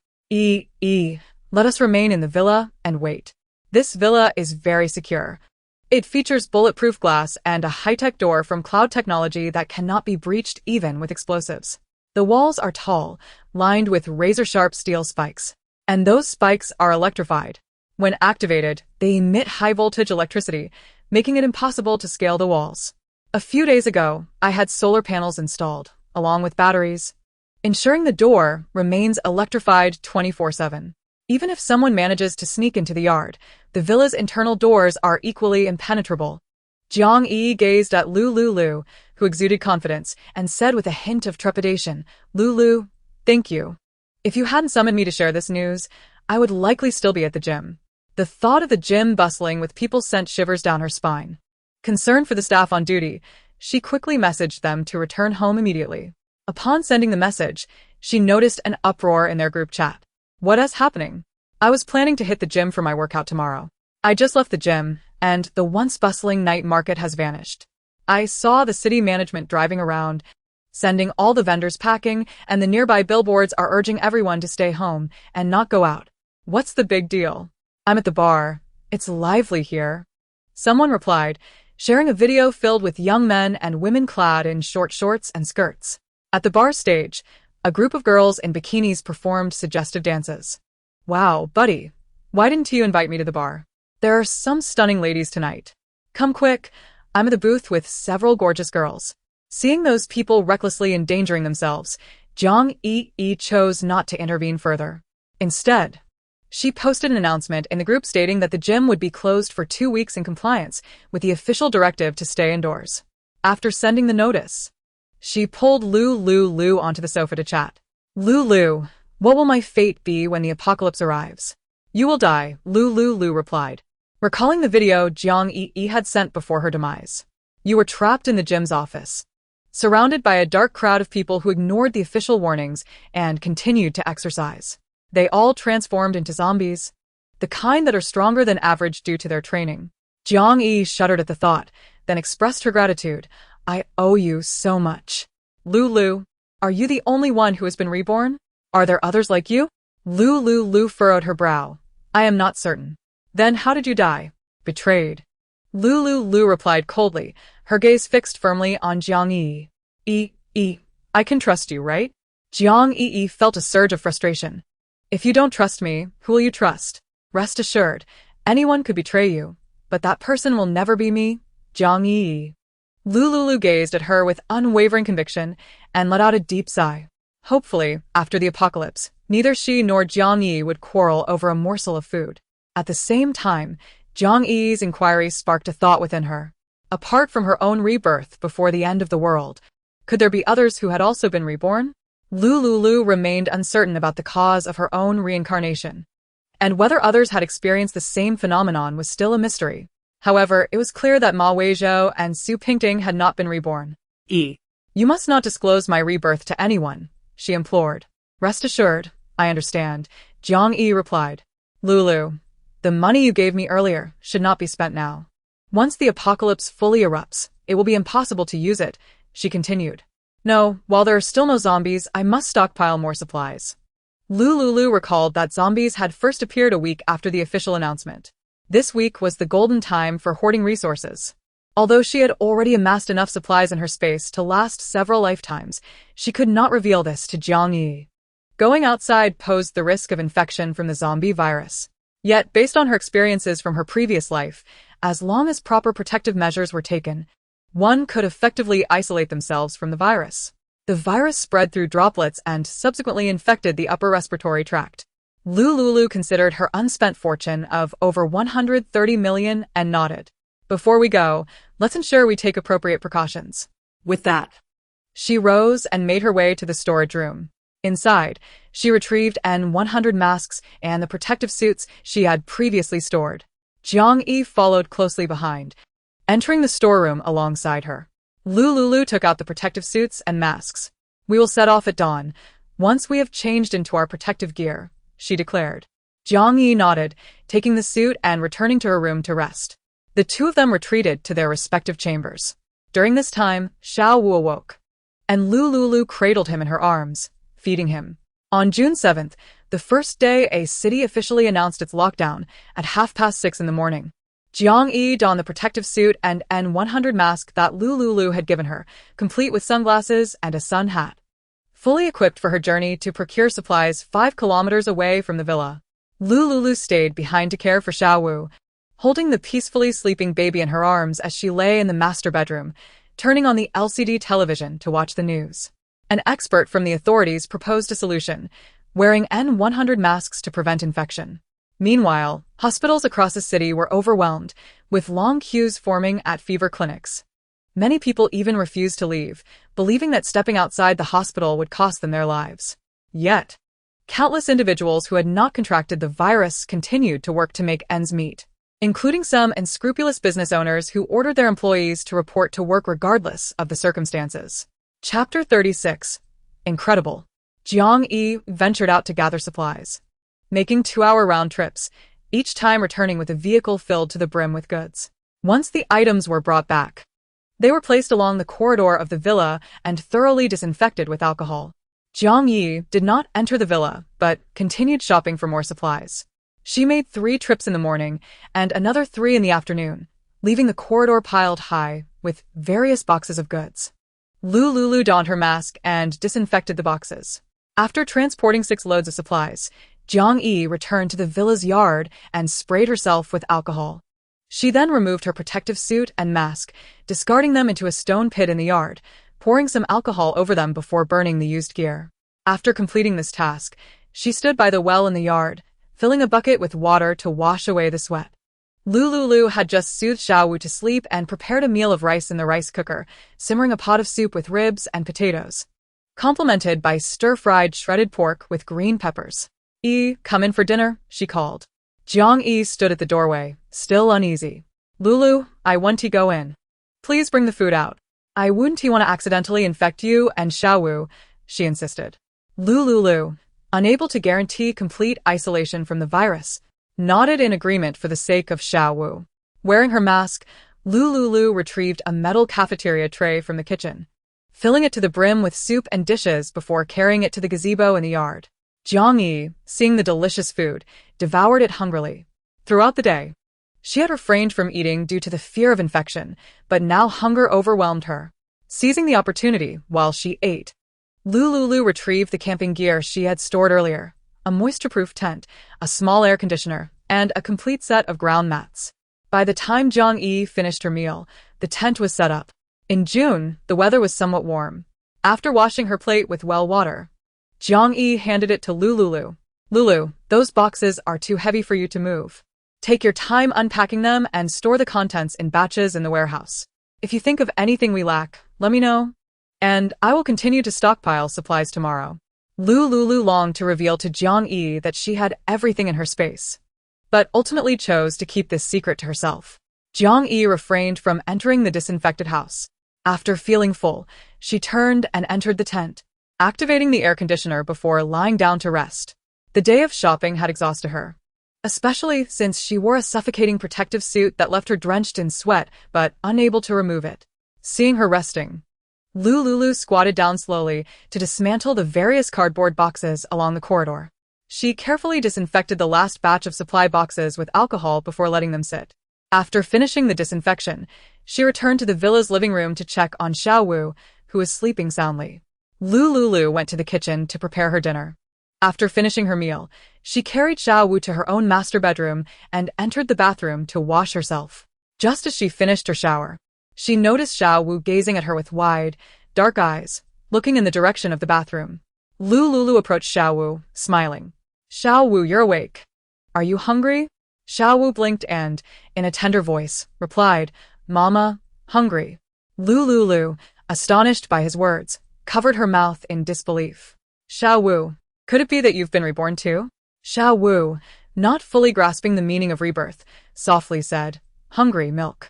Hiding her confusion, Lu Liuliu turned and went to the living room to fetch warmed breast milk for Xiaowu. He drank 50 milliliters before closing his eyes and drifting back to sleep. Though he longed to converse with his mother, fatigue overwhelmed him. Having spoken just a few words after nursing had drained all his energy. Lu Liuliu stared at Xiaowu, lost in thought. How could a child in the postpartum stage speak so clearly? It was evident that Xiaowu had also been reborn. Concealing her thoughts, she found a hairdryer to dry her hair. While blow-drying, she gazed at her long locks, contemplating the waste of shampoo and water, as well as the inconvenience it posed. Lu Liuliu retrieved a pair of scissors and, standing before the full-length mirror embedded in her wardrobe, she cut her beautiful, flowing hair short, trimming it to ear level. In her previous flurry of stockpiling supplies, she had completely forgotten to visit a hairstylist for a haircut. The resulting short hair was somewhat unevenly cut, yet Lu Liuliu felt no pang of regret.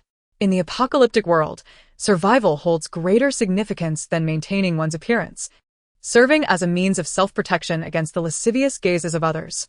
Lu Liuliu adjusted her unevenly cut short hair and returned to the bedroom. Lying down beside Xiaowu, in the dead of night, she once again found herself rising to feed, pump, and wash the bottles and breast pump. placing them into the sterilizer for cleaning and drying. After finishing her tasks, sleep eluded Lu Liuliu. She attempted to check her phone, discovering that both Hungry to Death and Mei Mei Group Buy were still operational. This recollection stirred memories of her past life, where she had exhibited remarkable courage, venturing out in a car with Xiao Wu to stock up at a nearby commercial center without any protective measures. Remarkably, she had not contracted the virus, a stroke of extraordinary luck. Standing at the entrance of the villa, she gazed at the tent, lost in thought. It was imperative that Jiang Yi refrain from venturing outside. She could continue placing orders online, having the delivery personnel drop the goods at the entrance of the villa community. The following morning, Lu Liuliu shared her thoughts with Jiang Yi. Jiang Yi deemed it a splendid idea, as it would allow them to avoid the throngs of people in shopping areas. Consequently, both Lu Liuliu and Jiang Yi feverishly placed orders on 2 platforms. Once the orders were completed, Jiang Yi drove to meet the delivery personnel. At the intersection, Jiang Yi waited, hauling boxes of supplies into the villa using her off-road vehicle. As she passed the entrance of the villa, the security guard at the Linwan Villa kiosk opened the gate for her. The reason they refrained from allowing delivery personnel to approach the villa entrance was to prevent unwanted attention from ill-intentioned individuals. At the intersection, there were 4 villa communities, with Linwan Villa being merely one among them. However, Linwan Villa stood out as the one with the fewest houses, the highest prices, the most luxurious decorations, and the most advantageous location. Jiang Yi and the delivery personnel parted ways at the intersection, with the latter completely unaware of which villa community she had entered. The security staff at the kiosk watched curiously as Jiang Yi's off-road vehicle departed. This vehicle had been frequently entering and exiting the villa, an unusual occurrence. Yet, there were even more peculiar happenings. Having served as a guard at the villa entrance for over a decade, he had never encountered such unusual circumstances. Previously, the villa would only see wealthy families visiting during holidays, but now, it was strange that 10 villas, previously uninhabited, suddenly had residents. Chapter 37. Unforeseen Changes. These individuals bore no resemblance to the names of the original owners on the list. They were all unfamiliar faces, exuding an air of authority that suggested they were not ordinary wealthy individuals or entrepreneurs. The guard shook his head and resumed playing on his phone. It was of no concern to him who they were. His sole responsibility was to keep the gate secure. Serving as a guard here was a leisurely job with a generous salary. As Jiang Yi drove along the spacious concrete road of the villa, she noticed numerous business vehicles parked in front of other villas, a sense of unease creeping over her. Lu Liu had previously mentioned that before her rebirth, there had been few people around. Why, then, were vehicles lined up at each villa, with their occupants moving in synchronized steps, clearly a trained group? Lu Liu would not deceive her. Something was amiss. Anxiously, Jiang Yi parked in front of Villa 5. Entering the villa, she began unloading supplies while informing Lu Liuliu of her observations outside. Upon hearing this, Lu Liuliu found it hard to believe. This was not right. In her past life, the villa community had only been breached by a group of intruders 3 months after the outbreak of the zombie wave. She hurried to the villa entrance, spotting a row of black cars parked 20 meters away at the entrance of another villa. What could be happening? Where did these people come from? Standing beside Lu Liuliu, Jiang Yi exchanged glances with her as they observed the men transporting supplies into the villa. The men had closely cropped hair and wore identical black t-shirts without any insignia, paired with black cargo pants and marten boots. Each of them sported a round watch secured by a black strap on their wrists. Even from a distance, one could sense a military demeanor emanating from them. Lu Liuliu's gaze was fixated on the round device secured to their wrists, lost in thought. This device was the points watch issued after the establishment of the shelter in her previous life. Within the shelter, acquiring supplies was conducted through a points system managed by the authorities. In simpler terms, points were tantamount to currency before the apocalypse. Such devices emerged a year and 3 months into the apocalypse. How could it be that they appeared now, at the onset of the viral outbreak? A sudden ringing jolted Lu Liuliu from her reverie. Jiang Yi answered the call. Is this Miss Jiang? The goods you ordered have arrived at the intersection. Could you please come to retrieve them? Certainly. Jiang Yi hung up the phone. Lu Liu, I'll go collect the delivery. You head back first. When I return, I'll investigate the situation. Lu Liuliu nodded, retracting her gaze and returning to the villa to rest. Jiang Yi made several trips until night fell, and only then did they cease placing orders for deliveries. By the end of the day, they had spent a staggering 10 million, filling the warehouse to capacity, with the remaining supplies temporarily stacked in the villa's corridor. Lu Liuliu cooked the dumplings she had previously made, and they each enjoyed a bowl for dinner. After their meal, wearing N100 masks, they sat in the pavilion of the courtyard, engaged in conversation. Liu, have you encountered these individuals in your past life? I have. Lu Liuliu replied uneasily. They are officials. The timeline has shifted. In my previous life, these individuals arrived here a year and a half into the apocalypse.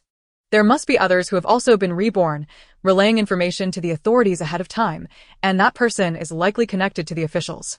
Otherwise, the authorities would not have been so quick to trust the claims of those returning from the apocalypse. Jiang Yi reassured her. What is there to fear? They are officials. Our residence is conveniently situated in the heart of the villa community, with officials providing protection, ensuring a high level of safety. Lu Liuliu shook her head. In my previous life, this was the central command post for the officials. The villa I inhabited was taken over by the authorities in exchange for points and a separate small room. The officials would not permit us to remain here. As Lu Liuliu spoke, the sound of the doorbell echoed at the entrance. Jiang Yi stood up and walked to the front door. Through the monitor, she saw a young girl with short hair standing outside. Hello, I am a staff member from the City Police Department. May I come in? Upon hearing her introduction, Jiang Yi opened the villa door and invited her inside. Hello, my name is Zhou Yining, the head of the logistics department at the City Police Department. Lu Liuliu scrutinized Zhou Yining, noting her dark complexion and pragmatic short hair, a girl whose appearance was somewhat masculine. A frown creased her brow. Why is it her? Zhou Yining, in her previous life, was renowned as the logistics officer of the Lin Wan shelter, overseeing the allocation of materials and housing resources within the shelter. At that time, she had come to negotiate with Lu Liuliu regarding the villa, which ultimately fell under the control of the authorities.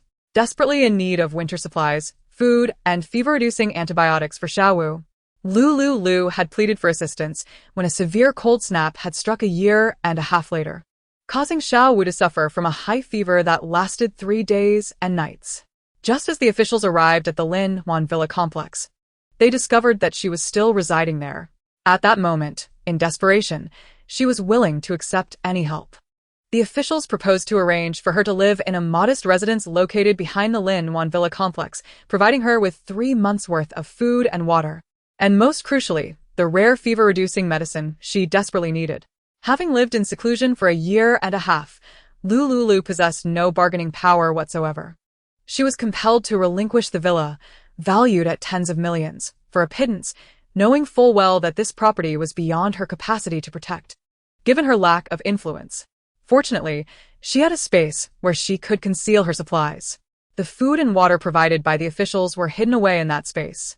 She and Xiao were relocated to the high-rise residential building arranged by the officials, sharing it with 5 other survivors. The room, originally a 3-bedroom unit, had been transformed into a 5-room layout. For survivors wishing to rent a room, it required a payment of 100 points per month. However, the room allotted to her by the officials came without such demands, granting her permanent residency rights. Lu Liuliu initially believed that with a stable place to live and her own efforts, survival would be attainable. Yet, as a caregiver to a child, many tasks eluded her. During an outing, she encountered Ma Weizhou and Su Pingting, who had come to the Lin Wan shelter seeking refuge. They graciously offered to help look after Xiaowu. Naturally, they moved into the cramped quarters shared by Lu Liuliu and Xiaowu, all of them squeezed together in close quarters. Lu Liuliu and Xiaowu occupied the bed, while Su Pingting and Ma Weizhou made do with makeshift bedding on the floor. In gratitude for their assistance with Xiaowu, Lu Liuliu frequently shared her hidden provisions with them. Little did she know that it was this very food that would seal her and Xiaowu's fate. Reflecting on the past, Lu Liuliu allowed herself a self-deprecating smile, lamenting her gullibility towards Ma Weizhou and Su Pingting. She had thought that with their help, they could thrive together in the apocalypse. Who could have foreseen that this couple had already conspired together long before? Good evening, ladies. I apologize for intruding so late, Zhou Yining said, gazing at the dazed Lu Liuliu and Jiang Yi with a gentle smile. Lu Liuliu was jolted back to reality by her words. Furrowing her brow as she fixed her gaze on Zhou Yining, cut the pleasantries. What do you truly want? Chapter 38. Conditions. The conditions for acquiring the villa. When Zhou Yining had previously negotiated with other villa owners, she was met with warm hospitality. The wealthy individuals, who often dealt with the officials in their business dealings, showed great respect for them. Upon hearing of the officials' intent to requisition, they quickly agreed to sell at a favorable price. She had not anticipated encountering resistance from Lu Liuliu. Madam, I must be candid. I am here on behalf of the Hailan government to discuss the requisition of your villa. Rest assured, we will offer a fair price, ensuring you do not suffer a loss. Oh, and what do you consider a fair price? According to the market rate, 20 million. Our government will purchase your villa outright. Lu Liuliu shook her head. She was perplexed as to why events from a year and a half later were unfolding prematurely.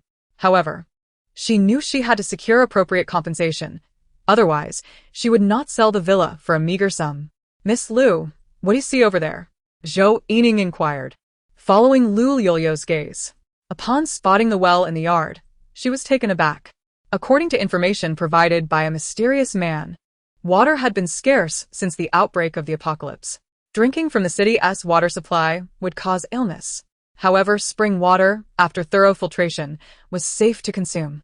If the mysterious man's predictions held true, the impending apocalypse would render the value of this well immeasurable, capable of saving countless lives.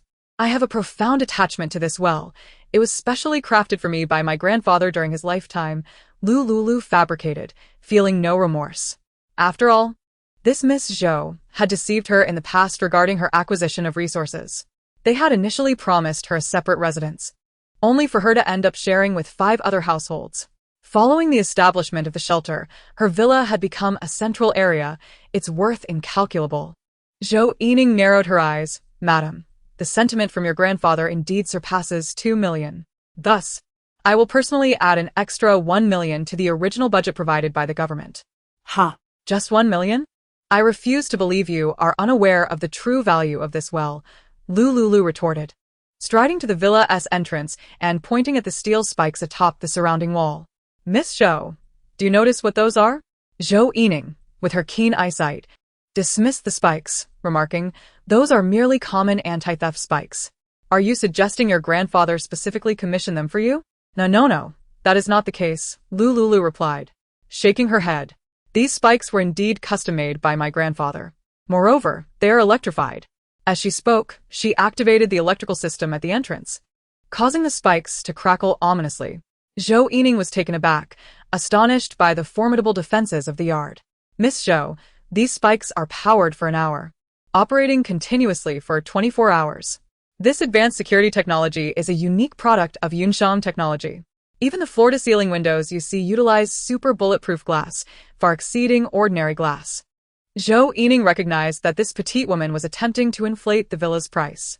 The cost was not an issue for her, after all. Currency would lose its value in the apocalypse. Money was just a number. Even if Lu Liuliu demanded an exorbitant sum, she could easily procure it. Madam, your villa is indeed impressive. Therefore, I will personally request from the government a requisition price of 22 million. Lu Liuliu cursed inwardly. Zhou Yining, the Minister of Logistics, was truly unscrupulous. She suspected that the government had foreknowledge of the impending apocalypse, possibly due to someone within their ranks having been reborn. They were attempting to exploit her naivety as a mere uninformed victim. With the apocalypse already on the horizon, what good would such a paltry sum do? In just a week, when the zombies fully erupted, it would all be meaningless. Miss Zhou, I must clarify, money is not the issue. I am not in need of finances. I have no intention of selling this villa. It is a treasured ancestral home left to me by my grandfather, and I cannot betray his memory. Zhou Yining frowned, her gaze fixed on Lu Liuliu. Madam, everything has a price. Therefore, please state your desired amount, and I will do my utmost to accommodate. Lu Liuliu stepped closer to Zhou Yining, looking up into her shrewd, almond-shaped eyes, and calmly replied, I do not seek money. If not money, then what is it that you desire? I want a set of the villas located behind Linwan. Zhou Yining instinctively shook her head. The Linwan community had already been taken over by the officials, and all residents had vacated a week prior. The government had specific plans for the Lin Wan community. Miss Zhou, I grew up here with my grandfather, and this place holds immense sentimental value for me. If you wish to acquire my villa, then I require a ground floor unit in Building 5 of the Lin Wan community as compensation. The villa exchange for a mansion is certainly not a loss for you. Upon hearing Lu Liuliu's words, Zhou Yining scrutinized her from head to toe. Did this girl possess prior knowledge of something? Otherwise, how could she desire a villa in the Lin Wan community? That villa is strategically located adjacent to the planned center of the sanctuary. Excuse my boldness, madam. But may I inquire your esteemed surname? My surname is Liu, and my name is Lu Liu. Miss Lu Liu, do you have any relatives working in the government? Zhou Yining probed cautiously. Lu Liuliu smiled charmingly. Indeed, I do. Officer Zhou, do not try to deceive me. I am well aware that the apocalypse is imminent. Zhou Yining was taken aback, not expecting Lu Liuliu to so bluntly announce the looming apocalypse. Thankfully, they were inside the villa, away from the prying eyes of the public. Should word of this reach the masses, it would incite severe panic. This week, the government had already mobilized, reallocating food supplies from national granaries to strategize and save as many lives as possible at the onset of the catastrophe. Officer Zhou, I won't beat around the bush.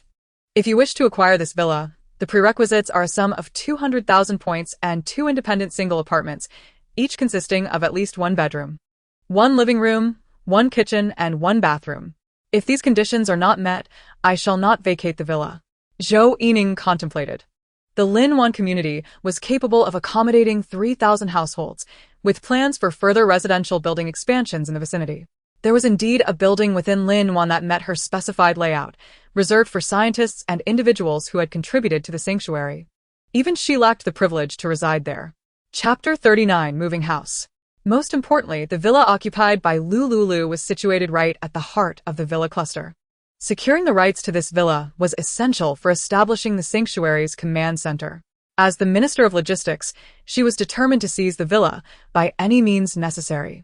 The residents here were the core technical and command personnel of the government, and any misstep was unacceptable. As for the ancestral well and the hereditary protective electric fence that Lu Liuliu mentioned, they were merely embellishments. The government had an abundance of technical personnel, capable of drilling countless wells in no time. The electric fence was of little consequence. Clad in insulated suits, it posed no real threat. To the untrained eye, the villa seemed impregnable, but to them, it was merely a trivial ruse. The additional value of these items paled in comparison to the significance of 200,000 points. 200,000 points seemed preposterous, and she lacked the authority to agree immediately. Who within the ranks had leaked such sensitive information?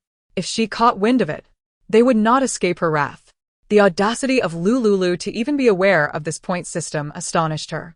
Even she had only just received her smart identity watch today and learned about the points. Miss Liu, your conditions require me to report to my superiors, Zhou Yining said, bidding farewell to Lu Liuliu and Jiang Yi as she departed the villa. Lu Liuliu watched her retreating figure, unperturbed. The location of her villa was advantageous, and whether a transaction occurred was of little consequence. If a trade were to happen, 200,000 points would be an undeniable gain. This figure far exceeded the villa's actual worth. Coupled with the government-furnished apartments, which offered comparable security to the villa, the 2 apartments combined would slightly compromise space. However, with the compensatory points, she would ultimately profit. All the surrounding villas had been requisitioned by the government, and she and Jiang Yi stubbornly remained as holdouts, potentially facing scrutiny from the government-backed survivors in the future. As for the well, she had long prepared a natural, pollution-free water source for her family that could last 200 years. The well was merely an added value, an excuse to acquire more points. Moreover, her request for 2 small apartments stemmed from her possession of spatial abilities. Long-term cohabitation with Jiang Yi made it challenging to utilize her resources. While Jiang Yi was a close friend, her previous life had ended due to exposure of her spatial powers, and she could not afford to be discovered in this life. Once her health improved, she planned to live separately from Jiang Yi. Liuliu, the apocalypse is truly upon us. Jiang Yi's voice confirmed the gravity of the situation. Officers from City A were already on the scene. I must gather supplies, Jiang Yi exclaimed with fervor. Liuliu, it's still early. There are surely shops that haven't closed. Lu Liuliu looked at the stacked boxes of supplies in their villa's small storage, feeling a bit overwhelmed. They had amassed so much that there was little room left. Nevertheless, she still had over 100 million to spend. Let's split up. 2 vehicles can carry more supplies. Remember to take proper precautions. Jiang Yi recalled the group of men she had seen, all wearing masks and sunglasses. It seemed the government had long prepared for virus prevention. She nodded, donning the mask, sunglasses, and hat set that Lu Liuliu provided. Eagerly, Jiang Yi drove off into the night, leaving the villa. Lu Liuliu hesitated no longer, donned her protective gear, and secured the sleeping Xiao Wu in the baby box situated in the back seat. She drove towards the commercial center. If she were with Jiang Yi, stockpiling supplies would be inconvenient, and her spatial abilities must remain concealed. The 2 cars departed the villa area, with the security guard at the entrance observing them with curiosity. The frequency of vehicles entering and exiting the villa had increased significantly, thereby intensifying his workload. Upon arriving at the commercial center, Lu Liuliu noted that some shops were still in operation. Particularly near the entrance of a third-rate university, numerous vendors were selling food. However, Lu Liuliu and Jiang Yi had no intention of patronizing such unregulated stalls. Under normal circumstances, they would have enjoyed sampling the offerings. But with the virus outbreak, they could no longer risk consuming unwrapped food. Liuliu, I will head south. Okay, I will go north. They agreed, with one shopping from south to north and the other from north to south. Lu Liuliu located a convenience store that was still open in the northern area. Such stores were part of a nationwide chain, operating 24 hours. Grabbing a shopping basket at the entrance, she stepped inside to shop. It was 11:30 at night, and the store was devoid of customers, allowing her to stockpile freely. She made her way to the 2 large freezers filled with assorted beverages, loading her basket with drinks. After 10 trips, she finally emptied both freezers. These chilled drinks, when stored in her space, would retain their icy state, making them delightful refreshments during the sweltering summer. After completing her shopping and checking out, she instructed the cashier to load all her items into the back of her SUV. The cashier regarded Lu Liuliu's frenzied purchasing behavior with curiosity. Could it be that the recent government news had driven this girl to hoard supplies? Such reports had become increasingly common in recent years. Each time a report emerges, numerous individuals fall prey to the frenzy of stockpiling, indulging in rampant consumption. Having witnessed this several times, he finds these people rather foolish. How could an apocalypse possibly arrive? The store clerk internally scoffs while deftly loading beverages into Lu Liuliu's SUV. As the clerk busily transports goods, Lu Liuliu continues to scour the shelves for items. The convenience store's inventory is quite diverse, yet it encompasses all essential daily necessities. She spots various stationery items, paper currency, calculators, and notebooks, all of which she promptly tosses into her shopping basket. Young Wu will eventually need to learn to read and write. Accumulating these supplies is a prudent measure against unforeseen circumstances. Lu Liuliu managed to deplete 1/3 of the entire inventory of the convenience store, leaving only when her SUV could accommodate no more. She parked in a surveillance blind spot and retrieved all the supplies from her vehicle. Subsequently, she proceeded to another Zhongxin convenience store nearby. This Zhongxin, like the previous one, is part of a nationwide franchise. Once again, she filled her vehicle to capacity and returned to the surveillance dead zone to collect her goods. After numerous rounds, Lu Liuliu emptied the inventories of the Zhongxin stores operating in the northern area, particularly depleting their refrigerated sections of fresh milk and yogurt ice cream. As she drove away for the final time, she observed the cashiers from both stores restocking the shelves. Lu Liuliu had no intention of completely wiping out their stock. The warehouses behind the convenience stores surely contained crates of supplies. These goods would be left for the residents living nearby. As the saying goes, one should not be too ruthless in their dealings. After visiting these 2 stores, Little Wu woke up.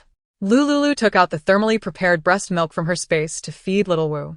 Once finished, Little Wu fell asleep again swiftly.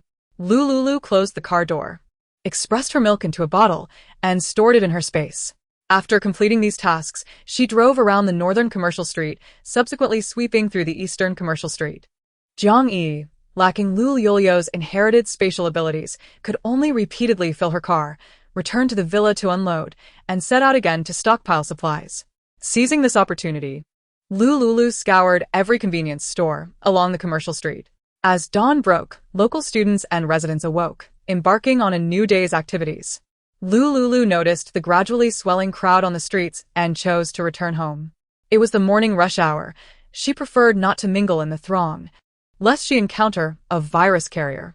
She returned to the villa with her cargo. Jiang Yi, immersed in the joy of transporting goods, rushed to assist Lu Liuliu upon her return. However, after unloading the cargo, she felt something was amiss. Lulu, you didn't buy all this in one night, did you? Lu Liuliu nodded blankly. Yes, there was so much. It was overwhelming. Jiang Yi shook her head in exasperation. Lulu, you truly are something.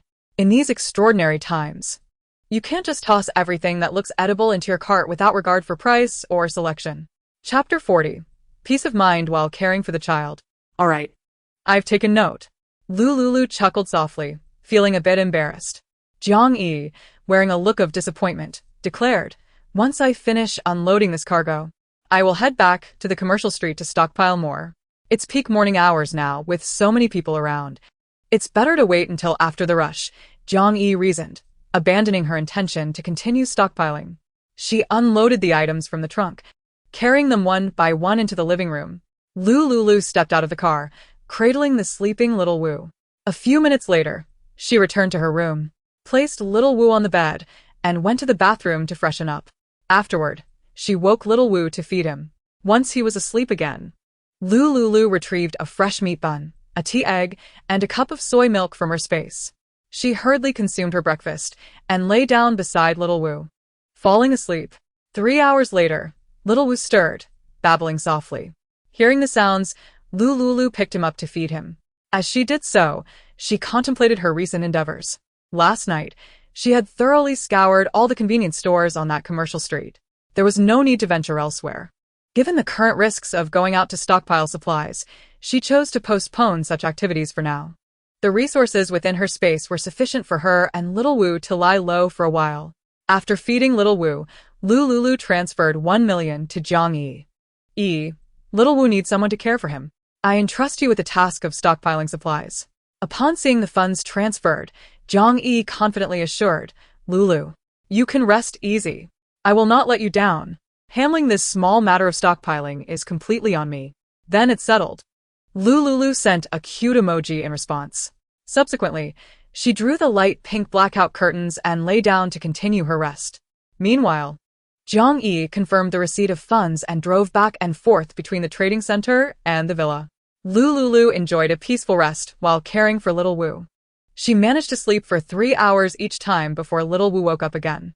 As evening approached, Jiang Yi continued her relentless stockpiling, finding joy in the endeavor. Lu Liuliu, well-rested, placed little Wu in a mobile baby box and brought him to the living room.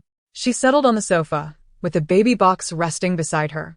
Little Wu's chubby little face prompted her to plant a kiss on him. Lu Liuliu picked up the remote control, switched on Channel 1, and began watching the latest news.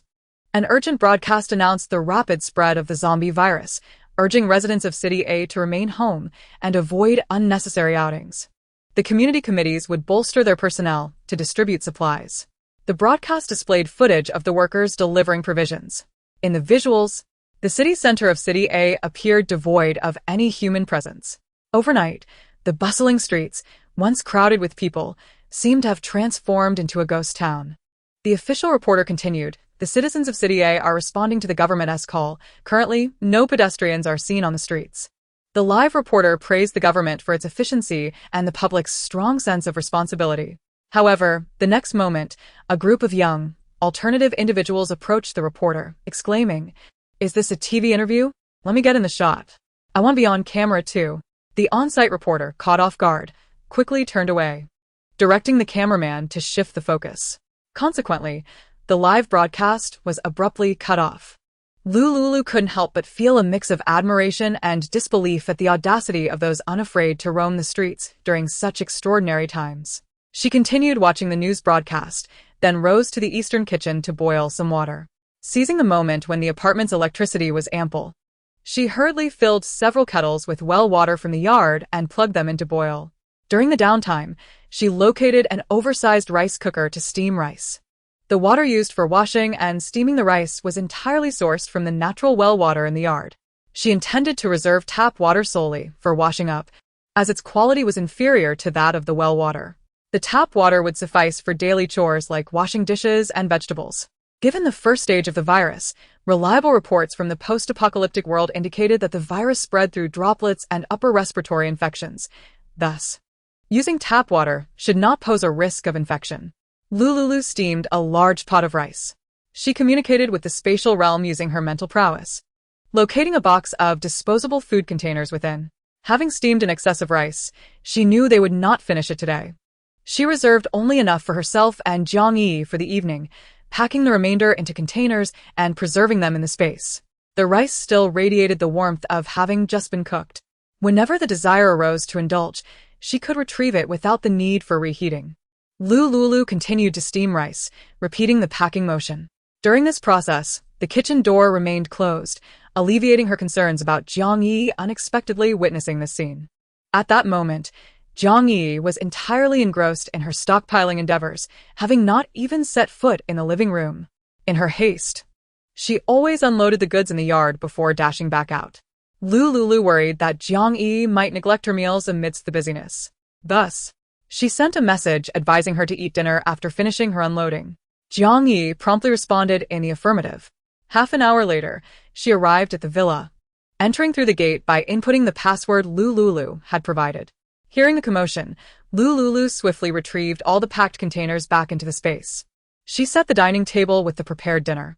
Jiang Yi, upon entering the yard, shed her protective gear, tossing it into a metal bin in the yard for disinfection with alcohol before incinerating the used garments and outerwear. She made her way to the living room and, under Lu Liuliu's watchful gaze, devoured her dinner in a whirlwind. As she set down her utensils, she donned her protective gear once more and sped off to the commercial market. She felt time pressing upon her. In the largest supermarket nearby, all the vegetables had been stripped bare, leaving only rotten produce or exorbitantly priced items that no one would buy. Even the staples she had previously hoarded saw their prices double. Jiang Yi accelerated, racing like a lightning bolt toward the trade market. She was not alone in her stockpiling efforts. Many residents in the vicinity had joined her. Just yesterday, they had remained indifferent, but upon discovering others quietly hoarding supplies and witnessing the empty shelves, they too succumbed to the frenzy, scurrying through convenience stores and vegetable markets to gather resources.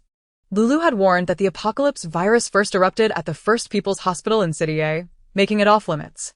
The suburbs still seemed relatively safe, and she had to seize the golden opportunity to stockpile today.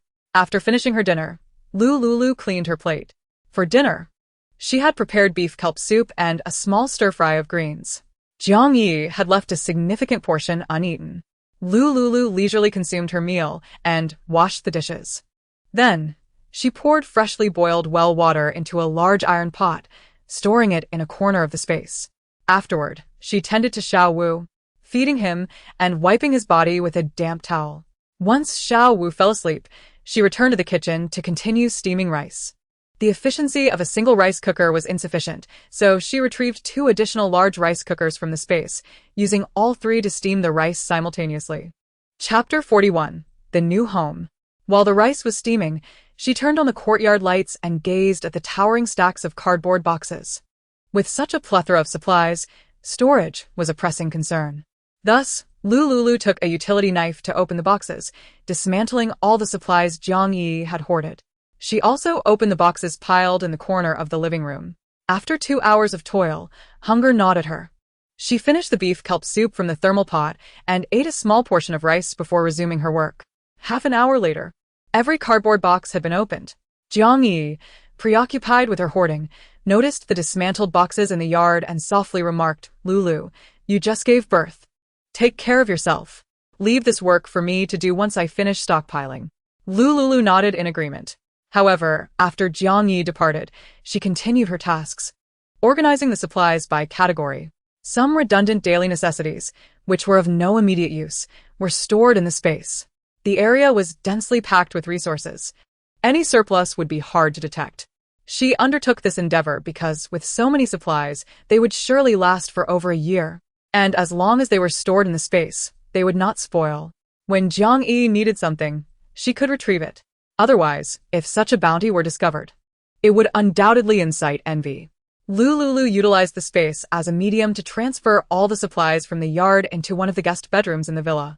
The storage room had reached capacity, necessitating the repurposing of an additional room for supplies. This villa boasted 5 rooms, a living room, a kitchen, and 3 bathrooms on the first floor, in addition to a grand scenic balcony. She and Jiang Yi each occupied a room with an en-suite bathroom, while the other 3 rooms remained vacant, furnished only with wardrobes, desks, and basic beds. With the assistance of the space, Lu Liuliu gradually moved all the cardboard boxes from the yard into the living room and bedrooms. Upon Jiang Yi's return to the villa, she observed the diminishing number of supply boxes and reiterated her concern. "Lulu, if your wound reopens, where will we find a doctor? Trust me. Leave all this work to me." Lu Liuliu gazed at the worried Jiang Yi, conceding, "All right. If you undertake these tasks while I'm out stockpiling, I want to go out again. Rest assured, I will no longer move these items." After receiving Lu Liuliu's repeated assurances, Jiang Yi drove off once more to gather supplies. Lu Liuliu, gazing at the latest batch of large boxes, resignedly returned to the living room, placing the steamed rice along with the 2 rice cookers into the space. This time, she opted against using the takeout containers.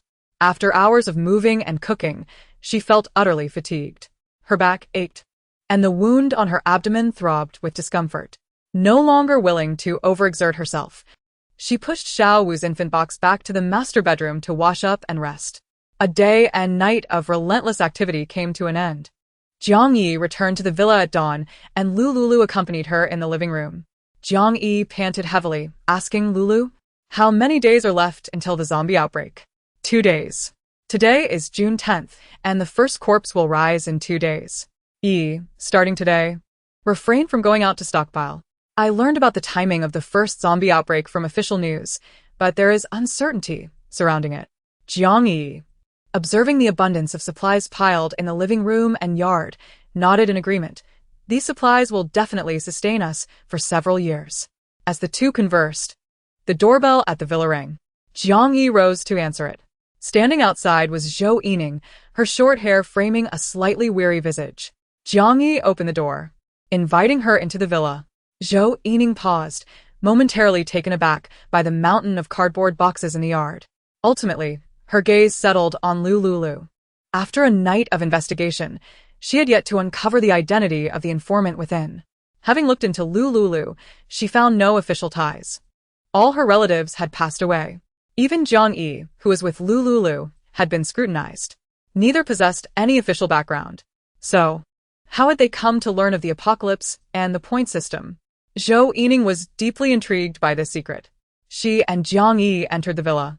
Jiang Yi was exceedingly courteous towards the officials, graciously inviting Zhou Yining to take a seat while preparing a cup of instant coffee for her. "Miss Lu, greetings," she said warmly. "Hello, Officer Zhou," replied Lu Liuliu with a smile. "Is your visit today to agree to the conditions I proposed?"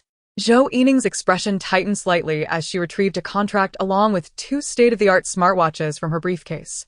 "Miss Lu, our leadership has consented to your conditions. Here is the villa transfer document.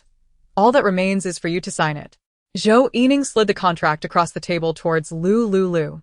Lu Liuliu glanced over the document before signing her name. Afterward, Zhou Yining accepted the signed contract, handing over the smartwatches. "Miss Lu, I look forward to our collaboration." "Likewise," Lu Liuliu replied. "But what about the keys to my 2 apartments?" Zhou Yining looked taken aback. Did this Miss Lu, who was aware of the apocalypse and the point system, not know that the doors to the apartments were unlocked using the smartwatch authentication? "Miss, the keys to your apartment are these 2 wristbands. Both apartments are on the same floor, with 2 units per stairwell. You'll be residing on the 12th floor." Lu Liuliu examined the wristbands, which resembled the smartwatches but were more delicate, akin to fitness trackers. In her previous life, she had acquired one and was familiar with its operation. She activated the wristband, binding it to her facial recognition and fingerprint. The balance interface displayed 200,000 points. Satisfied yet puzzled, she asked, "Can these wristbands truly unlock the apartment doors?" Zhou Yining patiently explained, "Indeed, these wristbands possess unique codes that correspond to the apartment doors. Without them, you cannot gain entry. Should you fear forgetting the wristbands, upon entering the apartment, You can authenticate via fingerprint and facial recognition to unlock the door. Ah, I see now. I understand. Zhou Yining stood, gesturing towards the supply boxes in the living room. I have arranged for someone to assist you in moving these supplies to your apartment. Upon hearing this, Zhang Yi immediately expressed her gratitude, exclaiming, Officer Zhou, you are truly wonderful. I was just fretting about how to transport all these supplies. Lu Liuliu remained nonchalant about Zhou Yining's assistance, understanding that she was nudging them to relocate swiftly due to the impending zombie tide. Please get ready. I will have someone come over to help shortly. with that. Zhou Yining departed from the villa. Soon after, she summoned a convoy to transport the supply boxes from the villa. Each vehicle was manned by a notably robust man. They sported crew cuts, donned blue medical masks, and wore black work pants and short sleeves, exuding an energetic aura. Jiang Yi's eyes sparkled with excitement. The mere sight of these men, standing before the villa, radiated an impressive aura that was undeniably captivating. Even without glimpsing their true faces beneath the masks, her heart raced, as if she were experiencing the flutter of a romantic encounter. Their physiques far surpassed those of the trainers at her gym. She found herself yearning to know their secrets. If only she could learn from them. Lu Liuliu observed Jiang Yi's starry-eyed expression and was reminded of her past self, when the officials from the shelters had arrived. She had been equally entranced by their presence. Such magnificent physiques. Such remarkable charisma. Who could resist? What could one use to resist? However, after experiencing betrayal, she had developed an immunity to such men. No, it wasn't just this type of man, it was all men. Due to Ma Weizhou's treachery, she now instinctively perceived all men as bearing the label scoundrel written across their foreheads. This sense of perpetual suspicion, born from a past betrayal, had profoundly affected Lu Liuliu. With an impassive demeanor, Lu Liuliu watched as the men swiftly loaded the supplies hoarded in the villa onto trucks. In no time, all the provisions were transferred to the official vehicles. As for the furniture, Zhou Yining suggested that Lu Liuliu leave it for the officials. Inside the apartment, we have prepared a complete set of living necessities and appliances. After a moment's reflection, Lu Liuliu agreed to leave behind the villa's original furnishings, deeming only her ancestral ring to be of significance. Everything else was inconsequential. With a backpack containing items for Xiao Wu slung over her shoulders, she and Jiang Yi drove their off-road vehicles, following the convoy tasked with moving the supplies. 2 hours later, Lu Liuliu and Jiang Yi arrived at the allocated apartment on the 12th floor of Building 5 in Lin Wan Community. The apartment was 50 square meters, featuring a loft style with 1 bedroom, 1 living room, a kitchen, and a bathroom. The loft's height did not feel oppressive. Miss Lu. The loft in this community boasts a height of 8 meters, with an open design on the upper level, discounting the space taken up by the staircase. The average height per level exceeds 3 meters. Residing here, with your friend, will not feel stifling. The apartment was fully furnished and ready for occupancy, equipped with all necessary appliances. As Zhou Yining provided her introduction, Lu Liuliu and Jiang Yi exchanged glances, both visibly pleased with their new abode. The layout revealed a seamless view of the dining area, open kitchen, living room, and balcony. Zhou Yining guided them through the bathroom and bedroom, highlighting the separation of wet and dry areas, complete with a bathtub and shower. A remarkable feature, along with an independent bathroom. The bedroom was simply decorated, furnished with a wardrobe, bed, and vanity, with light yellow curtains enhancing the ambience. Overall, the upper level served as a resting area, featuring a small dressing room, 2 bedrooms, and a separate bathroom, while the lower level comprised the casual living space. Upon entry, there was a shoe cabinet and foyer, with a study to the left and an open kitchen equipped with a dining table and chairs to the right. Further ahead was the living room with a sofa and coffee table. The washing machine was conveniently placed on the enclosed glass balcony, allowing for efficient drying and ample natural light. Beneath the staircase, a small restroom was available for basic hygiene needs. The furnishings in this apartment are made from eco-friendly materials, Zhou Yining assured them. Moreover, they have been in use for 2 years and have undergone professional testing, confirming 0 formaldehyde. You and your child can reside here with utmost safety. Hearing that there was no formaldehyde brought Lu Liuliu great relief, with Xiao Wu being so young. Living in a space with high levels of formaldehyde could lead to illness. Zhou Yining's assurances dispelled her remaining concerns. The design and style of these two apartments are identical. One facing northeast and the other southeast, so you need not worry about lighting issues. As for your supplies, I have instructed my team to place them near the elevator entrance. You will need to organize them yourselves afterward. Currently, only the two of you are residing in this building, so please arrange the materials in the elevator corridor swiftly. We will not be responsible for any losses. Do you have any further questions? Lu Liuliu and Jiang Yi shook their heads in unison. With her task complete, Zhou Yining turned to leave. Once she was gone, Jiang Yi erupted in excitement. Lu Liu, this apartment is truly wonderful. Indeed, it is quite nice, Lu Liuliu responded. After Jiang Yi finished cheering, she turned to Lu Liuliu and said, "You take a moment to rest and look after my godson. I shall go organize the supplies." Officer Zhou has stated that they bear no responsibility for any losses, and should something truly be stolen, it would be a tremendous loss. With that, Jiang Yi dashed to the corridor and seized a utility knife to unbox the materials. Lu Liuliu glanced at the sleeping Xiaowu in her arms. He was in a deep slumber, so she gently cradled him and placed him on the sofa in the apartment's living room. Not wishing to overexert herself, Lu Liuliu reclined on the chaise longue and lifted her pure white t-shirt, revealing the medical dressing applied by Dr. Lin. It had been 10 days since her cesarean section, and the dressing could now be removed. Originally, it could have been taken off after a week, but Lu Liuliu had been apprehensive about the wound healing properly. Thus she had deliberately waited a few extra days. As she peeled away the dressing from her abdomen, a brown scar was unveiled. The scar had completely scabbed over, and she could now apply scar cream. Lu Liuliu gazed toward the entrance of the apartment, where Jiang Yi was busily organizing supplies with her back turned.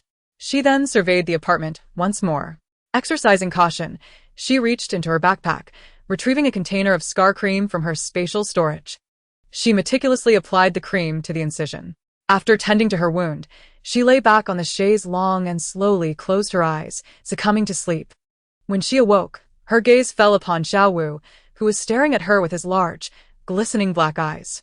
Lu Liuliu glanced at the time and realized she had unknowingly slept for 3 hours. Xiaowu must surely be hungry. Thus, she reached into her backpack once more, extracting a thermos of preserved milk, and cradled Xiaowu in her arms to feed him. As she held the child, the movement tugged at her lower abdomen, causing her to wince in pain. Despite the discomfort, Lu Liuliu persevered in nourishing Xiaowu.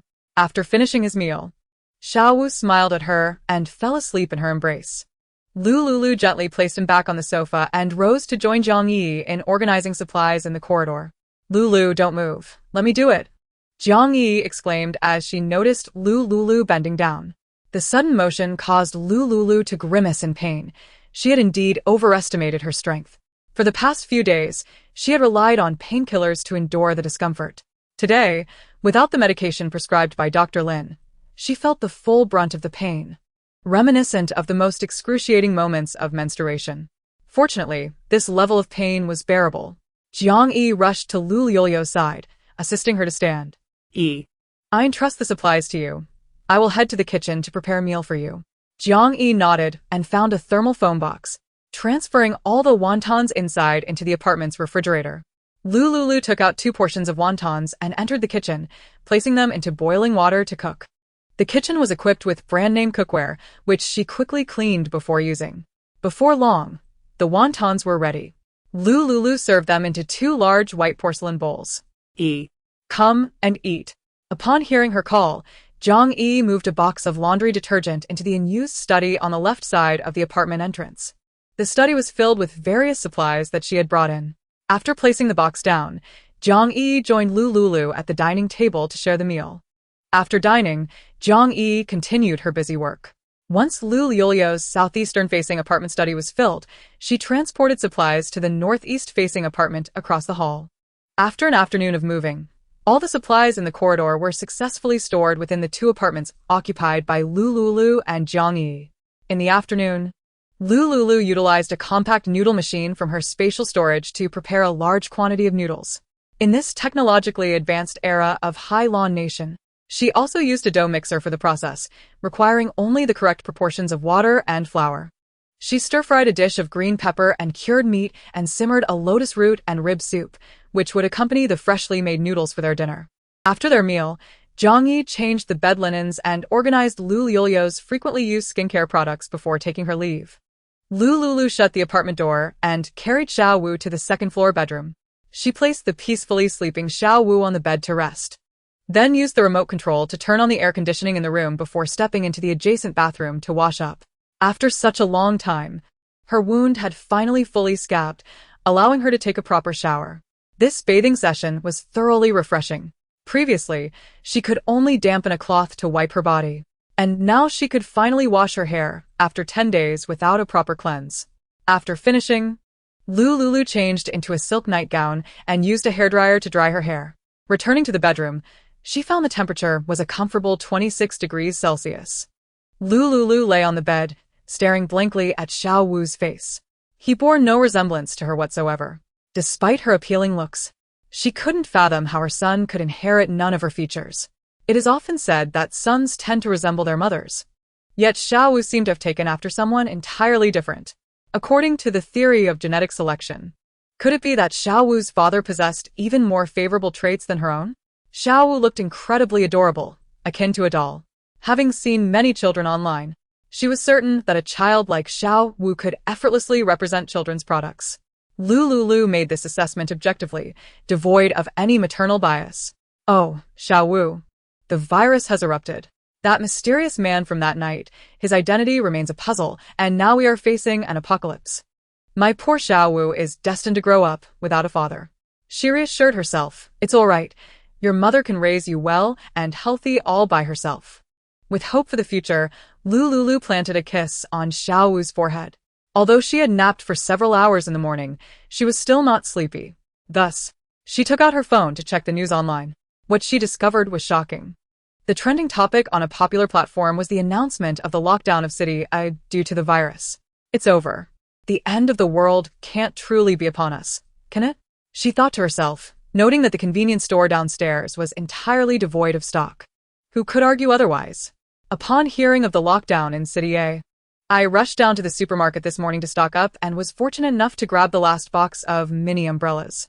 You, of all people, still managed to snag mini umbrellas during such a time. I, on the other hand, managed to grab 2 packs of cigarettes. I can go 3 days without food, but I cannot go a single day without smoking. TSK, a chain smoker. Not stockpiling food will only lead to your demise. Fear not. I reside in a high-end community.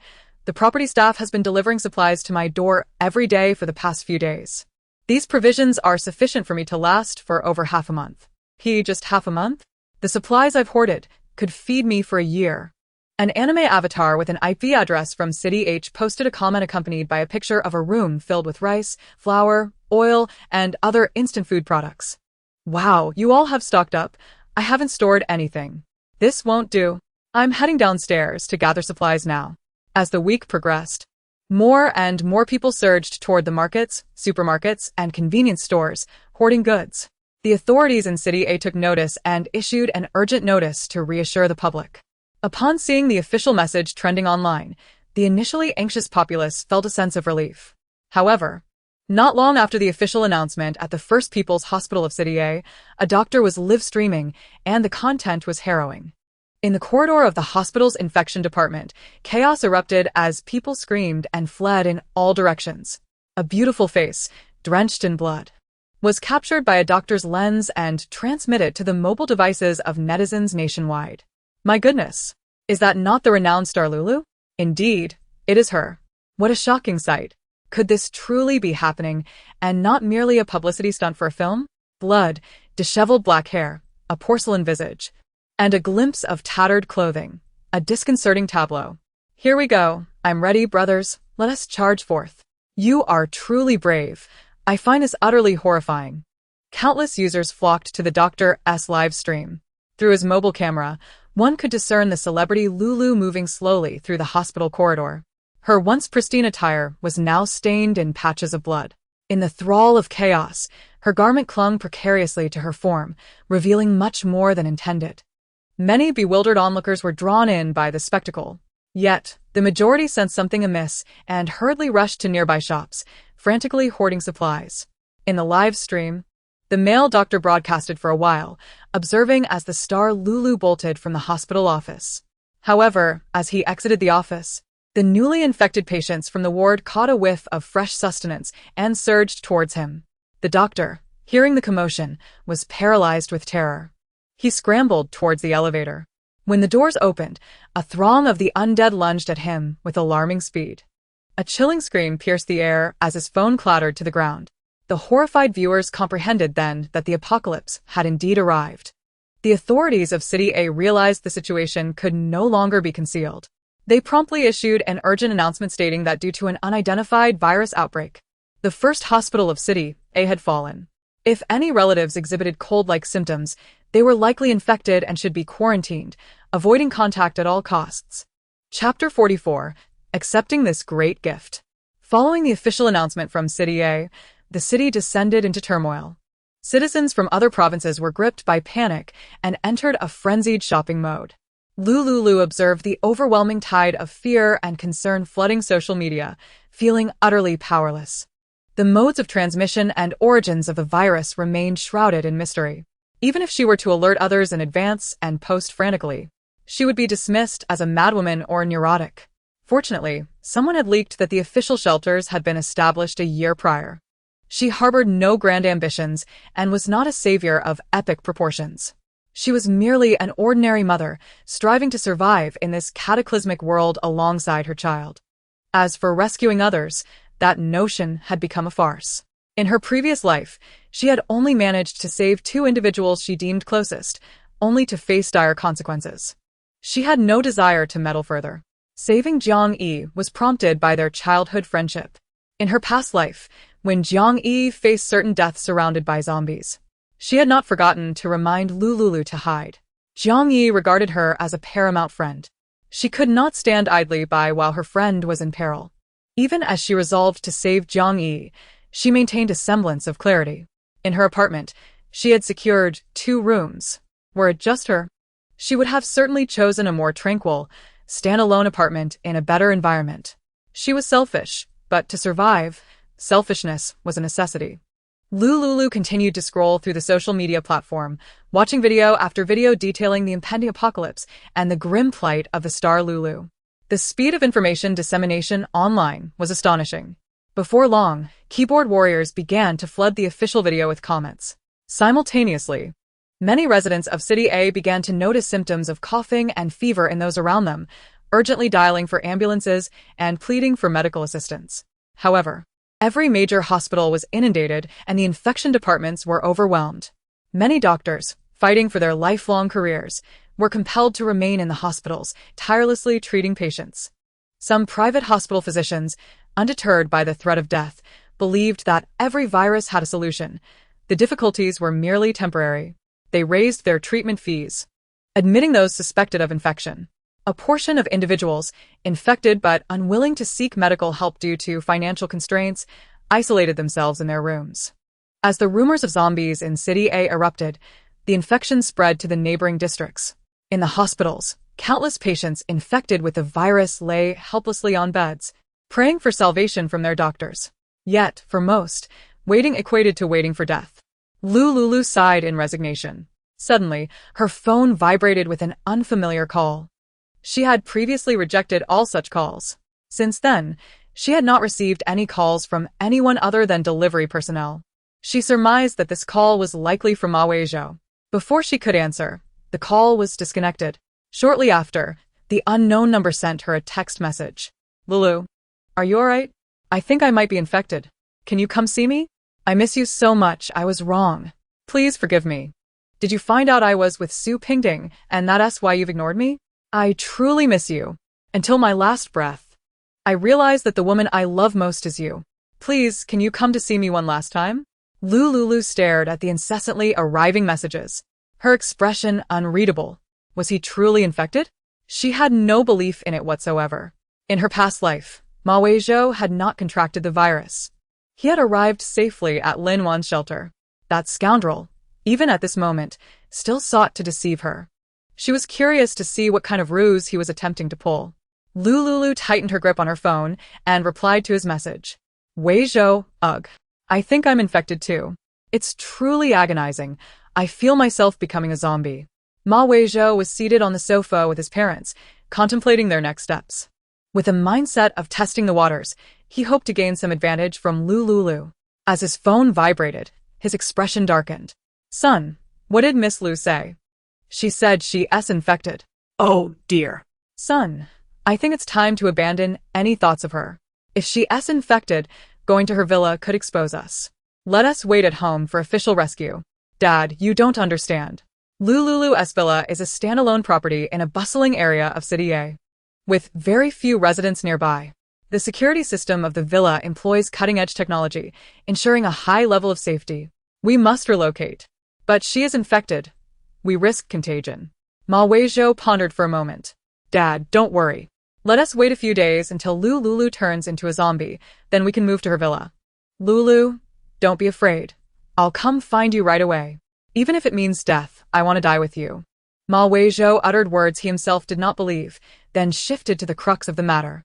"Lulu, what is the password for the front gate of your villa?" "I'm on my way." Lu Liuliu read the message and chuckled softly. "Weizhou, you should come over. I miss you too. When you arrive, I'll let you in." Ma Weizhou had no intention of going over right now. He merely sought to extract the password for Lu Liuliu's villa gate. Once she was gone, he would take over her sanctuary and hide from the chaos. "Lulu, stay obediently in your room and share the password with me, so I may enter and seek you out." The image of the vacant villa flickered in Lu Liuliu's mind, prompting a sardonic smile to grace her lips. "Go ahead. Weren't you longing to step inside? What would it feel like to discover that the interior is devoid of even a single strand of hair?" Lu Liuliu eagerly anticipated this moment. She ceased to tease Ma Weizhou and relayed the villa's access code to him. Subsequently, she noticed a plethora of homeless individuals, seemingly afflicted by a virus cast out by their landlords, on her social media feed. In a gesture of goodwill, Lu Liuliu added their contacts, provided the address of the Jean Xian villa, and shared the entry code with them. The itinerant virus carriers, with nowhere to turn, were overjoyed upon receiving the news. Some of the wanderers remained skeptical and refrained from heading to the villa, while others decided to take a chance. Among these infected souls, survival was a rarity. Those who managed to endure would experience a significant enhancement in their resilience. For those residing within the villa, survival was a daunting prospect. Ma Weizhou's desire to stay would be fraught with difficulties. The inhabitants of the villa had perished, and what awaited him were the frenzied undead. Lu Liuliu chuckled, hoping this grand gesture would be to the liking of the scoundrel. She turned off her phone's light and retired for the night. In the dead of night, she arose to feed little Wu, then returned to her slumber. This routine repeated thrice until dawn broke. Lu Liuliu received a WeChat message from Jiang Yi. Glancing at the peacefully sleeping little Wu, she rose to open the door for Jiang Yi. "Lulu, come quickly and taste this bowl of egg noodles I cooked." Upon witnessing the delectable egg noodles, Lu Liuliu swallowed hard. Chapter 45, Disposing of Trash. She invited Jiang Yi inside, and after closing the door, they shared breakfast together. Engaging in light conversation, Jiang Yi suggested they prepare some wontons and dumplings to freeze for later. Lu Liuliu nodded in agreement. Jiang Yi returned to her residence, gathered fresh vegetables and ingredients she had purchased, and transported the fresh meat from the fridge to Lu Liuliu's kitchen using a camping cart. Together, they prepared the fillings for dumplings and wontons. Just as the fillings were ready, Lu Liuliu heard little Wu's cries from upstairs. She ascended to feed him, then brought him downstairs to rest on the sofa. Jiang Yi placed the prepared wonton and dumpling wrappers on the dining table. The two of them sat together to wrap dumplings. Before long, they had crafted a substantial quantity of dumplings and wontons, filling both refrigerators with a variety of flavors.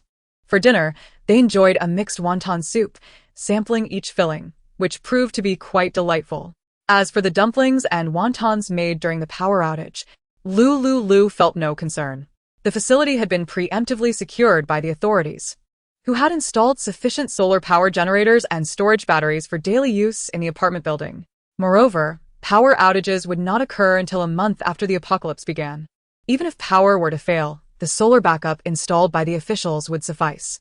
After finishing dinner, Jiang Yi settled on the sofa and remarked, "Lulu, your wound requires time to heal. I've researched it, and it will take at least 56 days. During these 56 days, I will cook and care for you and little Wu. Jiang Yi spoke sincerely. Lu Liuliu accepted her offer without hesitation, saying all right. Tomorrow morning I would like to have pan-fried dumplings, accompanied by aged vinegar and chili. Aged vinegar is fine, but no chili. Spicy food isn't good for the baby. Understood. No chili then. As she spoke, Lu Liuliu leaned closer to Jiang Yi and removed the identity wristband from her wrist. I want to be polite. You shouldn't be either. Officer Zhou granted me 200,000 points, and I will share some with you. Jiang Yi noticed the sparkle in Lu Liuliu's eyes, warming her heart. She understood that if she declined the points, Lu Liu would likely counter if you don't want the points. Then I want to accept your care for me and little Wu. Accepting the wristband, Jiang Yi did not refuse, unaware of the immense value of 100,000 points at that moment. Lu Liu, you rest well. There's a spare room in this apartment. I'll take little Wu to stay in there. Jiang Yi didn't wait for Lu Liuliu to decline and carried the sleeping little Wu upstairs to prepare the bed. Lu Liuliu did not prevent Jiang Yi from staying with her. Her wound still throbbed. 10 days had passed, and while the outer layer had scabbed over, the inner layer was yet to heal completely. After a night of caring for little Wu, she had not slept well. With Jiang Yi taking care of him, she could finally rest. Lu Liuliu rose and returned to the master bedroom to relax. As usual, she spent some time on social media. By 8:30 p.m., after pumping milk, she stored it in the small refrigerator upstairs. She then went to bed early. Jiang Yi stayed up caring for little Wu, feeding him nighttime milk. In his drowsy state, little Wu heard Jiang Yi's voice, sensing her tone was gentle, reminiscent of his mother's. He felt an overwhelming sense of security. Yielding to her care without resistance, nursing peacefully to sleep. After feeding little Wu, Jiang Yi did not sleep. She found herself unable to. The emergence of zombies in this apocalyptic world piqued her curiosity about the situation of others. Jiang Yi spent the night scrolling through social media, her energy still high. She rose early to prepare breakfast, bringing pan-fried dumplings to Lu Liuliu's room. After finishing her meal, Lu Liuliu pumped milk again and continued to sleep. Jiang Yi washed the dishes, tended to little Wu, and browsed social media. With her assistance, Lu Liuliu's days became remarkably comfortable. Jiang Yi's help with the baby was a tremendous relief for her. Meanwhile, as the zombie incident escalated, an increasing number of undead began to appear in the city as streets and alleys. The populace was too frightened to venture outside, paralyzed by fear of the roaming corpses below. The authorities swiftly assembled rescue teams to eliminate the zombies. Although there was considerable anxiety expressed online, the officials seemed well prepared, quickly controlling the hordes that roamed the streets. For several consecutive days, Lu Liuliu and Jiang Yi stayed indoors, cocooned in the apartment with the baby. During this period, they not only kept abreast of the latest updates online but also delved into researching recipes. Finding ways to prolong the shelf life of their food became their primary focus. Jiang Yi learned techniques online to dry leftover vegetables, transforming them into preserved goods that could last for a long time. Lu Liuliu was prevented from engaging in any laborious tasks by Jiang Yi's attentive care. Under Jiang Yi's meticulous nurturing, she truly allowed herself to relax. Each day, she would wake, eat, spend time with the baby, scroll through social media, eat again, and then sleep. Little Wu's every need was completely managed by Jiang Yi. Life had become exceedingly pleasant for her. However, a week later, she realized that the size M clothing she once donned now no longer fit. Postpartum. Wearing size M had become somewhat of a strain. After a week of Jiang Yi's generous feeding, she found herself utterly unable to wear size M. Lu Liuliu immediately stepped onto the scale, discovering her weight had surged by 7 pounds in just a week, averaging a gain of 1 pound per day. Visibly, her face appeared rounder in the mirror. She resolved to reduce her food intake and seek opportunities for exercise. Jiang Yi, however, forbade her from engaging in any strenuous activities. With nothing to occupy her time, she could only meander aimlessly around the apartment. One evening, Lu Liuliu found herself strolling through the corridors when her gaze fell upon a sizable heap of garbage piled up in the kitchen. She turned to Jiang Yi and suggested they venture outside to dispose of it. Noticing Lu Liuliu's boredom throughout the week, Jiang Yi decided to accompany her for a walk. "I'll go with you," she said, as she located a camping cart within the apartment complex, laying down a soft mat and an air-conditioned blanket before placing little Wu inside. The two of them pushed the cart, and took the elevator down. As dusk approached, the sky was painted with a brilliant sunset. A few birds soared across the azure expanse, while fluffy clouds drifted lazily, creating a breathtaking scene. "What a beautiful sunset," Lu Liuliu remarked wistfully. "Lulu, look. It seems there is someone up there in the sunset," Zhang Yi pointed out, indicating a shadow hovering overhead. Lu Liuliu squinted into the distance. And in the blink of an eye, the shadow grew larger. "It's an airplane. A private jet," Zhang Yi exclaimed, recognizing the aircraft as it approached. They stood, transfixed, their curiosity piqued by the unusual arrival. Recently, a number of guests had been arranged to stay at the apartment complex by Zhou Yining, most of whom had driven in with vehicles laden with supplies. These individuals exuded an extraordinary aura, suggesting they were either affluent or of noble lineage. Yet, this was the first time they had encountered someone arriving by plane. The hum of the small helicopter filled the air as it circled once before landing in the Grand Plaza in front of the Linwan community. Chapter 46. First Encounter. Moments after the aircraft touched down, an individual emerged. Dressed in a black leather jacket and jeans, he stood tall and poised, reminiscent of a stately pine tree. As he approached, Lu Liuliu could see the jacket unbuttoned to reveal a pure white t-shirt underneath. The man sported a neatly trimmed crew cut, and though a blue mask obscured his features, she could estimate his height to be at least 6 feet. "Lulu, that man exudes an intriguing charm," Zhang Yi remarked, her gaze fixed on him. Lu Liuliu found herself momentarily entranced until the man stood before them. "Excuse me, could you kindly direct me to Building 5 of Linwan Community?" Zhang Yi was momentarily taken aback, while Lu Liuliu stood stunned. "Excuse me, could you kindly direct me to Building 5 of Linwan Community?" Xiao Jiu repeated, noticing their dazed expressions. Upon hearing his melodious voice, Lu Liuliu felt a shiver run down her spine. His deep, clear tone was a stark contrast to the affected voices of many male streamers devoid of artifice, as though it was simply his natural way of speaking. That single sentence left both Lu Liuliu and Zhang Yi momentarily bewildered. A faint blush crept onto Zhang Yi's tan cheeks, the effect of her bronze skin making it difficult to discern her embarrassment. Excitedly, as if fueled by adrenaline, she extended her hand, replying, "Hello, I am Zhang Yi." "Xiaojiu," the man replied slowly, revealing his name. A jolt of recognition coursed through Lu Liuliu. It was a sweltering summer evening, yet hearing that familiar voice sent a chill through her. That night, that man, that voice. Compelled by an unseen force, Lu Liuliu turned her head to glimpse behind his ear. On his left ear, she noticed a distinct reddish-brown birthmark. A thunderous realization echoed in her heart. It was indeed him. So, his name was Xiaojiu. "Are you looking for Building 5? We happen to live there. Allow me to show you the way. It appears we shall be neighbors." Zhang Yi chirped enthusiastically. Xiaojiu listened to her excited chatter, but remained silent, his gaze drawn to the camping cart that Zhang Yi was holding. The cart was open, revealing little Wu nestled inside, peacefully sleeping with a smile on his lips. Upon seeing little Wu, Xiaojiu's brow furrowed. "This child bears an uncanny resemblance to me, almost identical to my childhood photographs." He cast a meaningful glance at Zhang Yi. "Is this your son?" Zhang Yi nodded. "Yes, my godson, little Wu. Isn't he adorable?" "Godson? Indeed. I am his godmother." Xiaojiu looked down at the quietly pensive Lu Liuliu, who was staring at the ground, her dark hair obscuring her face. "What is your name?" Lu Liuliu remained silent. Zhang Yi, caught in a moment of infatuation, chimed in, "This is Lu Liuliu, my friend." Lu Liuliu. Xiaojiu repeated the name in his mind, feeling an odd sense of familiarity, though he couldn't quite place it.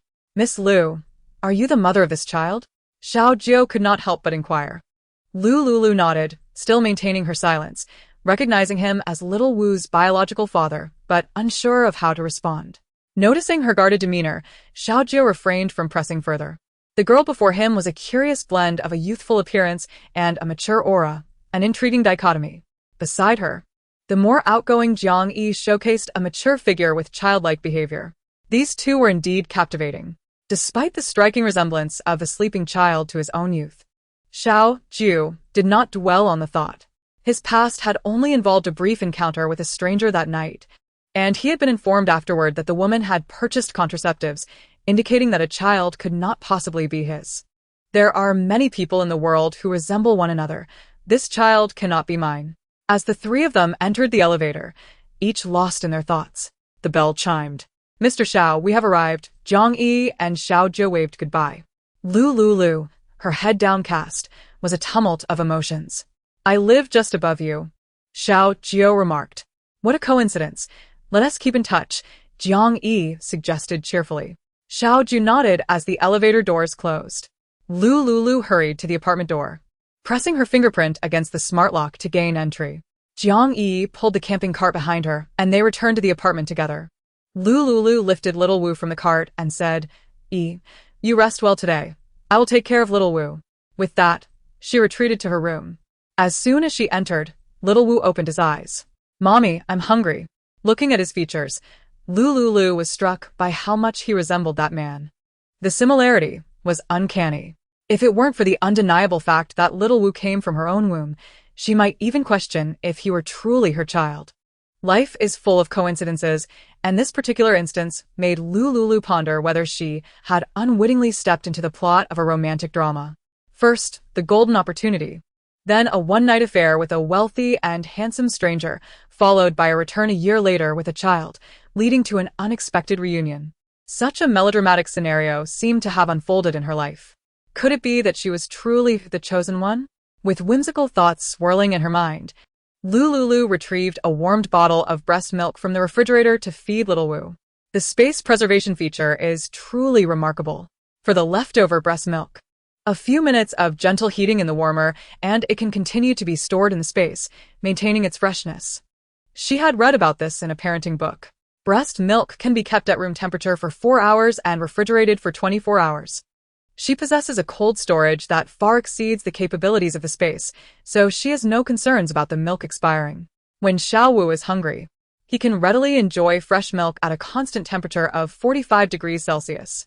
After feeding Xiao Wu, Lu Liuliu decided against acknowledging Xiao Jiu. With Jiang Yi assisting and sharing a significant portion of the workload, she did not require anyone else to help care for Xiao Wu. Moreover, with her ample resources in the space, she had no need for a man.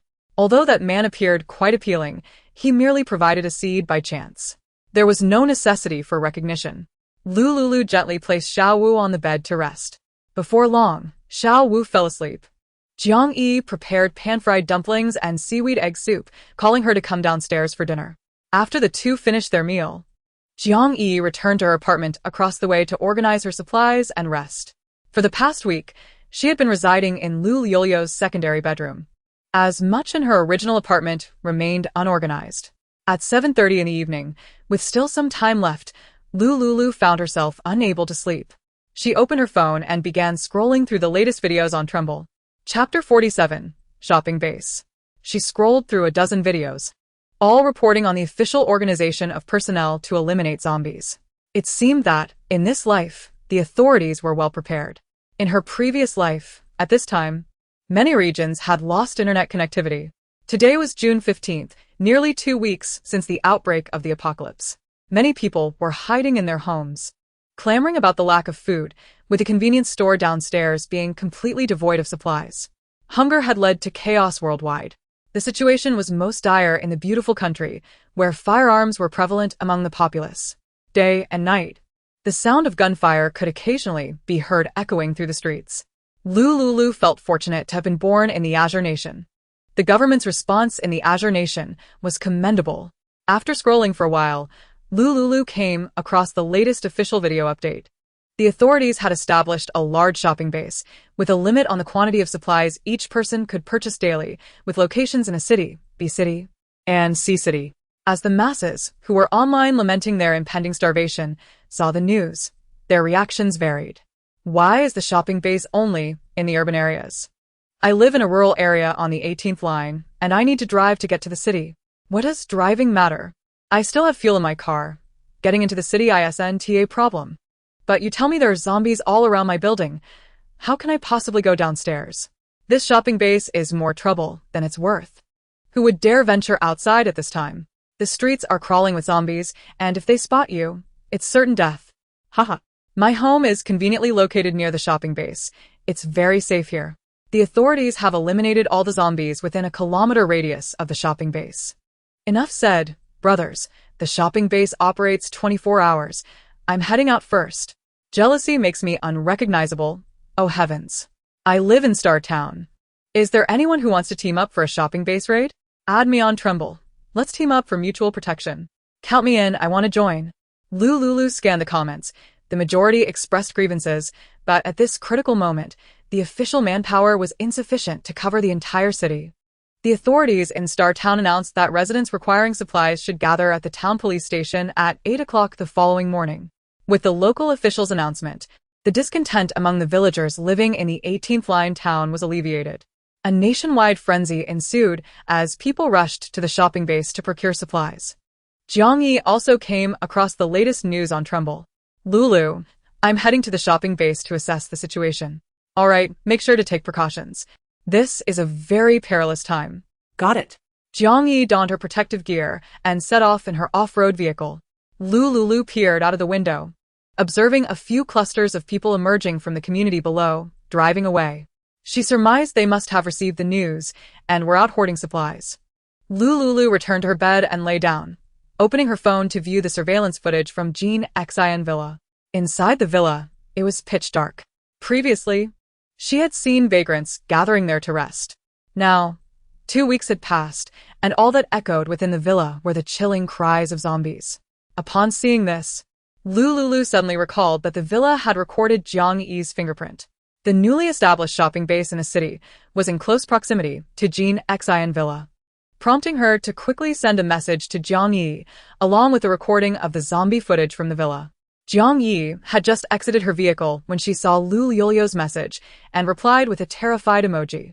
Oh my goodness, you scared me to death. I was just thinking about staying at the villa for the night since I'm tired. Don't go, just buy your supplies and come back, Lu Liuliu cautioned. Jiang Yi responded with an okay. Lu Liuliu switched back to the apartment's surveillance feed, waiting for Ma Weizhou to make a foolish move. For several days, she had not seen Ma Weizhou.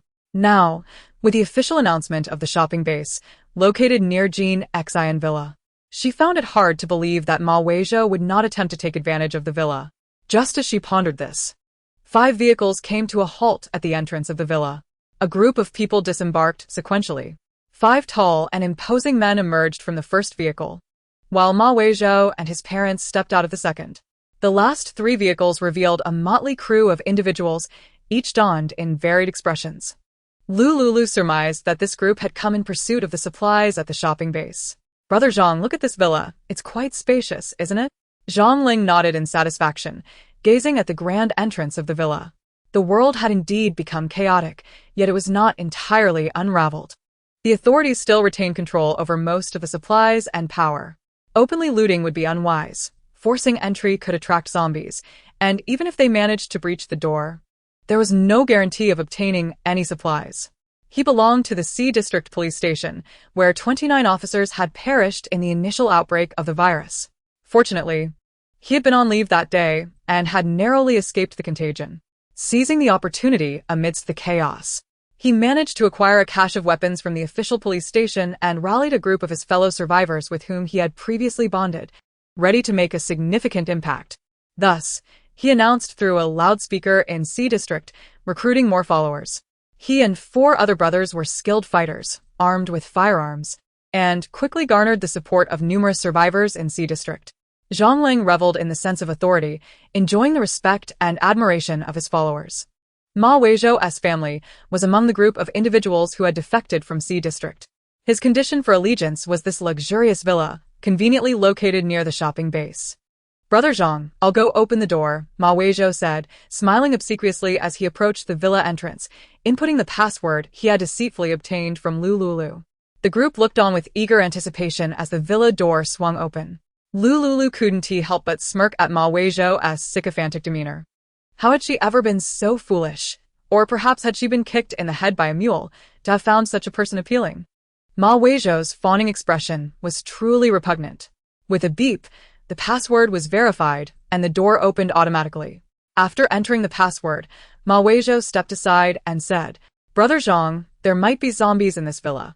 Before I left, there was a maid inside, and now it's pitch black. She has likely turned into a zombie. That damned maid. Lu Liuliu seethed with rage. Zhang Lang was indifferent to the concept of morality. An insignificant maid was nothing more than a target he could easily dispatch with a single shot. Brother Lang, refrain from using the gun. Although the area has been cleared by the authorities, there may still be other zombies lurking within the villa complex, attracting unwanted attention, cautioned one of his companions. Indeed. The official personnel are quite close. The sound of gunfire would be detrimental to our cause. Zhang Lang confidently replied, "Rest assured, I know what I'm doing." He unsheathed a tang knife as his weapon. The four brothers beside him also brandished makeshift weapons, such as iron hoes. Behind them, a group of followers, armed with an assortment of sticks and rolling pins, trailed closely. Zhang Lang and his four companions stepped through the villa's grand entrance. Ma Weizhou, having visited the villa before, concealed himself behind Zhang Lang and switched on the courtyard lights. In an instant, the spacious courtyard was illuminated. The zombies that had been huddled in the corners and the living room, upon hearing the commotion, began to converge towards Zhang Lang and his group. "Brother Lang, this isn't good," exclaimed a tall man beside Zhang Lang in a panic.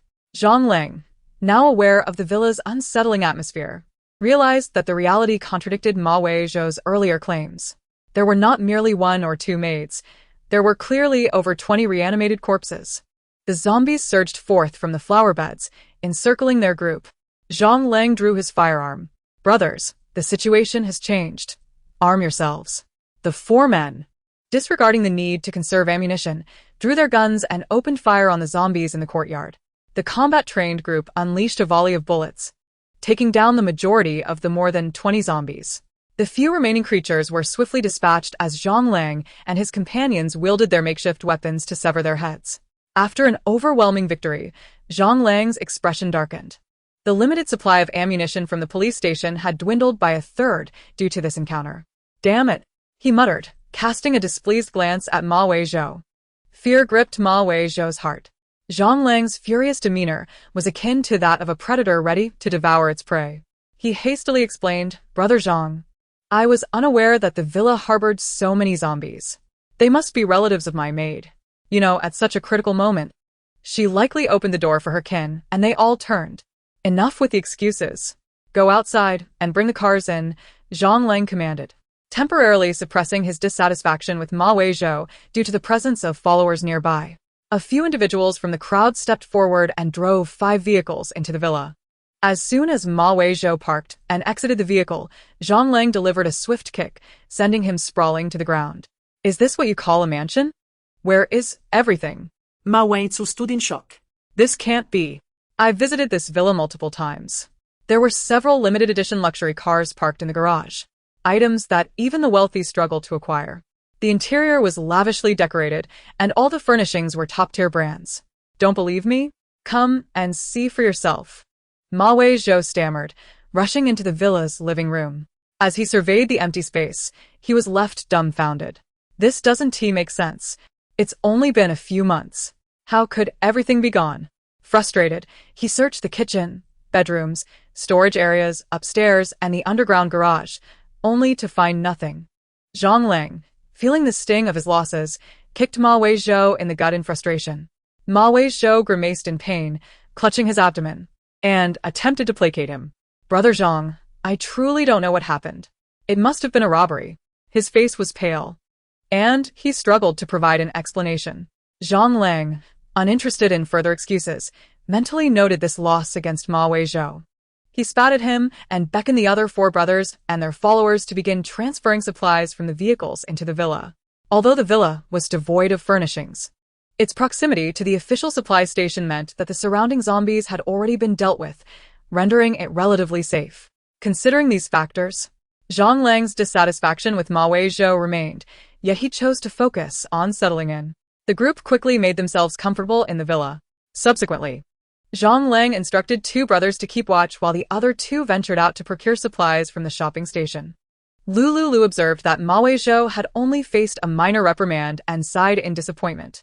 Those who entered the villa were oblivious to the events transpiring within the living room. Lu Liuliu switched to a video platform and continued to watch short clips, shutting off her phone and settling down for sleep before 10:30. As she was still in her confinement period, she refrained from staying up late. Having previously stocked up on supplies, she had spent long hours awake and now sought to recuperate. She reached over to turn off the bedside lamp and closed her eyes, drifting into slumber. Perhaps inspired by witnessing Ma Weizhou's reprimand, a smile graced her lips as she enjoyed her dreams. It was not until she heard Xiao Wu call for Mama that she opened her bleary eyes and got up to nurse him. "Xiao Wu, you're back. Aren't you?" As Xiao Wu nursed with his eyes closed, he squirmed and murmured incoherently. He was hungry and sleepy, yearning to respond to his mother. In a daze, Xiao Wu made a few sounds of acknowledgement before succumbing to sleep once more. Lu Liuliu took her time communicating with Xiao Wu, knowing that once her confinement period ended, he would be more alert, providing ample opportunities for conversation. She gazed at Xiao Wu's adorable face and couldn't resist planting affectionate kisses on both cheeks. His skin was as delicate as a freshly shelled egg, exuding a delightful milky scent that was utterly enchanting. Inhaling the sweet aroma of milk from Xiao Wu, Lu Liuliu smiled and drifted off to sleep once more. The following morning, Lu Liuliu stirred groggily. She changed Xiao Wu's diaper and nursed him back to sleep. Afterward, she opened her phone to check for messages. "Lu, good morning. I'm back. Send me a message when you wake up." "I'm awake," Lu Liuliu replied to Jiang Yi. A few minutes later, Jiang Yi knocked on the apartment door. Hearing the sound, Lu Liuliu hurried downstairs to let her in. Although she and Jiang Yi were close friends, they both retained the door code, choosing not to share it with one another. Even the best of relationships require a degree of privacy, a mutual understanding between the two. "What is the situation at the official shopping station?" Jiang Yi inquired with a serious expression. "Let us sit down and talk." Lu Liuliu prepared a cup of latte for her, and they settled on the sofa to converse. "The official shopping station is quite disappointing," Jiang Yi sighed deeply. "How so?" "Shopping requires an electronic ID, one ID per person, with a limited quantity of supplies that can be purchased. Each individual is allowed to buy only enough food for 1 week at a time, and their ID must undergo facial verification. After shopping, the ID is archived in the official shopping system, and no repeat purchases are permitted within a week. Even with money, one cannot acquire more food. Additionally, the selection at the official shopping station is limited, and each category is capped in quantity. If you're slow, you might miss out entirely and have to settle for substitutes. This is what I managed to acquire: 3 buckets of instant noodles, 7 bottles of mineral water, 20 blocks of compressed biscuits, and 3 chocolate bars. Is that all? Will that last a week? Who says otherwise? The authorities have declared that we are in a special period, so we must conserve resources. A week would certainly not lead to starvation. Even more absurdly, do you have any idea how much it costs to write something like this?" Lu Liuliu shook her head. "Guessing a price, over 200 yuan? Guess again." "I don't know." "Stop keeping me in suspense, and just tell me." "Over 1,000. Jiang Yi sighed. "That's a 10-fold increase. Isn't that outrageous?" Lu Liuliu could not deny it. She knew that even a 10-fold increase was considered reasonable at present.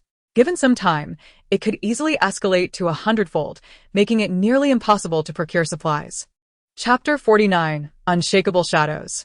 We won't go to the official supply station. There's nothing worthwhile to obtain.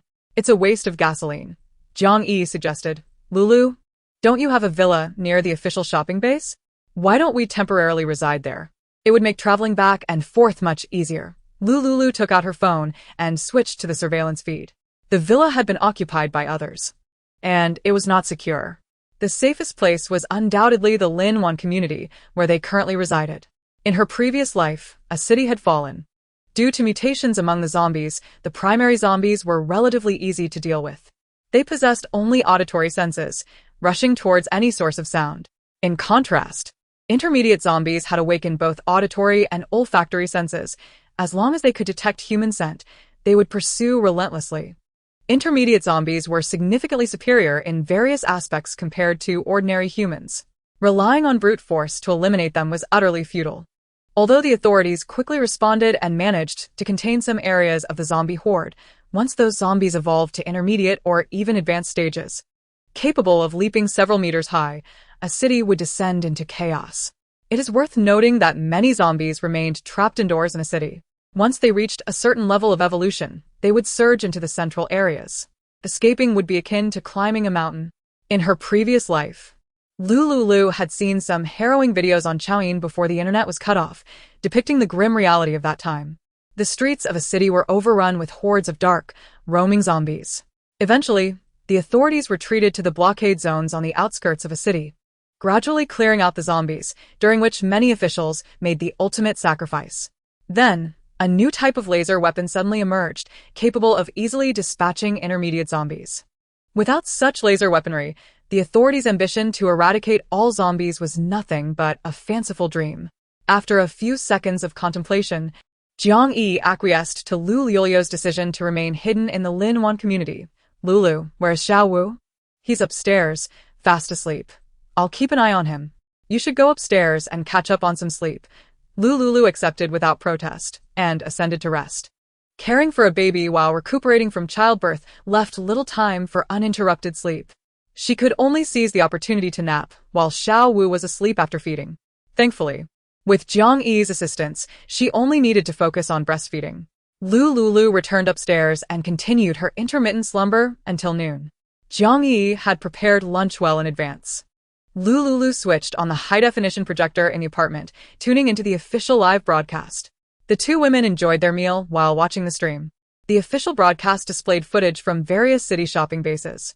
Through the live feed, Lu Liuliu observed the meager supplies at the shopping base. As Jiang Yi had remarked, there was nothing of value, merely instant food products. She glanced at the table, which held egg seaweed soup, a plate of shredded pickled vegetables with pork, and perfectly cooked white rice. Truly, the absence of comparison spared them the pain of disappointment. Jiang Yi shared similar sentiments. She took out her phone to snap a photo of the dining table, intending to showcase it on Xiaoyin. Lu Liuliu interjected, Don't post on Xiaoyin. Be cautious of being recognized by acquaintances. This is a special period. We must keep our wealth discreet. Upon hearing this, Jiang Yi suppressed her urge to flaunt her meal on social media. The two women silently finished their meal. Lu Liuliu, having slept for an extended period in the morning, found herself unable to doze off again. Thus, she stood before the expansive floor-to-ceiling balcony on the first floor of the apartment. As she gazed outward, she noticed a small helicopter parked in the open space of the community square. The image of that night flooded her mind, recalling the man with a reddish-brown behind his left ear, which inexplicably made her feel a bit flustered. Is the air conditioning not on? Jiang Yi, noticing Lu Liuliu's flushed complexion, was instantly perplexed. She located the air conditioning remote, which displayed a constant temperature of 26 degrees. It's on. Why do you ask? Lu Liuliu felt inexplicably guilty, waving her hand to fan herself. Is it really on? I still feel a bit warm. Perhaps it's the onset of summer. Jiang Yi found Lu Liuliu's fidgeting rather curious. After washing the dishes, she shook the water off her hands and stood beside Lu Liuliu at the floor-to-ceiling window. Following Lu Liuliu's gaze, she spotted the helicopter in the square. Enlightenment struck Jiang Yi, and she teasingly remarked, Lulu, are you thinking about that exceptional man you encountered yesterday? No. I am not. You're imagining things. Really? If you don't fancy him, I might just make a move. That man, Xiao Jiu, was indeed a remarkable specimen. Moreover, he lived right above us. Lu Liuliu was taken aback, staring intently at Jiang Yi. Do you like that man? Who wouldn't be fond of something beautiful? Lu Liuliu's complexion paled. She was aware that Jiang Yi had a tendency to be infatuated. Whenever a new celebrity appeared in the entertainment industry, Jiang Yi would chatter on for ages. However, that man, Xiao Jiu, was different. Of course, it was not that he was lacking in that regard. She knew he was quite capable. Xiao Jiu was Xiao Wu's father. Although they had not experienced a process of mutual understanding, only a fleeting encounter, she instinctively did not want Jiang Yi to become involved with Xiao Jiu. This selfishness felt rather peculiar. Jiang Yi was her best friend. If she truly ended up with Xiao Jiu, how would she confront that reality? Jeanne Y, noticing Lu Liuliu's pale visage, chuckled mischievously, Lulu. Tell me honestly, do you fancy Xiao Jiu? If you admit you like him, I absolutely won't compete with you. No, that's not it. Lu Liuliu appeared lost in thought, gazing at Jiang Yi, who was half joking, and let out a long sigh. Have you ever noticed that Xiao Wu and the Xiao Jiu we encountered share some resemblance in their features? Jiang Yi's expression turned into a series of question marks. Since Xiao Jiu had been wearing a mask, she had not been able to discern whether he resembled Xiao Wu. Why was Lu Liuliu suddenly saying this? Wait. Are you suggesting that the man named Xiao Jie we met is Xiao Wu's father? Lu Liuliu nodded.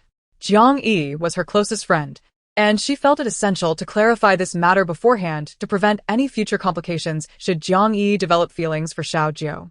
She could not bear the thought of a rift forming between them over a man. With a playful grin, Jiang Yi teased, "You silly girl. How could you tell that man was wearing a mask? Just admit you like him. We are best friends. As long as you like a man, just tell me, and I'll knock him out and deliver him right to you." Lu Liuliu felt a pang of anxiety and explained, "I am speaking the truth.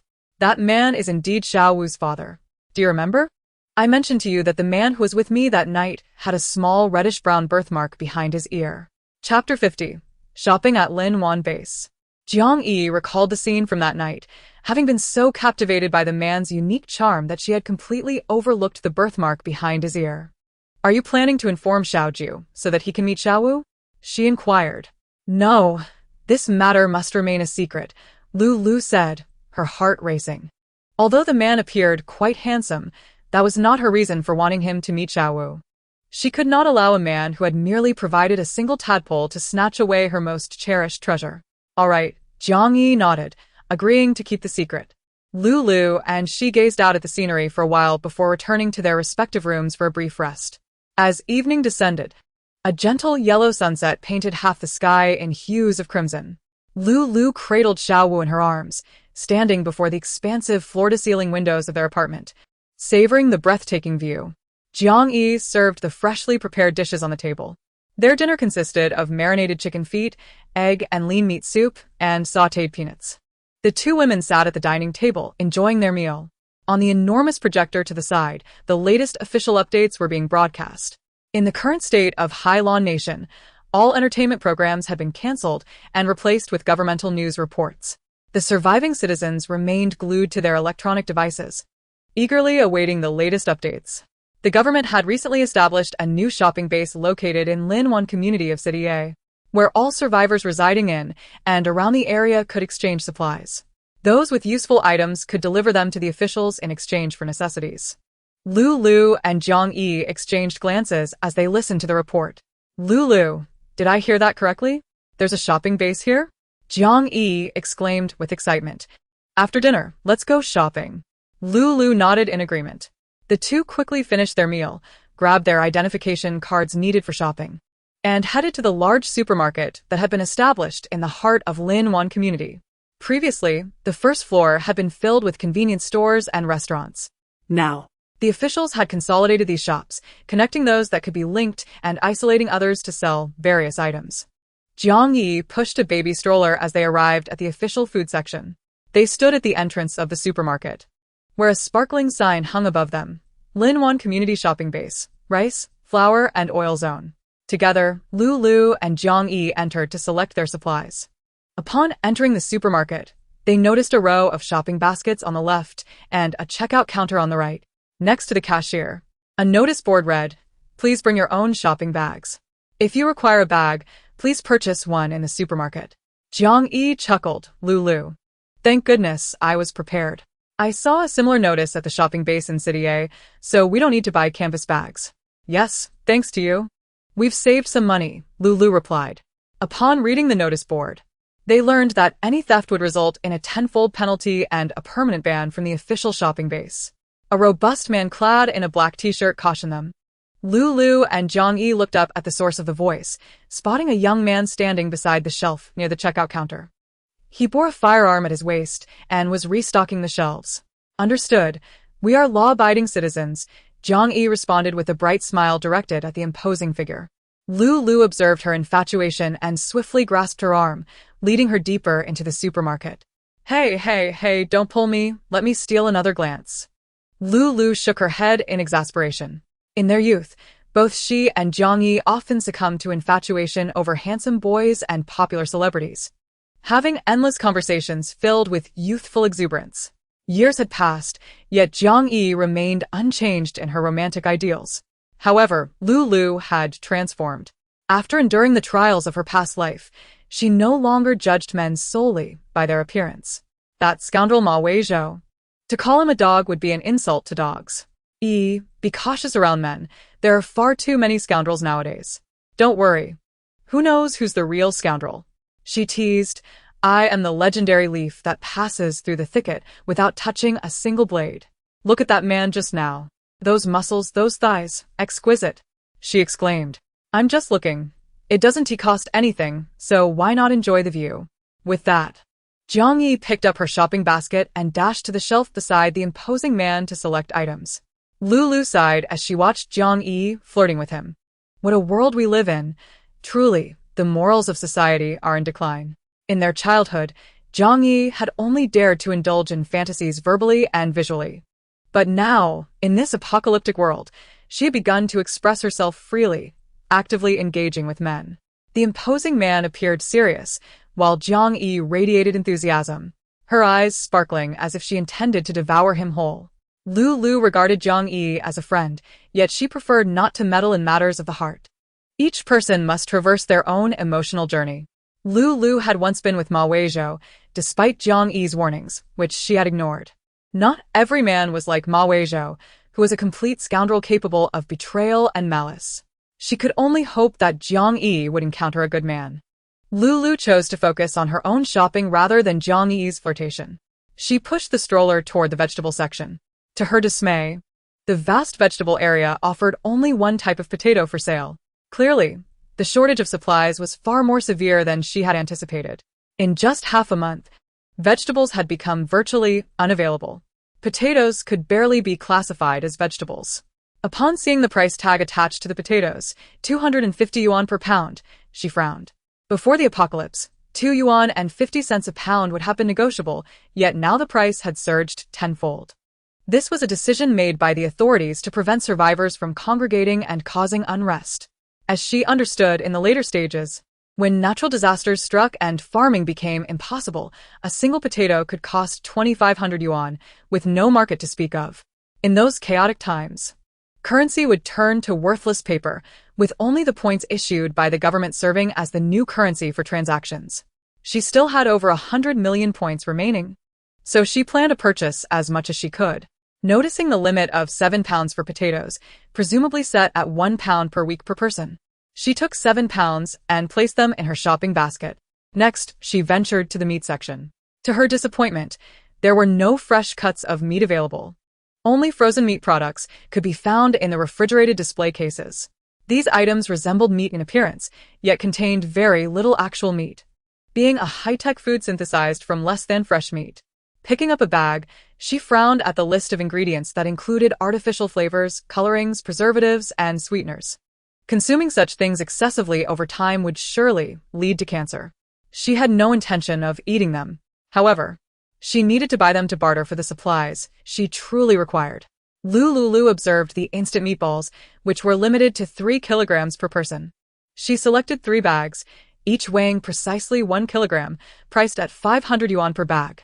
Subsequently, she methodically collected all the available provisions from the shelves. When she and Jiang Yi approached the checkout counter, they were laden with 5 large baskets. The cashier's face turned ashen upon seeing the sheer volume of their purchases. Did you not see the notice? Each individual is allowed to purchase provisions sufficient for 1 week. Excess is not permitted. Lu Liuliu explained, Miss. I have adhered to the food purchase limits and have not exceeded them. The cashier, noticing Lu Liuliu's pale complexion and that she was pushing a baby stroller, softened her demeanor. While your selections do not exceed the maximum limit, the variety is excessive, far surpassing one person's weekly allowance. I see you have recently given birth. Please provide the ID number from your child's birth certificate, and I will count the additional items as part of your child's allowance. Lu Liuliu was taken aback by this solution, promptly retrieving her phone to locate the electronic birth certificate and relayed Xiao Wu's ID number to the cashier. After verification, the cashier proceeded with the transaction. This is a one-time exception. Do not attempt this again. Given that you have just given birth, next time, please ensure to check the baby supplies section for your child's weekly allotment. Lu Liuliu nodded repeatedly, thanking the cashier profusely. Next, please, the cashier called. Jiang Yi rolled her shopping basket forward, and the cashier's expression darkened. This is unacceptable. You have taken provisions for 3 people for a week. I possess an ID. My family is large, Jiang Yi retorted. The cashier requested her ID number. After a few keystrokes, the cashier's face turned a shade of gray. Your family is large? You are the only direct relative remaining. This is not permissible. Return the excess items. Jiang Yi was taken aback, not anticipating that the official cash register system would be so sophisticated as to track her family size. Miss, you are kind and beautiful. Please make an exception for me. Look, it's just as few in the supermarket. I promise not to disclose this. The cashier shook her head firmly. No exceptions. Return the excess items to the shelves. I have surveillance here. If you do not return them, you will not be allowed to purchase official supplies. Please help me out. I will give you a 10,000 yuan red envelope. The cashier's anger flared at the mention of a bribe. What do you take me for? I am an official. How can you insult me like this? Are you testing me or trying to trap me? Accepting bribes and taking shortcuts is not an option. We must adhere to the regulations. One person, one ID, 1 week's worth of provisions. Jiang Yi was startled by the cashier's fierce demeanor. She had hoped to stockpile more provisions while the store was less crowded. It seemed that this plan was futile. Indeed, official personnel were uncompromising and incorruptible. Lu Liuliu's extra purchase was permissible only due to the presence of Xiao Wu and his ID information. Feeling dejected, Jiang Yi prepared to leave with her shopping basket. Suddenly, a commanding voice pierced through the air. No need to return anything. Allocate my quota to her. Chapter 51, A Reunion. Jiang Yi's heart warmed at the sound. She turned to see the imposing gentleman from earlier now positioned behind her. The cashier's expression shifted slightly. Are you certain you wish to transfer your quota to her? Yes. She has taken 2 extra portions. Count them as mine. As an official, I am entitled to double the purchasing rights. Thus, she need not return her items. The cashier's voice lowered. Present your ID. The gentleman produced his ID, allowing the cashier to scan it for verification. Jiang Yi felt embarrassed to refuse. No. I only need 1 portion. I will return the others. As she spoke, Jiang Yi retrieved her ID from the cashier, glancing at the details. Name, Yan Feiyu. Gender, male. Age, 25. ID number, 42. Address, City A. Brother Yan, I appreciate your kindness, but as a delicate woman, I cannot consume 3 portions. Please keep your ID safe. With a bright smile, Jiang Yi handed Yan Feiyu's ID back to him. Yan Feiyu, momentarily bewildered, accepted the ID and inquired, Sister Yi, which building do you reside in? I can give you a ride. I live in Building 5. Their conversation flowed easily from a distance, an almost palpable atmosphere of flirtation hanging in the air. Lu Liuliu stood by the supermarket, waiting for them to finish checking out.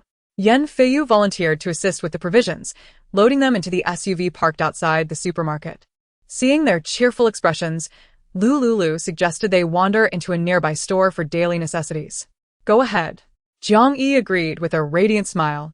Lu Liuliu took Xiao Wu and ventured to explore other areas, seizing the opportunity for some private time with Brother Yan. She watched as they drove away, then pushed her camping cart to the adjacent shop. Official regulations permitted the purchase of food supplies once a week, necessitating the buyer's presence. Using another's ID was strictly forbidden. Given that many survivors had lost their relatives, permitting such practices would lead to an inequitable distribution of resources. However, restrictions on daily necessities were less stringent, allowing nearly all items to be purchased, albeit limited to 1 of each per person. To repurchase, one must return the original item as proof of damage. Entering the store, Lu Liuliu noticed the area dedicated to daily necessities was vast, nearly 3 times the size of the adjacent food section. She glanced at the cashier, a short-haired lady, and noticed another imposing gentleman standing guard nearby, armed. Just as Lu Liuliu was about to peruse the aisles, she heard Xiao Wu calling out. She opened the mosquito netting attached to the camping cart to check on him, discovering he was sucking his fingers, evidently hungry. Pushing the cart to a temporary resting area within the store, Lu Liuliu reached into her backpack, extracting a warmed bottle of breast milk. This milk had been carefully preserved in her spatial storage. Settling on a sofa in the lounge, she took a nursing pad and fed Xiao Wu, who eagerly suckled. While he nursed, Lu Liuliu's gaze roamed the daily necessities section, contemplating the items she had overlooked in her previous stockpiling. After all, with over 100 million remaining, even if prices soared tenfold, she could still take full advantage of the official supplies before currency became worthless. In the future, acquiring these items would rely on points. After surveying the area, Lu Liuliu resolved to purchase one of each item. Once she completed her selections, she could call Jiang Yi to assist with transporting the goods. After ensuring Xiao Wu was satiated, she placed him back in the cart and approached the checkout counter, retrieving a small shopping cart. With one hand grasping the cart, she began to procure the items along the shelves. In the realm of household necessities, she gathered a collection of microwave-safe porcelain bowls, stainless steel utensils, a rice cooker, an induction stove, a fan, a juicer, an ice maker, and an array of kitchenware. From the furthest end of the aisle, she diligently procured supplies. Before long, her shopping basket brimmed with items. Lu Liuliu replaced it with an empty cart and commenced her back-and-forth journey through the aisles, fully engrossed in her task. Unbeknownst to her, she suddenly sensed a presence beside her. Raising her gaze, she recognized the familiar silhouette and instinctively glanced towards the area behind his left ear. It was him. For a fleeting moment, Lu Liuliu found herself entranced by the towering figure of Xiao Jiu before hastily averting her eyes to continue her shopping. There was nothing particularly captivating. He was merely the nominal father of Xiao Wu. Henceforth, their paths were unlikely to intertwine. As she scrutinized the shelves for her selections, she endeavored to maintain her composure, persuading herself to remain calm. However, an inexplicable sense of anxiety began to wash over her as she felt Xiao Jiu approaching. What a coincidence! Have you come here to procure supplies as well? Lu Liuliu looked up to meet his gaze. The resemblance between Xiao Jiu and Xiao Wu was striking. The similarity was uncanny. Especially now, with his mask removed, the delicate curve of his lips and jawline exuded an aura almost identical to that of Xiao Wu. Lu Liuliu nearly blurted out the word son. Indeed, what a coincidence, she replied dismissively, reaching for a food storage container on the shelf to place in her cart. Thank you for guiding us last time. It was nothing, no need for thanks, Xiao Jiu responded, his tone casual. Lu Liuliu, feeling the stiffness in her voice, placed the container down and committed the location of the shelf to memory before wheeling her cart towards the checkout counter. Xiao Jiu watched her retreating figure, a frown creasing his brow. She had only just begun to heal from her injuries, and her awkward gait suggested she had endured pain. Sensing her discomfort, he stepped forward, offering to assist her by taking the cart and pushing it to the register. Thank you, Lu Liuliu said, her eyes vacant, yearning to exit the premises swiftly. Not at all, you've helped me before, he replied, their exchange remaining brief and polite. Although Lu Liuliu had not yet finished her shopping, she had no intention of lingering. She hurried to the counter to check out, where the cashier inquired if she would like to pay for packaging. Given the current shortage of supplies, a cardboard box cost 100 yuan, a price that felt more akin to extortion. Nodding, she spent 500 yuan to purchase 5 large boxes.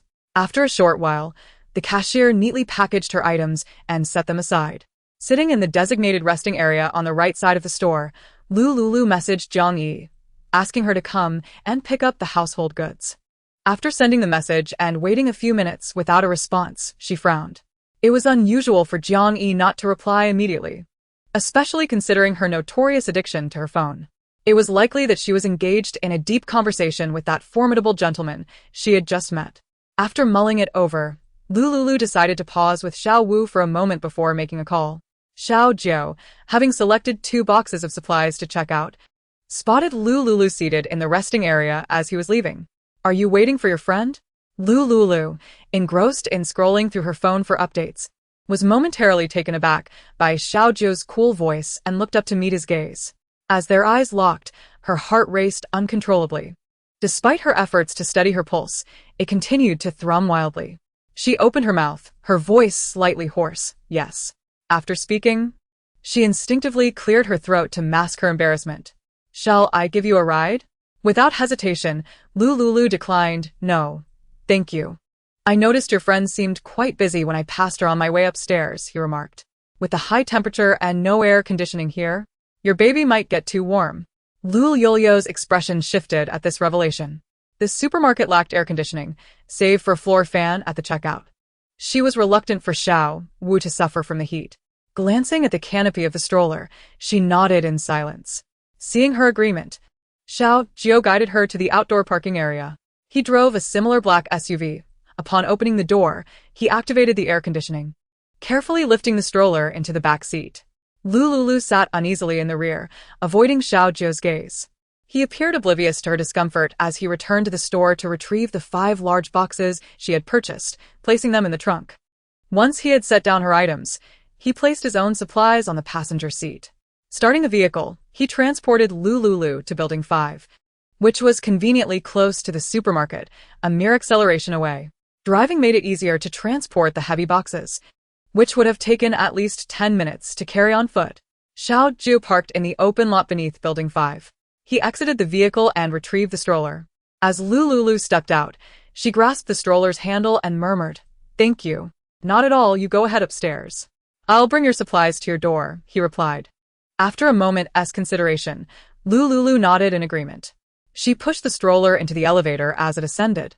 The rooftop of the apartment complex was equipped with high-end solar panels and storage batteries, supplying electricity for the entire building, an amenity she had never experienced in her previous life. In her former residence, where every room was metered, one could not access power without a prepaid electricity card.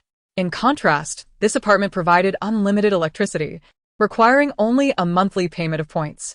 Apart from their early settlement, most of the residents were official personnel. It seemed that Xiao Zhou was among them. Lu Liuliu pondered this, exhaling softly. It was fortunate that Xiao Wu's father was not a villainous character. Official personnel typically had decent appearances and were quite affable. Having such a biological father was indeed a stroke of luck for Xiao Wu. As the elevator chimed its arrival, Lu Liuliu collected her thoughts. Pushing the stroller through the door into the apartment, the space appeared deserted. She surmised that Jiang Yi had likely taken Yan Feiyu to her adjacent apartment. Lowering the canopy of the stroller, she noticed Xiao Wu sleeping soundly, eliciting a smile as she gently moved the stroller to the side of the sofa. Subsequently, she ventured into the makeshift storeroom, gathering some instant food products to place into a red plastic bag. With the bag in hand, she stood at the door and, after a few seconds, caught sight of Xiao Zhou ascending with the supplies she had purchased. Noticing her at the entrance, he refrained from stepping inside, simply placing the boxes beside the door before heading back for another load. Once he set down the final box, Lu Liuliu extended the plastic bag towards him. "This is a token of my gratitude." Xiao Zhou cast a glance at the contents of the plastic bag, faintly discerning the items within. He raised an eyebrow, feeling somewhat taken aback. Such an abundance of supplies holds considerable value. Does the girl before him truly comprehend the significance of these provisions in the current apocalyptic world? "No need, I only require a cup of instant noodles," Xiao Zhou remarked, retrieving one from the bag and turning to leave. Lu Liuliu watched his retreating figure, opening her mouth as if to speak, yet the words failed to escape her lips. As Xiao Zhou stepped into the elevator, the door of the opposite apartment swung open.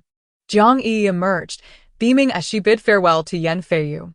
The moment they stepped outside, they spotted Lu Liuliu standing at the doorway. Jiang Yi, taken aback by the several cardboard boxes at the entrance, first waved goodbye to Yan Feiyu, then approached Lu Liuliu. "Lu, how did you manage to bring these items back?" It was Xiao Zhou who assisted me. "Xiao Zhou?" Jiang Yi's face lit up with an intriguing smile. Watching Yan Feiyu enter the elevator, she eagerly inquired about the encounter. "So you happened to run into him?" How remarkable that such coincidences exist in this world. Lu Liuliu rubbed her temples, feeling somewhat fatigued. Indeed. Jiang Yi noticed her pallid complexion and refrained from further questioning. "Lu, you've just spent quite some time gathering supplies. Please head upstairs to rest. I will take care of moving these items." "All right," Lu Liuliu nodded, picking up the sleeping Xiao Wu from the stroller and carrying him to the master bedroom to rest together. Jiang Yi proceeded to the entrance to move the boxes. Meanwhile, Xiao Zhou ascended to his own apartment, a lingering feeling that he had encountered this girl before gnawing at him. He strained to recall the 10 years of his past life. 10 years can be both short and long. During that time, he met numerous individuals, yet very few women. As he carried the boxes, he silently pressed the elevator button to ascend. Once inside his abode, he pondered the name Lu Liuliu and the woman with the child. Lu Liuliu. A sudden epiphany struck him. This name was identical to that of the girl with whom he had shared a fleeting romance one fateful night. He finally remembered the name he had long wished to forget.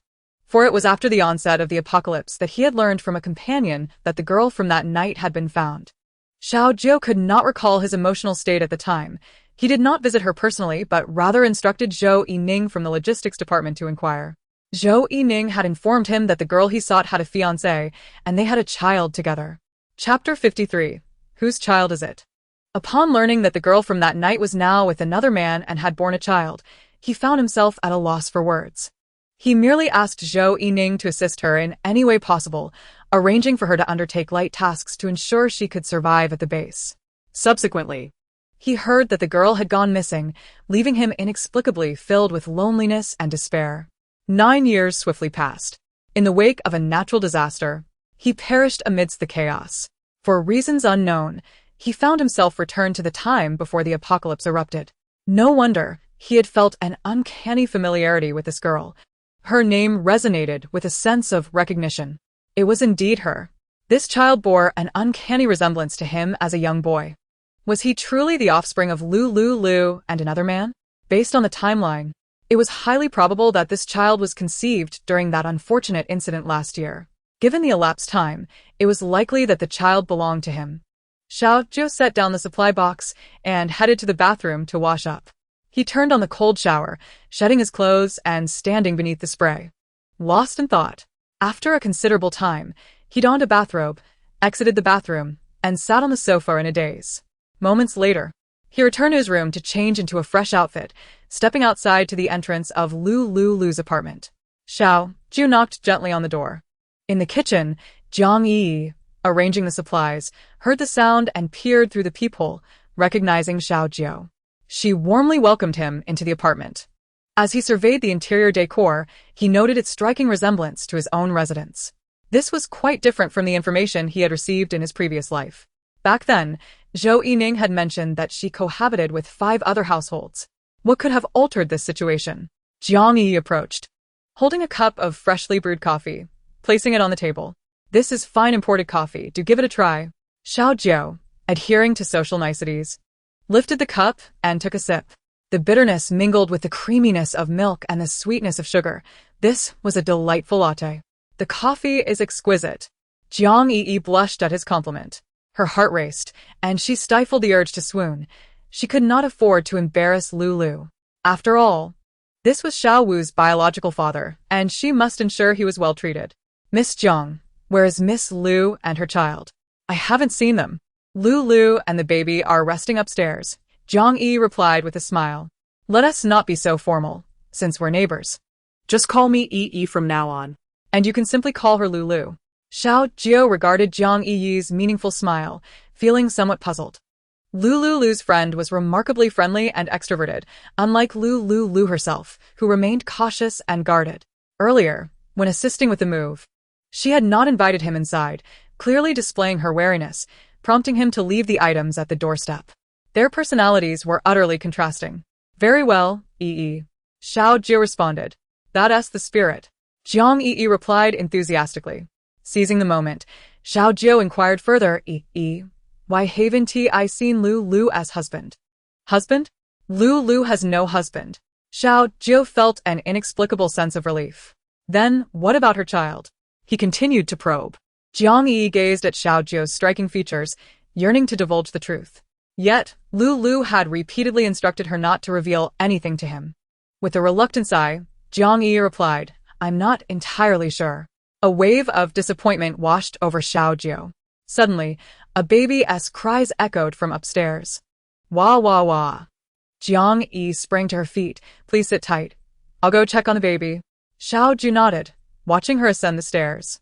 Lu Liuliu, hearing Xiao Wu's cries, immediately opened her eyes. Before she could rise, she saw Jiang Yi entering with a bottle of milk. Lu Liu, continue resting. I'll take care of feeding the baby. Lu Liuliu, still in a half-asleep state, nodded and drifted back to sleep. Jiang Yi cradled Xiao Wu, grinning as she descended the stairs to feed him. Xiaozhou felt an inexplicable tightening in his chest as he observed Jiang Yi carrying the child down, his gaze instinctively following Xiao Wu's figure. Sitting across from Xiaozhou, Jiang Yi placed the pacifier near Xiao Wu's lips. Throughout the process, the baby ceased his cries. Having heard familiar voices and remained tranquil, Xiao Wu suckled contentedly on the pacifier. Xiaozhou gazed at Xiao Wu's profile, striving to suppress the intense desire within him to approach for a closer look. Jiang Yi appeared oblivious to Xiao Jiu's fervent gaze as she patiently finished feeding Xiao Wu. Once done, she lifted her head and inquired, "Would you like to hold him?" Xiao Jiu nodded in response.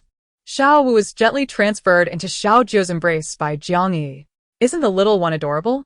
Jiang Yi observed Xiao Jiu's expression, hoping to discern some revelation upon his face.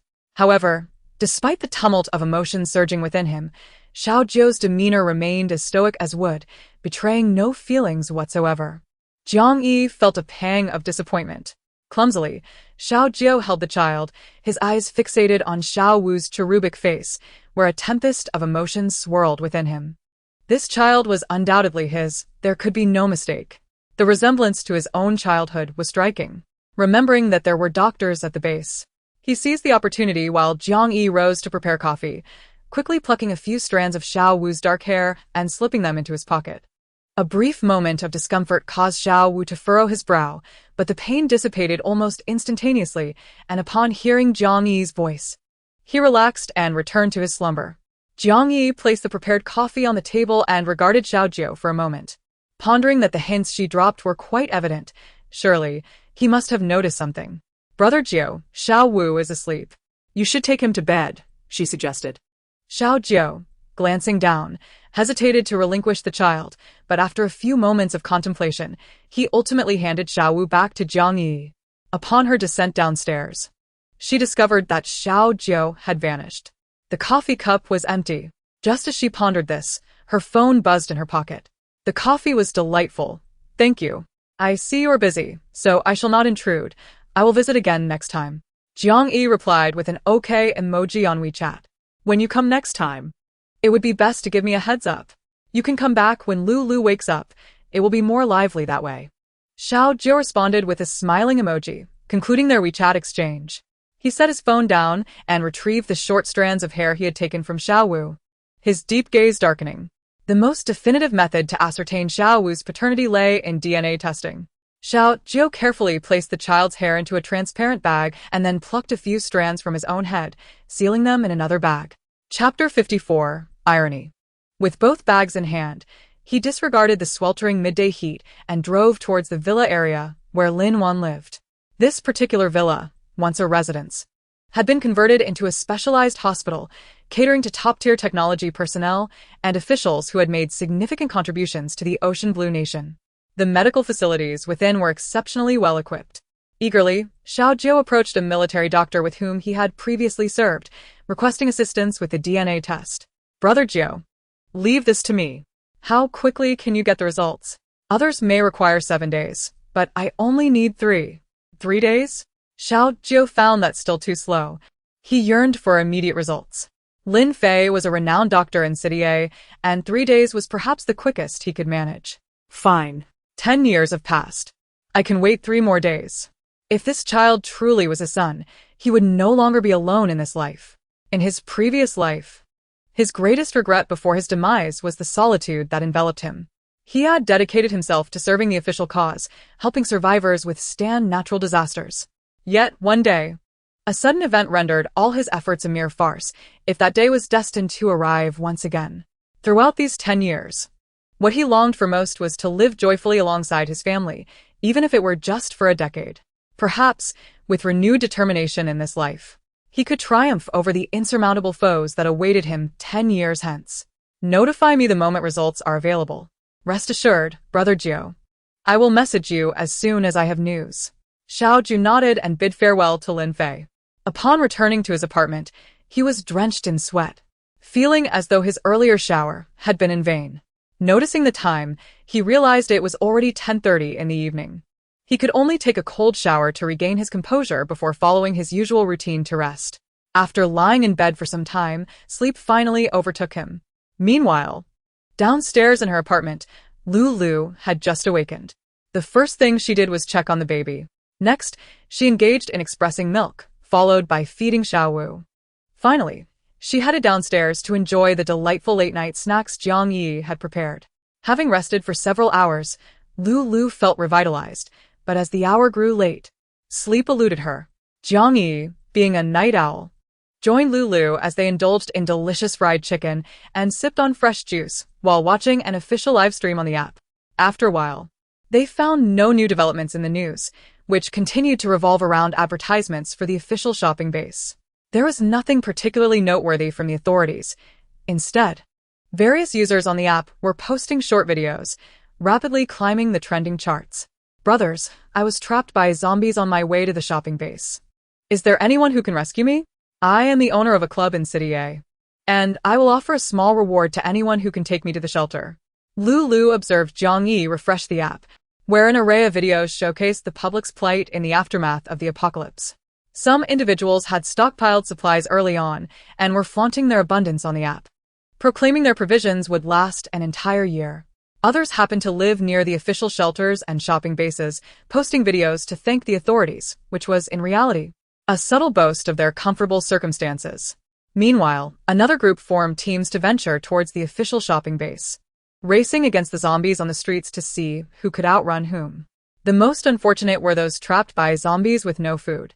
They could only post videos pleading for help from the authorities, leaving comments on the official live stream platform. The authorities responded with an official statement: "Please be patient. We will arrange personnel to provide assistance based on the situation." Lu Liu, I am truly fortunate to have such a wonderful friend like you. Otherwise, I would surely have turned into a zombie by now. Zhang Yi expressed her gratitude. Lu Liu smiled. We once shared a bond as close as sisters. This is nothing.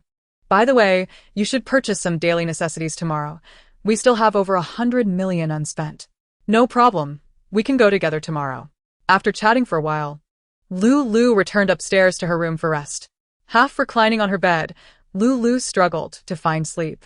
She took out her phone and opened the surveillance footage from the courtyard of the Jean Xian Villa in City A. As she viewed the video, she happened to catch Ma Weizhou and Zhang Lang arguing about something. Lu Liu put on her headphones, amplifying the volume to eavesdrop. This wretched villa has nothing. You caused us significant losses, and yet you have the audacity to suggest we reside here. Ha! Faced with Zhang Lang and his cohort's ridicule, Ma Weizhou was filled with indignation but dared not voice his anger. The individual before him wielded a firearm, rendering any assertion of fearlessness utterly implausible. With a single shot, his existence could be extinguished. Brother Lang, considering my role as your guide, would you permit me to stay inside? He implored. Just look at this sweltering weather. If I sleep outdoors tonight, I might suffer from heat stroke, not to mention the abundance of mosquitoes. Zhang Lang listened to Ma Weizhou's beseeching expression, yet his heart remained unperturbed. Were Ma Weizhou to change his gender, perhaps he might contemplate allowing him to spread his legs and occupy a room with air conditioning. Enough of your prattle. If it weren't for your guidance and the villa's proximity to the shopping station, I would have already disposed of you. One of Zhang Lang's dissatisfied subordinates interjected. Zhang Lang cast a discerning glance at the other onlookers in attendance. Let it be known, those who contribute to our team shall not be treated unfairly. However, his actions have depleted our ammunition significantly, which is a grave offense. The followers, mostly meek and eager for strength, yearned for Zhang Lang's guidance for survival. Faced with the decision of Zhang Lang and his cohorts, they unanimously expressed their agreement. They had no reason to dissent. Ma Weizhou, observing the sycophantic crowd, found himself powerless. Resigned to spending the night in the corridor, Zhang Lang, accompanied by other survivors, retreated into a room to enjoy the air conditioning. Lu Liuliu magnified the high-definition camera, capturing Ma Weizhou's current predicament with clarity. In Lu Liuliu's memories, Ma Weizhou once embodied the image of a gentle prince, akin to a breath of spring, warming the hearts of those who encountered him. Any girl who met him could not help but feel affection. Yet, all of this was a facade he had carefully constructed before outsiders. In truth, he was a hypocritical charlatan, a petty individual with insidious cunning, presenting one face while concealing another. She recalled how Ma Weizhou had meticulously crafted an image of kindness and helpfulness before her. It was this very deception that led him to believe he was her destined prince. In her youthful innocence, she had easily fallen into the meticulously woven cage of his persona. Kind-hearted? Eager to assist? Utter nonsense.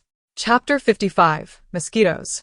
Fortunately, her grandmother had instilled in her the importance of self-respect and dignity, urging her to maintain her integrity. In her youth, she heeded her grandmother's advice, which ultimately thwarted Ma Weizhou's advances. What was this notion of her being aloof, refusing to let him touch her? Was this not his excuse for betraying her in search of other women to satiate his desires? He was nothing but a thoroughgoing scoundrel, unfaithful in love, scheming behind her back for shares in Yunshang. Was she not also enduring her own physiological torment? Why had she not betrayed him? Ultimately, it boiled down to selfishness and a meager mindset. Now, looking back at Ma Weizhou with a rational perspective, she observed that, despite the trials of the apocalypse over the past 10 days, his handsome visage still emanated an inexplicable allure. His dark hair was matted and greasy, glistening under the villa's corridor lights. It appeared he had not washed it for several days. She recalled how particular Ma Weizhou had once been about cleanliness. To maintain his fastidiousness, she diligently worked at the base, bringing back leftover water from the planting area for him to wash. That water had to be purchased with points. Lu Liuliu found herself rather foolish. Each time she beheld Ma Weizhou, it served as a reminder of her past involuntary suffering and the wounds she had endured. Buzzing incessantly, the relentless summer mosquitoes flitted about the courtyard. The villa boasted an array of flowers, plants, and trees, making it particularly attractive to mosquitoes, especially in City A, where mosquito extermination efforts were frequent. Only the most cunning and venomous survived. Within 5 minutes, 5 welts had already appeared on Ma Weizhou's arm. Lu Liuliu watched, coldly amused, as he scratched at his itching arms. These were no ordinary mosquitoes. They were evolved creatures of the apocalypse. A single bite, without anti-inflammatory medication or soothing lotion, could lead to festering wounds that would not heal for a week. Unbeknownst to Ma Weizhou, he assumed he was merely dealing with regular mosquitoes.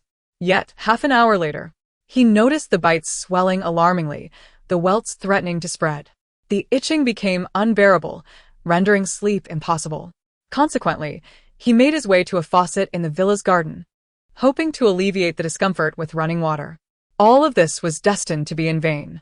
Just as Lu Liuliu reveled in his misfortune, the villa's door swung open. A young girl, carrying a bag, stealthily peered through the crack of the door. "Brother Zhou, I brought these for you." Hearing the voice, Ma Weizhou turned to see the girl from the group who often greeted him with a shy smile, his face lighting up with a radiant smile in return. "Thank you. I owe you one." The girl, still unable to discern the gravity of the situation, was enchanted by Ma Weizhou's looks and shyly lowered her head. "Brother Lang is quite strict. We all have to share a room, and there's no way to let you in. Once the sun rises and Brother Lang is in a better mood, I'll speak on your behalf. You are truly a kind-hearted girl. I am grateful for your help." The girl was the sister of one of Zhang Lang's associates and held some sway within the group. She placed the bag in Ma Weizhou's hands and quietly closed the door. Upon opening the backpack, he discovered a simple tent, soothing lotion, a pack of compressed biscuits, and a bottle of mineral water. These provisions arrived at the perfect moment. Eagerly, he set up the tent, crawled inside to rest, and applied the soothing lotion to the mosquito bites. The inside of the tent was stifling and uncomfortable, yet it was preferable to being a feast for mosquitoes outside. Lu Liuliu, witnessing the girl's assistance, gritted her teeth and sighed in resignation. This girl bore an uncanny resemblance to her younger self. It seemed that, for the time being, she could not bear to witness Ma Weizhou's suffering any longer. What a pity. Nevertheless, the place is bitten by the mosquitoes. Tomorrow, there would be quite a spectacle to behold. Watching him descend deeper into despair was far more gratifying than simply ending his life. Lu Liuliu felt a surge of contentment.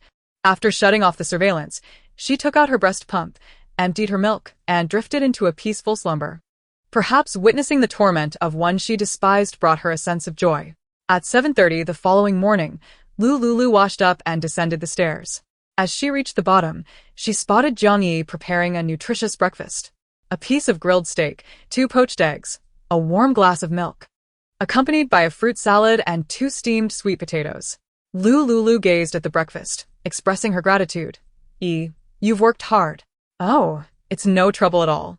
I often prepare fitness meals, so this is quite simple for me. You must try it.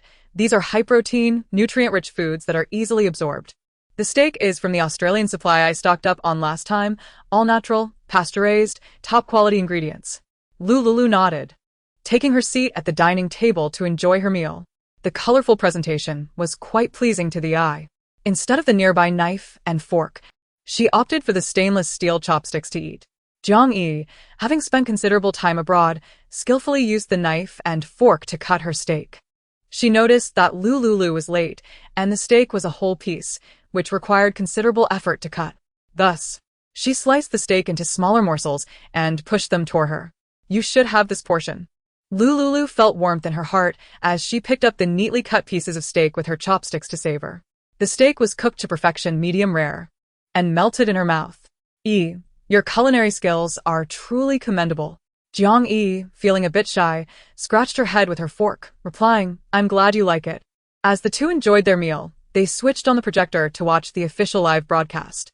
This time, new information was released by the authorities. According to the official rescue team, survivors would be accommodated in shelters based on proximity. Additionally, a currency and points redemption system was being implemented, starting from the 1st of next month. All currency would no longer be usable for direct purchases of supplies but could only be exchanged for points at a ratio of 1:11,000. Survivors were urged to complete currency exchanges by August 1st, limited to personal accounts. In cases of deceased relatives, proof of death would allow for the conversion of the deceased's currency into points. Access to the shelters would utilize solar-powered wristbands. Under ultraviolet light, the wristbands would remain charged, and points would be stored within them, each wristband valued at 100 points. Each wristband would contain identification information linked to a unique code. Anyone caught attempting to seize a wristband would face permanent expulsion from the shelters. For survivors without points, the authorities would provide a wristband interest-free, allowing them to exchange supplies for points or earn points through labor. Initially, survivors with nothing would receive a wristband free of charge, and once they earned points, half of those points would be automatically deducted to repay the wristband's cost. Chapter 56. My Dad is XX. Just as Lu Liuliu and Jiang Yi were absorbing the news, a cacophony of noise erupted from downstairs in their apartment building. Upon hearing the commotion, they set down their utensils and approached the floor-to-ceiling windows to look outside. From their vantage point, they could see a multitude of large trucks parked at the entrance of the Lin Wan community. The original security booth had been transformed into a checkpoint, with a line of armed officials standing guard. Survivors were disembarking from the trucks, and as they did so, a chaos erupted among them. Some in the excited crowd began shouting and gesticulating at the officials guarding the entrance. Due to the distance and the thick soundproof glass, the noise was muffled and chaotic. Lu Liuliu ascended the stairs to retrieve a drone developed by Cloud Technology. She controlled the drone to fly out of the apartment window, hovering above the entrance to capture the sounds and images of the scene below. The small drone hovered in the sky, unnoticed by the fervent crowd. Lu Liuliu pressed a button, connecting the projector to the drone's feed. Instantly, the sounds of the uproar filtered through to the projector. Seated on the sofa, Lu Liuliu and Jiang Yi watched the footage on the screen. "We are taxpayers. Why are we not allowed entry?" Someone shouted. "It's scorching hot, and you make us stand out here. You officials are supposed to serve the people. My dad is Li Xian. I am Li Gang. How dare you treat me with such disdain? Be careful, or my father will contact your superiors and you'll regret it." The revelation that his father was Li Xian, a renowned tycoon in City A, stirred murmurs among the crowd, realizing he must possess a considerable amount of currency. Indeed, the authorities mentioned that currency could be exchanged for points. With his wealth, how many points could he redeem? Someone exclaimed, "Gang, you're my big brother now. I want to stick with you." After Li Gang's declaration, a throng of people gathered around him, eager to befriend him. Currency equated to points, which equated to supplies. Associating with such a wealthy individual promised a future devoid of scarcity. However, while Li Gang was brash, he was not foolish, accustomed to sycophants. He navigated the situation with ease. "Don't rush. If you want to be my friend, add me on WeChat, and we can discuss it later." A swarm of people quickly scanned Li Gang's QR code, adding him on WeChat. He casually created a group chat, inviting this batch of survivors to communicate. The previously boisterous entrance fell into silence as everyone busied themselves with their phones. The official personnel remained impassive, trained not to display emotion, their demeanor unshaken by the unfolding situation, proceeding according to protocol. Li Gang's status propelled him to the front of the line for check-in. "Identification, please," the staff member at the window stated with a lack of emotion, adhering strictly to her duties. Upon hearing her tone, Li Gang felt a flicker of annoyance. He looked up, ready to speak, but met the gaze of the staff member, whose fierce eyes made him swallow his words. Startled, he extended his identification card. Your liquid assets total 200 million. Converting them to points will yield 200,000. Do you wish to proceed? Yes. Li Gang had previously learned of the conversion ratio and had no objections. In a time when currency could not procure supplies, exchanging it here seemed advantageous. This is your personal wristband. 100 points will be automatically deducted for it, leaving you with 199,900 points. The official handed the wristband to Li Gang. Following her instructions, he took his luggage and used the wristband to open the adjacent iron gate, entering the inner sanctum. As he stepped inside, he glanced back at the crowd. Gang. Wait for us. They called out, urging him. Li Gang hesitated. Being in unfamiliar territory, the presence of more people was comforting. He relished the feeling of being surrounded. Li Gang stood in the shade of the booth, waiting. The crowd formed an orderly line, processing their paperwork under the official supervision. The first batch of arrivals completed their procedures and entered the community. Soon, the second batch arrived at the entrance. Lu Liuliu, observing the raucous crowd on the projector, withdrew her gaze. The official efforts to rescue survivors were accelerating. In her previous life, the authorities had not acted with such urgency. This, indeed, was a positive development, as it would reduce the number of casualties from zombies before the impending disaster struck in a year. Lu Liuliu maneuvered the drone back, placing it alongside the remote control. At that moment, Jiang Yi switched to a streaming platform where an official broadcaster was tirelessly addressing survivors' inquiries. If we are with that crowd, will we be infected by the zombie virus? I've heard that there is an incubation period. The official reassured them, rest assured. Those infected with the zombie virus will exhibit symptoms within 24 hours. All survivors we rescue undergo testing with virus test strips and health screenings to confirm they are virus-free before being admitted to the safe base. Infection beyond 24 hours without becoming a zombie may result in a certain probability of evolving into a superhuman with special abilities. However, we strongly advise against attempting to contract the virus. Statistically, the chance of awakening as a superhuman is only 5. But what if a case slips through the cracks? Wouldn't that endanger everyone? The official responded, according to research by relevant virus experts, the zombie virus has entered its second stage, during which it only spreads through blood. Only when both parties bear bleeding wounds and one carries the virus will the infection of the zombie virus occur. This brings forth a rather audacious thought. What notion is that? Regarding those endowed with abilities, if I were to ingest the blood of one such individual, might I not also awaken similar powers? The official broadcaster, upon seeing the barrage of comments, furrowed his brow. What nonsense is this? The very idea of consuming the blood of those with abilities. Do they wish for their own demise? The abilities are born from surviving the viral infection, which has mutated within their bodies to a far more perilous degree. Without such fortuitous survival, drinking their blood would result in immediate transformation into a zombie. Thus, I would strongly advise against such experimentation. Consuming the blood of an ability user will not grant one powers, but rather lead to instant zombification. Another male broadcaster received a message through his headset from the staff. He activated the LCD screen behind him and retrieved a USB drive provided by the staff, opening an experimental video. In the experiment, official scientists administered the blood of 2 identified ability users to laboratory mice. The result was staggering. Within less than a minute, the mice succumbed to transformation, becoming zombie mice, wildly thrashing about in their cage. The survivors who had just expressed such thoughts turned pale upon witnessing the experiment. If the official live broadcast had not provided clarity, some greedy individuals longing for strength might have still considered acquiring the blood of an ability user. But now, none dared to entertain such notions. Jiang Yi, upon seeing the official response, felt a twinge of disappointment. At that moment, when she first heard of those endowed with abilities, she too had entertained that thought. Alas, her aspirations of becoming an extraordinary being seemed dashed. How disheartening. The laundry was done. She decided to retrieve it for drying.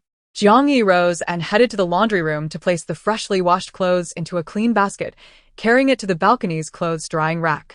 Lu Liuliu, engrossed in the live broadcast and the broadcaster's responses, unknowingly drifted into slumber.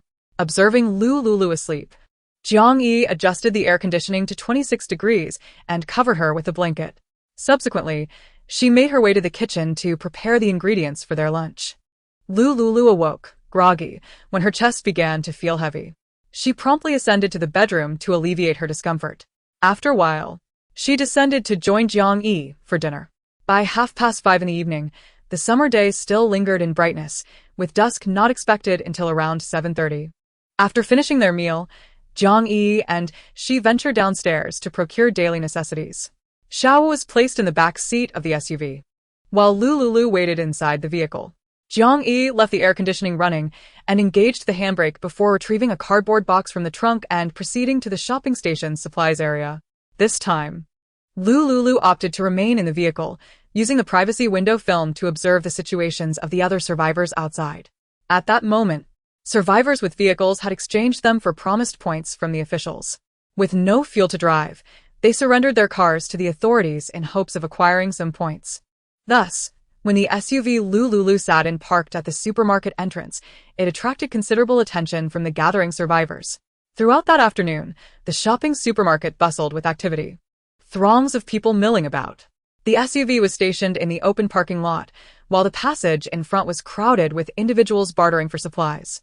Lu Liuliu, having given birth over half a month ago, occasionally felt a dull ache at her incision site. This discomfort was bearable without the need for pain relief. The air conditioning inside the vehicle was sufficiently cool, providing her with comfort. She adjusted her position, propped her back against a cushion, and stretched her legs, allowing her abdomen some temporary relief. Her gaze drifted through the privacy window, observing the bustling barter scene outside. The sounds of hawking filled the air. In the adjacent parking space, several RVs and SUVs were parked. Since the onset of the apocalypse, the former affluent had exchanged their wealth for over 100,000 points, enabling them to procure a variety of goods. Lu Liuliu quietly observed for a while, noting that the wares being sold were primarily luxury items and everyday necessities. In the old world, such items were extravagant and costly. Now they had plummeted to mere pittance, with a pack of instant noodles or a bag of compressed biscuits trading for a luxury handbag. Additionally, high-end skincare products like branded lotions and serums were available at drastically reduced prices. Lu Liuliu was perplexed by the low prices at which these items were being sold. Just then, her phone buzzed with a message from Jiang Yi. In the span of a single night, the supermarket at the base had undergone a remarkable transformation. Purchase limits remained, but now prices were expressed in terms of points. Payments could be automatically deducted by scanning through wristbands. A set of high-end skincare products now cost merely 0.5 points, while a bag of compressed biscuits was priced at 1 point. High-calorie chocolates were priced variably by weight, and fresh vegetables like potatoes had doubled in price, marked at 2 points per pound, based on a conversion rate of 1,000 yuan equating to 1 point. This pricing was exceedingly steep. As Lu Liuliu pondered this, her wristband vibrated, alerting her to an official announcement. Recruitment. Due to a shortage of labor at the base, there is an urgent need for agricultural and industrial talents. No prior experience is required, as training is provided.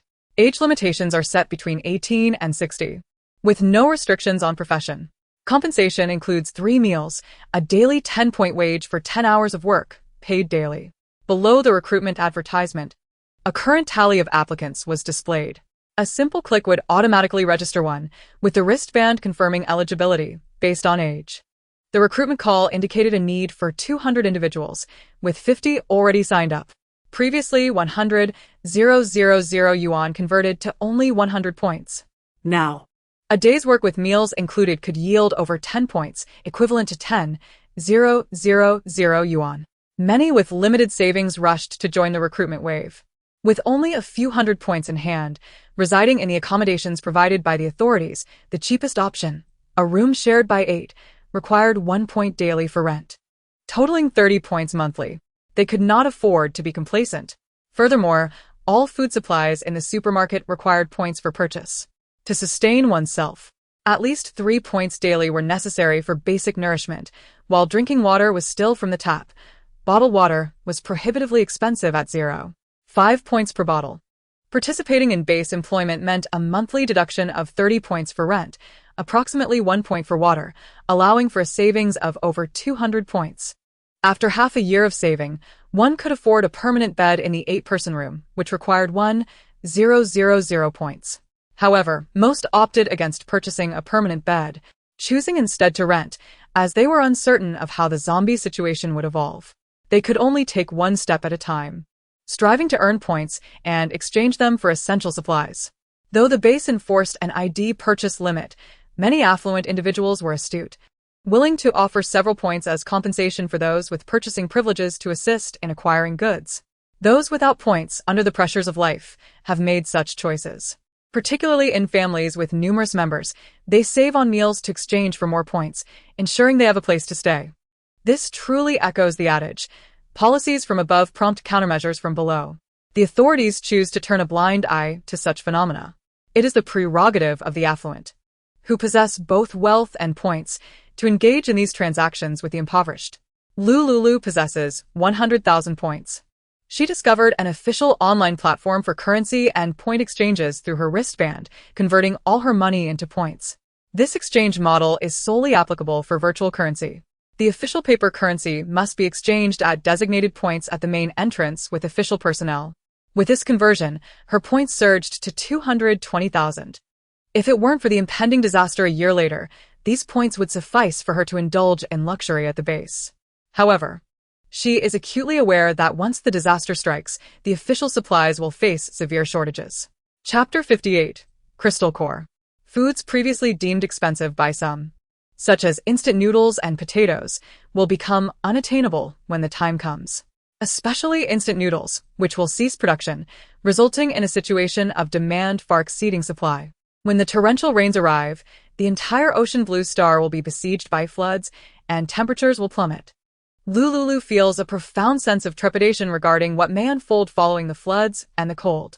Nevertheless, the ample supplies within her space grant her a sense of security. Lu Liuliu glanced at the sleeping Xiao Wu, took the spare car key given by Jiang Yi, exited the vehicle, secured the car door, and approached a nearby stall to select supplies. With her abundant points, the items at the stall were almost at rock-bottom prices. However, gold jewelry remained highly sought after. The official wristband features a shopping mall that is currently purchasing gold. 1 gram of gold can be exchanged for 50 points. Lu Liuliu surveyed the stall, which was primarily filled with jewelry and luxury jade items. These items, while visually appealing, serve little practical purpose and are cumbersome to carry. She refrained from purchasing these, even at tempting prices. After scanning several stalls without finding anything of interest, she finally laid eyes on a man at a stall exuding a menacing aura, who was selling numerous glowing zombie crystal cores, each the size of a grain of rice. Instantly, her interest was piqued.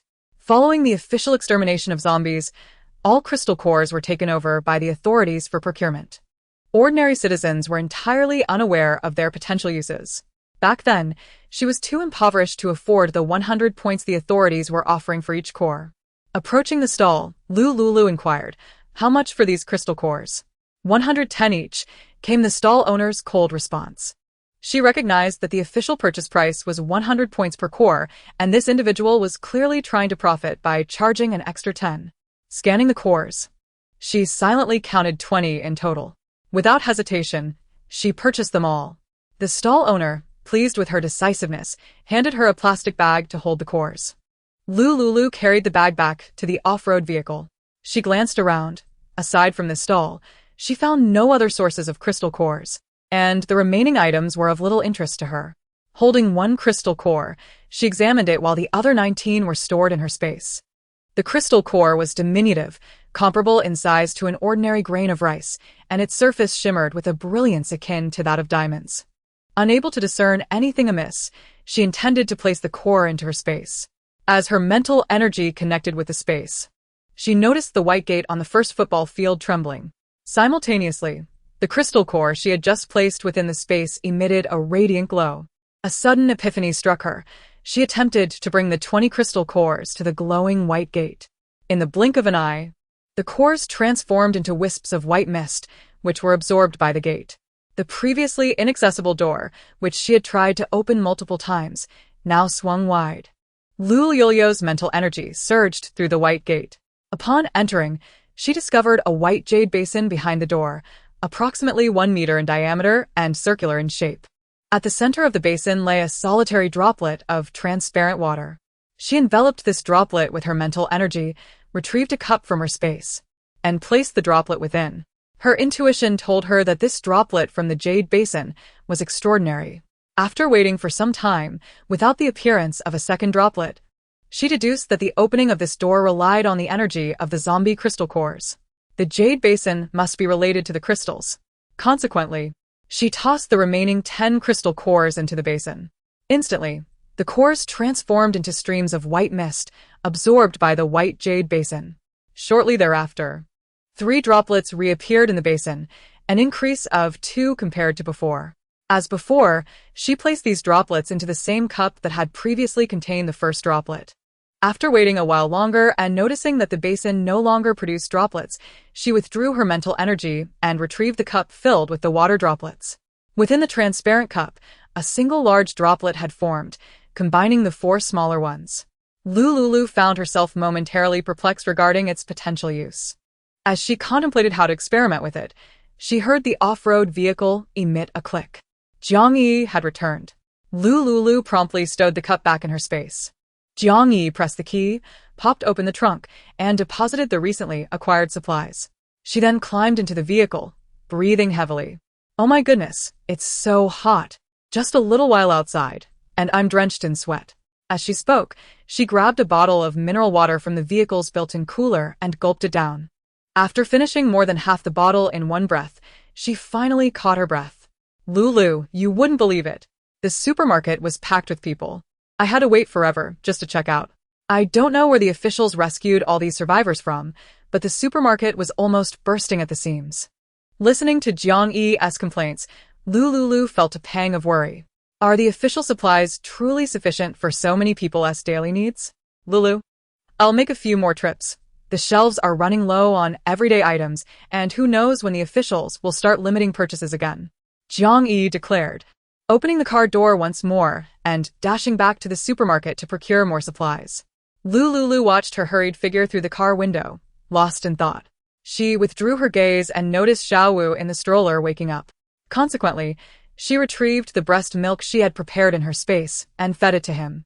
After finishing, Xiao Wu fell asleep again. Each time he slumbered, he would sleep for about 3 hours. Lu Liuliu calculated the time, enduring the occasional pangs of discomfort in her lower abdomen, and opened the door to exit the vehicle. The crystal cores were beneficial for upgrading her space. She needed to find a way to acquire more. The authorities were aggressively purchasing the cores, monopolizing the market. This was the early stage. She could still acquire some from the newly arrived survivors, but once the zombies were eradicated by the officials a year later, her opportunities for upgrading her space would vanish. Lu Liuliu navigated around the stalls, her gaze sweeping across them, hastily glancing over items other than the crystal cores. At long last, she had traversed the stalls in all 4 cardinal directions of the supermarket, amassing 100 crystal cores. These cores were procured from various scattered vendors. Some survivors, having stumbled upon these cores and unsure of their utility, extracted them from the brains of zombies and set up stalls to sell them. The prices were generally about 10 points higher than the official rates. Lu Liuliu was indifferent to such matters. Her focus was on competing with the officials for the crystal cores. With her ample points and abundant supplies, it was worth it to exchange all her current points for cores. Space was her greatest security. Clutching the 100 crystal cores, Lu Liuliu hurried towards the direction of her off-road vehicle. Just a few steps in, she suddenly encountered a familiar face. Chapter 59, I never expected you were still alive. Lulu, I truly didn't expect you to still be alive. It's simply splendid. Su Pingtian exclaimed, her radiant smile accompanied by a voice as sweet as honey, eliciting goosebumps. Upon seeing her former adversary, Lu Liuliu could not suppress a cold smirk. After all these days, witnessing Ma Weizhou's torment had enabled her to contain her hatred, though not entirely. The sight of Su Pingtian filled her with loathing, yet she maintained a gentle smile, just as she always had. Indeed, it's quite a surprise to see you alive. Living is preferable. The slow torment of existence is far more satisfying than death. Lulu, why did you leave the hospital without a word? I've been so worried about you, trying to reach you by phone and text, but you were unreachable. Lu Liuliu scoffed internally. Worried about me? How ludicrous. If you truly cared, would you sneak off to a hotel to brawl with my friend's fiancé while she was giving birth? Who was it that led me to drunkenly engage with a stranger, Su Pingtian? Your hypocrisy surpasses that of Ma Weizhou.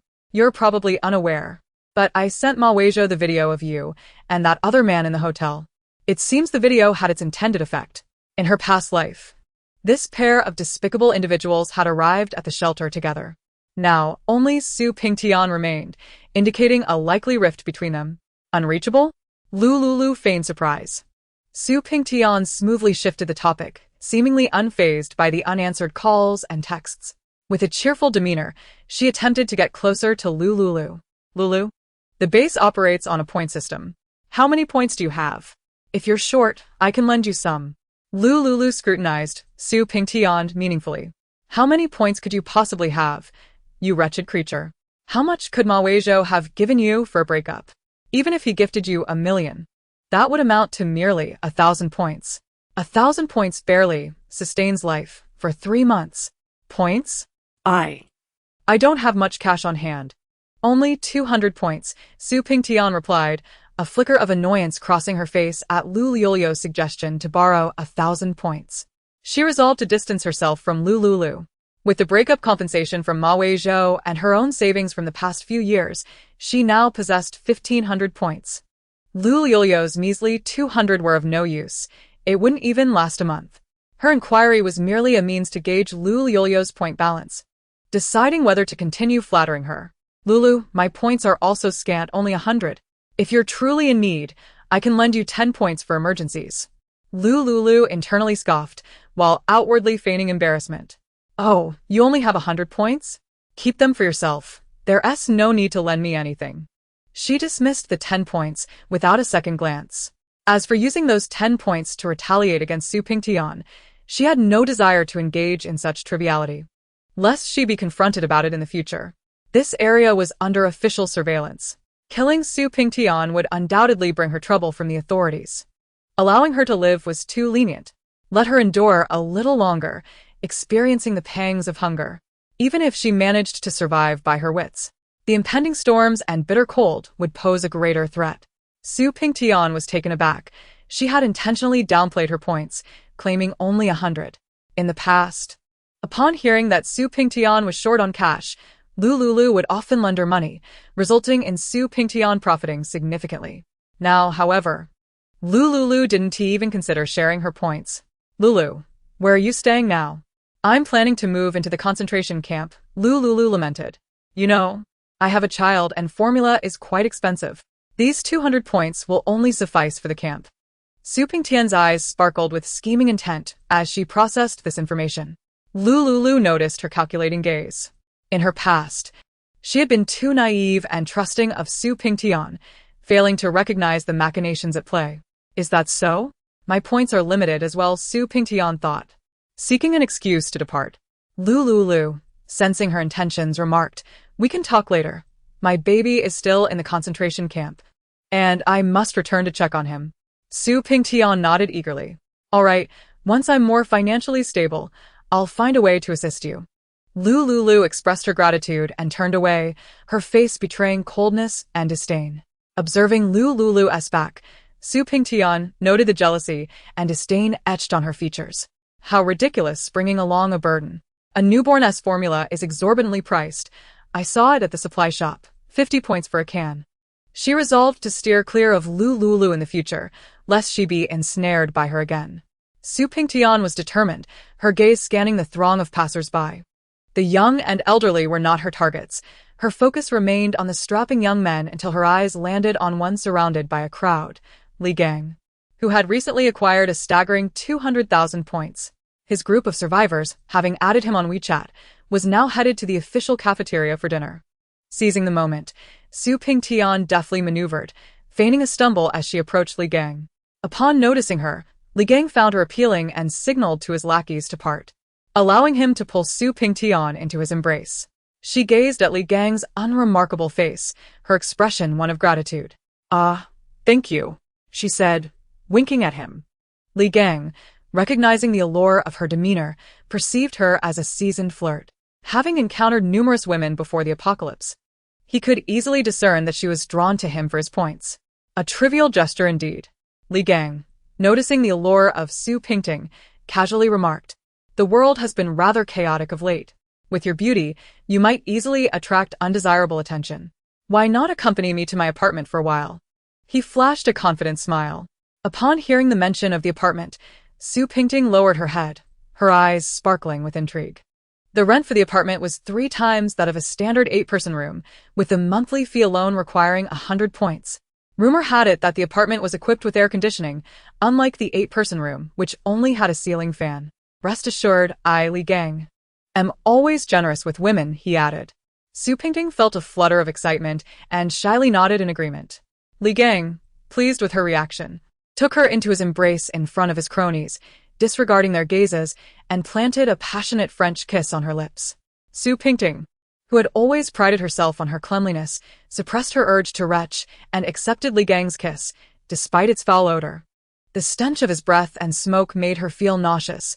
However, she knew the importance of maintaining appearances. She was acutely aware of her advantages. Having already been involved with several men, she did not mind adding a few more to her list.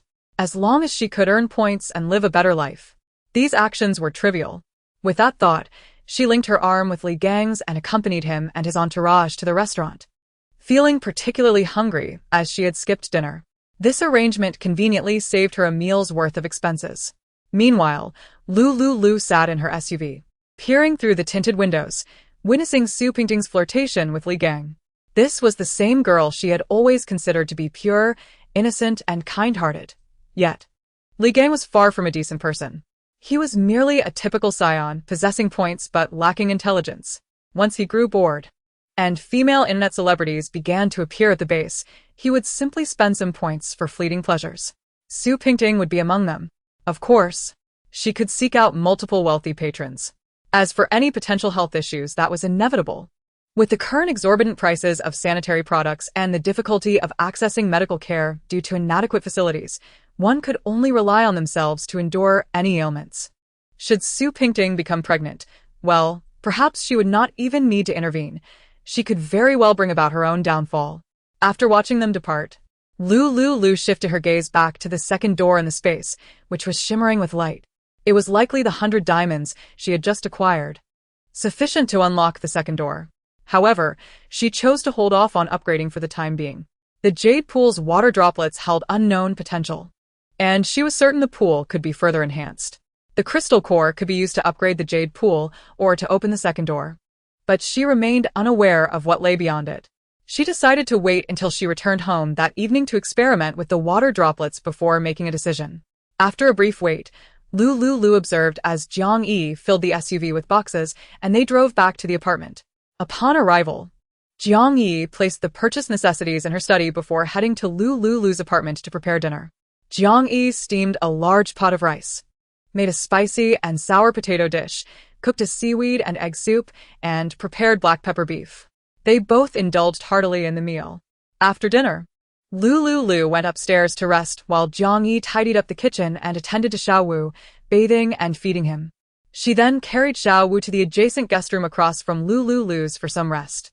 Once in her bedroom, Lu Liuliu securely closed the glass door and drew the curtains, ensuring that no one could see inside. Having completed these tasks, she retrieved the cup containing the water droplets from the space. Lu Liuliu was aware that this water was extraordinary. She first found a bottle of mineral water and diluted the water droplets in the cup. Then, she carefully placed a spoonful of the special water on her vanity. It was essential not to test it on herself first. From the space, she took out a small rabbit that had been confined in a cage. Lu Liuliu placed the diluted spring water inside the cage. As the rabbit awakened, it became excited upon catching the scent of the special water. Before Lu Liuliu could observe further, the rabbit extended its tongue and eagerly licked the precious jade pool water. After finishing, the rabbit appeared unsatisfied, its red eyes gleaming with a human-like yearning as it looked longingly at Lu Liuliu, as if pleading for more of the water. Seeing that the rabbit had no adverse reaction, Lu Liuliu felt reassured about the spring water. As for the rabbit's longing gaze, she dismissed it, quickly placing the cage back into the space. With the rabbit having consumed the water without incident, she felt confident to try it herself. Once She had read in novels that the heroine's space would manifest a miraculous spring, imbued with wondrous properties. Although her jade pool spring contained only a few drops, having any was better than none. Lu Liuliu took a small sip of the diluted jade pool water, finding it sweet and indistinguishable from regular water. After drinking, she anticipated some extraordinary reaction. Perhaps, like in the novels, the spring water would enhance her beauty. She was already beautiful but wouldn't mind becoming even more so. At worst, she could wear a mask and use cosmetics to alter her appearance when going out. After approximately 10 minutes, she felt an intense itch at the sight of her cesarean scar. Lifting her shirt, she discovered that the wound, which had been scabbing over, was visibly healing before her eyes. Within minutes, the scar had seemingly vanished as if it had never existed. Overwhelmed with joy, Lu Liuliu pressed her hand against the area where the incision had been, feeling no pain whatsoever. This jade pool water possessed remarkable healing properties. She took another sip, eager to see if further changes would occur. Indeed, the healing effects of the jade pool water were potent. Even in its diluted form, it retained its efficacy. After consuming this additional sip, she felt an urgent need to use the restroom. She promptly pushed open the glass door to the bathroom, resolving her bodily needs. This endeavor took an astonishing half an hour. The bathroom was filled with an unpleasant odor. Lu Liuliu had never realized how many foul metabolites resided within her body. After finishing, she felt utterly rejuvenated. The postnatal weakness and the frequent dizziness that had plagued her vanished completely. Standing up, she discovered her body felt better than ever.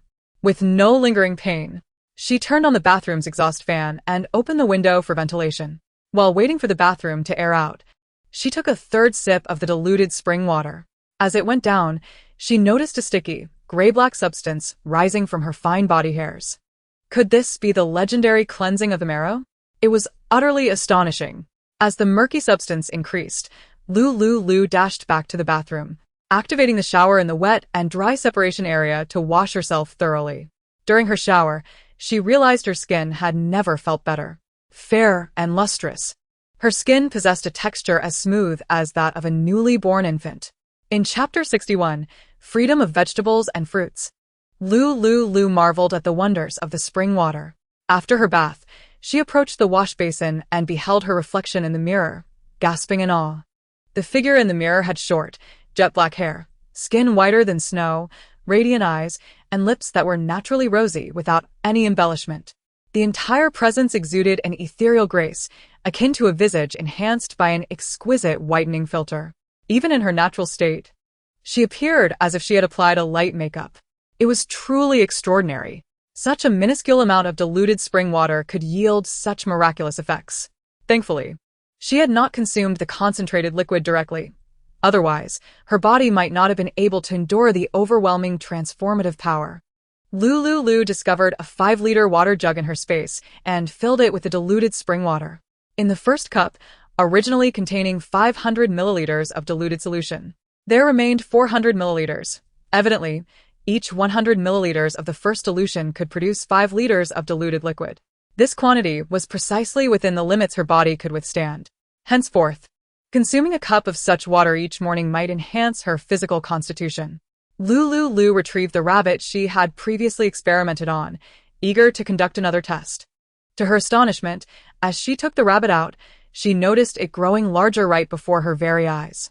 She hastily opened the cage and extracted the rabbit. After a mere 3 minutes, the rabbit ceased its growth, transforming from a small creature into one 3 times the size of a normal rabbit. The diluted spring water seemed to possess the remarkable abilities of promoting wound healing, improving physical condition, expelling toxins, and fostering animal growth.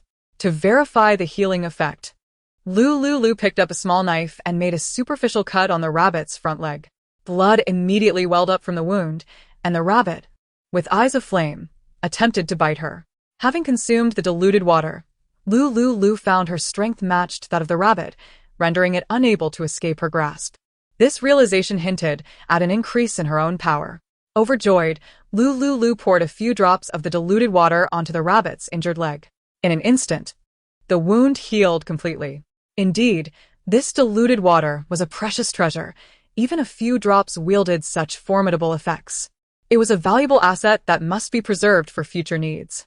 It appeared that as long as she had breath and the spring water, no injury would be insurmountable. With a newfound sense of security, Lu Liuliu placed the rabbit and the experimental cup into her space. The first door had required 10 crystal cores to open, and the first upgrade had also consumed 10. What then of the second door? What lay beyond it? Filled with anticipation, Lu Liuliu bit her lip, opting to forego further upgrades on the first door and instead channel her crystal cores into opening the second. As the cores transformed into wisps of white smoke under her mental command, the second door swung open, requiring a staggering 100 crystal cores to do so. If the first door demanded 10 cores and the second 100, would the subsequent doors require an exponential increase of tenfold? How many cores would be needed for the 10th door? Lu Liuliu, lacking in mathematical prowess, found herself momentarily stumped. She retrieved a calculator to crunch the numbers. If the third door were estimated at 1,000 cores, then the fourth would require 10,000, the fifth 100,000, the sixth 1 million, the seventh 10 million, the eighth 100 million, the ninth 1 billion, and the 10th 100 billion. The entirety of the High Law Nation did not boast a population of 100 billion. Even considering every inhabitant of Hylon Star, including those turned into zombies, one could barely count to 100 billion undead, let alone obtain that many crystal cores. If this pattern held true, her aspirations to unlock the 10th door were little more than a daydream. One step at a time. One must not be too greedy. She had already acquired a wondrous space, miraculous water, and successfully opened the second door. It was best to first explore what lay within the second door. As Lu Liuliu directed her mental energy into the second door, her gaze fell upon a plot of black soil measuring 5 by 9 meters. Divided into 45 equal sections, each approximately 1 meter in width and length.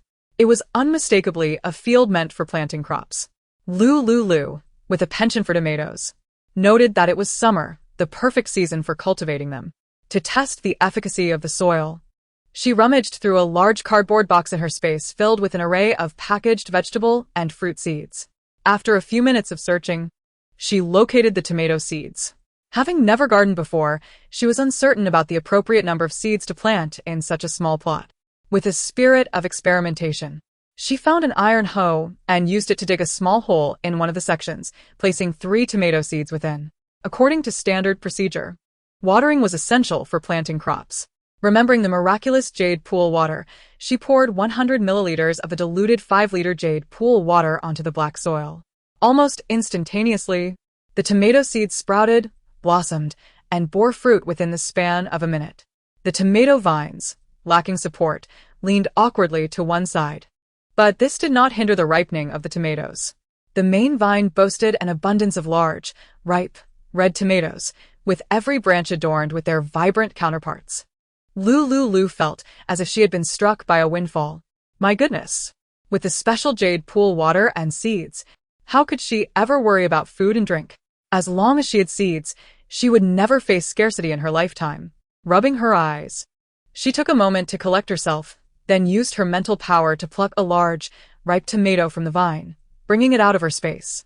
She washed the tomato under running water in the bathroom, then took a bite. The rich, fragrant flavor of the tomato enveloped her senses, the sweet and sour taste bursting in her mouth. It was an exquisite delight. Tomatoes cultivated with jade pool water possessed not only flavor, but also health benefits. Free from pests, chemical fertilizers, and pesticides. Every bite was a testament to good health. With such a miraculous production tool at her disposal, she had no qualms about selling the vegetables from her warehouse greenhouse. However, it was prudent to reserve the finest, pure, and organic fruits for her own consumption. Yet, the source of the vegetables needed to be traceable.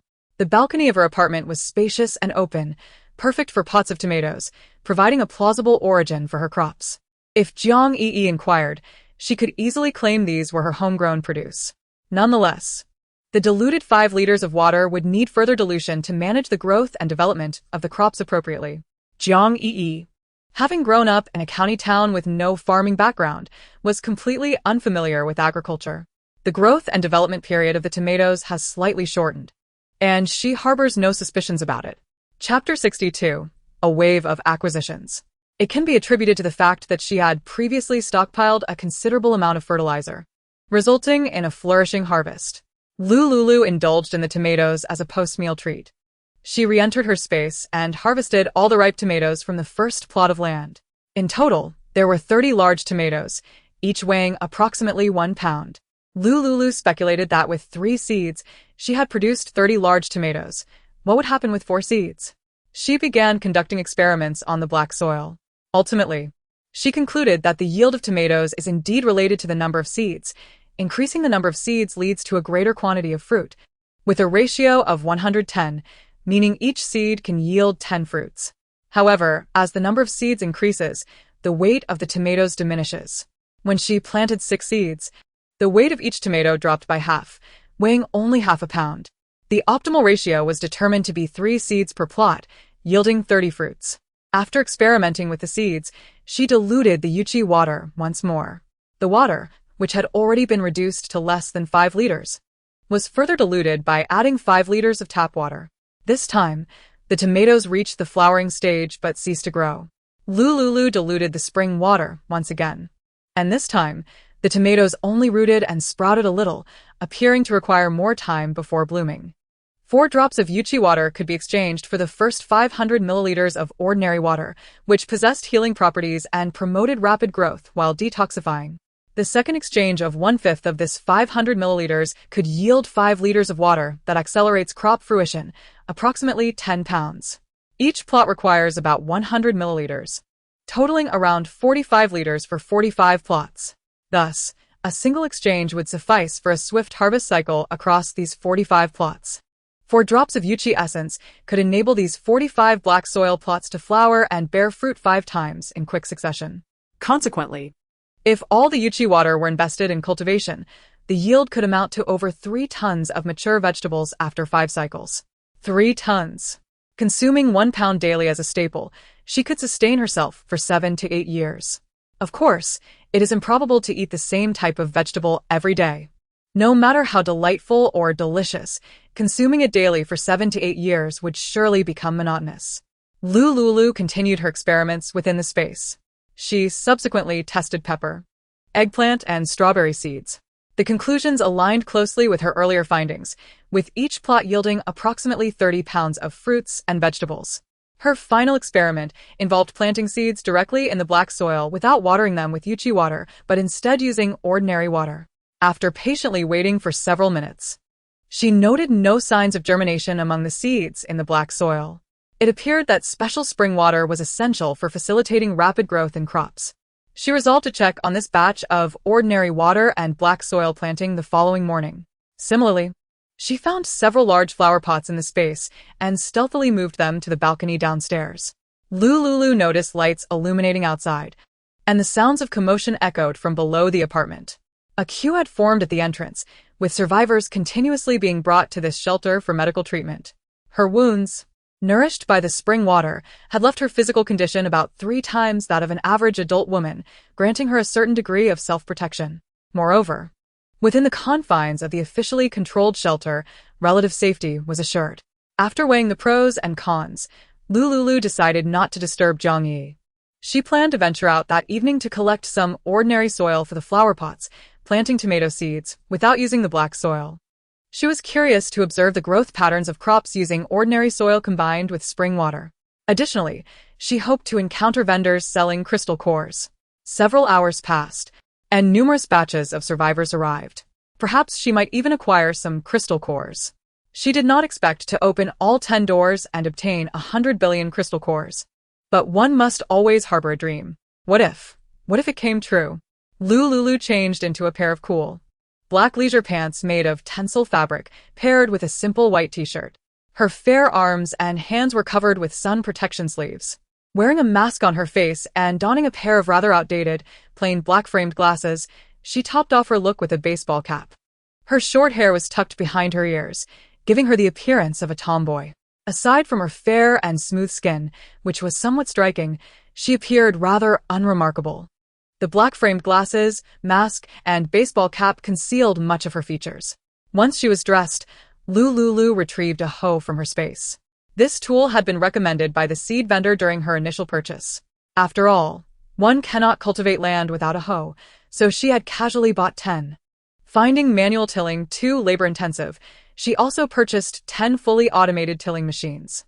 When the time allows, the electric tillers in her space, equipped with a large-capacity battery, can operate autonomously. However, this method requires mental control, and her mental energy is limited. After 2 hours in the space, she would feel quite fatigued. This fatigue could be alleviated by consuming some diluted Yuchi water. Thus, tilling and digging became remarkably straightforward. Lu Liuliu located an unused plastic bucket, placed the hoe inside, and gently opened the apartment door, making her way to the nearby garden. She found a large tree close to the apartment and dug a pile of ordinary soil into the plastic bucket. A bucket of ordinary soil would be sufficient to plant in 2 flower pots. After finishing with the soil, she carried the plastic bucket back to her apartment, placed it on the balcony, and immediately turned to descend the stairs again.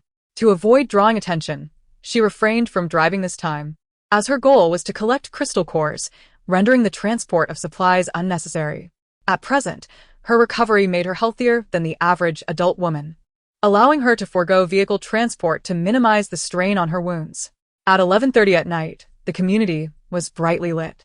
Lu Liuliu strolled slowly along the concrete path of the complex. Before long, she reached the entrance of the community. Survivors who had arrived earlier understood that all survivors would pass through the gate to enter the shelter, leading many to set up stalls at the entrance. The officials, upon noticing, did not interfere but merely dispatched personnel to maintain order among the vendors without further interference. Lu Liuliu approached the first stall, where an array of jade stones was displayed. Finding them useless, she turned her gaze to the next stall. This one featured a large assortment of seeds and fertilizers. Lu Liuliu's eyes lit up. Who could ever have too many seeds? At this moment, she still had yet to learn how to extract plant seeds from fruits. She needed to consult agricultural literature for guidance. However, with ready-made seeds available, she simply had to make a purchase. Squatting before the stall, she noticed 3 basic types of seeds: cabbage, cucumber, and scallion. "How much are these seeds?" she inquired eagerly. The stall owner, a middle-aged woman, was thrilled to hear Lu Liuliu's question about the price. Chapter 63.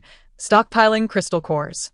Their family operated a seed and fertilizer shop, and with the onset of the apocalypse, their food supplies had long been depleted. When the official personnel searched the area, they discovered them. They brought their family to the shelter. Most of the seeds from their home had been confiscated by the authorities. The price offered by the officials was dismally low. Yet they had no choice but to acquiesce due to the circumstances. Upon arriving at the shelter, they discovered that the points earned from selling seeds were barely sufficient to sustain a family of 3 for a month. Fortunately, she had retained a portion of the seeds, intending to cultivate her own vegetables at the base. However, upon reaching the base, she realized that water, electricity, and accommodation all required points. A single ton of tap water cost 1 point, equivalent to 1,000 yuan. During the season, the cultivation of crops necessitated an excessive amount of water, and she found herself without a suitable place to plant them. They resided in a concentration camp where everyone was crammed into tiny 10-square-meter cubicles. Thousands of individuals were packed together. The stench was unbearable, and the heat was oppressive, with not even a single electric fan to provide relief. Under such conditions, where could she possibly cultivate crops? If she attempted to plant outside, the fruits of her labor would undoubtedly be stolen. Lacking the means to farm, she could only adopt a trial-and-error approach, hastily selling off the remaining seeds. Each bag of seeds was worth 1 point. The vendor quoted a price, scrutinizing Lu Liuliu's expression for any hint of her reaction. The officials purchased seeds from her stall based on market rates. Seeds worth 1,000 yuan were exchanged for 1 point. This price was unacceptable to her family. After much haggling, the officials ultimately agreed to buy the seeds at the rate of 1 point per bag. In the end, her family received 1,500 points along with a portion of seeds they had deliberately kept for personal use. Upon hearing the price, Lu Liuliu frowned. The official store also sold seeds, each bag for 1 point. Why wouldn't she simply buy from the officials? "If you want to sell for 7 points, I'll go to the official store," she declared. The vendor had seen the seeds sold by the officials and realized she had been shortchanged, but under the current circumstances, one had to bow to necessity. Selling at 7 points was not a loss for her. If she returned the seeds to the officials, the current market price would barely yield 5 points per bag. The vendor nodded, accepting the loss. How many bags do you want? I'll take them all. The vendor was ecstatic, as there were 100 bags of seeds at her stall, selling for 7 points each, totaling 70 points. Living in the concentration camp required 1 point per day for rent for the three of them. 70 points would cover their rent for over 3 months. If they wished to reside in a better 8-person room, the cost would be calculated per person, with each requiring 1 point, 3 times the cost of the concentration camp. Their family needed 90 points a month, and with water and electricity, they would require at least 100 points monthly.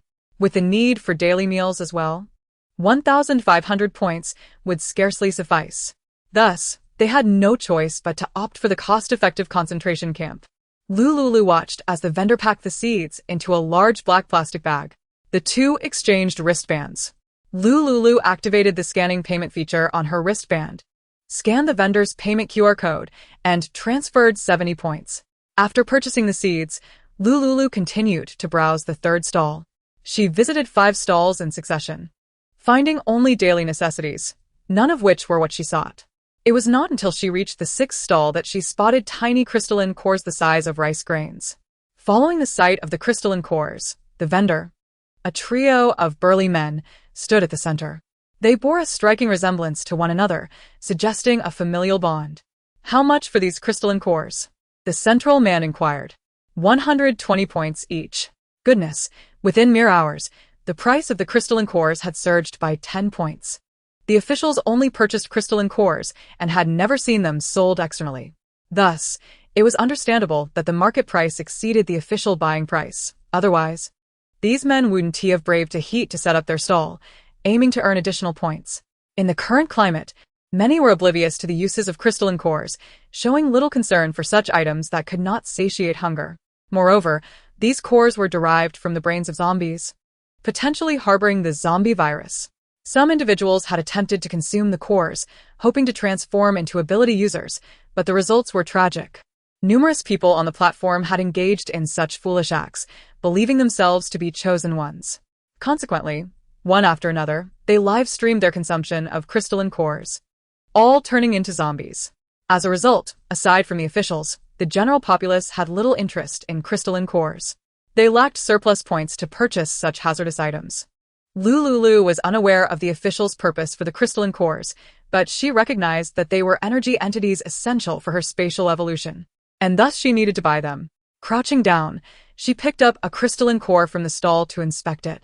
Don't touch if you can't afford it, the burly man on the left snapped. Lu Liuliu remained unperturbed, attempting to negotiate with the central man. 110 points each. Will you sell? After a moment's hesitation, he agreed.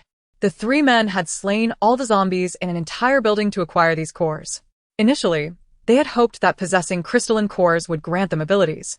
But after the officials' announcements and the tragic fates of those who had consumed cores, they had become apprehensive. Setting up their stall was a spur-of-the-moment decision. I can sell them to you, but you must tell me, what are these crystalline cores used for? The central man assumed Lu Liuliu, intending to buy the cores, must know their purpose.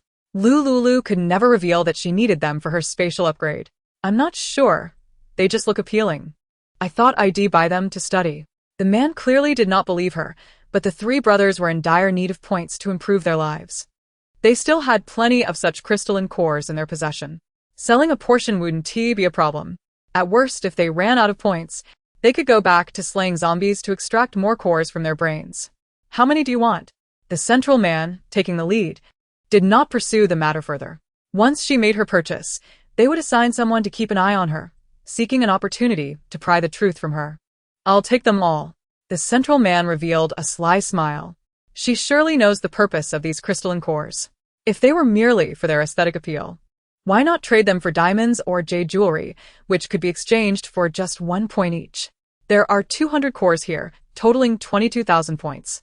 Upon hearing the price, Lu Liuliu felt a pang of regret. Just like that, her points had plummeted by a tenth. What she had initially thought to be 200,000 points now seemed but a drop in the bucket. Fortunately, she could exchange goods for points. Fresh vegetables and fruits, as well as tobacco and alcohol, were in high demand, ensuring a ready market. The fresh produce harvested from her spatial cultivation could yield a significant number of points with each harvest. Lu Liuliu readily scanned and transferred the payment. After counting the quantity and confirming there were no issues, she placed the crystalline cores into her canvas bag. As she prepared to leave, she happened to spot a familiar figure approaching at the center of the stall. Chapter 64, Just Passing By. Xiaojiu? What was he doing here, so late? From a distance, Xiaojiu noticed Lu Liuliu, who was clad in layers to conceal herself. The results of the genetic testing for her son had not yet arrived. Once the results were confirmed, they would consider how to address the matter between him and Lu Liuliu. Xiaojiu strode directly before Lu Liuliu, greeting her. Why are you still awake at such a late hour? Although he appeared to express concern, his true worry lay with the possibility that little Wu, his son, might be alone at home. It was simply unacceptable to leave a child unattended at this hour. I've just come out for a stroll to gather some supplies. If you need anything, just tell me, and I shall procure it for you. Upon finishing his statement, both of them fell into a moment of silence. Their relationship had yet to breach that delicate barrier, and such words could easily lead to misinterpretation. Jiuge, who is this? Zhou Yining's head peeked out from behind Xiaojiu, quietly standing beside him. Lu Liuliu recognized the authoritative figure from the official logistics department, Officer Zhou, who had been quite renowned in her past life at Linwan Base. As Zhou Yining spoke, her gaze appraised Lu Liuliu from head to toe, her mind lingering on the feeling of having encountered this girl before. Lu Liuliu flashed a radiant smile. Officer Zhou, it's only been a few days. Have you already forgotten me? Upon hearing the familiar voice, Zhou Yining slowly recalled Lu Liuliu's true identity, the only daughter of the former chairman of Yunshang Technology. How could she possibly know Jiuge? Judging by Jiu Ji's words, their relationship was not as simple as it appeared. Lu Liuliu is my neighbor. Ah, that makes sense. I was puzzled about how you two knew each other. Zhou Yining felt a wave of frustration at her own foolishness. She had randomly assigned a room to Lu Liuliu, not realizing that Jiuge had also selected that very building and was residing just above them. How infuriating. Had she known Jiuge would arrive there first, she would have ensured he lived next door to her. After the three introduced themselves, an awkward atmosphere enveloped them. The three burly men who had initially intended to approach Lu Liuliu exchanged wary glances upon spotting Zhou Yining. This girl had connections to the authorities. With surveillance cameras everywhere in the shelter, their plans would be thwarted. Miss Liu, do you require any further supplies? I shall accompany you. We must hurry back to check on the child. What if he gets hungry and starts to cry? Ah? No, it's unnecessary. Lu Liuliu retorted. You, old Lu, are ruining my good intentions. With Officer Zhou here, how could I admit to being out to commandeer official business and procure crystal cores? At this hour, as your neighbor, I have a responsibility for your safety. I shall accompany you. Such a far-fetched excuse. What are you really trying to do? Why do you take such an interest in my affairs? Haha, truly there's no need. Look, I've gathered enough. Lu Liuliu shook the black plastic bag filled with seeds. Xiaojiu furrowed his brow at the sight of the substantial bag. He had heard from her friend Miss Jiang that she had recently given birth via cesarean section. How could she carry such a heavy load? She was disregarding her own well-being. Xiaojiu reached out, taking the strap from Lu Liuliu's hand. Since you've nearly finished shopping, allow me to escort you home. It's conveniently on my way. Lu Liuliu's mouth twitched slightly. She felt trapped in an awkward situation. She decided to acquiesce for the time being, planning to sneak away after he returned home to rest. Then, thank you very much, she said, putting extra emphasis on her gratitude. Seeing her forced smile, Xiaojiu mistakenly believed she was genuinely thankful, causing a warmth to swell in his heart.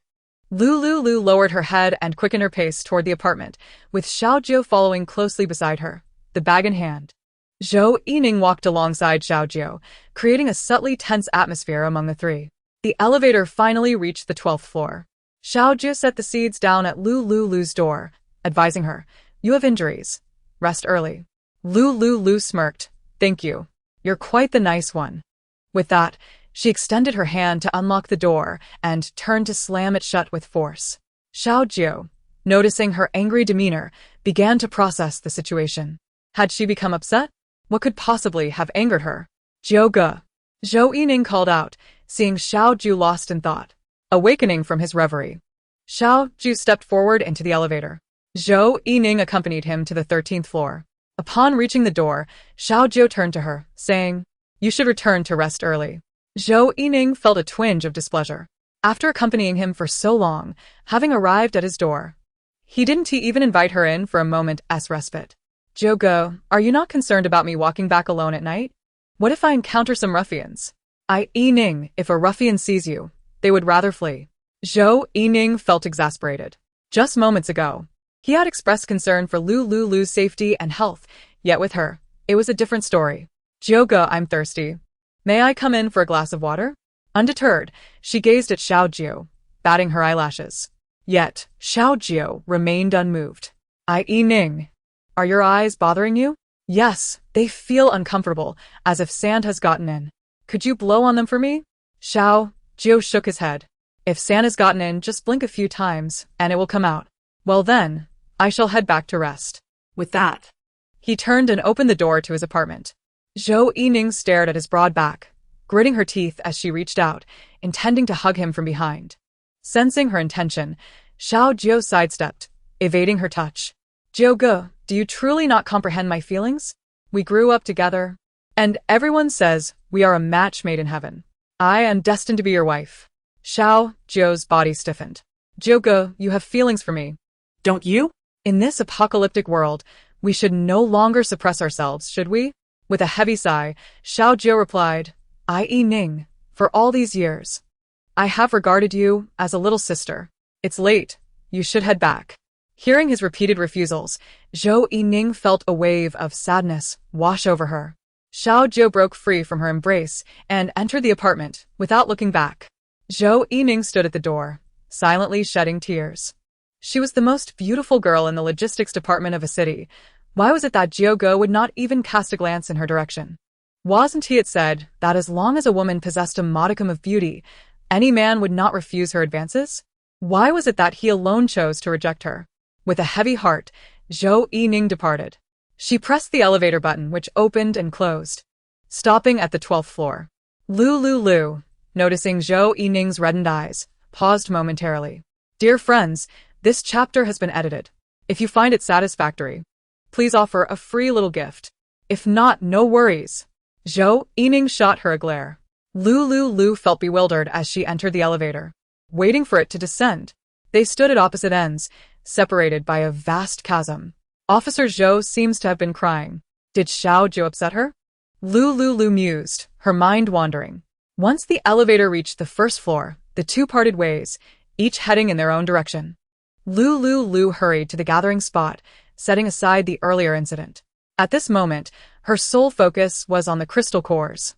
At present, she possesses 200 crystal nuclei, a quantity woefully insufficient for her spatial upgrades. Lu Liuliu bypassed several stalls she had recently perused and arrived at the 7th one. She cast her gaze along the stall, surveying its offerings.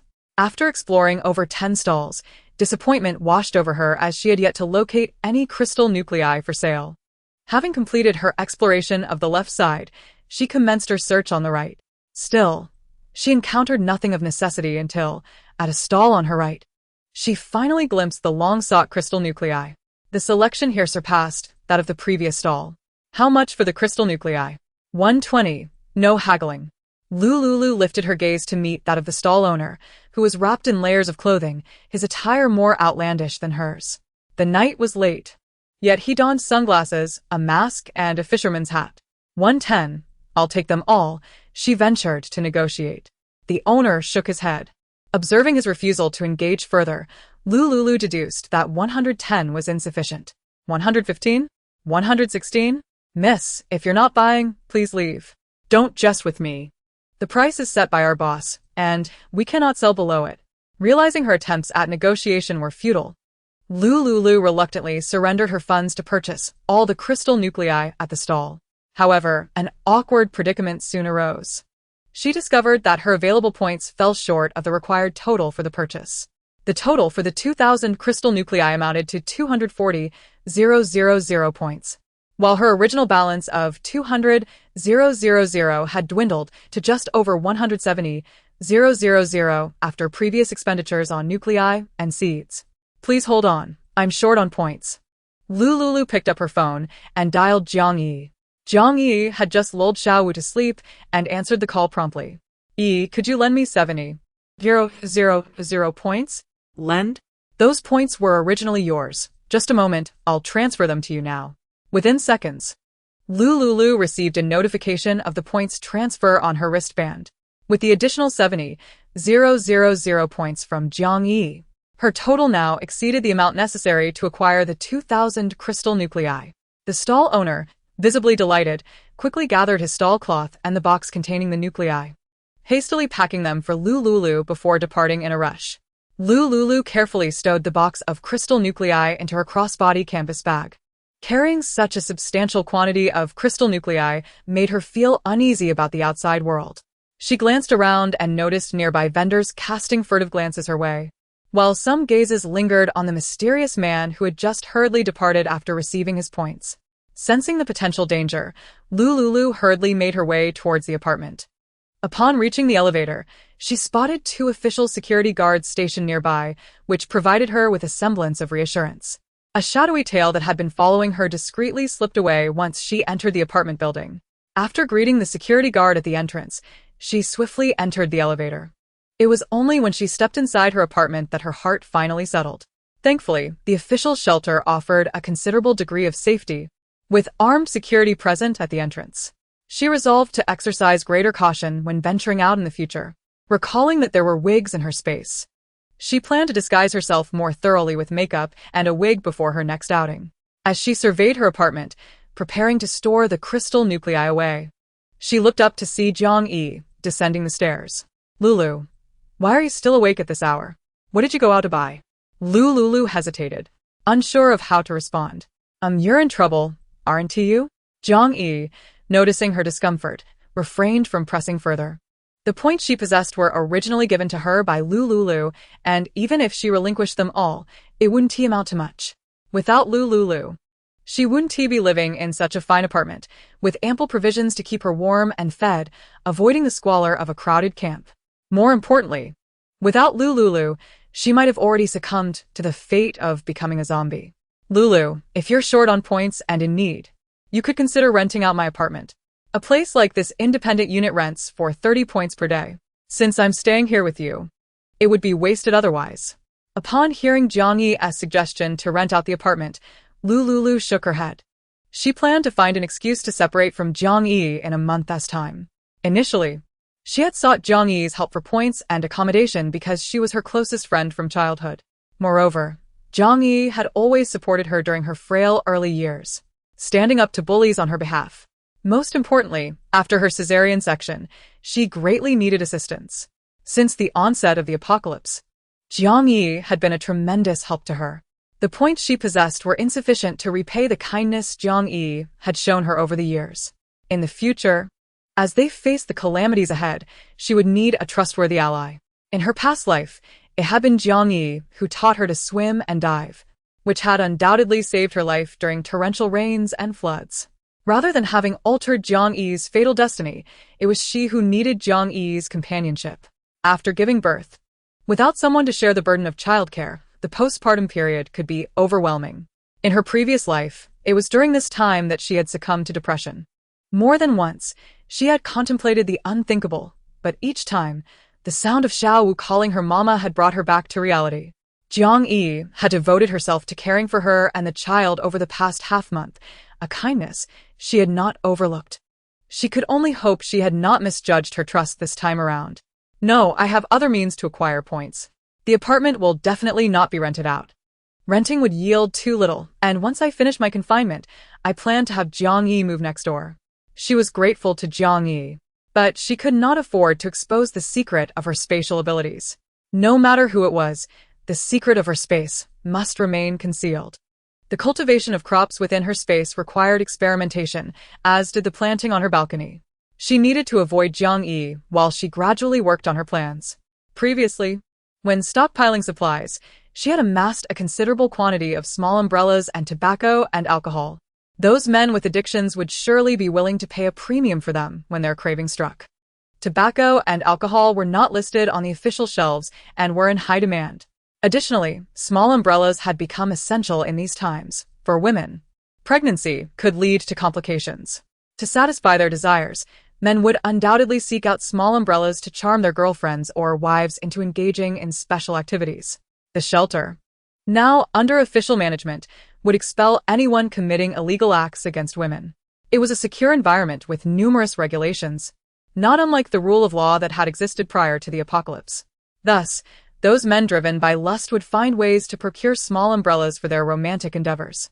Jiang Yi's eyes brightened upon hearing this. In the early days of stockpiling supplies, she had also gathered some wine, albeit it was predominantly red wine and cocktails. These beverages could be classified as alcohol and exchanged for points. Lu Liuliu continued, "We still possess a considerable amount of points, and with a place to eat and stay, there is no need to rush."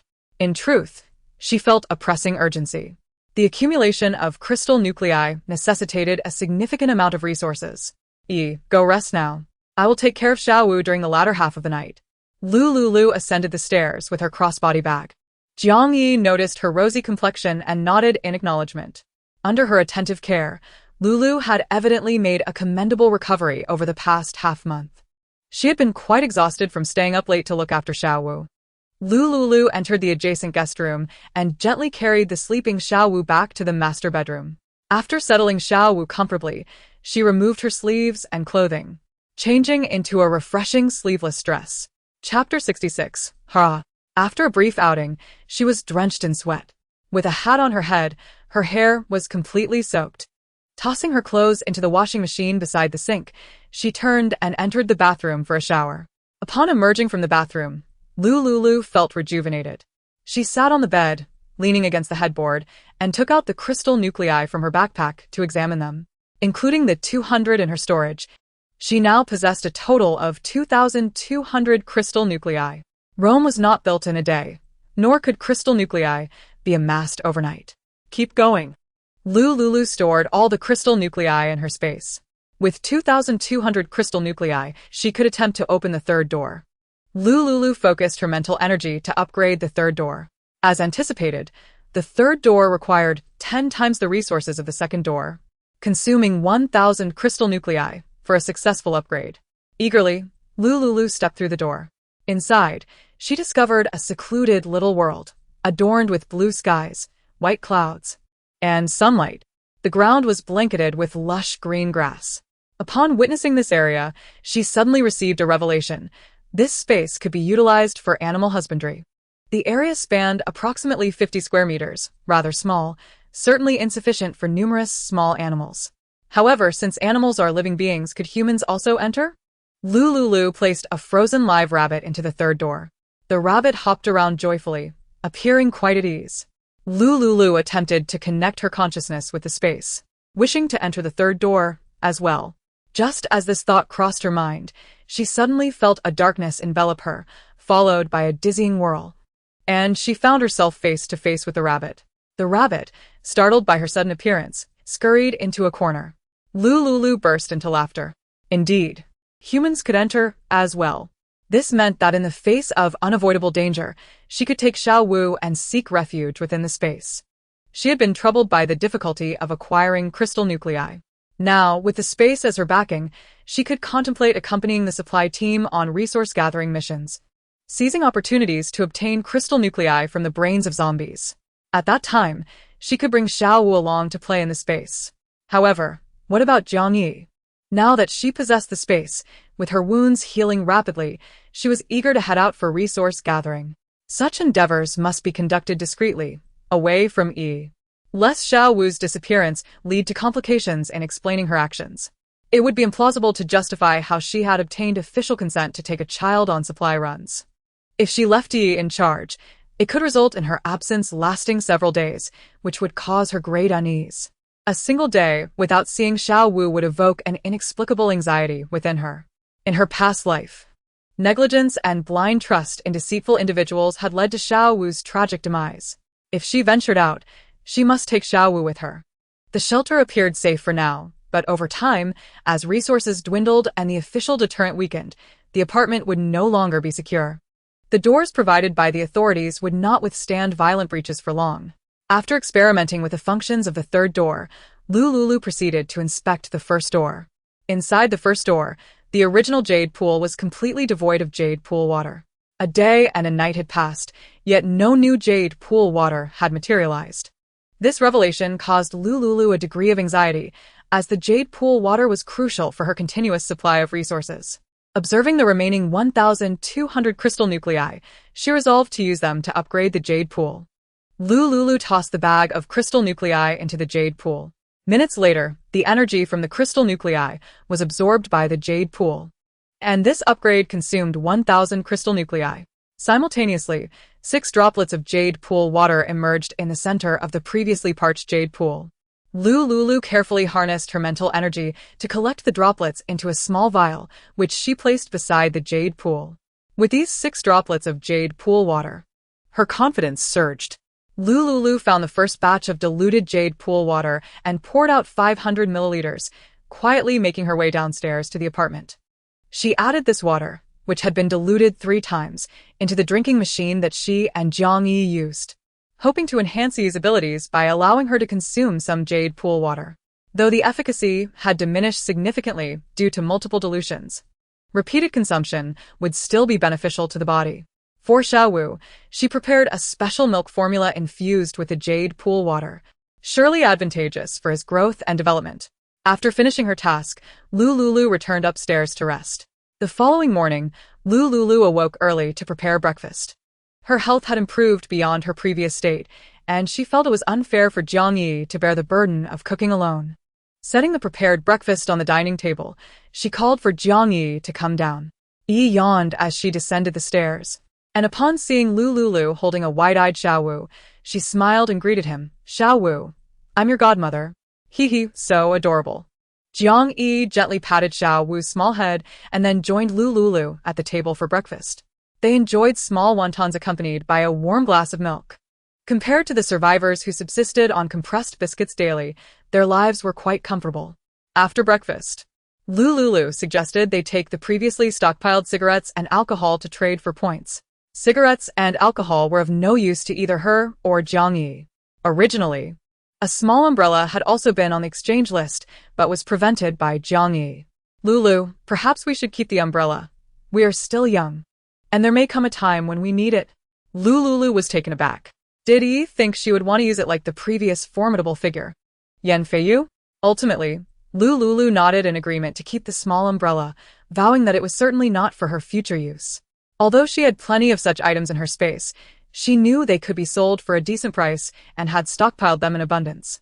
Even in the event of incessant rain, her supply of small umbrellas would last for centuries. Of course, she could not disclose to Jiang Yi the extent of her inventory. Lu Liuliu pushed the stroller while Jiang Yi maneuvered the camping cart meant for their stall. Together, they made their way downstairs. Before long, they discovered an auspicious location, conveniently situated beneath a large tree, providing a cool respite. The morning sky was not excessively warm, the temperature residing within a bearable range. Lu Liuliu donned the same attire as the day before, concealing her visage in an exceedingly ordinary and unremarkable manner. Jiang Yi observed this and deemed it entirely necessary. From an unknown source, she produced 2 sun protection jackets. These jackets, complete with hoods and brims, effectively enveloped both of them in a comical manner. Lu Liuliu, pushing a stroller, sat upon a foldable stool expertly arranged by Jiang Yi, who meticulously arranged the cigarettes and alcohol, awaiting customers. Before long, a few male survivors, noticing the cigarettes for sale at their stall, approached to inquire about the prices. Lu Liuliu was acutely aware that these individuals were craving smoke. Selling them an entire pack was beyond the means of most. Their stall offered 3 varieties of cigarettes, one priced at 10 yuan per pack, another at 20 yuan, and the last at 40 yuan. These cigarettes, sourced from City A, were quite popular and well received in that locale. They had agreed to sell the cigarettes at a price of 10 points per stick for the 10 yuan packs, 20 points per stick for the 20 yuan packs, and 30 points per stick for the 40 yuan packs. Selling a 10 yuan pack would yield 200 points, a 20 yuan pack 400 points, and a 40 yuan pack 600 points. If all 3 varieties were sold, they could amass a total of 12,000 points. "Lulu, do you think our prices are too steep? Will anyone truly buy them? What if they don't sell?" Jiang Yi pondered. "Let us give it a try. What's the worst that could happen?" Lu Liuliu replied with a simple smile. It was inconceivable that they would not sell. The entire official shopping base had yet to witness such a commodity as cigarettes and alcohol. Unless these individuals were willing to risk their lives battling hordes of zombies in supermarkets for cigarettes, they had no other source. Currently, it was a seller's market, leaving no room for negotiation. Jiang Yi waited anxiously. Shortly thereafter, a group of early rising survivors, on their way to participate in various tasks organized by the officials, passed by their stall as they headed to a nearby open area to work. Upon spotting the cigarettes and alcohol, their eyes gleamed with desire, and they eagerly surrounded the stall. Finally, someone is selling cigarettes. "Life without smoking is unbearable," exclaimed one. Wow. "These cigarettes are expensive, 10 points each." Some hesitated at the price while others eagerly pulled out their wristbands to purchase their smokes. Lu Liuliu, ever considerate, had thoughtfully provided a lighter for immediate use, though it could not be taken away. Official lighters sold for 2 points each.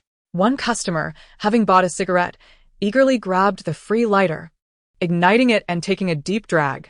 His smoking posture revealed him as a seasoned smoker, boasting over a decade of experience. The other men in the crowd, catching the scent of the smoke, could hardly contain themselves. One could forego a meal or two, but a day without smoking was simply intolerable. Soon, the cigarettes priced at 10 points each were sold out. The unusual scene surrounding their stall drew the attention of many, including a prominent figure among the group, Li Gang. Once a super-rich heir accustomed to smoking luxury brands that cost 100 yuan per pack, he now found even a single cigarette to be a rare treasure. When he arrived at the stall alongside Su Pingting, the group who had just purchased the cigarettes departed to begin their work. "Is there really cigarettes for sale here? How much are they?" Li Gang inquired, wearing a confident yet unassuming smile. Su Pingting, beside him, looked bashful, as if Li Gang were her ultimate idol. Upon noticing the two individuals manning the stall, her eyes widened in surprise. The one on the left looks just like Lu Liuliu. The eyes, the aura, it's uncanny. "Lulu, is that you?" Jiang Yi, upon hearing Su Pingting call out Lu Liuliu's name, felt a twinge of confusion. How could Lulu know such a person? From a distance, Su Pingting exuded an air of superiority. It seemed that fortune had turned. Lu Liuliu, once revered as a goddess by Ma Weizhou, was now reduced to selling goods at a stall. A sense of unearned superiority washed over Su Pingting. "Lulu, I never expected you to be in such a dire situation." Li Gang shot a disapproving glance at Su Pingting, bewildered by her utterances. What was she saying? Did she not grasp the situation? The 2 types of cigarettes and several bottles of liquor could easily exchange for thousands of points. How could they possibly be suffering? With 10,000 points, they could find work in the base and live comfortably. The cigarette on the left was 20 points, while the right was 30. What? A single cigarette costs 20 points? Su Pingting's once sweet voice now became shrill, echoing her disbelief. Li Gang, witnessing her exaggerated reaction, suddenly deemed her unworthy of his attention. "It's merely 20 points. Lulu, we're good friends, aren't we? Your prices are rather steep. Could you perhaps offer us a discount?" Lu Liuliu remained silent. Jiang Yi, with a sarcastic edge, chimed in, "What kind of friend would you be to ask for a favor in such times? Not a single point less." Li Gang picked up a cigarette and inhaled deeply, an expression of pleasure crossing his face. While the cigarettes were somewhat low quality, having any was better than none. "I'll take both types of cigarettes and a bottle of your liquor. That totals 10,000 points for the cigarettes and 3,000 for the liquor, 13,000 points altogether." As Su Pingting witnessed Li Gang effortlessly transfer points to Jiang Yi, her earlier discomposure transformed into keen composure. She had indeed aligned herself with the right person. Li Gang was undoubtedly wealthy, spending over 10,000 points without a second thought. She resolved to ensure he was well taken care of. However, where had Lu Liuliu acquired such provisions? Hadn't she just claimed to be impoverished? Could it be that the supplies belonged to the girl beside her? In the brief span of time, Su Pingting's mind raced with possibilities. Lu Liuliu, observing Su Pingting's scheming thoughts, chuckled inwardly. Did she truly believe she had secured the affections of a wealthy patron? "I await your self-entrapment." Li Gang had already revealed his disdain through subtle glances. With a triumphant air, Su Pingting linked arms with Li Gang, announcing, "Lulu, Brother Gang and I are off to have lunch. Do come visit me at apartment 8 if you have time. I reside in 801. She emphasized the word apartment, as they lived in a spacious 3-bedroom unit. far surpassing the squalid conditions of a typical camp. Initially, Brother Gang had intended to rent a single-person apartment. It is said that such apartments are reserved for those who have made significant contributions to the base. Consequently, they are compelled to endure the discomfort of sharing a 3-bedroom apartment with others. However, their cohabitants are affluent individuals. Su Pingtian departed with a smile, while Lulu looked at her swaying figure and chuckled softly.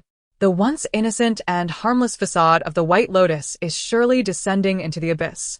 It appears that, under the influence of Ma Weizhou and that unfamiliar man, Su Pingtian has undergone a transformation. Moreover, with the involvement of this Li gang, she has also opened herself up. Chapter 68. Setting up a stall for points. In her phone, she still possesses the video of Su Pingtian's passionate encounter with that unknown man.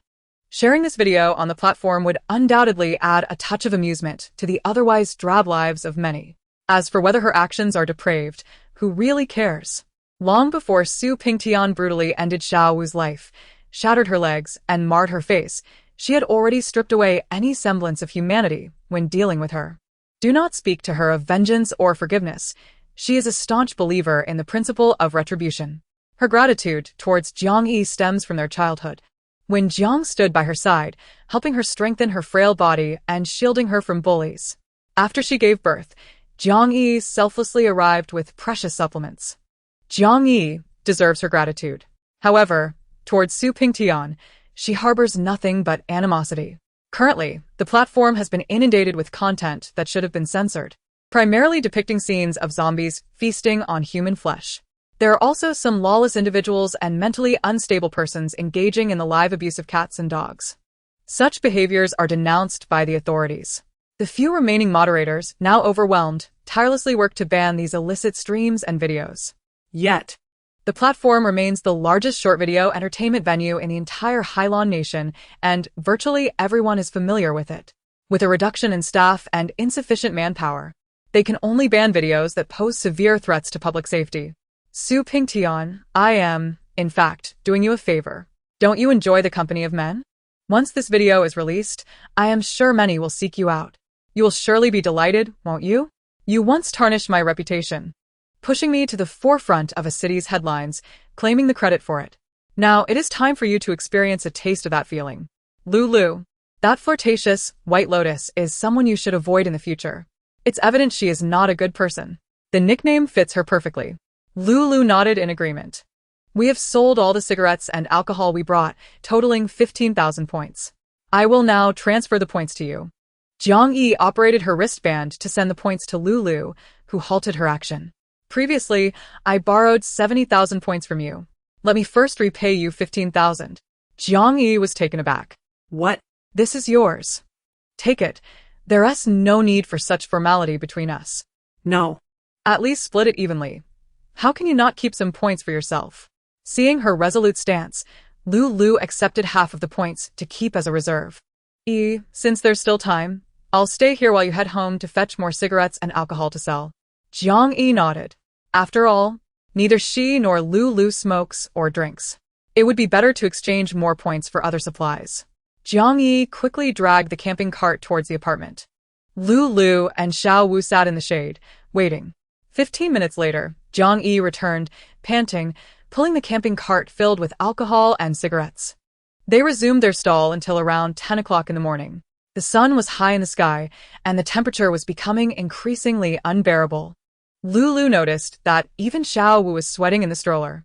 Thus, they decided to pack up the stall and head back to the apartment to escape the heat, planning to return when the sun set and the weather cooled down.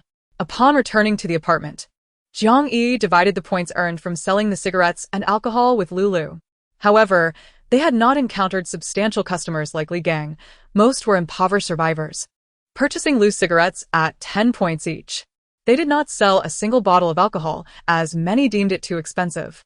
From 8 to 10 in the morning, they amassed 16,000 points, distributing 8,000 points to each. After dividing the points, it was 10:30 in the morning. Lu rose to prepare lunch in the kitchen.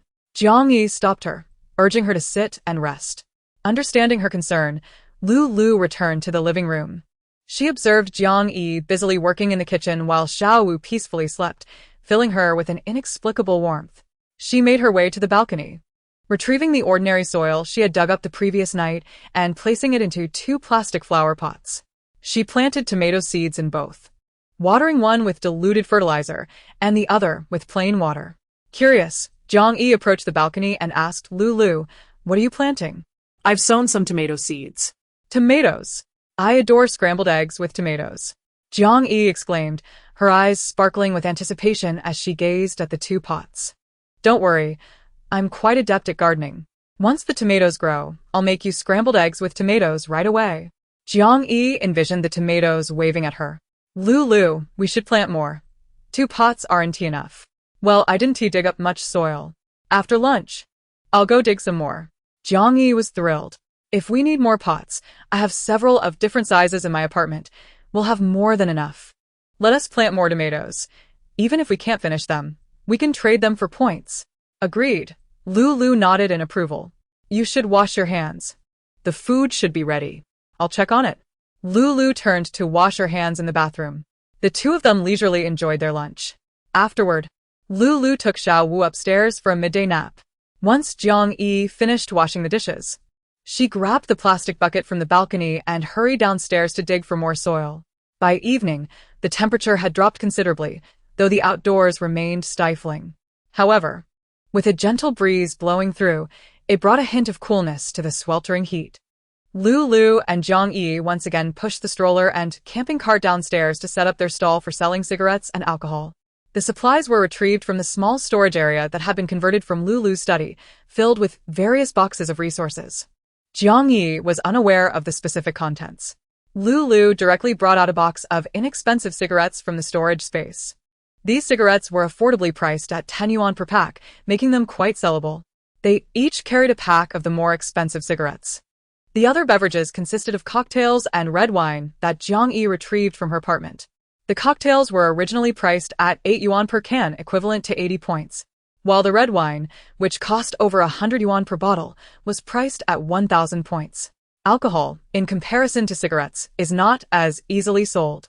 Zhang Yi approached the sale with a spirit of experimentation, thinking that if the drinks did not sell, she could always keep them for festive celebrations. As her stall was just set up, familiar patrons began to arrive. They came to purchase the cigarettes they had previously bought for 10 points each. Some were unable to resist the allure of nicotine and opted for the premium cigarettes at 20 points each. However, the 30-point cigarettes remained unsold. Many believed that the taste of the 30-point cigarettes was comparable to the 20-point ones, and they could purchase 3 10-point cigarettes for the same cost, thus enjoying several more puffs. Therefore, choosing the 10 and 20-point cigarettes was deemed more economical and advantageous. In Chapter 69, it is mentioned that such women are merely for amusement. During this market day, Lu Liuliu brought 5 packs of 10 yuan cigarettes, each valued at 2,000 points. A 20 yuan pack was worth 4,000 points, and a 40 yuan pack was valued at 6,000 points. If all of these were sold, she could earn 20,000 points. Observing Zhang Yi's successful sales of cigarettes for points, Lu Liuliu greeted her and strolled around nearby stalls with her baby carriage, primarily to see if anyone else was selling crystal cores. Throughout the day, many survivors at the base took risks. They felt that the points provided daily by the officials were insufficient, barely covering 3 meals and a meager existence, making it challenging to even reside in a shared room. Having heard about the high official prices for crystal cores, and with some at the base selling them for even more, many sought out zombies 10 kilometers away from the shelter to extract the crystal cores from their brains. Lu Liuliu noticed several scattered stalls selling crystal cores, albeit in limited quantities, only 2 or 3 at most. Without hesitation, she purchased all the crystal cores available at each stall for a uniform price of 120 points each, despite these sellers asking for 20 points more. Lu Liuliu attempted to negotiate, but the price seemed to have been tacitly accepted as fixed. If she did not buy them, they would sell to the officials instead. Her recently acquired 8,000 points quickly dwindled. Feeling awkward, she squatted in front of a stall, glancing at her wristband, contemplating messaging Zhang Yi for a loan. However, she recognized that this could not be a sustainable solution, as she had spent 8,000 points without bringing back anything of substantial value. Even though Zhang Yi was her best friend, she would undoubtedly have her suspicions. Feigning nonchalance, Lu Liuliu produced a pack of cigarettes from her backpack, asking if she could exchange it for the crystal cores at the stall. The stall owner's eyes lit up at the sight of the cigarettes, which were currently in high demand yet scarce. Once cigarettes became available, they would swiftly be snatched up, and the stall owner himself was a smoker. One pack of cigarettes could be traded for 2 crystal cores. Thus, Lu Liuliu nodded. Realizing that trading cigarettes for cores was more advantageous than buying them outright with points, she reached into her bag again, retrieving 2 more packs, ultimately using 3 packs to acquire all 6 crystal cores from the stall. After completing her purchases, Lu Liuliu surveyed her surroundings, feeling an unsettling sensation that someone was watching her. This made her hesitate to continue buying crystal cores, especially since her canvas bag appeared relatively small. If she consistently produced cigarettes from it, it might attract unwanted attention.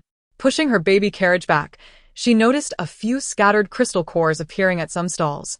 Igniting her desire once more, maintaining her composure, she returned to her original stall. Upon her arrival, Jiang Yi began to tidy up the stall, exclaiming, "Lulu, we've sold out. These cigarettes are incredibly popular. We made a total of 20,000 points, and as agreed, we'll split it evenly. You cannot refuse." Jiang Yi transferred 10,000 points to Lu Liuliu, who accepted it via her payment code. This timely influx of points was much appreciated. Wait here for me a moment," Lu Liuliu said, pushing her baby carriage to the stall where she had previously seen the crystal cores. In a swift 20 minutes, she spent all of her newly acquired 10,000 points, returning with 150 crystal cores. Adding this to the 1,200 she had left, she now possessed a total of 1,350 crystal cores. Together with Jiang Yi, she returned to the apartment. After washing up, Lu Liuliu reclined in her bedroom, opening her social media account to post a video of Su Yunting and an unfamiliar man, which she had recorded in the early hours. Her account was devoid of any prior content, and this first video quickly made it to trending status. By the time the officials discovered it and attempted to ban her account, the video had already spread across various platforms. With numerous items to censor, the video became uncontrollable in its virality.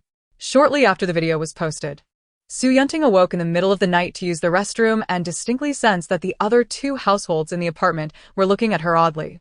The woman regarded her as a fierce predator, while the man's gaze was filled with a sinister glint. This realization frightened her, prompting her to hurry back to her room. Upon returning, she found Li Gang glaring at her menacingly. "You little vixen, get out of my sight." Su Yunting was bewildered, entirely unaware of what had transpired. "Li Gang, what's wrong with you?" Seeing that she was oblivious to the trending video of her, Li Gang pulled out his phone and turned the volume to maximum, revealing the recording of her conversation with the man who had threatened her in the hotel.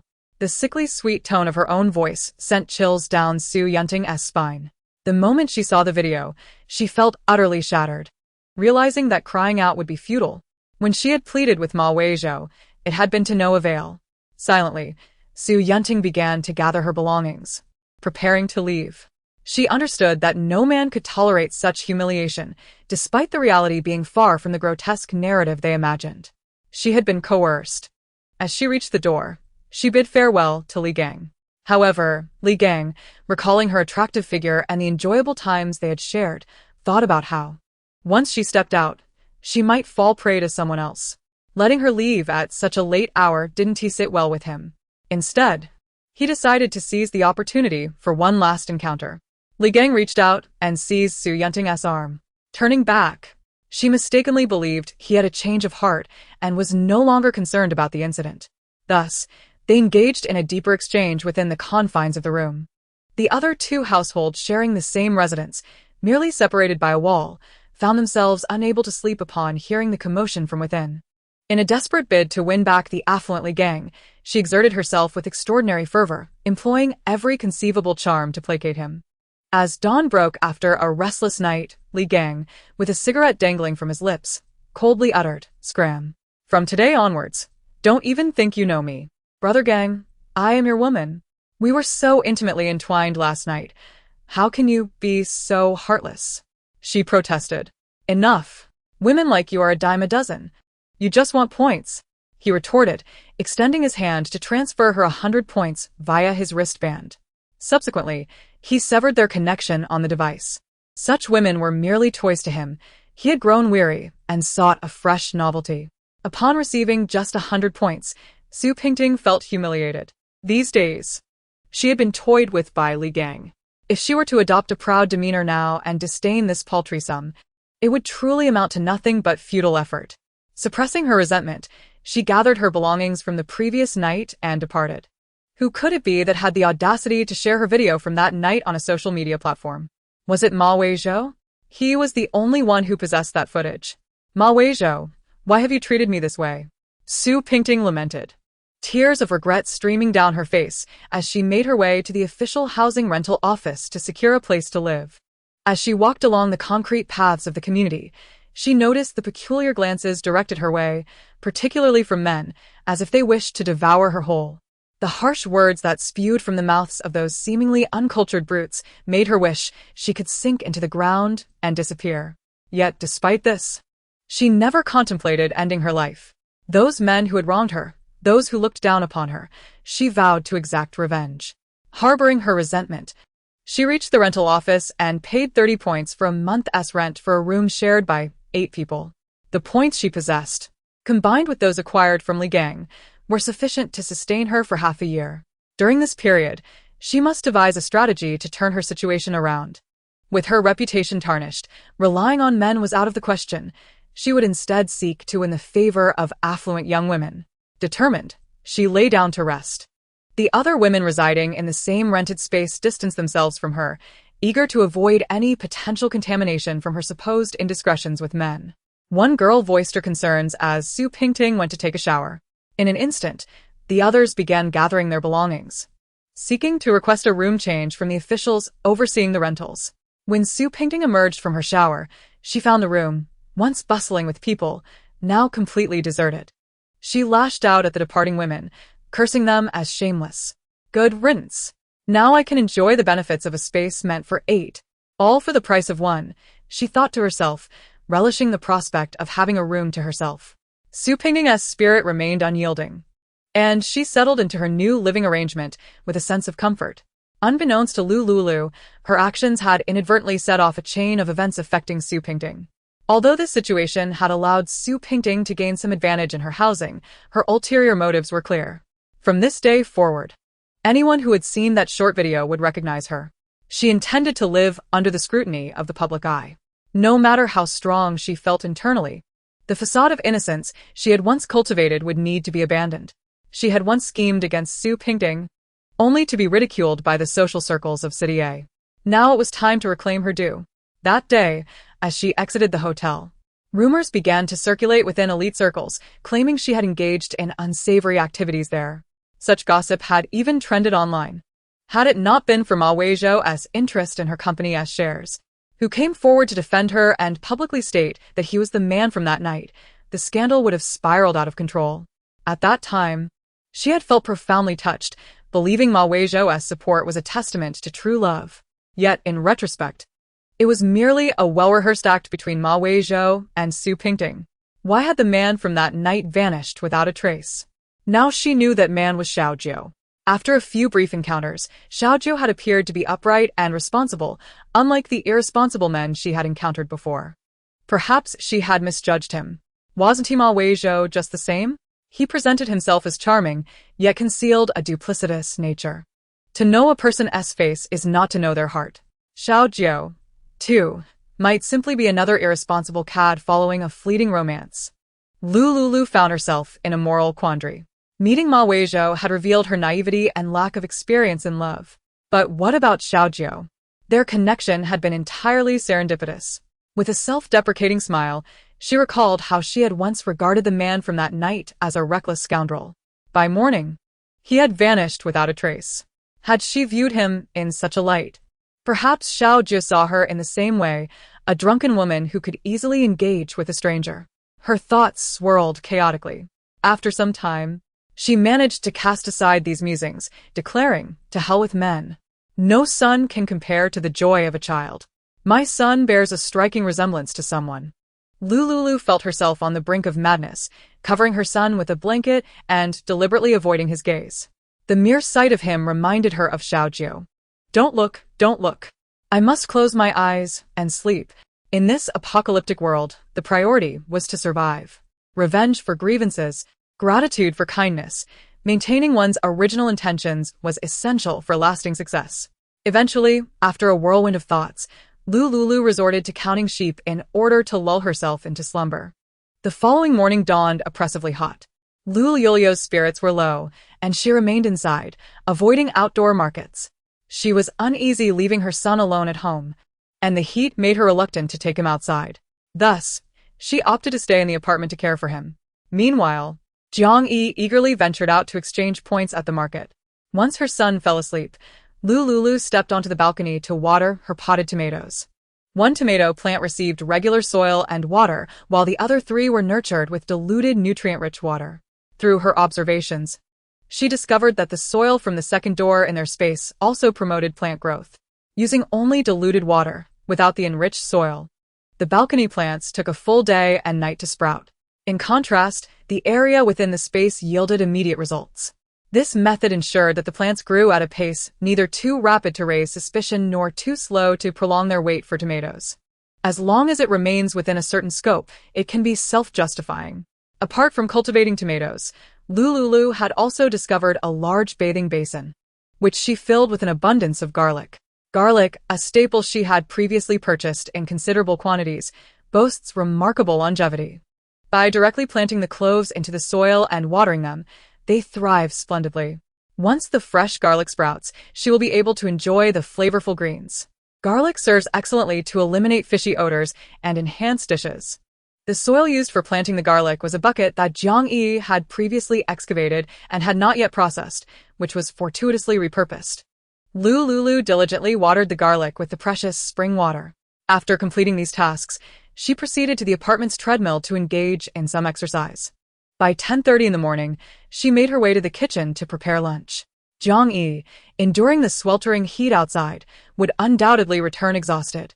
She decided to prepare some chilled honey lemon water so that upon her return, she could enjoy a refreshing drink that would cool her down and beautify her skin. Cooking, under the current conditions of having electricity, was quite simple. The apartment was devoid of gas. Everything operated on an electric system. Rice was cooked in an electric rice cooker. Vegetables were stir-fried on an induction stove, and hot water was heated using an electric water heater. It suddenly struck Lu Liuliu that she seemed to have forgotten to stock up on gas canisters. Fortunately, there was an ample supply of smokeless charcoal and portable stoves sufficient for simple cooking, coupled with the robust solar power from the base. She perceived that there were no issues with electricity for the time being. However, she resolved to seek opportunities to procure supplies outside, particularly gold, in abundance. With her mind set, she entered the kitchen to cook a large pot of rice and steamed 2 eggs. Opening the refrigerator, she discovered a plethora of frozen meat stored within. By rationing, these meats could last quite a while. She took out some meat to defrost in the microwave and prepared a stir-fry with garlic and pickled peppers, along with a potato stir-fry. For 2 people, 3 dishes would suffice. Ever since drinking the spring water, her constitution had improved, and her appetite had increased significantly. Even Jiang Yi, after repeatedly consuming the diluted precious water, had experienced a remarkable increase in her appetite. A large pot of rice from the electric cooker would easily be consumed by the 2 of them. By 11:30, the sun outside was growing increasingly relentless. Lu Liuliu, enjoying the cool breeze of the air conditioning in the apartment, felt quite comfortable. Concerned that Jiang Yi might suffer from heatstroke, she sent her a message urging her to return for lunch. Just as the message was dispatched, she heard a knock at the door. It must be Yi returning. Lu Liuliu joyfully approached the apartment door and peered through the peephole, seeing Jiang Yi standing there, brimming with excitement. Confirming it was indeed Jiang Yi, Lu Liuliu swung open the door. Jiang Yi exclaimed, "Liuliu, everything we brought has sold out." Sold out? It seemed the people at the base were quite capable.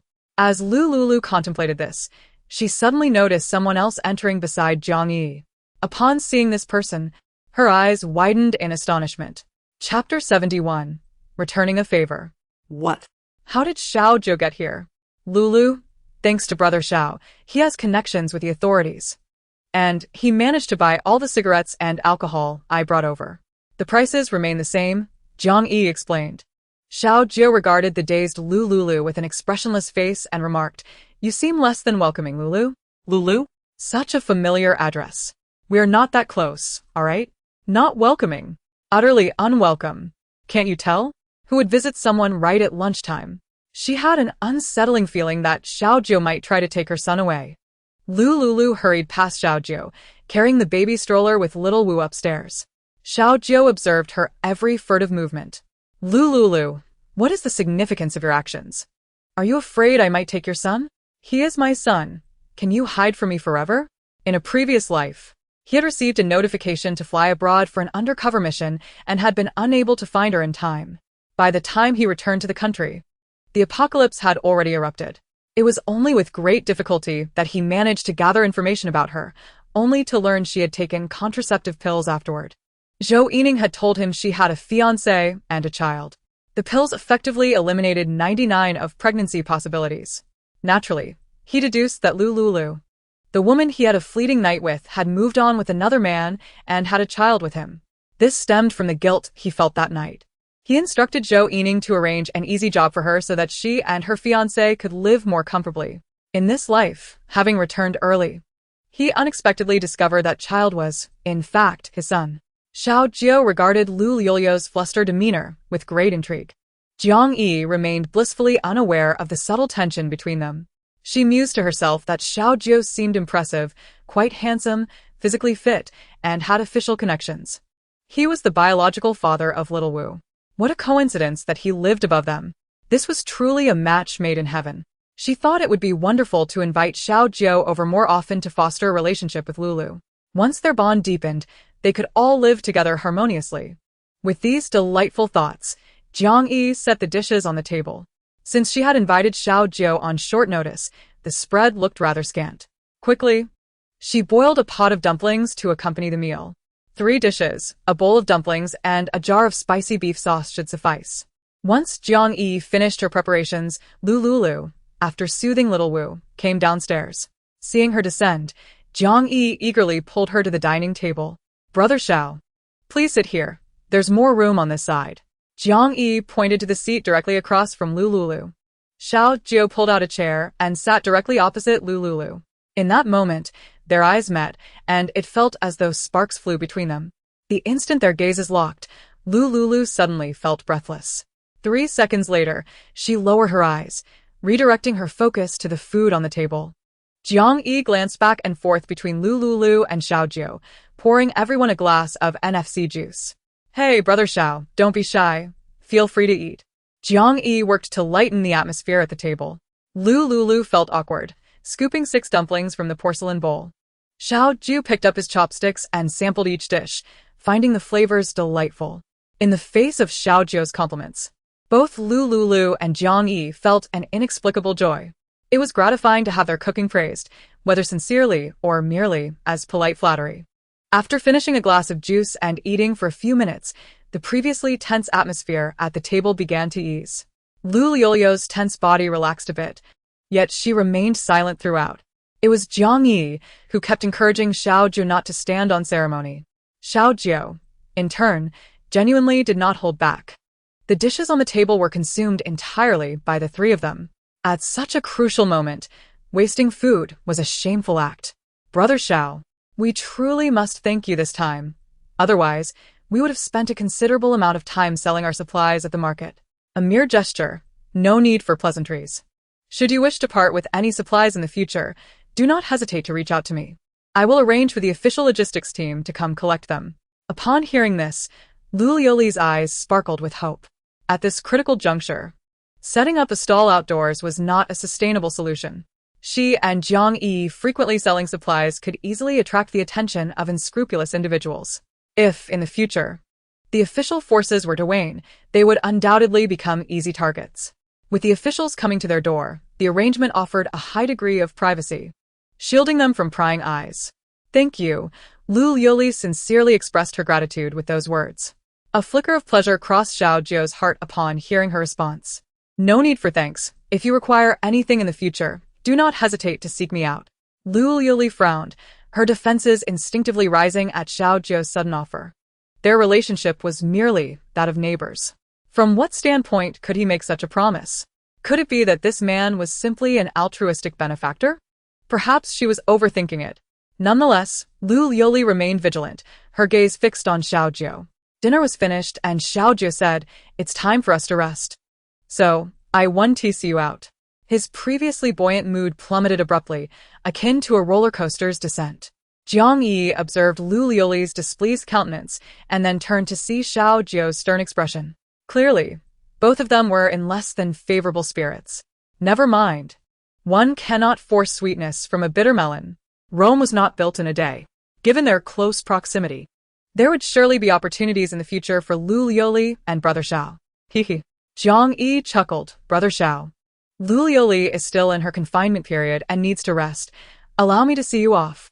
Xiaojiu recalled that Lu Liuliu had just given birth and required time to recuperate. His previously stern face relaxed to a neutral expression. I happen to have some bird's nest and ginseng at home. I'll send some over to you. Haha. Brother Xiao is truly handsome and kind-hearted. I shall graciously accept. Having such a friendly neighbor is indeed our fortune, Jiang Yi interjected, preempting Lu Liuliu's attempt to refuse. As for the bird's nest and ginseng, she had no shortage of them, with ample supplies in her space and small warehouse. Jiang Yi had also gifted her 2 large boxes of bird's nest, still unopened. In a daze that lasted a brief 10 seconds, Jiang Yi escorted Xiaojiu out the door. Moments later, Jiang Yi returned with a smile, carrying 2 large gift boxes. Unsurprisingly, one box contained bird's nest, while the other held ginseng. The brand written on the boxes was entirely in English. Lu Liuliu's English was merely sufficient for passing level 4, leaving her clueless about the brand. Jiang Yi beamed. Liuliu, this is the bird's nest and ginseng from Imashur. Do you realize? I've seen it in specialty stores abroad. Each box is worth 10 Lu. Oh. Lu Liuliu was utterly stunned, as if she had transformed into a slow-witted puppet. Liuliu, I'll go prepare the bird's nest for you. It's a marvelous beauty remedy. Jiang Yi chattered on as she headed to the kitchen to clean the bird's nest. Lu Liuliu watched her bustling figure, unable to utter a word of refusal. Xiaojiu. Has he lost his mind? To gift away such precious supplements so casually? However, she did not place much value on these supplements. Had it been before she unlocked the first door of her space, she would have been overjoyed. Who would ever disdain an abundance of good things? Yet now, with her miraculous jade pool water, no supplement could compare. She felt compelled to reciprocate his kindness. Furthermore, given that Jiang Yi had previously asked him to contact the officials for procurement, she detested being indebted to anyone, especially a man. Seizing the opportunity to repay the favor while subtly advertising her own products and perhaps earning some crystal cores seemed prudent. Lu Liuliu ascended the stairs and found a diminutive glass vial. Chapter 72. The Perils of Male Beauty. She poured 20 milliliters of the diluted jade pool liquid into the vial. This would serve as a suitable token of gratitude, sufficient to balance the scales of their dealings. The points earned from selling supplies were far from enough to unlock the 10th door. In the future, she would need to rely on Xiaojiu. Judging by his demeanor, he did not appear to be lacking in supplies. If he truly was as generous as he seemed, perhaps she could leverage his connections to acquire some hot weapons from the officials. She had already concocted a plausible excuse for gifting the diluted liquid. It was a super vitality water developed by her father during his lifetime, aimed at improving physical constitution, as the daughter of the chairman of Yunsong Technology. No one would doubt this rationale, for Yunsong Technology was renowned for its excellence across various fields of science and technology. Lu Liuliu tucked the glass vial into her pocket. I'm stepping out for a moment. I'll return shortly. Jiang Yi, spotting Lu Liuliu in her loungewear heading out, looked puzzled. Where are you going, Liuliu? Lu Liuliu wished to keep her visit to Xiaojiu a secret. Otherwise, Jiang Yi's inquisitive nature would surely lead her to pry. I'm just going downstairs to take out the trash. With that, Lu Liuliu grasped the bag of rubbish by the door and turned to leave. Noticing that her gait seemed to have returned to normal, Jiang Yi allowed her to go.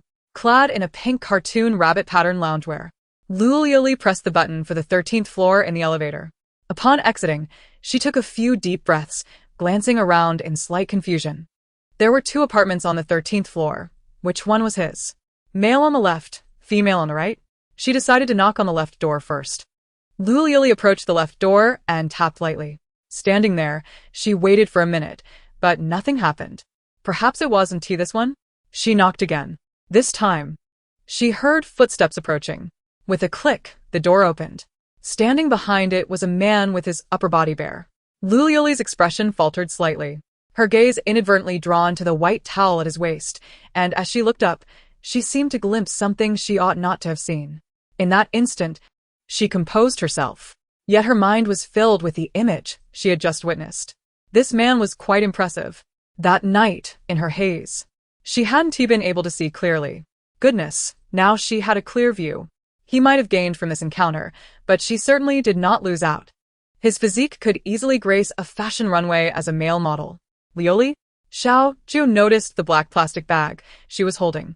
Lu Liuliu found his familiar tone unsettling. Please call me Miss Lu. We are not well acquainted.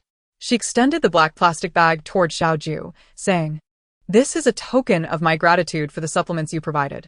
From now on, we are even. No debts between us. Xiao Zhu accepted the bag with a puzzled expression. He slowly opened it in front of Lu Liuliu, and a pungent odor of rotting food assailed his senses. He frowned. What on earth was this woman implying? Her gift of gratitude was a bag of garbage. Was she implying that his gift was worthless? Or was it something else entirely? In the depths of Xiao Zhu's dark eyes, a flicker of anger ignited. What do you mean by this? Lu Liuliu, realizing her blunder, hastily explained, I gave you the wrong thing. Please return the trash to me. What I intended to give you was something else. And really, who bathes in the middle of the day? You are quite indecent. Xiao Zhu was left utterly bewildered. Given the sweltering heat, he was merely a young man. His blood surging, drenched in sweat. Where was the indecency in taking a shower at home in the afternoon? After his bath, wrapped in a towel. Was it not rather respectable? What was wrong with this woman? Was she mocking his decency? That night had been an utter accident, one where he had been inebriated and unconscious, while she, embroiled in an undercover mission, had fallen prey to the seductive charms of a female superior, resulting in a night of passion. Aside from that unexpected and scandalous encounter, where was his indecency? He hoped their son would not inherit her lack of intelligence. Flustered, Lu Liuliu fumbled in the pocket of her pajamas and produced a glass vial. She extended her hand, revealing, This is the supplement I meant to give you.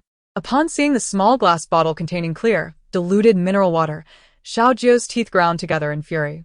What do you mean, Lu Liuliu? Are you toying with me? Don't underestimate this gift. It is the high-tech super vitality water from Yunshang Technology. Accept this, and I shall owe you nothing. Owe him nothing? Did she wish to sever ties so quickly?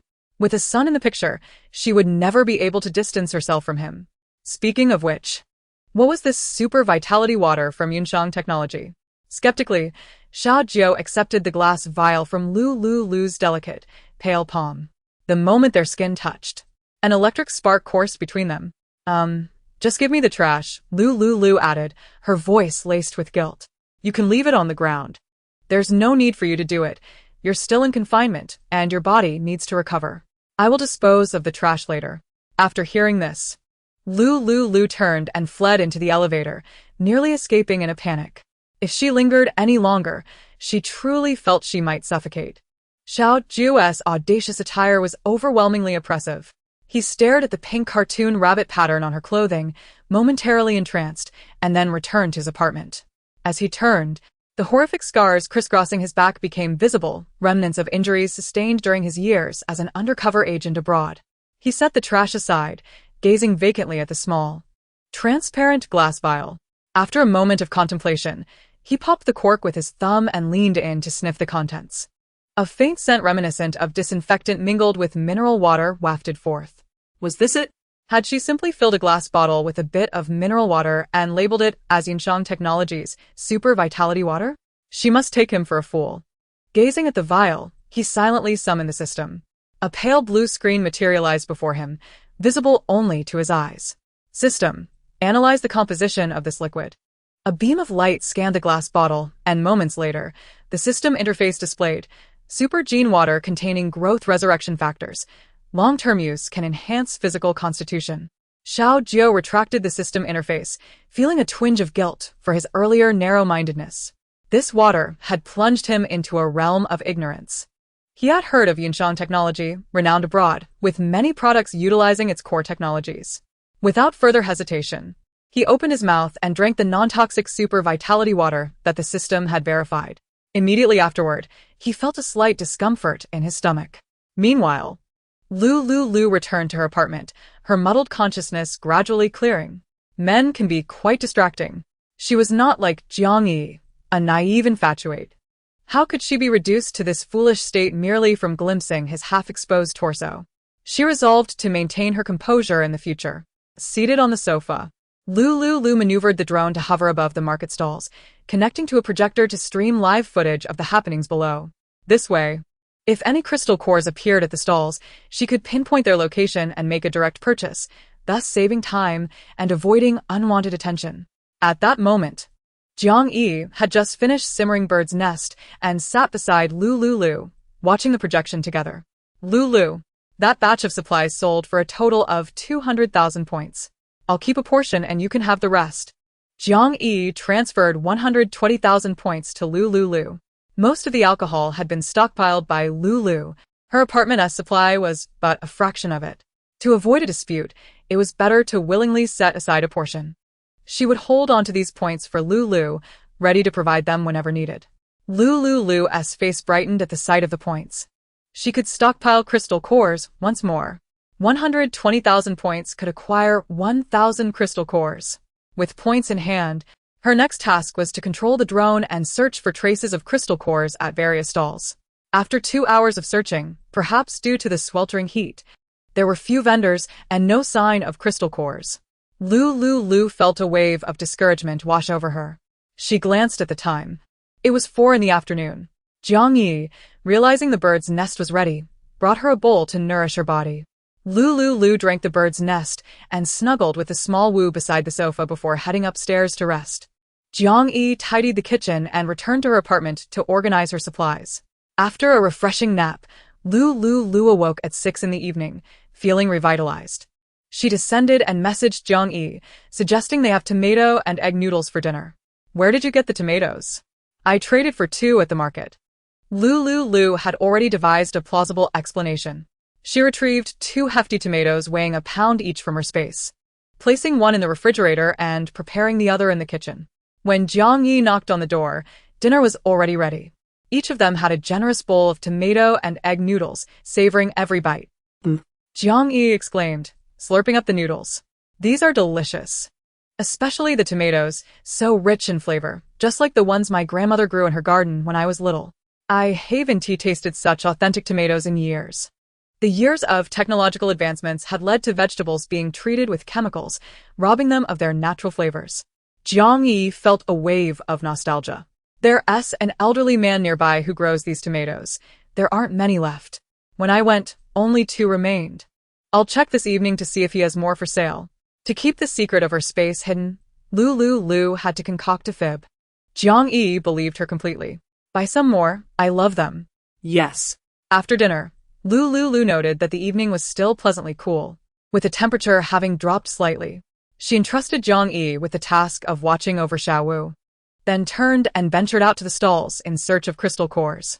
As Lu Liuliu strolled near the marketplace, she spotted the 3 burly men from whom she had previously purchased items.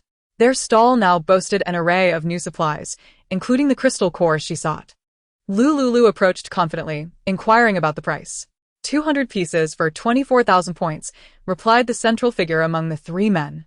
This price was quite reasonable, aligning with market rates. I'll take them.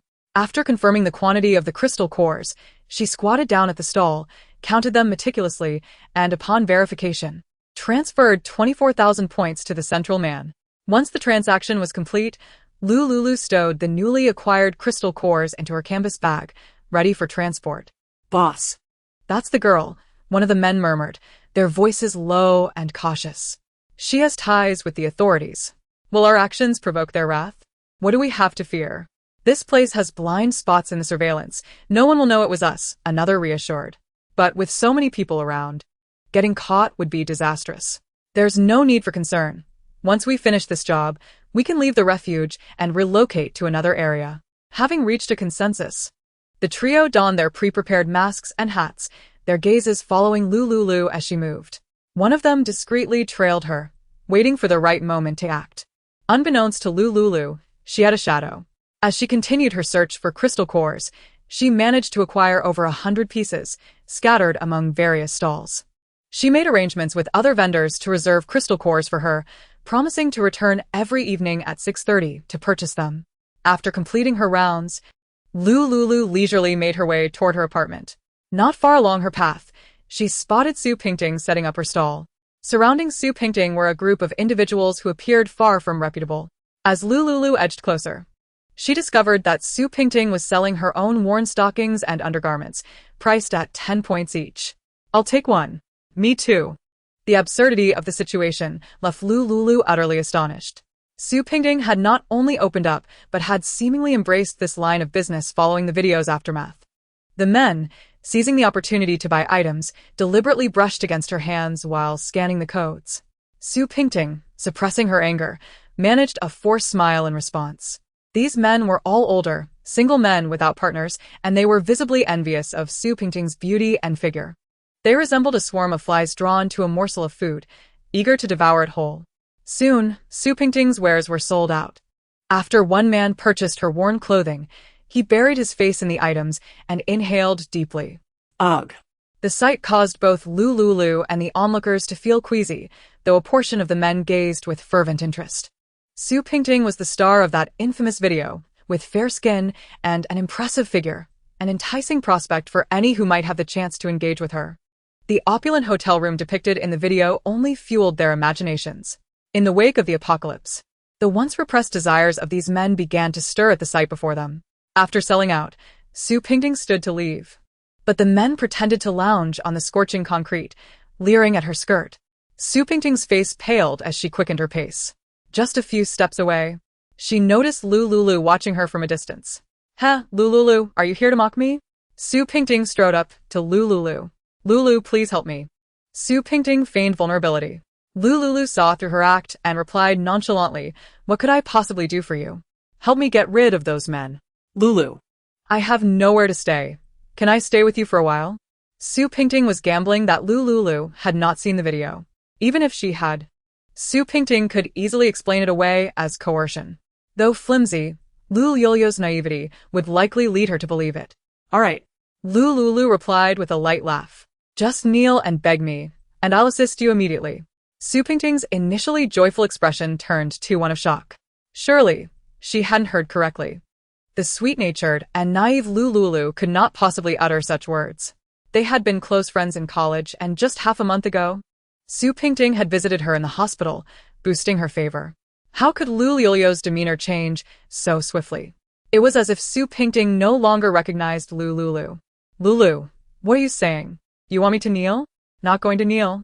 "Then I'm leaving," Lu Liuliu said, uninterested in further discussion. It seemed the video had indeed had an effect. Su Pingting, reduced to selling such items, must have parted ways with Li Gang. As for her claim of having nowhere to stay, the internment camp would accept anyone. For just 1 point, one could secure a 10-square-meter space for a day, complete with utilities. Lu Liuliu had observed Su Pingting making quite a profit from selling her worn clothing. Frustrated, Su Pingting watched Lu Liuliu walk away. Had she misjudged her? She had not anticipated that Lu Liuliu would turn out to be so opportunistic. Su Pingting had originally thought that the 7 girls from their shared dorm would leave, and that she could enjoy the space alone. However, shortly after departing, those 7 girls had returned, driving her out and threatening violence if she did not comply. When Su Pingting approached the dormitory administrator, they suggested resolving the issue peacefully, favoring the majority over the minority. They instructed Su Pingting to change rooms, as it would be simpler for her to relocate alone than for all 7 to do so. With no other options, Su Pingting complied and moved to a new dorm. However, as soon as she settled in, she was recognized and faced the same isolation and discrimination. Ultimately, the administrator had no choice but to direct her to rent a shared apartment at 3 points per room or to go to the internment camp. The latter was a chaotic mix where no one judged anyone else, with curtains providing visual privacy amidst the noise and air pollution. The apartment, on the other hand, was twice as costly in points compared to the camp and 8-person dorm, but each room had its own door and window, making disputes less likely. With no alternatives, Su Pingting decided to inspect both the internment camp and the apartment. She already knew what to expect from the apartment, as Li Gang had previously rented one there. And the environment was quite pleasant, each room equipped with air conditioning, though electricity required points. Upon visiting the internment camp, Su Pingting found it to be similar to a large sports square. Each area was divided into 10 square meter sections by opaque curtains. The space was barren, leaving only the floor for sleeping. Upon entering, she was met with stifling heat, the central fan circulating foul air. The pungent stench of foot odor, sweat, body odor, flatulence, and the unpleasant aroma of food all mingled with a cacophony of noise. The clamorous cries and shouts of various individuals echoed incessantly, while the sounds of many snoring men resonated like thunder. She could scarcely endure a mere glance at such an environment. Thus, she resolved to rent an apartment. However, the exorbitant rental prices left her disheartened.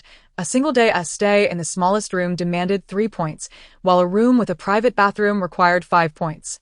For a solitary individual, the monthly expenditure would amount to at least 100 points. With her need for sustenance and her utter lack of strength, these points would diminish swiftly. Reluctantly, she clenched her teeth and rented a modest apartment for 3 points per day. With a minimum stay of 7 days and a security deposit, she had to part with a total of 50 points. To augment her income, she contemplated selling used clothing. Just then, she happened upon Lu Liuliu. Memories flooded back of the day when Lu Liuliu and her friend profited handsomely from selling cigarettes and alcohol to Li Gang. Given Lu Liuliu's temperament, she surely would not reside in a place reminiscent of a concentration camp. With points in hand, she and her friend would most likely secure an apartment. If she could elicit Lu Liuliu's sympathy, she might even gain a free place to stay. However, she was taken aback when Lu Liuliu seemed completely transformed, uttering words she never expected. Su Pingtong ground her teeth in frustration, surveying the unsavory men around her. She chose to retrace her steps toward a route manned by official personnel. After a couple of minutes, 3 men suddenly appeared before her, causing Su Pingtong's face to pale in fear. Even with their masks, an aura of menace emanated from them. What do you want? Don't act recklessly. There are officials nearby. Be careful, or I'll report you. Su Pingtong's anxiety surged, fearing these men intended to assault her. To her surprise, one man chuckled and reassured her, "Miss, don't worry. We harbor no ill intentions. Do you know the girl who spoke to you at the intersection?" They were, in fact, inquiring about Lu Liuliu. Su Pingtong nodded. The man in the middle felt a surge of excitement. "Could you share everything you know about her? If you do, I'll reward you with 50 points. Upon hearing their intentions, Su Pingtong's anxious heart relaxed. So, they were after Lu Liuliu. Recalling the substantial profits Lu Liuliu and her friend had made from selling cigarettes and alcohol, she speculated that they might possess other valuable resources. Remembering the earlier humiliation inflicted by Lu Liuliu, Su Pingtong nodded in agreement. Who would refuse 50 points for nothing? After all, her feelings for Lu Liuliu were merely superficial. There was no true bond between them. In hushed tones, Su Pingtong provided a thorough account of Lu Liuliu's identity and background. She particularly emphasized the abundance of cigarettes and alcohol that Lu Liuliu and Jiang Yi possessed, embellishing the narrative to portray them as possessing a veritable treasure trove. The 3 burly men were captivated by her words. Indeed, the girl was quite generous, being the daughter of the chairman of Yunshang Technology, a company of considerable wealth. As the sole heiress, her points for exchange were substantial. The man in the middle transferred 50 points to Su Pingtong and cautioned her not to disclose their conversation to anyone, otherwise, they would return to find her. Su Pingtong nodded repeatedly, grinning broadly as she accepted the points. Truly, fortune had smiled upon her. It was evident that the 3 men were not of good character. It seemed they intended to create trouble for Lu Liuliu. Why should she be the only one to face such adversity? Lu Liuliu deserved to endure even greater misfortune than herself. Could Lu Liuliu withstand the onslaught of 3 men? Su Pingtong maliciously speculated as she hurried back. The 3 men, after receiving the information, exchanged a few words before departing, waiting for an opportune moment to act. With this lucrative endeavor, they would no longer have to live on the edge of danger every day. Unbeknownst to Lu Liuliu, she cheerfully made her way back with a crystal core in hand. Upon arriving at the apartment, she noticed the tall figure of Xiao Ju standing by the elevator. Oh no, why am I encountering him again? Instinctively, Lu Liuliu concealed herself behind the wall at the entrance of the apartment, peeking out like a thief. The official personnel on duty noticed her furtive behavior and called out, "What are you doing here?" Xiao Jiao, drawn by the commotion, turned to the entrance. Faced with the piercing gaze of the official, Lu Liuliu reluctantly stepped out, exclaiming, "I live here. It's a misunderstanding." After displaying her wristband to unlock the large iron gate, it swung open with a creak. Only then did the official retract his gaze, for the residents within were of significant importance, and no suspicious individuals were permitted to approach. Xiao Jiu's deep eyes glimmered as he spotted Lu Liuliu. "Lulu, I've been waiting for you, for quite some time." "What? Why is this guy waiting for me?" She had thought they were on amicable terms. "I need to discuss something with you. Let us talk upstairs." Lu Liuliu struggled to suppress her gaze from lingering on Xiao Jiu's strikingly handsome face. What could he possibly want from her? Puzzled, the two exited the elevator, with Lu Liuliu showing no intention of opening the door upon reaching the entrance. "If you have something to say, let us discuss it here." Xiao Jiu looked up and pointed to the surveillance camera overhead. "This isn't the most suitable place." Following his finger, Lu Liuliu noticed the flickering red light of the camera. "Fine." She relented, reluctantly unlocking the door and inviting Xiao Jiu inside. The apartment was empty. Not seeing Zhang Yi or Xiao Wu, her heart tightened. She picked up her phone, intending to message Zhang Yi. Just then, she noticed a message from Zhang Yi. "Lulu, I'm next door organizing supplies with my godson. I'll be back soon, so please leave the door open for me." Lu Liuliu exhaled a sigh of relief. Xiao Jiu, observing her reaction, pieced together the situation. He had just gone upstairs to find her, and Zhang Yi was still in the apartment. With just a few minutes passing, she was now absent. This turned out to be convenient for him in discussing matters with Lu Liuliu. Though she was not particularly welcoming, she felt compelled to consider his official background, knowing she would need to engage him for future resource management. Thus, she prepared a cup of green tea for him. In this regard, she and Zhang Yi had entirely different preferences. She favored tea, while Zhang Yi, influenced by her time abroad, preferred coffee. Xiao Jiu observed the green leaves floating in the cup and after a moment's contemplation, remarked, "Do you still have that super vitality water you gave me this afternoon?" Lu Liuliu regarded Xiao Jiu for a moment before nodding. Her offering of vitality water to Xiao Jiu was fueled by ulterior motives. Just a single drop could yield a pound of transformative essence, which could then be exchanged for 10 pounds of healing essence. She had ample supplies in her storage. Given Xiao Jiu's official connections and his apparent close relationship with Zhou Yining, she needed substantial points to acquire crystal cores. Regularly providing large quantities of resources was impractical. If she could trade vitality water for a significant number of points, it would be ideal. In doing so, not only would she gain a wealth of points, but she would also enhance the capabilities of the officials. To ensure the longevity of this region's base, as long as the official personnel remains standing, she and Xiao Wu Zhang Yi can reside here, thus guaranteeing their safety. "Have you tried the vitality water? Its effects are undeniably remarkable." Lu Liuliu began to promote the vitality water. Xiao Jiu nodded in agreement. The efficacy of the vitality water is indeed formidable. After consuming that 20 milliliters of vitality water, he discovered that the scar on his back had miraculously healed. Furthermore, he felt an elevation in his overall physical capabilities. Such a precious commodity is in limited supply. Lu Liuliu deliberately cultivated a sense of scarcity around it. "Name your price." Xiao Jiu was determined to acquire the vitality water. 1 bottle for 10,000 points. Lu Liuliu hesitated, uncertain. 10,000 points is no trivial amount. A single drop of the original solution can produce 10 pounds of diluted vitality water. 20 milliliters for 10,000 points.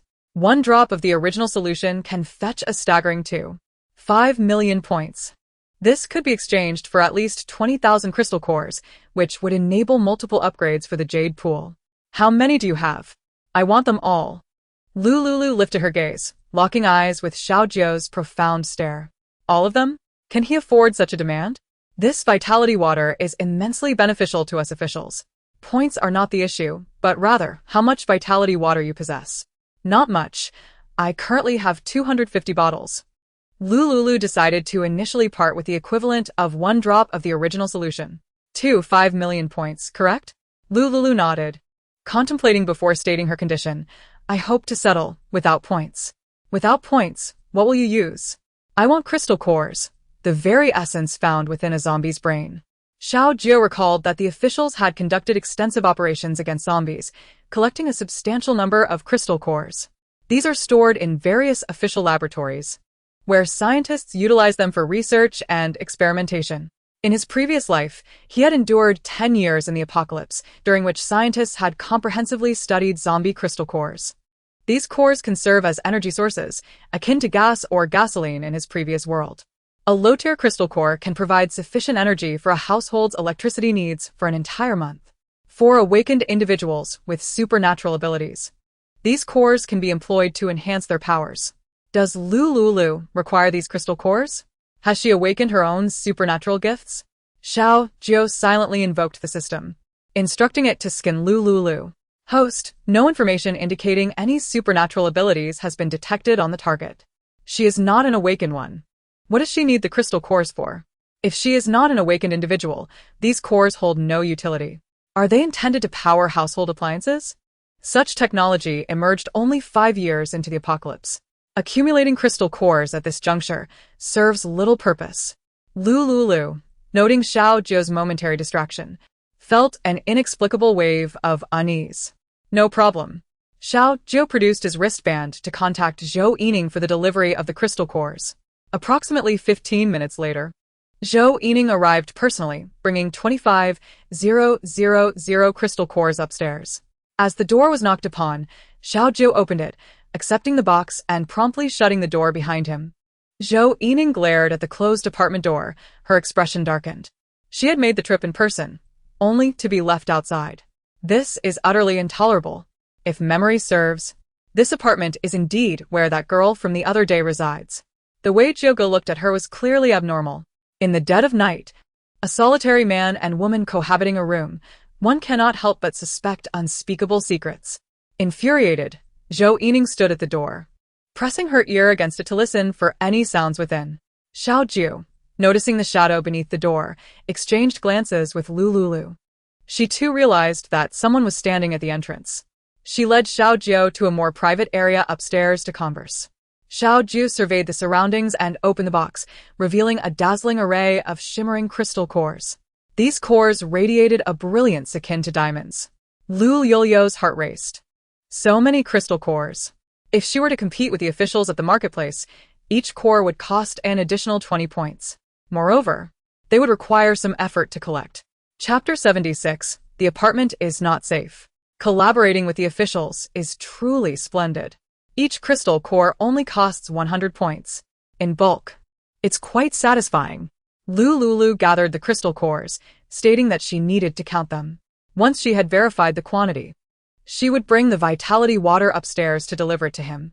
Given the current situation, she could not directly present the diluted solution. Count them now. I will wait for you downstairs. Xiao Jio did not afford her the opportunity to refuse, turning to descend the stairs and settle onto the sofa to enjoy his tea. Lu Liuliu, feeling helpless, placed the box of crystal cores on the vanity in her bedroom. The quantity was so considerable that she knew it would be accurate without needing to count. The officials would not deceive her. This was based on her understanding of Zhou Yining from her previous life. Though Zhou Yining was quite unscrupulous, her credibility within the base was exceedingly high. And once an agreement was reached, it would not be easily altered. Coupled with the righteous aura that emanated from Xiao Jio, she could not dismiss it. Counting over 20,000 cores was an arduous task.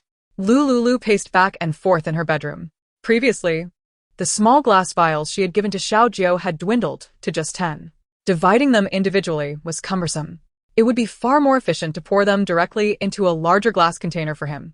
Lu Liuliu found 10 one-pound transparent glass bottles, filling them with the diluted solution. To enhance the appearance of these solutions, she rummaged through her space for a gift box initially meant for supplements, packing the 10 glass bottles into 2 boxes. After meticulous wrapping, they looked considerably more upscale. Lu Liuliu approached her computer desk, typing up a user manual that briefly outlined the effects and dosage of the vitality water. Subsequently, she printed and bound this manual, placing it within the gift boxes. Once all was completed, over half an hour had elapsed. Lu Liuliu clapped her hands and waited an additional 10 minutes before slowly descending the stairs while carrying the 2 gift boxes. Upon seeing her emerge, Xiao Ju immediately rose and approached her. Lu Liuliu glanced down at the steps, then lifted her gaze to meet Xiao Ju's. This fellow is remarkably handsome. Knock, knock. Knock. The sound of knocking on the apartment door intensified. This time, the knocks were louder than before. The sudden increase in volume distracted Lu Liuliu as she descended, causing her foot to slip. In a split second, Xiao Ju noticed the two gift boxes wobbling perilously in Lu Liuliu's hands. His heart raced, and without a second thought, he reached out to catch her as she fell forward. In that moment, they found themselves in an intimate embrace. Lu Liuliu's face nestled against Xiao Ju's chest. Her cheeks instantly flushed like a burning cloud. Xiao Ju felt the softness in his arms. Lu Liuliu seemed like a petite bundle. After mere seconds of contact, Xiao Ju, feeling a surge of tension, gently released her, maintaining a respectful distance. Lu Liuliu kept her head bowed, her cheeks seemingly capable of dripping blood from embarrassment. At her age, how could she still behave like a little girl? Utterly inept. It was merely a hug. Lu Liuliu took a deep breath and directed her gaze toward Xiao Ju. However, as her eyes traveled from his lower half to his upper half, she immediately averted her gaze. Goodness, surely her eyes weren't deceiving her. Was there something concealed in Xiao Ju's pocket? Why did it now appear so bulging? Curiosity piqued, Lu Liuliu cast another glance, only to meet Xiao Ju's bewildered gaze. As if struck by a bolt of lightning. This couldn't possibly be. Lu Liuliu pressed her lips together and shifted her gaze away from Xiao Ju. Vitality water. Xiao Ju attempted to speak, but found his voice had turned gravelly. Upon hearing the once clear tone now tinged with a hint of husky allure, Lu Liuliu felt flustered. Damn it! She must not succumb to infatuation. After all, he was fully clothed, unlike earlier when he hadn't donned any attire. What was the matter? Why should she feel apprehensive? Come on, Lu Liuliu. Don't be timid. Ahem. The vitality water. Please hand it to me. Taking a deep breath, Lu Liuliu extended the gift box toward Xiao Ju. Just as he accepted it, the apartment door creaked open. Lu Liuliu was taken aback. What was happening? She had never shared her apartment code with anyone. How could someone open the door from the outside? Turning to see who had intruded, she found Zhou Yining glaring at her from the entrance. There was a saying she wanted to utter, but she hesitated. What on earth was going on? Wasn't he had stated that the apartment was exceptionally secure? Without her wristband verification and code, no one else should be able to unlock the door. Damn it! Lu Liuliu glared furiously at Zhou Yining. Upon entering the room, Zhou Yining sensed that there had not been any inappropriate occurrences between Xiao Ju and Lu Liuliu. A wave of regret washed over her. She shouldn't have doubted Zhou Ge. He was not the sort of man to let lust cloud his judgment, especially not under such circumstances with a stranger. Miss Lu, I apologize, Zhou Yining said suddenly. Yet, Lu Liuliu was in no mood to accept her apology. How could the apartment be so easily accessed from the outside? What about her safety? Damn it! You better provide me with a reasonable explanation. Lu Liuliu was fuming. Xiao Ju discerned that Zhou Yining was merely worried about him. This was a matter he had failed to clarify with her. Being out for so long and returning with so many energy cores would naturally lead her to speculate. Miss Lu, I sincerely apologize. I assure you that such an event will never occur again. Assure me? With what guarantee? Today, Zhou Yining could waltz in, tomorrow. Who is to say Zhang Yining or Zhao Yining want to do the same? Xiao Ju noticed the intensity of Lu Liuliu's anger. Yining, you have crossed a line. Go back and accept your punishment. Crossing her arms, Lu Liuliu declared, Fine. Go on. This little temple of mine cannot accommodate such grand Buddhas as yourselves. Xiao Ju understood that he had no choice but to leave for now. Lu Liuliu was in a rage. He would wait until she cooled down to come back and apologize. With Zhou Yining and Xiao Ju departing, Lu Liuliu slammed the door shut. Damn it! How could officials gain such easy access to her apartment? The thought was utterly unacceptable. This door must be dismantled and replaced. Moreover, it ought to be fitted with a double-layered security door. Ha! Yining, you call her so affectionately, yet she is just an obnoxious pest. Lu Liuliu fumed as she plopped onto the sofa. It wasn't until Jiang Yi knocked on the door that she finally got up to open it. Jiang Yi entered, pushing a baby stroller, and immediately noticed Lu Liuliu's troubled demeanor. Little Lulu, what's wrong? You seem rather downcast. Jiang Yi approached Lu Liuliu with concern. She had seen Xiao Jiu enter the apartment. What's the matter? Did you two have a disagreement? Chapter 77. Space Upgrade. That shouldn't be. Both Lu Liuliu and she were members of the Beauty Association. In the presence of a handsome man like Xiao Jiu, it was impossible not to feel a flutter. Alone together in a room. Gradually calming down, Lu Liuliu recounted the day's events to Jiang Yi. What? Officer Zhou was able to open our apartment door just like that? Lu Liuliu felt a wave of fatigue wash over her. Too much had transpired that day. She longed to retreat to her bedroom, upgrade her space with the energy cores, and unlock the fourth door. I'm heading upstairs to rest. Lu Liuliu picked up little Wu and took him to the bathroom to wash up. After cleaning herself and the child, she lay down on the soft bed, feeling her spirits lift. When one finds tranquility, they inevitably recall certain vivid memories. Lying in bed, as she gazed at little Wu's face, she was suddenly reminded of Xiao Jiu, both in and out of clothing. Unbidden, his image surfaced in her mind. It took Lu Liuliu a considerable time to dispel Xiao Jiu's shadow from her thoughts. She gathered all the energy cores she had purchased, stacking them together in her space.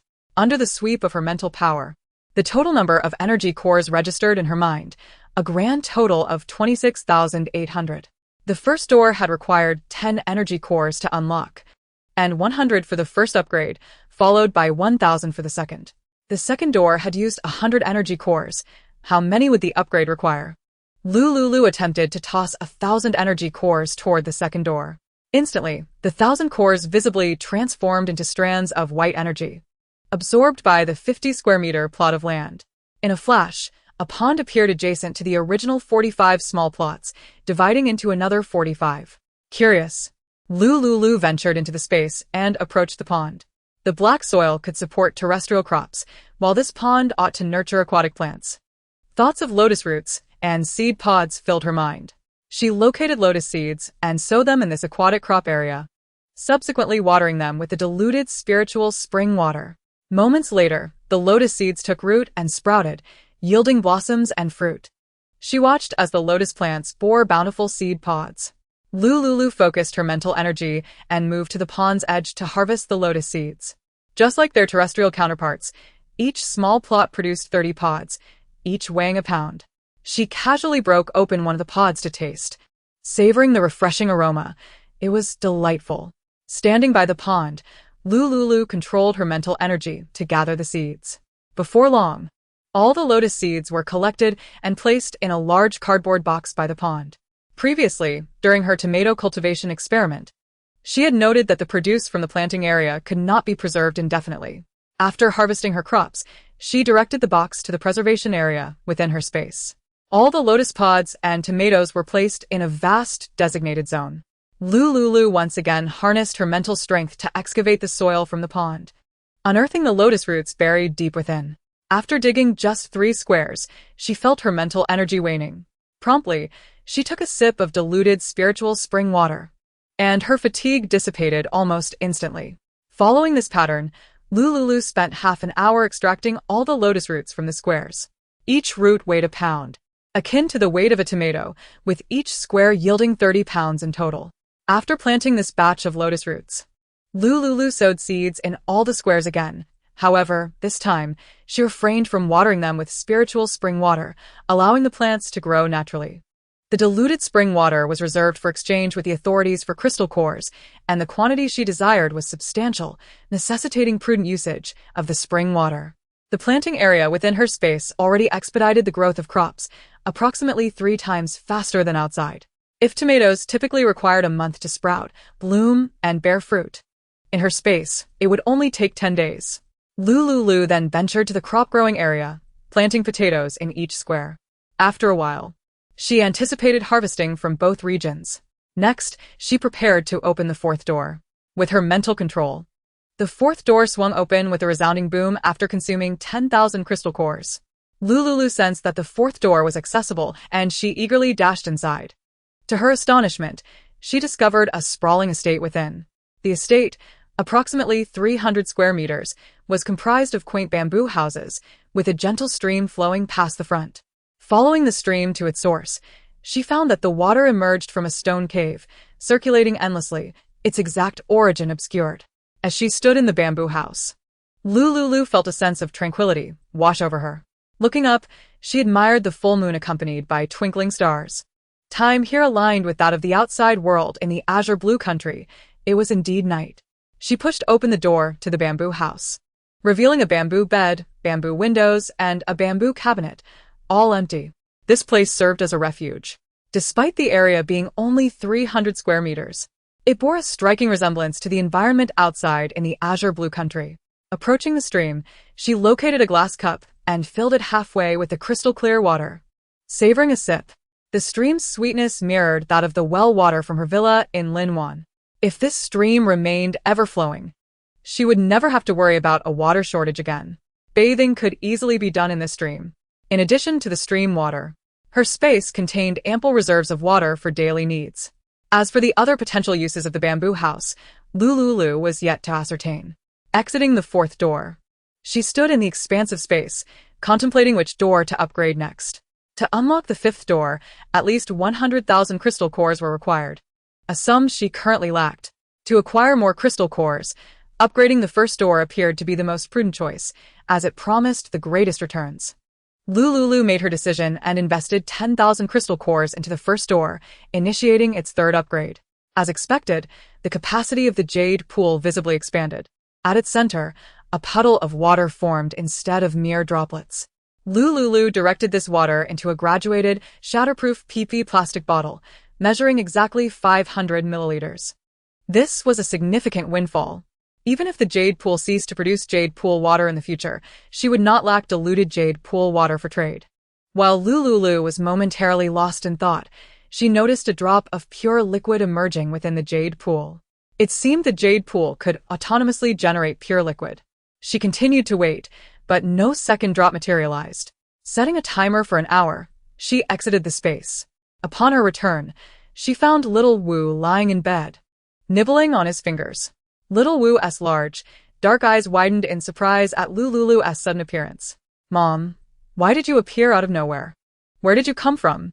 Seeing little Wu awake stirred a pang of guilt within Lu Liuliu. She had spent too long in the space. Fortunately, little Wu was well-behaved and did not cry. She quickly retrieved the stored breast milk from the space and prepared to feed him.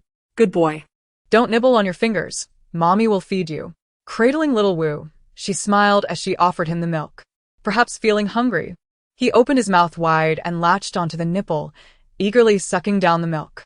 After finishing his meal, little Wu, still in the postpartum phase, drifted into a sleepy haze, recognizing Lu Liuliu's familiar scent and closing his eyes. Lu Liuliu carefully placed him back in bed and skillfully changed his diaper. Subsequently, she picked up her phone and activated the surveillance of the Jean Xian villa. Concerned about disturbing little Wu, she donned her Bluetooth headset.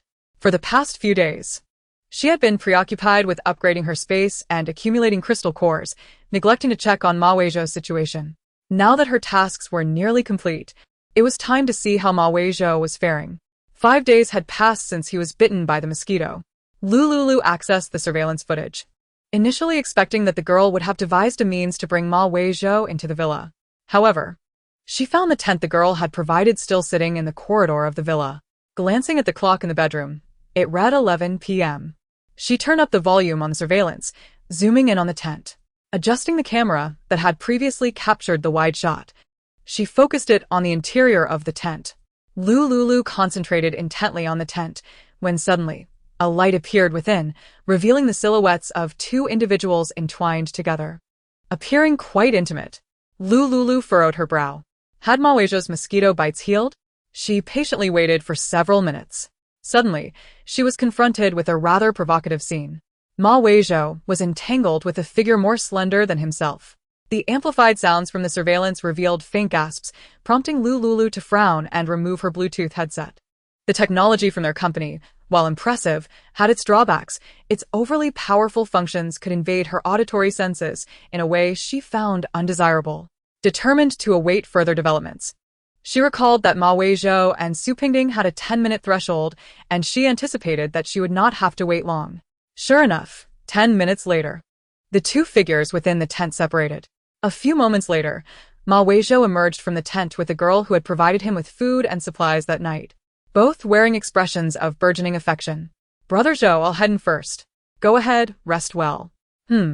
Remember to take the medicine I gave you. After the girl finished speaking, she shyly smiled. Ma Weizhou gazed at her with deep affection. All right, Schwer, he said. The girl, referred to as Schwer, tiptoed and planted a gentle kiss on his cheek before blushingly entering the villa. Lu Liuliu chuckled softly. This girl named Schwer was rather unremarkable in appearance.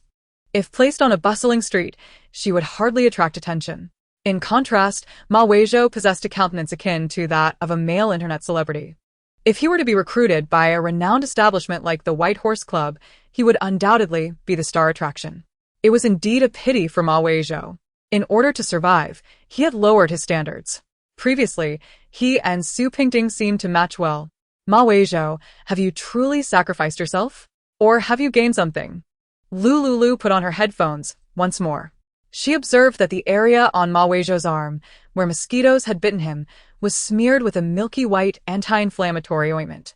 It was needless to say that this ointment must have been provided by the girl named Schwer. What a shame it was that she couldn't witness Ma Weizhou's wound inflamed and oozing. Lu Liuliu saw Ma Weizhou turn around, intending to enter the tent. She felt there was nothing worth watching and prepared to turn off the surveillance. However, Ma Weizhou's voice suddenly resonated. Liuliu, you're watching, aren't you? Lu Liuliu was startled by his unexpected words. Has he discovered her?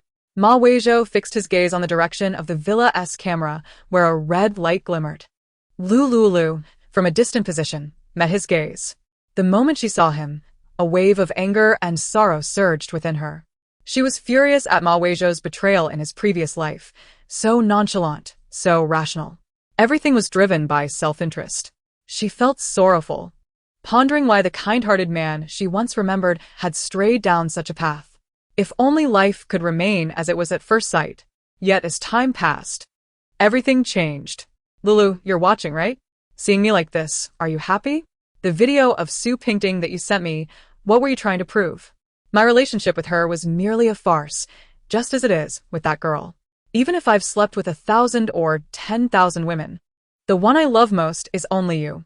Ma Weizhou's chestnut-colored eyes remained fixated on the flickering red light of the camera. Lu Liuliu laughed, a laugh filled with rage. How shameless of him to utter such words. Liuliu, I love you, Ma Weizhou professed with what he believed to be a heartfelt smile. Lu Liuliu felt only disgust and nausea. She turned off the camera, no longer wishing to behold that face. Should they ever cross paths again, she would unhesitatingly deliver him a grand gift.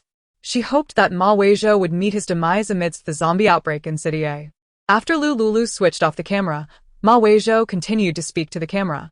Such words were something he would occasionally utter each day, especially after he had been intimate with Schwer. Initially, he had not noticed the camera. One night, as he got up to relieve himself, he caught sight of the red light flashing in the corner. After some scrutiny, he realized it was a camera developed by Yunshang Technology. He deduced that there was no corpse of Lu Liuliu within this villa and surmised that his presence here was likely a punishment from her. Even so, he still yearned to make amends. Lu Liuliu held a substantial amount of digital currency, and he believed that securing her forgiveness would not be a daunting task. For points would certainly not be in short supply. Once he managed to win her back, he could escape this miserable existence. He had truly had enough of living on compressed biscuits.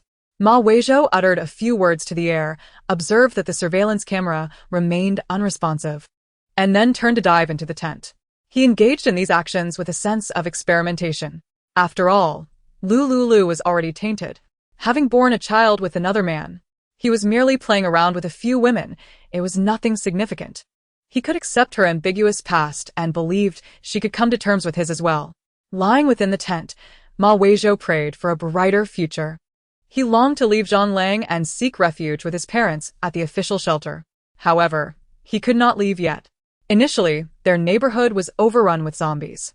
Zhonglang had promised to rescue them to the shelter in City A and had provided a villa location.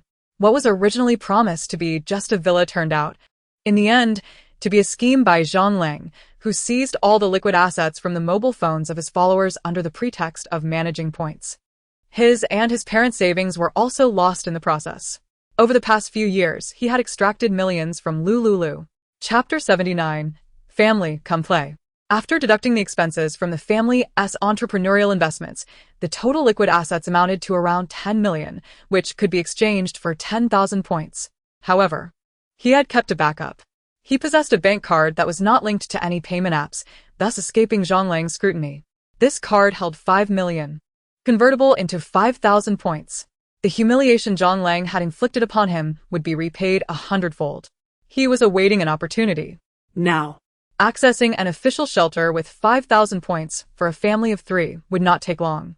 This villa was remarkably secure, with utilities operational, and it was conveniently close to the official shelter without requiring points.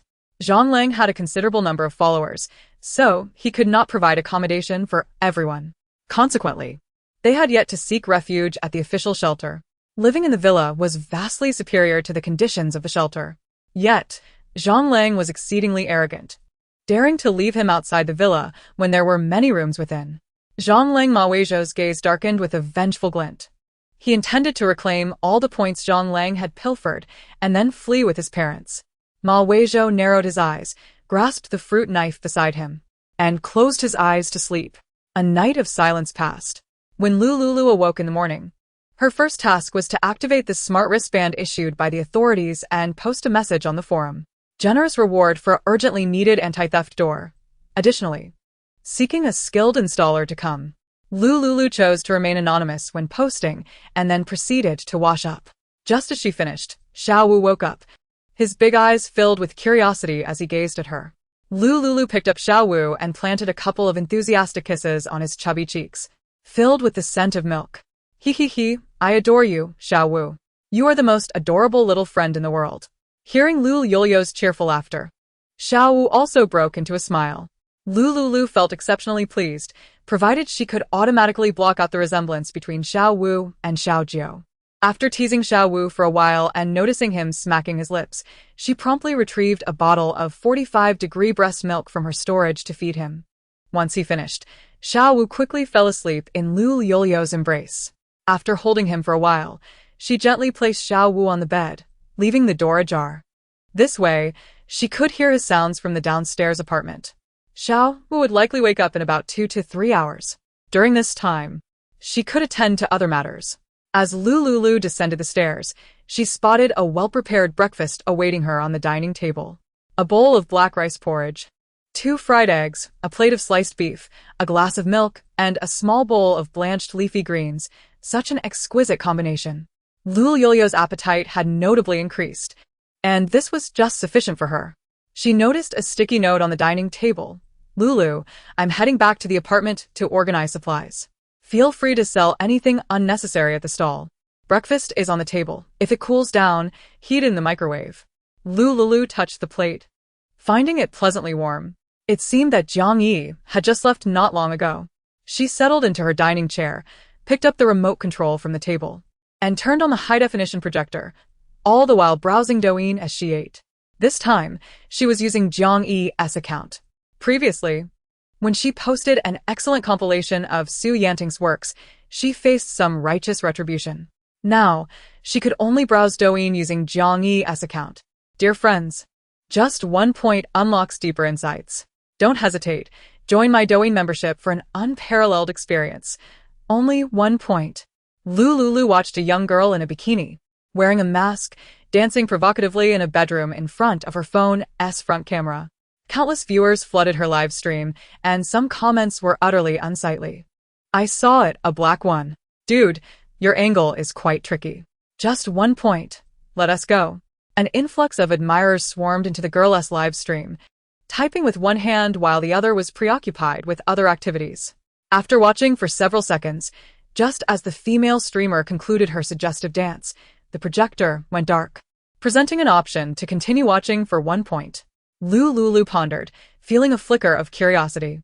Previously, she often encountered similar borderline dance videos on Douyin for free. Now, however, it required payment, 1 point, which was indeed reasonable. Driven by curiosity, she scanned to pay 1 point and entered the paid live stream. Could I go back to the previous option to decide whether to pay 1 point? The visuals were uncomfortably provocative. Lu Liuliu nearly lost her appetite, swiftly exiting the live stream and taking a sip of milk to steady herself. The current female streamers were indeed resorting to all sorts of tricks for points.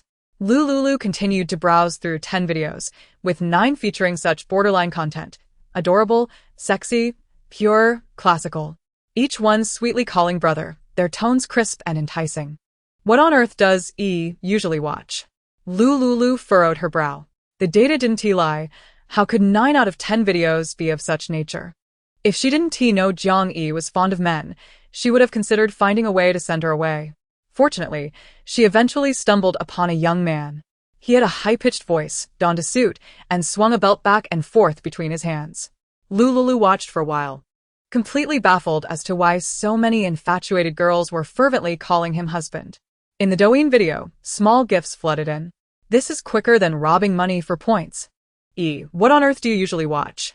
Lu Liuliu frowned. Just as she was about to close Douyin, she noticed a recommended live stream. She casually entered, only to find it was a paid viewing. This time, the points required were substantial, 10 points per entry. The first live stream she had entered had over 10,000 viewers. The female streamer had devised some tricks and effortlessly amassed points. Indeed, when women turn wicked, they become wealthy. Lu Liuliu felt a surge of curiosity. If 1 point was already so shocking, what could a 10-point show entail? She paid 10 points again to enter the live stream.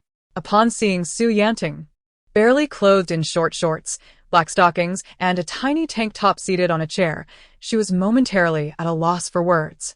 It's really her. I've seen her brilliant videos before. Brothers, lend me a moment to speak. Guys, I'm ready. Who wants to know what I'm wearing underneath this outfit? Just 100 points. Add me on Douyin privately to unlock. She presented her QR code, inviting points transfers. Chapter 80. Water Pollution. Su Yanting continued to emit her sweet, ear-piercing voice. Lu Liuliu admired her. Such a voice could last for years. Indeed remarkable. Is there no brother adding Tingtian on WeChat? Tingtian feels so sad. As Su Yanting spoke, she intentionally swayed her legs clad in black stockings, occasionally teasing some viewers in the live stream. After watching for a few seconds, Lu Liuliu chuckled. Trying to skirt the line for points? The harbinger of justice is about to arrive. Lu Liuliu located the report button at the bottom of Douyin, clicked to report the fraud and extortion of points, and submitted it. Other survivors could fend for themselves. She remained indifferent, content to watch the spectacle. However, Su Yanting was another matter. The impact of her solitary report was minimal. Given Su Yanting's attire, it paled in comparison to the more provocative female streamers she had just witnessed. Her level of exposure would likely not attract the official's attention. Lu Liuliu grabbed her bracelet and anonymously posted on the forum. 1 point per report, 4569, live stream room, report once for 1 point, maximum of 1,000 points. Screenshots earn points, first come, first served. Just a few seconds after posting, when Lu Liuliu checked back on Su Yanting's live stream, it had already gone dark. Nice. Indeed. Points can move mountains. Previously punished by the harbingers of justice, she had to borrow Jiang Yi's account. Su Yanting's account was now banned. Her borderline antics could not continue. Now, with zombies everywhere, re-registering on Douyin was impossible, unless she borrowed someone else's account to stream. Even if she managed to find a way to borrow an account, what of it? Engaging in such antics wouldn't last long. In her previous life, the apocalypse brought about power outages within a month. Later, power would come intermittently, a state that would persist for 3 months. After 3 months, barring areas with solar panels, no place would receive electricity. Power outages would accompany network failures. This method of earning points through live streams wouldn't endure much longer. In the end, those who survived the apocalypse wouldn't be fools. Such tactics might yield some points in the early stages. Afterwards, she browsed through several more live streams, and without exception, they featured either peculiar men or strange women. Initially, she found it incomprehensible. Eventually, without realizing it, she ended up watching half an hour of free dance live streams. Until she came across the aloof male god, the superstar Su Fan's live stream. Dear friends, there's no need to gift me. I don't lack points. Please, stop gifting. Su Fan was a household name in Hailon, a charismatic male actor known for his singing, dancing, rapping, and basketball skills. In the world of young girls, he was immensely popular, boasting a vast fan base. Even after the apocalypse had struck, these surviving fans continued to support him through the internet. Why not let them refresh? What is the purpose of your live stream? A pretty boy, just like certain women, trying to play both roles. Where did this hater come from? Administrator. Hurry and mute him. You vile creature, slandering my brother, truly deserving of your fate. I curse you. Lu Liuliu gazed at the chaotic scene on the trembling sound live streaming platform, letting out a helpless sigh. She opted to shift the program to the official live broadcast room. At last, the atmosphere returned to normalcy. Thanks to the tireless efforts of the authorities, the number of survivors rescued in City A had reached 300,000, with numbers continuing to rise. After finishing her breakfast and listening to the official news, Lu Liuliu turned to the kitchen to wash the dishes. While washing, she noticed something amiss with the tap water. It appeared yellowish, containing numerous fine black particles. In a hurry, Lu Liuliu retrieved a water testing pen from her storage. As soon as she submerged the smart water tester into the tap water, it illuminated in red, with a reading alarmingly high. Only water with a value below 50 is deemed acceptable, yet the reading on the smart tester exceeded that by more than tenfold. Oh my goodness! Lu Liuliu quickly fetched a bucket of previously stored potable water from her space and washed the dishes anew. Just as she finished putting the water bucket back into storage, she heard the official announcement of the latest broadcast. Urgent notice. Due to the influence of unidentified pollutants, all survivors are advised from this moment on to refrain from drinking tap water or any untreated natural water sources. Immediately following the official announcement, a flurry of comments erupted from the crowd. Oh no, I had a glass of tap water today. Boiled it should be fine, right? Me too. I'm fine. I drank a pound of it. It's fine, isn't it? Just a bit of diarrhea, right? I need a pack of montmorillonite powder. Help. I'm offering a handsome reward for montmorillonite powder. Can someone provide me with a pack? I'll do anything. I have it. Are there any lovely ladies from Survivor Base B and District B? Contact me, and I'll give you montmorillonite powder. Why only lovely ladies? What's wrong with handsome gentlemen? It's not that it's impossible. As long as you're attractive enough, I'm open to both. Lu Liuliu noted the timing of the official report on water pollution, which closely mirrored her memories from her past life. Clearly, some natural occurrences were beyond the officials' control. Water pollution, after all, had come. However, this contamination would not significantly affect her. She had stockpiled ample water resources. As for the well within her villa, she merely felt a tinge of regret. The well tapped into the underground water system of City A and would inevitably possess some degree of contamination. Nonetheless, the well's filtration through sand and nearby vegetation should mitigate the pollution, certainly less than that of the tap water. Furthermore, unlike the tap water, the well did not carry the risk of sudden shortages. As for specifics, she could not be certain. Fortunately, she had exchanged the well's added value for quite a few points. The current level of contamination in the well was irrelevant to her. Regardless, she would not suffer from a lack of water. Once the fourth door opened, she acquired a stream that would never run dry. If we can't use the tap water, will we perish from thirst? In such sweltering heat, how can I survive a day without 4 pounds of water? Initially, she thought the shortage was merely of food, but now it seemed they were lacking water as well. Had she known, she would have stockpiled more water in advance. As the crowd lamented and despaired, the officials urgently announced their response measures. Latest notification: for daily drinking water, please purchase from various shopping bases, limited to 3 pounds per person per day. The panicked citizens found some solace in this news. Many rushed out of their homes to the shopping bases to secure water, fearing that if they delayed, they might find themselves waiting in line or worse, without water at all. Lu Liuliu watched the news and comments for a while. After some time, she stood by the large floor-to-ceiling window of her apartment balcony. A throng of bustling people rushed towards the shopping base, carrying an array of water storage tools.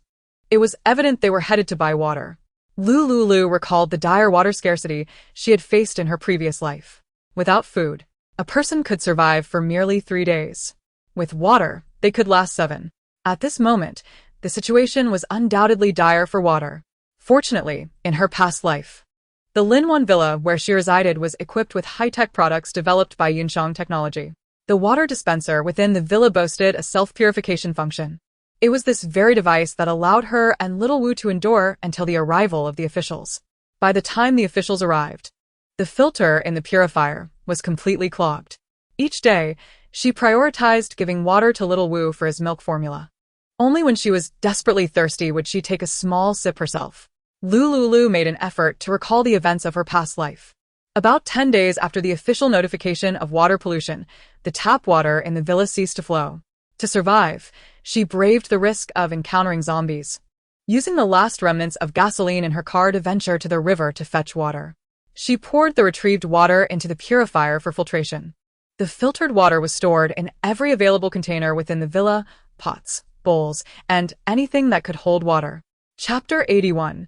Diminished sense of security. Not long after the water was turned off, the power went out. Lu Liuliu panicked, for the purifier required electricity to operate.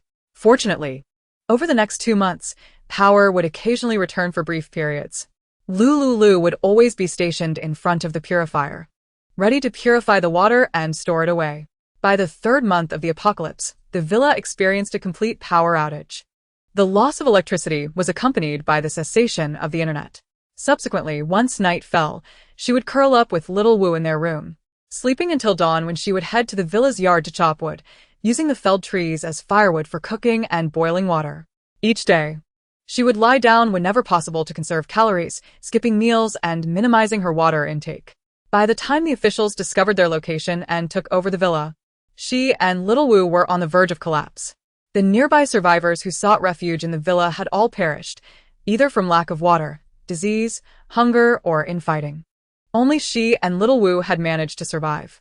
Observing the bustling crowd, Lu Liuliu noticed the line for water had quickly divided into 3 queues, stretching from the shopping base all the way to the entrance of the community. She watched these individuals, having no intention of descending to buy water herself. The water being offered barely maintained a value of 50, tasted unpleasant, and contained numerous white flocculent substances with a notably pungent odor of disinfectant. Short-term consumption might not pose an issue, but over time, illness was inevitable. As Lu Liuliu stood in a daze, her phone, resting on the sofa, vibrated. Having children at home, she kept her phone on silent. Turning around, she picked it up and saw it was a call from Jiang Yi. "Lulu, hurry and join the line to buy water." Seeing Jiang Yi's invitation, Lu Liuliu found no reason to refuse. Even though she had no shortage of water, she needed to go down and join the queue to avoid drawing attention. It was already morning, and the sweltering heat was becoming unbearable. Little Wu would surely suffer in the heat. Lu Liuliu ascended the stairs, gently placing the slumbering Xiao Wu, along with the baby stroller, into the bamboo house behind the 4th door of her spatial realm. Subsequently, she procured an empty 3-kilogram mineral water bottle, donned her sun protection attire, and equipped herself with a hat and mask before slinging a crossbody bag over her shoulder and heading towards the queue of individuals collecting water. The access code for the apartment's main entrance remained a mystery to Jiang Yi. Should she inquire about Xiao Wu, Lu Liuliu would simply say that Xiao Wu was sleeping in the room. Without the code, Jiang Yi was unable to enter the apartment. Even if they returned together, Lu Liuliu could discreetly return to the master bedroom and quietly release Xiao Wu from the spatial realm. Lu Liuliu closed the villa's main door and entered the elevator. As the door slid shut, she cast a longing glance at the apartment door on the left side of the elevator, yearning for a change of entrance. Such doors are adequate for deterring the average person, yet for officials, they are merely a facade. This lack of security left her feeling vulnerable. The intrusion of Zhou Yining into her apartment was a source of great displeasure. However, she found herself unable to leave this place or take action against Zhou Yining, who was armed with a firearm and trained as a special operative. Confronting such a figure head-on would be folly. She would not abandon a city over this incident. Other provinces, particularly those along the coast, faced even graver circumstances.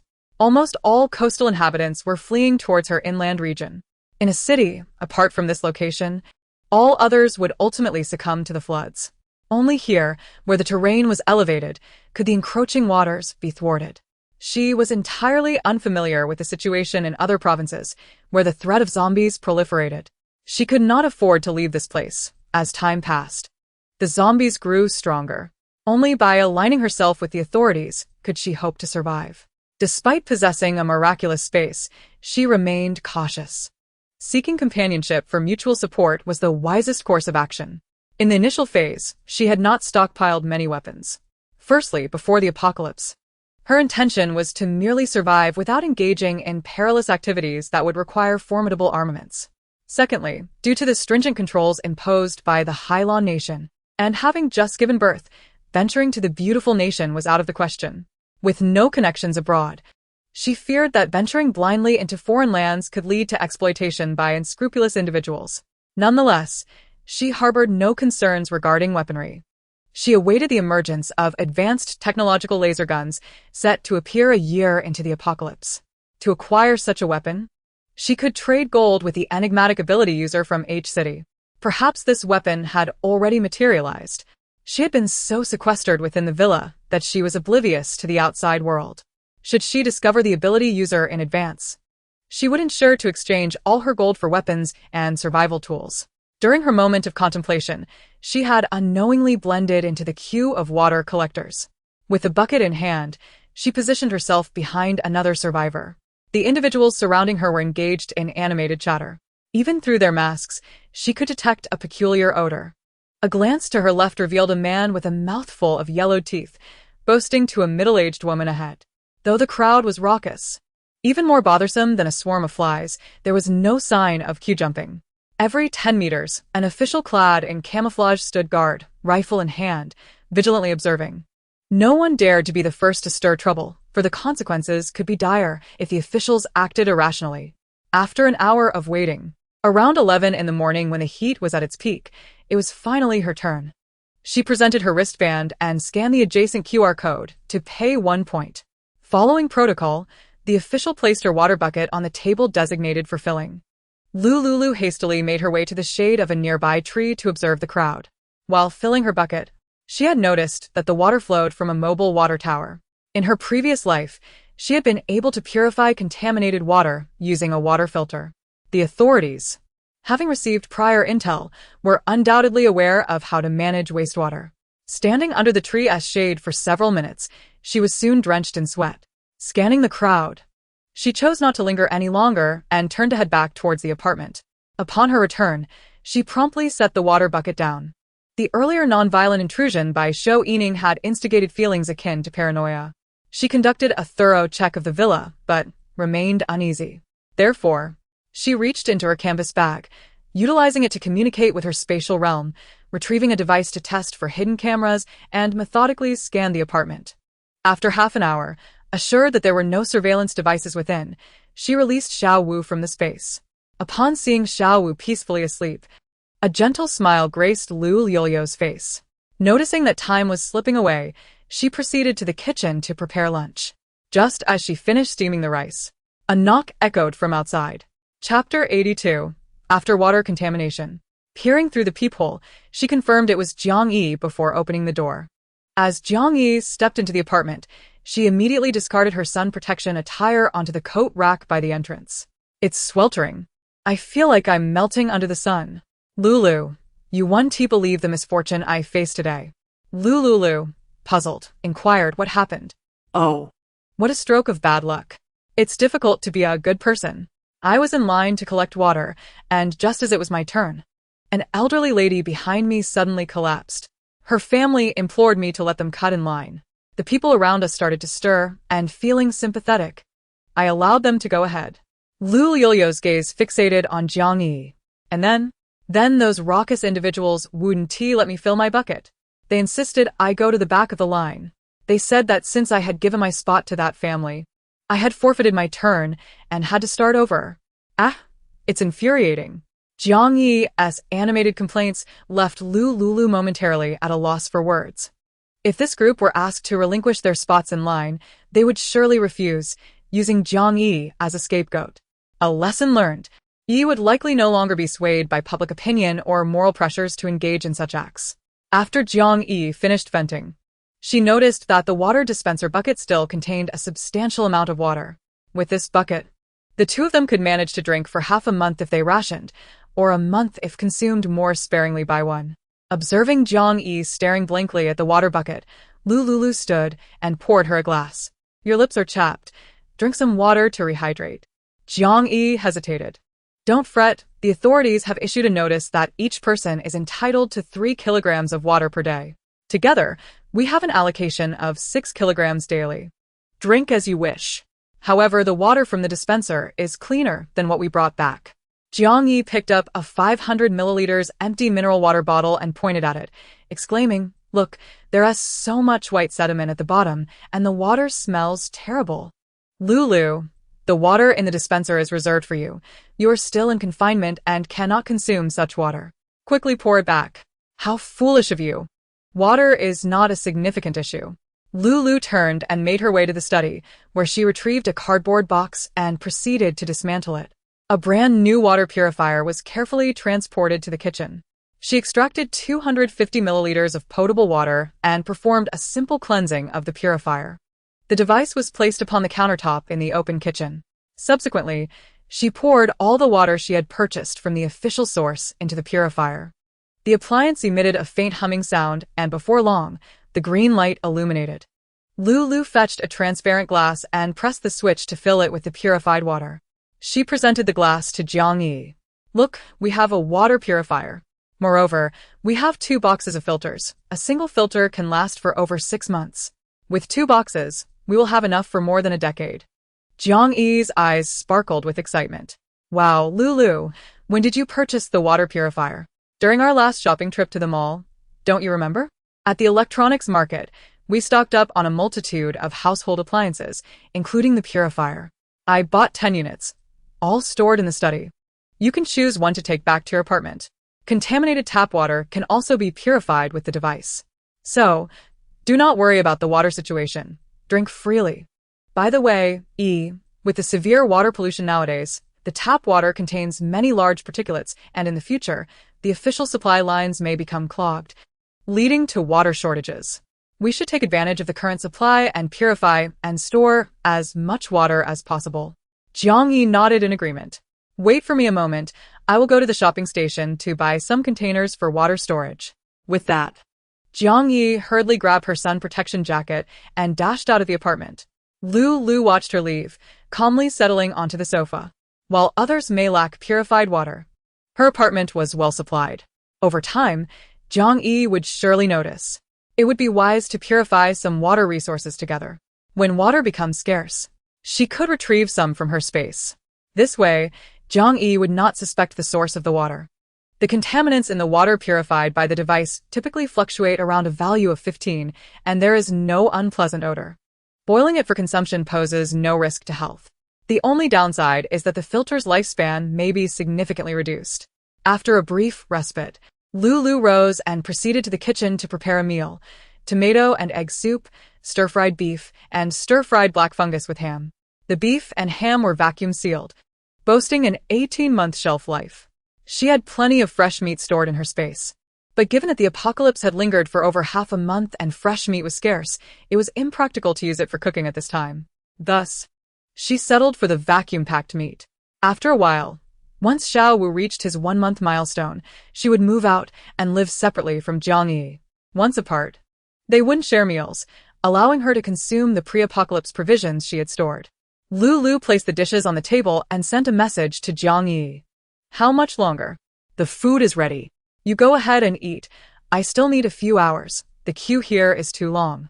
Upon receiving the reply, Lu found a plate and set aside a portion for Jiang Yi before beginning her own meal. After finishing lunch, Lu fed Xiao Wu. Once he fell asleep, she cradled him and headed to the master bedroom upstairs for a rest. After having queued outside for water, she was drenched in sweat. Given the high contamination levels of the current tap water, Lu was reluctant to use it for bathing. She entered the 4th door of her space with Xiao Wu in her arms. Laying him on the grassy bank by the stream, she retrieved an electric water pump. Tossing the pump into the stream, she grabbed the hose and made her way to the grassy area. Next, she procured a large plastic bathing tub and directed the stream water into it. Earlier, she had boiled a considerable amount of water in the villa, which still maintained a temperature of 100 degrees Celsius. Lu mixed the boiling water from the iron pot with the stream water until the temperature was suitable. She then shed her sweat-drenched clothes and stepped into the tub for a soak. Upon entering, she sensed something was amiss. Using her mental energy to connect with her space, she discovered a bath ball in one of the boxes. This bath ball, endorsed by the popular streamer Chi, had received rave reviews. She unwrapped the packaging and tossed a pink bath ball into the tub. Lulu tilted her head back, gazing at the blue sky and white clouds of her space, feeling an inexplicable thrill. Bathing outdoors was quite the experience. Half an hour later, Lulu stood up and rinsed off the bath ball's foam with cool stream water.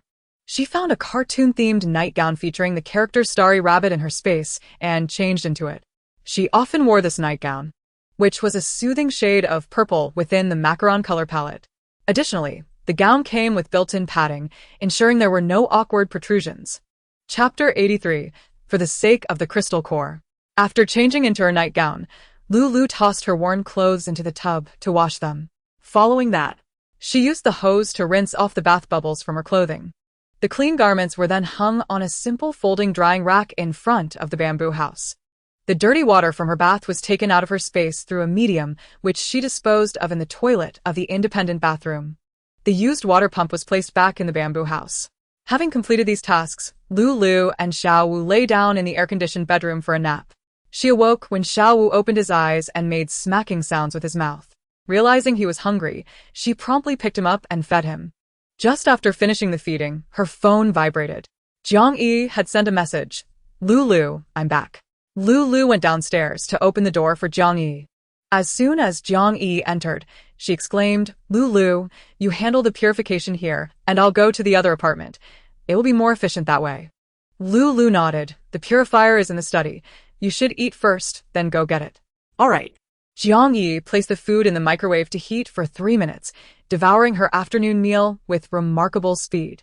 A few moments later, she washed the dishes using the water from the purifier and then carried the purifier back to her apartment to store the purified water. Once Jiang Yi left, Lulu cradled Xiao Wu, who had just finished his feeding, and took him upstairs to rest. Once Xiao Wu was sound asleep, she went downstairs to address the water situation. In her space, she found 2 plastic barrels and filled them with ordinary stream water. This water could serve as purified water without any issues. The quality of the stream water was excellent, with values not greatly differing from the water filtered by the purifier. This would suffice for her needs, providing a legitimate source for her water usage.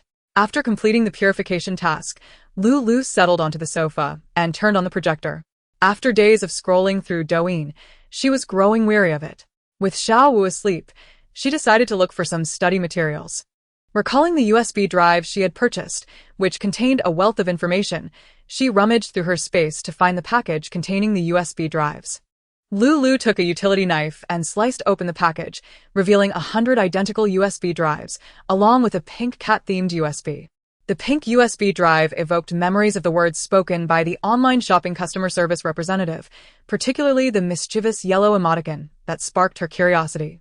Lulu inserted the USB into the projector, and a file dialog box automatically appeared. Just as she was about to click to view it, a knock at the door interrupted her. It had to be Jiang Yi, likely having forgotten something. Lulu rose and approached the door, peering through the peephole. Outside stood a figure clad in camouflage pants, but due to the height of the peephole, she could not discern the person's face. Hesitating to open the door, she cautiously inquired, "Who is it?" "It's me, Xiao Jiu." "Him? What could he want?" "I'm here to apologize on behalf of Yining. Last time, she barged into your apartment, and I have taken appropriate measures against her as per regulations." No need. I'm planning to change the door. Could you open the door? I have other matters to discuss with you." Initially reluctant to open the door, Lulu reconsidered upon realizing that her future upgrades would depend on Xiao Ju's channel for exchanging crystal cores. She ultimately chose to let him in. The two entered the apartment, with Lulu maintaining a stoic expression as they settled onto the sofa in the living room. Xiao Ju observed her frigid demeanor, feeling a chill in his heart. Originally, he had intended to discuss the child with her, but her icy countenance rendered him speechless. It was evident to him that he was far from welcome in her presence. "If you have something to say, please do so," Lulu urged, her tone impatient. Being alone with Xiao Ju always left her feeling suffocated. Xiao Ju hesitated, gazing at Lulu. Just moments ago, the paternity test results had come in. Xiao Wu was indeed his child. Over the past year, he had failed to fulfill his responsibilities as a father. Although his negligence was due to his duties preventing him from compensating Lu Liuliu in a timely manner, no matter the reason. Allowing her to bear the pain of pregnancy and childbirth alone without offering support was not the mark of a true man. Now, upon his return, he sought to claim custody of Xiaowu. Such words lodged in his throat unspoken. Lu Liuliu, noticing his stammering, grew increasingly irritated. Minutes of silence stretched between them, thick with awkward tension. Lu Liuliu focused her mind, her heart racing. You, a grown man, why are you stammering? Speak up. I'll give you 3 minutes. If you don't, please leave my apartment. Xiao Jiu sighed inwardly. His gaze darkened as he quietly said, Do you still have the super vitality water? I primarily came to discuss it with you. Lu Liuliu, who was in dire need of crystal cores, found herself seemingly pleading with him, feeling indebted. If she bypassed him to approach Zhou Yining, it would be even less agreeable. Zhou Yining had wronged her in her past life, and in this life, had audaciously intruded upon her apartment. She held no affection for Zhou Yining.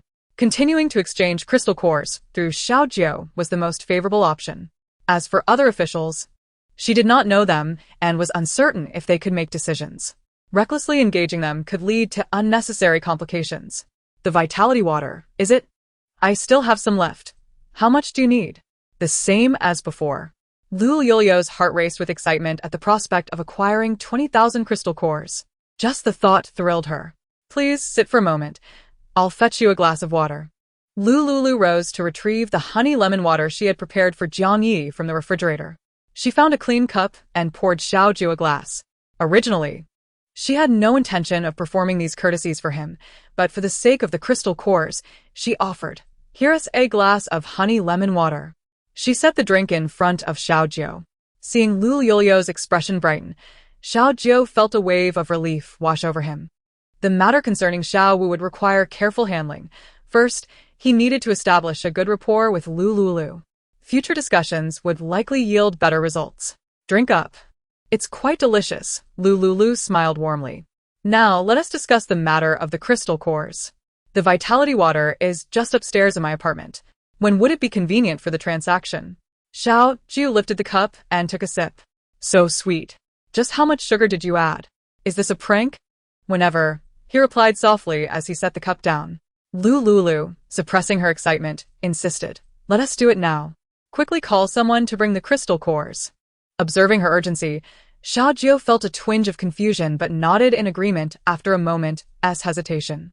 He activated his wristband to contact military Dr. Lin Fei, requesting assistance in delivering 20,000 crystal cores. Lin Fei was the third in command of the laboratory, primarily responsible for the crystal core project. Zombie crystal cores were consistently sent in batches to the villa's modified laboratory for experimentation. Lin Fei had many crystal cores at his disposal. The last time he had sought crystal cores from Zhou Yining, it had caused Lu Liuliu trouble. This time, by involving someone else, such complications could be avoided. Seeing Xiaojiu contacting someone to deliver the crystal cores, Lu Liuliu felt a surge of joy. Soon, she would acquire the 20,000 crystal cores. With only 80,000 more needed to unlock the 5th door, she could also consider using the cores to upgrade the earlier doors. Chapter 84. Let us learn together. Alright, I've contacted someone. They will deliver the crystal cores shortly. Ideally, let us avoid having Officer Zhou deliver them. I find her somewhat intimidating. She won't be the one delivering this time. Lu Liuliu nodded in reassurance. The atmosphere between them once again descended into awkwardness. Ahem, drink up. Why aren't you? No need to be polite. Once you finish, I'll pour you another. Lu Liuliu beamed with delight. The imminent arrival of crystal cores filled her with unparalleled joy. Seeing her radiant smile, Xiaojiu, unable to resist the hospitality, downed the overly sweet honey water in one go. Just as Lu Liuliu was about to rise to refill his cup, Xiaojiu swiftly interjected, Miss Lu, just a glass of warm water will suffice. Lu Liuliu cheerfully stood, retrieving the transparent glass kettle from the kitchen to pour him a glass of warm water. Drink up, I have plenty of water here. Xiaojiu lifted the cup and immediately downed the water, eager to wash away the sweetness of the previous drink. To alleviate the tension between them, Lu Liuliu picked up the projector remote and opened the yellow document on the screen. A series of Arabic numeral codes appeared in the video. Remembering her birthday was June 6, she scrolled down the video files and selected the one labeled 66. As the video started, a flurry of English symbols filled the projector screen. Lu Liuliu's command of English was not strong, and the dense text overwhelmed her. Just as she raised her cup to take a large sip, Xiaojiu's expression shifted dramatically upon seeing the English on the projector, and he began to cough violently. Cough, cough. Lu Liuliu observed him coughing violently, and a wave of exasperation washed over her. What was wrong with this man? That he could choke even while drinking water? Although she thought this inwardly, her guest was a benefactor who had generously provided her with crystal cores. Thus, she inquired with genuine concern, "Are you all right?" "Ugh, I." Xiaojiu's ears instantly turned crimson as he stammered. Lu Liuliu noted the odd expression on his face. Her curiosity piqued. "What's the matter with you?" Just as she posed the question, a projection of a young girl appeared on the screen. Captivated, Lu Liuliu suggested, "If you're fine, let us watch the instructional video together and learn something new." Xiaojiu was thrown into disarray by Lu Liuliu's utterly casual demeanor. Were they truly going to study this? This woman was truly outrageous. He had spent days mentally preparing himself, convincing himself that the mother of the child seemed quite decent and certainly not the sort of woman who would be so indiscreet. Who could have predicted that? As Lu Liuliu focused intently on the projector, the program continued to air an interview with the girl. "So, what are your requirements for the male actor?" Lu Liuliu found herself puzzled. Wasn't this an English blockbuster? Why was the dialogue in the projection in a different language? The male actor should certainly be capable. That way, I can perform better alongside him. Indeed, we will arrange a male actor according to your specifications. Lu Liuliu scrutinized the subtitles below the video, utterly bewildered by the girl's words. Why was there no Chinese subtitle translation for this film? Suddenly, the projector screen shifted. The girl had transformed her appearance entirely. "Lu Liuliu." Xiaojiu shouted her name with palpable anger. He swiftly snatched the remote from her hands and switched off the projector. "What are you shouting for?" "My ears aren't deaf," she retorted defiantly. "Why did you turn off my projector? Can't you see I was studying?" "Scoundrel. If it weren't for the crystal core, I wouldn't have offered you honey water or let you watch the projector." She shot back. You can study all by yourself. I have other matters to attend to." Xiaojiu stood up and stormed out of the apartment, his voice laced with fury. Lu Liuliu's teeth clenched in irritation. Was this man out of his mind? Had the honey water made him foolish? Just moments ago, everything had been fine, and out of nowhere, he behaved so erratically. She approached the door, glaring at Xiaojiu as he entered the elevator. Through the glass, they exchanged heated glances. With gritted teeth, Lu Liuliu slammed the apartment door shut and returned to the sofa, taking a long time to quell her anger. Xiaojiu was undoubtedly mentally unstable. Taking a deep breath to calm herself, Lu Liuliu turned the projector back on. She saw the film resume and went to the refrigerator to pour herself a glass of honey water to taste. This drink had originally been prepared for Jiang Yi, who had taken a sip and left it untouched since. Lu Liuliu recalled Jiang Yi's words. "Lulu, this is delicious. But I've been preferring coffee for a boost lately. I'll leave the honey water for a few days." With the honey water in hand, she returned to the sofa, her eyes fixed on the projector. Just as she redirected her gaze, she realized something was amiss with the film. Why did it start in a bedroom? A few minutes later, the female and male actors began to fight, and Lu Liuliu's face flushed crimson. She quickly grabbed the remote, turned off the projector, and yanked out the USB drive.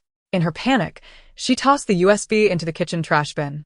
Even in an air-conditioned room, Lu Liuliu felt a wave of heat envelop her. She quickly lifted the honey water to her lips and gulped down a large mouthful, only to have her expression change dramatically. Frantically, she seized the water jug from the coffee table, found a cup, and filled it with cold water, drinking it down in haste. It was unbearably sweet, akin to drinking pure sugar. After a glass of cold water eased her discomfort, Lu Liuliu stood before the projector in a daze. In that moment, she felt as though her brain had short-circuited. To have suggested studying with Xiaojiu was utterly ludicrous. No, she had to clarify this misunderstanding. Lu Liuliu retrieved the USB drive from the trash bin, clutched it tightly, and rushed out the door. It was imperative that she explained everything to Xiaojiu, otherwise, future dealings with him could become untenable. As she ascended the stairs to explain herself, Xiao Jiu was taking a cold shower in the bathroom. In this era, amidst widespread water pollution, indulging in a cold shower was a luxury few could afford. Yet, his system was from a future world a millennium ahead, equipped with countless high-tech products. Even with current water pollution, a high-tech water purification device could be easily installed at the faucet by exchanging it for gold. This system was something he had unexpectedly acquired a year prior during an undercover mission in Myanmar, seizing it from a local warlord. Initially, he believed the black USB drive to contain crucial intelligence, so he had risked much to steal it while the warlord was away. However, the warlord soon discovered the theft, leading to a desperate flight on his part. During his escape, he was shot in the back by the warlord's minions and fell off a cliff. Had it not been for the deep lake below, coupled with the blood from his gunshot wound activating the USB, he would have surely perished. Once the system activated, he won a private airplane through the initial lottery ticket provided by the system, enabling his successful escape from Myanmar.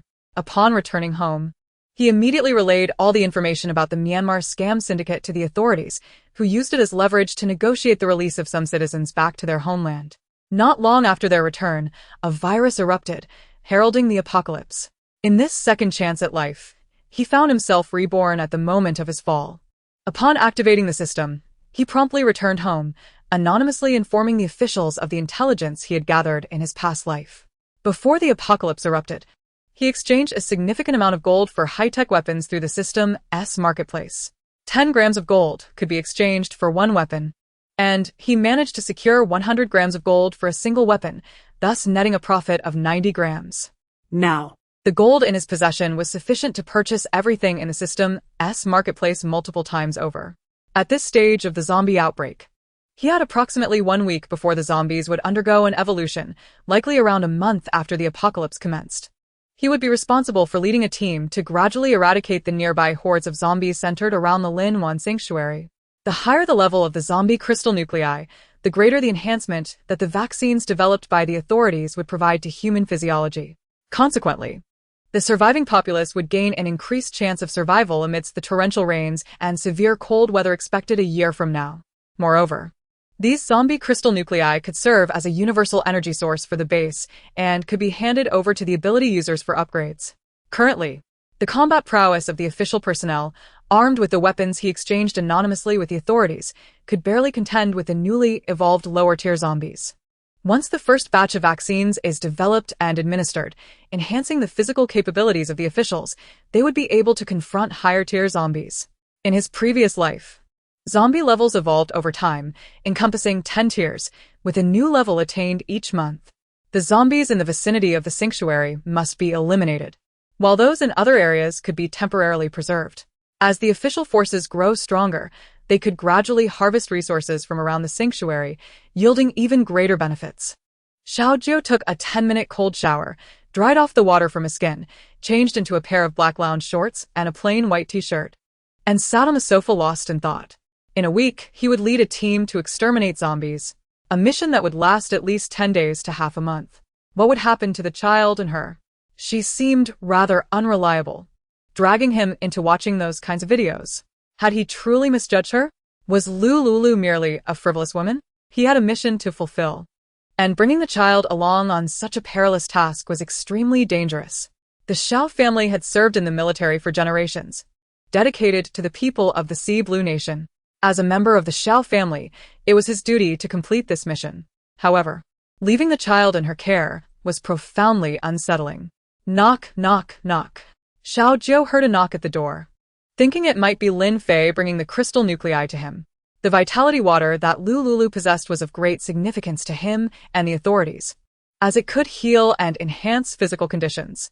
Setting aside Lu Liuliu's unreliable behavior, the transaction for the vitality water must continue. Xiao Jiu rose and opened the apartment door.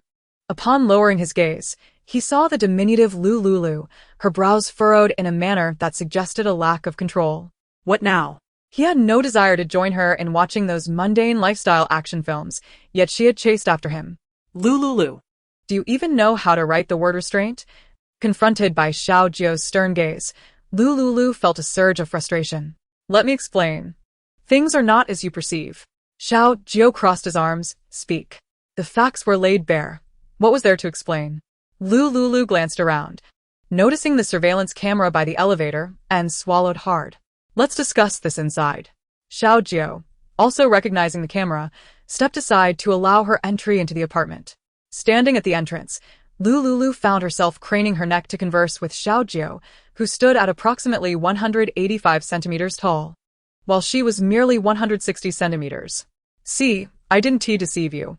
Lu Liuliu showed him the order for the USB drive she had purchased on her phone, then opened the conversation with customer service for him to see. What do you want me to gather from this? Did you see what the customer service said? They offered me a free USB drive containing high-definition hormone materials. I was unaware at the time. Today's incident with the projector was purely accidental. Truly. After explaining, Lu Liuliu retrieved the USB drive from her pajama pocket. I am not that kind of person. This is merely a USB for resources, and I am handing it to you now. Xiao Jiao regarded her with scrutiny. Having purchased so many USB drives, how coincidentally did you end up with just this one? Moreover, by giving it to me, do you believe I would wish to watch such videos? Your explanation lacks credibility. Fine. I do not wish to discuss the projector incident any further. Xiao Jiao struggled to suppress his frustration. If the topic continued, the pent-up fire within him would once again become uncontrollable. A mere 10 minutes of cold water had only just quelled the inner turmoil, particularly since Lu Liuliu was clad in a pink-purple cartoon spaghetti-strap nightgown, exposing her shoulders and arms, revealing a significant expanse of delicate, fair skin. Though that night with Lu Liuliu had been influenced by medication, Xiao Jiao remained fully aware of the events that transpired. Faced with a woman with whom he had shared intimate contact, and after a year of abstinence, seeing her again easily stirred physiological impulses within him. Observing his peculiar expression, Lu Liuliu assumed he still doubted her, which only heightened her anxiety. She was a serious person. This matter had to be clarified today. Xiao Jiao, I truly did not deceive you. I give you this USB, and I had no intention of watching those kinds of videos.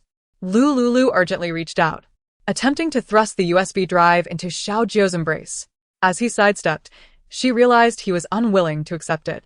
Did she think he wanted to watch it? Or was she under the impression that his restraint had not been sufficiently tested?